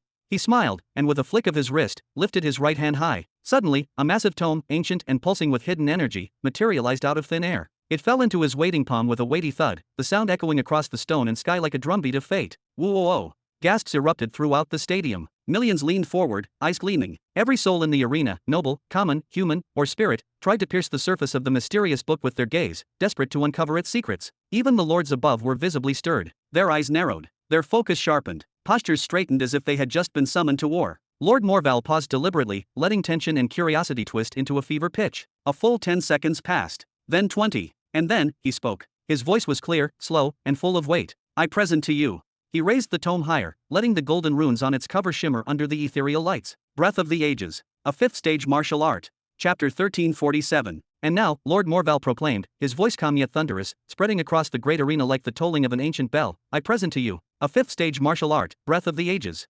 Silence. An eerie, absolute silence fell upon the colossal auction hall, a silence so profound it felt as though time itself had frozen in reverence. Eyes blinked in disbelief. Minds raced to comprehend the magnitude of what had just been spoken. And then, slowly, inevitably, like ripples in still water, the weight of the announcement began to spread. First came the widening of eyes. Then the quiet rising of bodies, one after another, as if pulled by an invisible gravity. Then, rumble, rumble, rumble. A crescendo of sound erupted like a tidal wave crashing against the walls of the cosmos. Ha!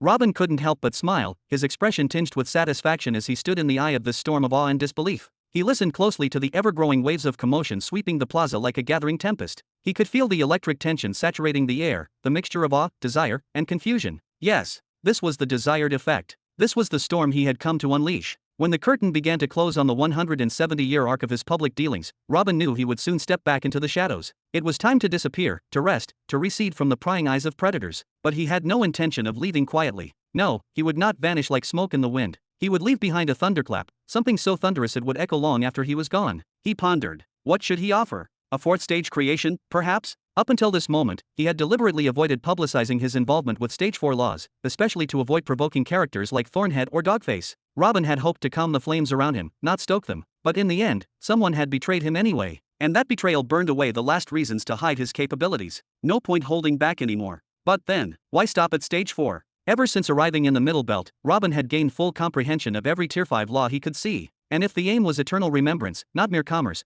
but legacy, then the price had to be of Tier 5 or higher. Nothing less would suffice. So what should he sell? A formation array? No, too dry, too technical. It wouldn't deliver that moment of awe, the moment that sears itself into the soul. It wouldn't satisfy the artist in him, or the glory seeker. What about a merged law? Tempting, but flawed. The first problem was simple yet fatal, the elites wouldn't use it. Each of them had already walked far down their own path. None would abandon their foundations to realign their essence to a foreign principle, if that was even possible. The second problem was worse. If he shared a merged law, it could become a seed, the seed of a future army, one wielding a new type of power. And if such an army ever aligned itself against him, that was a future he would not risk birthing with his own hands. And so, he settled on an alternative, a fifth-stage martial art. Martial arts were simple, clean, and universally executable. A fixed set of movements. An established pattern of energy and force. Once learned, they could be activated regardless of the wielder's affinity, be it water, fire, lightning, or space. Everyone can execute a martial art if comprehended. Even someone whose entire path was forged from water could execute a flame-based martial art, so long as they followed the proper patterns. That made them perfect for the job. Valuable, flexible, powerful. Something even the elite could use without shifting their foundation. It was a tactical enhancement, not a strategic upheaval. Moreover, it wouldn't shift the cosmic power balance. It wouldn't create an empire-ending army. But, a fifth-stage martial art, that was still playing with fire. The moment such a treasure surfaced, the world cataclysms might turn their gaze toward him, but the Nexus state being and those above might not be interested. And so he made a mad decision. A brilliant one. A masterpiece that satisfied Robin the researcher and Robin the glory seeker, both at once. Silence, please. Lord Morval's voice rang out again, calm and commanding. He raised his second hand now, calling for order. This is the first time in over 1,000,000 years that a fifth-stage martial art has been offered for sale. This is a historic moment, one that may never come again in your lifetimes. It would be a tragedy to miss even a fragment of it by talking to those next to you. Haha, you're absolutely right, Lord Morval. Lord Amalek laughed, a deep, rich sound echoing through the clouds, his golden cloak fluttering in the wind. He gestured toward the platform below. Please, do go on. What exactly does this martial art do? What is its nature?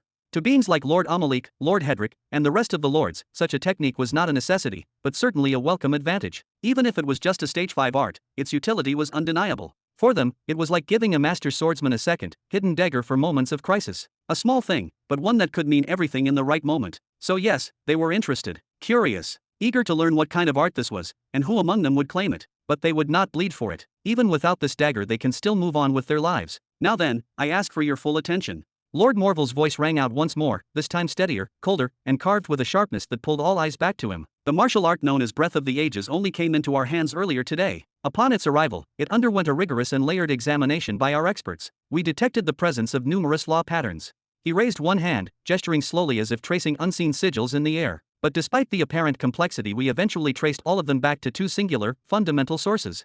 He paused then, allowing the silence to thicken, as if preparing the crowd's collective heart for a revelation meant to change the weight of the world. This martial art is constructed upon the fusion of two of the most sacred and primal pillars of existence. The first, the fundamental major law of time. The second, the fundamental major law of life. What? Time and life. That's insane. No, that's not just rare, that's forbidden, that can't be real. Gasps, screams, whispers, wild, incoherent babbling. The hall, once again, collapsed into a maelstrom of sound. Shock began to fracture even the minds of the nobles. Some covered their mouths, others stood in disbelief. Silence. This time, the command came like an executioner's blade falling on the crowd. It wasn't Lord Morval who had spoken. It was someone seated above the clouds, on one of the most ornate of floating thrones. His voice did not shout, it didn't need to. It was absolute. The auction hall froze. Not from fear alone, but from recognition. Then that man spoke with the same tone. Lord Morval, is there something wrong with your introduction? The fundamental major law of time and the fundamental major law of life merged together? Is this some kind of joke? Robin instinctively leaned back, as though a cold wind had just passed through his core. His expression tightened as he gazed upward toward the voice. Who the hell is that? He asked under his breath. That, murmured the fairy in his ear, her voice far quieter now than before, is Dreamer. He's the son of Xianxia the tyrant. Robin's eyes narrowed. Wait, Xianxia's son? What is he doing here? He hasn't spoken a word since the start of the auction, and now he chooses this moment to erupt. You'll see. The fairy sighed. There's more at play than you know. Lord Morval turned toward Dreamer, face composed but unmistakably sharpened with tension. Lord Dreamer, he said with deliberate weight, I stand by what I've stated. This martial art was reviewed not once, but thrice, by 3 independent panels of the Soul Society's elite. Then it passed into my hands under emergency clearance. I examined the law patterns myself. They are stable. They are functional. They are real. Dreamer's voice rang back, colder now, but laced with disbelief and quiet fury. No, I refuse to believe it. 2 fundamental laws, time and life, fused into a martial art? That violates every established precedent in recorded memory. Even conceptual convergence between those laws typically causes collapse or contradiction. This is an abomination, or a mistake. The crowd didn't know where to look. Some looked toward Dreamer, others toward Lord Morval, others at the tome floating gently in the air, still emanating a silent, golden pulse of restrained power. Lord Morval did not bow. Instead, he placed a hand over his heart, his fingers clenched. The Soul Society guarantees the authenticity of this art with its name. His voice was firm, resounding. Anyone unwilling to believe it may simply withdraw. Consider it as though this item does not exist. Dead silence again. Only the highborn lord sitting upon the clouds had the nerve to speak now. Finally, another voice echoed gently from the skies. It was calm, but ponderous, like the breath of a being who had lived longer than kingdoms. Lord Morval, no one here questions the honor of the Soul Society. We do not cast doubt upon your words. We merely ask, if this art is real, if such a fusion of time and life has truly been achieved, then what kind of being could have created it? Another pause. Does this not imply the existence of someone? Someone who has mastery over both the fundamental major law of time and the fundamental major law of life. Chapter 1348. Lord Morval gave a solemn nod. Indeed, this is a fact. The creator of this martial art undoubtedly possesses mastery over both laws. There is not even the faintest shadow of doubt about it. The creator made no effort whatsoever to conceal this truth, not even in the slightest way. But tell me, where is the issue in that? Is it not within reason that someone, somewhere, might attain both laws simultaneously? Throughout the annals of time, countless geniuses have risen and vanished like flickers of light, and this technique is but the fruit of one such brilliant soul. Robin quietly held his breath, the air catching in his chest. He shifted his eyes subtly, stealing glances at those around him without so much as tilting his head. As the chosen bearer of the truth, as the one destined to uncover the mythical fifth path, as one who aspired to eternal glory and sought to etch his name into the very bones of history, he had no intention of taking his discoveries to the grave. No, he longed for the world to witness the flame he carried. Revealing such truths, just a few fragments of his vast knowledge, was merely a surface ripple in the ocean of what he knew. Yet, the reactions he observed, the unease, the awe, the tension, made him pause. Perhaps the time was not yet right. Perhaps patience would serve him better. At that moment, Lord Morval raised his hand, lifting the tome it held slightly higher. Before anyone could utter a question, he spoke again, his voice resonating with authority. Please, everyone, listen carefully. I will explain how to use it only once. I will not repeat myself. His voice grew louder, firmer. The breath of the ages is not a martial art meant for offense, nor is it designed for defense. No, this is a martial discipline forged solely for the preservation of life. It can be cast upon oneself, or bestowed upon another. He paused for a moment, sweeping his gaze across the assembly. Then, with calm precision, he elaborated. So long as the target retains even a single final breath, just a whisper of life, the breath of time will delay the spread and worsening of wounds, or in most cases, halt them entirely. Meanwhile, the breath of life will begin to stimulate regeneration and bolster the flow of life energy through the veins. If this technique were used on a dying mortal, one stabbed through the heart by a dagger, he would still be able to survive for 100,000 years with that same dagger still lodged in his chest. If used on an expert in the world cataclysm realm, it could seal their injuries, granting them enough time to retreat to safety. The seal's effect may last for days, even weeks, long enough to find healing, or long enough to activate the art again.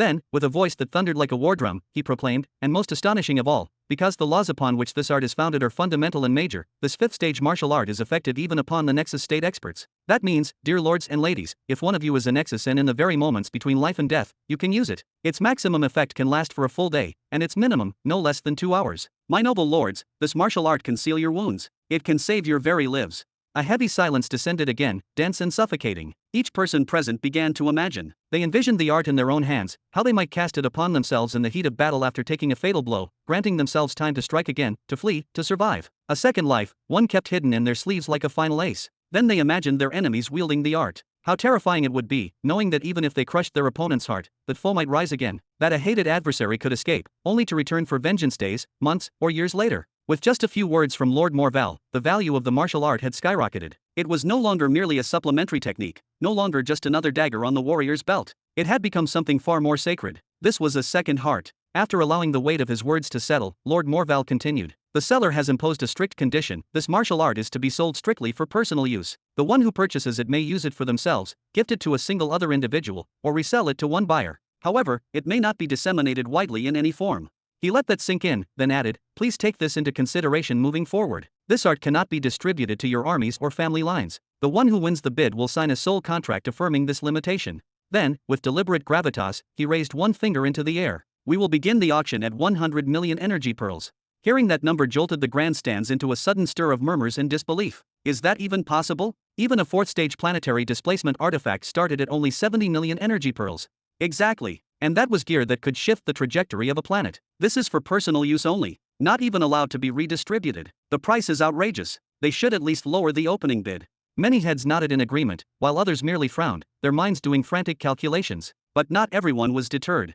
Doesn't matter to me, growled one of the planetary emperors, his voice rough like scraping stone. I want to be part of this legendary auction while the price is still within my reach. With a thud, he struck the armrest of his gilded seat and raised his hand with firm resolve. I raise it by 100 million and... But then his words died mid-sentence, choked, as though some invisible force had coiled around his throat and tightened. His proud chest, once puffed with imperial confidence, deflated like a fallen banner. Because at that very moment, across the colossal plaza, the glowing blue screen changed, projecting a number so immense it silenced every thought. 3 billion energy pearls. The crowd froze. And then a quiet, almost musical voice echoed across the chamber, soft as silk, but ringing like thunder in every mind. I don't know what ancient sage created this art, but whatever his legacy, it is well worth the price. Gasps filled the air. All eyes turned toward the source of that voice. Robin's eyes stretched wide, as though trying to capture every detail. He turned swiftly to identify the speaker, and when he did, his breath caught in his throat. There, seated with a relaxed yet unnervingly deliberate posture, was a young man who exuded quiet power. His silky brown hair framed a face too perfect to have known suffering. His gaze was calm and knowing, as if he already saw a future where this martial art would become part of his legend. Not a single drop of arrogance tainted his aura, only certainty. Who is that? Robin whispered, his voice low and tight. The fairy beside him blinked, equally stunned, her wings fluttering with tension. Orion, she said slowly, almost reverently. Son of Kylie's, the behemoth of purity. Even her luminous eyes shimmered with awe as they reflected the 3 billion mark glowing on the auction display. Ha ha! Another voice emerged from a different corner, aged and raspy, yet still carrying the weight of centuries. Young Lord Orion, still at the dawn of his journey, untouched by true enemies, must you hoard relics meant for the dying generation? Leave such treasures to old ghosts like me. The crowd stirred again, and a new number was etched into the glowing display, 3.5 billion energy pearls. But that too was only a spark before the firestorm. Martial arts like this belong to warriors who still bleed on the battlefield, not those waiting for the grave. Another bidder shouted from above, a youth with glowing veins and cursed tattoos winding across his arms. The insignia of a descendant of the behemoth of curses flared behind him like a dark halo. 3.8 billion energy pearls. Robin could only stare in disbelief. His lips parted slowly, trying to say something, anything. Then he suddenly jerked to his right. You sly little thing, you were going to offer 400 million for this.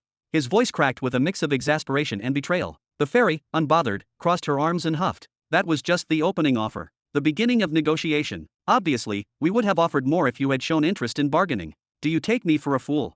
Robin snapped, lunging toward her, but she zipped away with ease. I wasn't born yesterday, you conniving sprite. I swear I'll. But then he stopped. Something had caught his attention. A silence had taken root, thick, heavy, and unnatural. Robin turned slowly to his far right. There sat Lord Hedrick, on his ethereal cloud, unmoving. His gaze was locked on the martial art, wide-eyed. His expression was not just shock. It was devastation, awe, and mourning. Like a man seeing a ghost, no, a lost loved one returned from the grave. Tears clung to the corners of his eyes. Tears. In that instant, Lord Hedrick clenched his jaw, his teeth grinding with force. He shut his eyes for a heartbeat, then reopened them, his composure restored as if it had never faltered. Then, with a calm that hid a storm beneath it, he said, "My apologies to all present, but I want it." The display shifted again. The hall held its breath. 7 billion energy pearls. Chapter 1349. 7 billion energy pearls. The entire Colosseum reeled. Gasps and murmurs erupted like sparks across dry tinder. 7 billion. What kind of price is that? The bid just doubled in a single move. Who does that? That much wealth. It's equal to the combined fortune of a standard millennial empire. And for a technique that cannot even be passed on? This is absurd. You're wrong, a deeper, older voice responded, calm yet firm. Lord Hedrick isn't just buying a martial art. He's buying survival. He's buying the ability to rise again when death comes calling. Someone else sneered, his tone laced with disbelief. So what? Has the universe lost its mind? Are there no more healing methods left in existence? Another scoffed, shaking his head like one would at a naive child. You clearly don't understand. This is not your average recovery technique used in some temple between fights. This is a martial art that activates in combat. It's a technique that affects even nexus states, that can seal wounds for hours and heal them on the spot, all while the user is still locked in battle. Show me another that combines the fundamental major law of life and the fundamental major law of time. Go ahead, I'll wait. Even though the plaza was filled with legends, sovereigns, and planetary emperors who had long ruled over worlds, their minds, for a brief moment, shattered under the weight of the number they had just heard. Logic faltered. Even the sharpest among them found themselves caught adrift in the tide of astronomical value. Normally, when any one of them sustained serious injuries in battle, they would do what was sensible, retreat, regroup, and seek a healer. Someone aligned with the path of life, or perhaps purity, restoration, body, or other gentle domains to mend their flesh and soul. But what if retreat was not an option? What if you were the last line of defense? What if your world was burning and you had no time to run? In that moment, Breath of the Ages would not just be valuable, it would be divine, a weaponized miracle, a curse for your enemies. Yet still, if you handed these planetary emperors 7 billion energy pearls right now, would they buy the martial art? Unlikely. Most of them would instead acquire entire planetary systems, forge legacies, or construct citadels that could stand the test of time. Eleanor dropped into her seat with a dull thud, her expression pale, her knees finally betraying her composure. 7 billion. She muttered, the number tasting foreign on her tongue. She turned her head with visible strain. Rhaenyra, tell me, is there any chance that the seller is our little friend? There was a pause. From what I remember, he's a martial emperor now. That means he's already attained the 4th stage of the law of truth. Rhaenyra remained silent for a moment, her gaze fixed on cloud number 100. Then she exhaled slowly, defeated. I don't know, but I'd say the chances are high. She didn't even try to justify the claim. There was no point anymore. The evidence was too staggering. I can't even imagine where his limits are now. It's like trying to guess the depth of a black hole. Another pause, filled with tension and awe. Then Eleanor leaned back, whispering as if she couldn't believe her own voice. He's wealthy, truly wealthy now. With this bid alone, he's recovered every pearl he spent on the planetary displacement gear, and even made a profit of 1.5 billion. She shook her head in disbelief. 1.5 billion. She repeated under her breath. That's 5 times more than what we managed to gather from the Nine Paths Empire, even after pooling all our private fortunes. Rhaenyra's hand, resting on the arm of her chair, visibly trembled. She said nothing. What could she say? Her mind reeled. Back on his coronation day, when Robin had confidently proclaimed he was ready to be her supreme lord, had he already known what kind of monstrous power and wealth would one day fall into his hands? Lord Morville's voice rang across the auction chamber like a clarion bell. 7 billion energy pearls from Lord Hedrick. Is there anyone willing to bid higher? His eyes moved slowly over the scattered noble clouds. He saw hesitation, tight jaws, furrowed brows, white knuckles. Every sovereign, bar the undying Lord Dearth, wanted this technique. The hunger was clear in their eyes, but desire was not the same as madness. And only a madman would bid higher now. Then, Lord Morval smiled. A faint, knowing smile. Very well. He raised a hand slowly. With less than 10 seconds remaining, allow me to enter the stage, not as auctioneer, but as a representative of the Soul Society. His voice boomed, filled with pride and finality. We, the Soul Society, shall purchase Breath of the Ages for 7.5 billion energy pearls. Crack. The sound was raw and violent. Lord Hedrick had clenched his fist so hard the reinforced metal armrests under his palms fractured. Eyes turned. Jaws dropped. What? The reaction echoed like thunder. Gasps, shock, disbelief. The Soul Society had entered the bidding. Only Robin recovered from the shock quickly. A soft smile played across his lips as he gave a slight nod. Though the Soul Society already possessed a full copy of the martial art and could wield it however they pleased, their act of bidding was a gesture, a quiet message of goodwill toward Robin. They were showing respect for his choice, his privacy, and perhaps even his future. Robin nodded again, inwardly impressed. With this kind of business acumen, he thought, no wonder the Soul Society still holds its exceptional position to this day. Just then, the atmosphere was shattered by the same thunderous voice that had stirred the arena moments before. Lord Morval. Everyone turned. It was him again, Drathan, the son of Iras the Tyrant. His voice boomed with righteous fury. What are you doing interfering in the auction? Do you intend to ignite this bidding war further by using the name of the Spirit Society? Are you trying to deceive those ignorant of the history behind such martial arts? This is not the conduct we've come to expect from your faction. Lord Morval's brows furrowed immediately. His voice was sharp, composed, and threatening in its clarity. Lord Dreathan, what exactly are you suggesting? Speak plainly and loudly before everyone, or I will be forced to defend the integrity of the Soul Society under its own laws. But Dreathan wasn't done. His eyes were wide, burning with conviction, his voice cutting like a blade through the fog of tension. Humph. That martial art, it's one of the creations of the great Lord of Truth, Azramad, isn't it? Only he was known for fusing flashy laws into such elaborate martial arts. And we all know what happens to those who dare use his legacy, without his direct permission. A collective gasp echoed through the chamber. A martial art created by Azramad. That explains it. Wait, does that mean the Spirit Society is dealing in curse techniques now? They wouldn't, would they? Even Lord Hedrick, still stiff from his earlier bid, narrowed his eyes sharply, turning to stare daggers at Lord Morval. The kind of stare that didn't question, it accused. And if this accusation turned out to be true, the name Azramad wasn't one tossed around lightly. He was one of the 5 great chosen of truth, legendary figures whose legacies spanned millions upon millions of years across the middle planetary belt. Each of them contributed awe-inspiring things to civilization, but each was also infamous in their own way. Azramad's personality, in particular, was that of a bitter old man, the type who hated seeing children playing in front of his house. He loathed people who used his creations to chase their dreams without paying the price he deemed fair. Why should someone else succeed off his blood and sweat? Why should a man buy one of his arrays for a single pearl and then sell it for 2, turning a profit on his genius? Early in his life, Azramad became obsessed with exclusivity. Every technique, every tool, every array, he sold only to individuals under strict contracts. One buyer, one user. He never sold to the public. And if anything he made escaped his control, he hired mercenaries to track it down, to destroy it, to kill whoever dared use it. But as with all things of value, eventually, his creations were leaked. And no matter how hard he tried, Azramad couldn't stop the inevitable underground circulation, pirated copies, imitators. Most inventors accept this reality. They make their initial profit, then move on to invent something new. But not Azramad. He was the type to burn the world before letting someone else enjoy his work for free. To him, no one deserved his legacy unless he allowed it, and at a price he deemed worthy. And those prices? They were never reasonable. It's no surprise that, by the end of his life, people said he had gone mad. He began crafting martial techniques, embedded arrays, and enchanted scripts filled with traps, designed not just for protection, but to lure unauthorized users and kill them the moment they activated the art. The tragedy? Even his legitimate customers suffered. Many died, others went mad after triggering one of his hidden snares. But that didn't stop him. On the contrary, he escalated. He established entire legacy zones across the Middle Belt, massive vaults of his work scattered across the stars. To date, 5 such zones have been discovered, each one filled with priceless artifacts, and every single one rigged with traps. Even the treasures inside, energy pearls, talismans, relics, were booby-trapped. Azramad may have been the most flamboyant of the Lords of Truth, known for his glittering arrays and over-the-top constructs, but he was also the eternal symbol of bitterness and greed. A genius consumed by the fear of being robbed. A master whose greatest enemy was sharing. Chapter 1350. In response to the outrageous accusation hurled at him in front of the entire auction plaza that holds millions of the Midbelt monarchs, Lord Morval parted his lips and replied with a voice sharper than steel. Lord Dreathan, are you truly implying that we would stoop so low as to kill one of our customers over a mere handful of billions?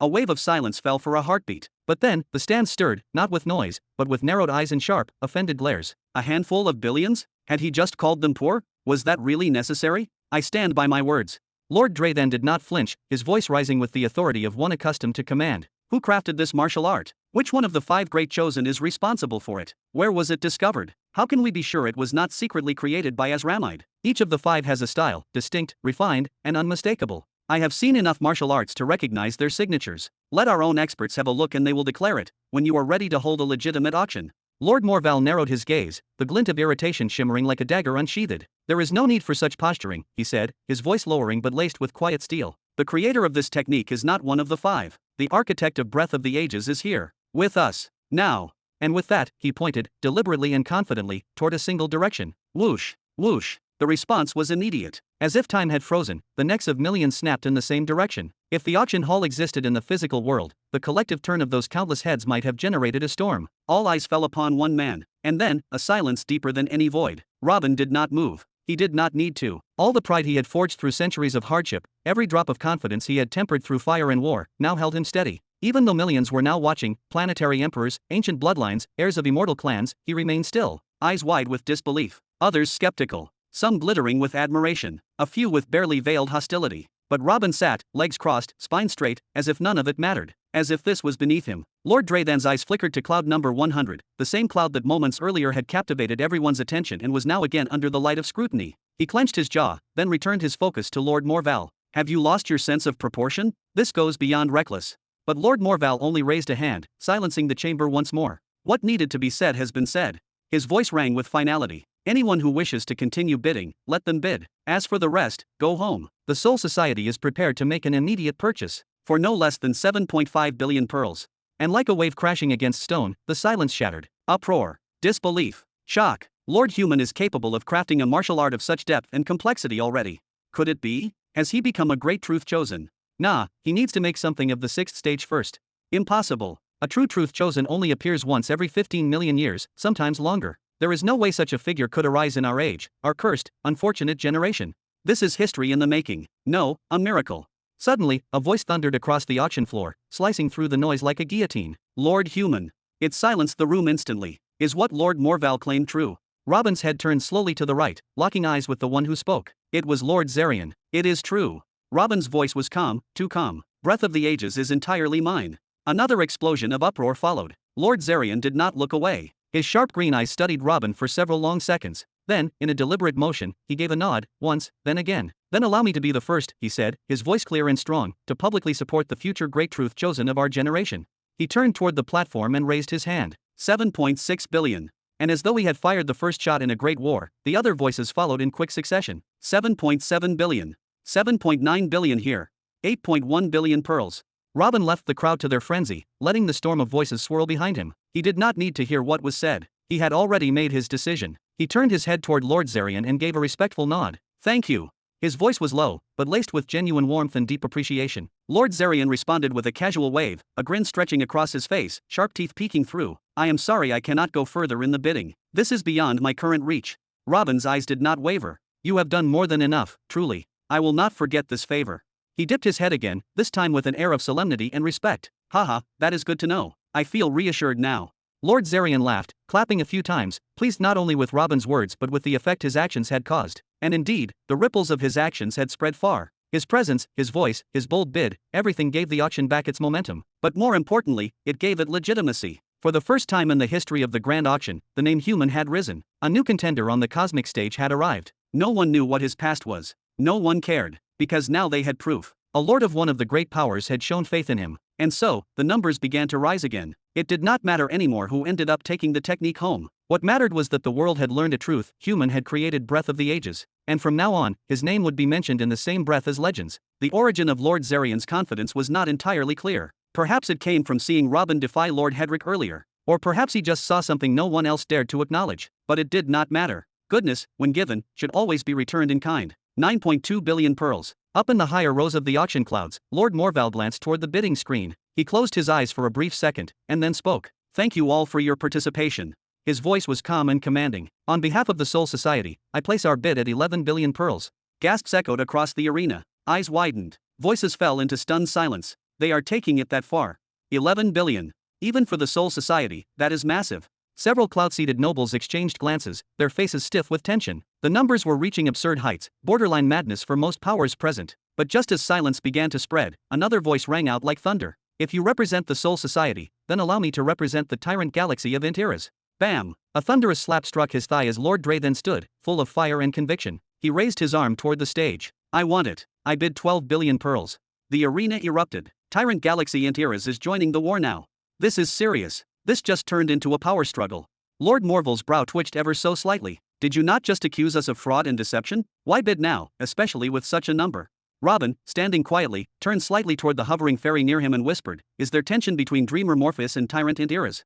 No direct hostility, but they are fierce rivals, she replied. Both the Soul Society and the Tyrant Galaxy are the richest factions in the universe, and both are fighting for dominance over the Middle Belt's resources. One prefers diplomacy, the other brute force. The Tyrant does not negotiate, he takes. He was given that title for a reason. So it is a war of influence. Fascinating, Robin mused, raising an eyebrow in thought. Back in the arena, Lord Dre then stood tall, his expression cold and firm. Kindly remember your role as auctioneer. My decisions are mine alone. He then gestured casually toward Lord Morval. Feel free to keep bidding, if you must. But I have made my choice. I doubt my father will be upset over a bit of pocket change. Lord Morval stared at him for a long moment, then shifted his gaze toward Robin. Robin blinked as his auction console blinked to life again. A private message had arrived from none other than Lord Morval. I can outbid him if I want. But Dre then, like his father, never forgets a grudge. If he loses your work, he might fixate on you. I will follow your call. What do you want me to do? Robin stared at the message in silence. It was clear now. This was more than strategy, this was a moment of choice. Wealth, or peace. And Lord Morval was offering him the chance to choose, not just for the auction, but to do him a favor as well. Robin let out a quiet sigh. He closed the console gently. Then, he looked back at Lord Morval and gave him a silent nod, followed by 2 graceful waves of his hand. The message was clear. Lord Morval turned back toward Lord Drathan. His expression did not change much, just a faint, unreadable smile that did not quite reach the eyes. Then allow me to be the first to say congratulations. He gave a small bow. Breath of the Ages is yours.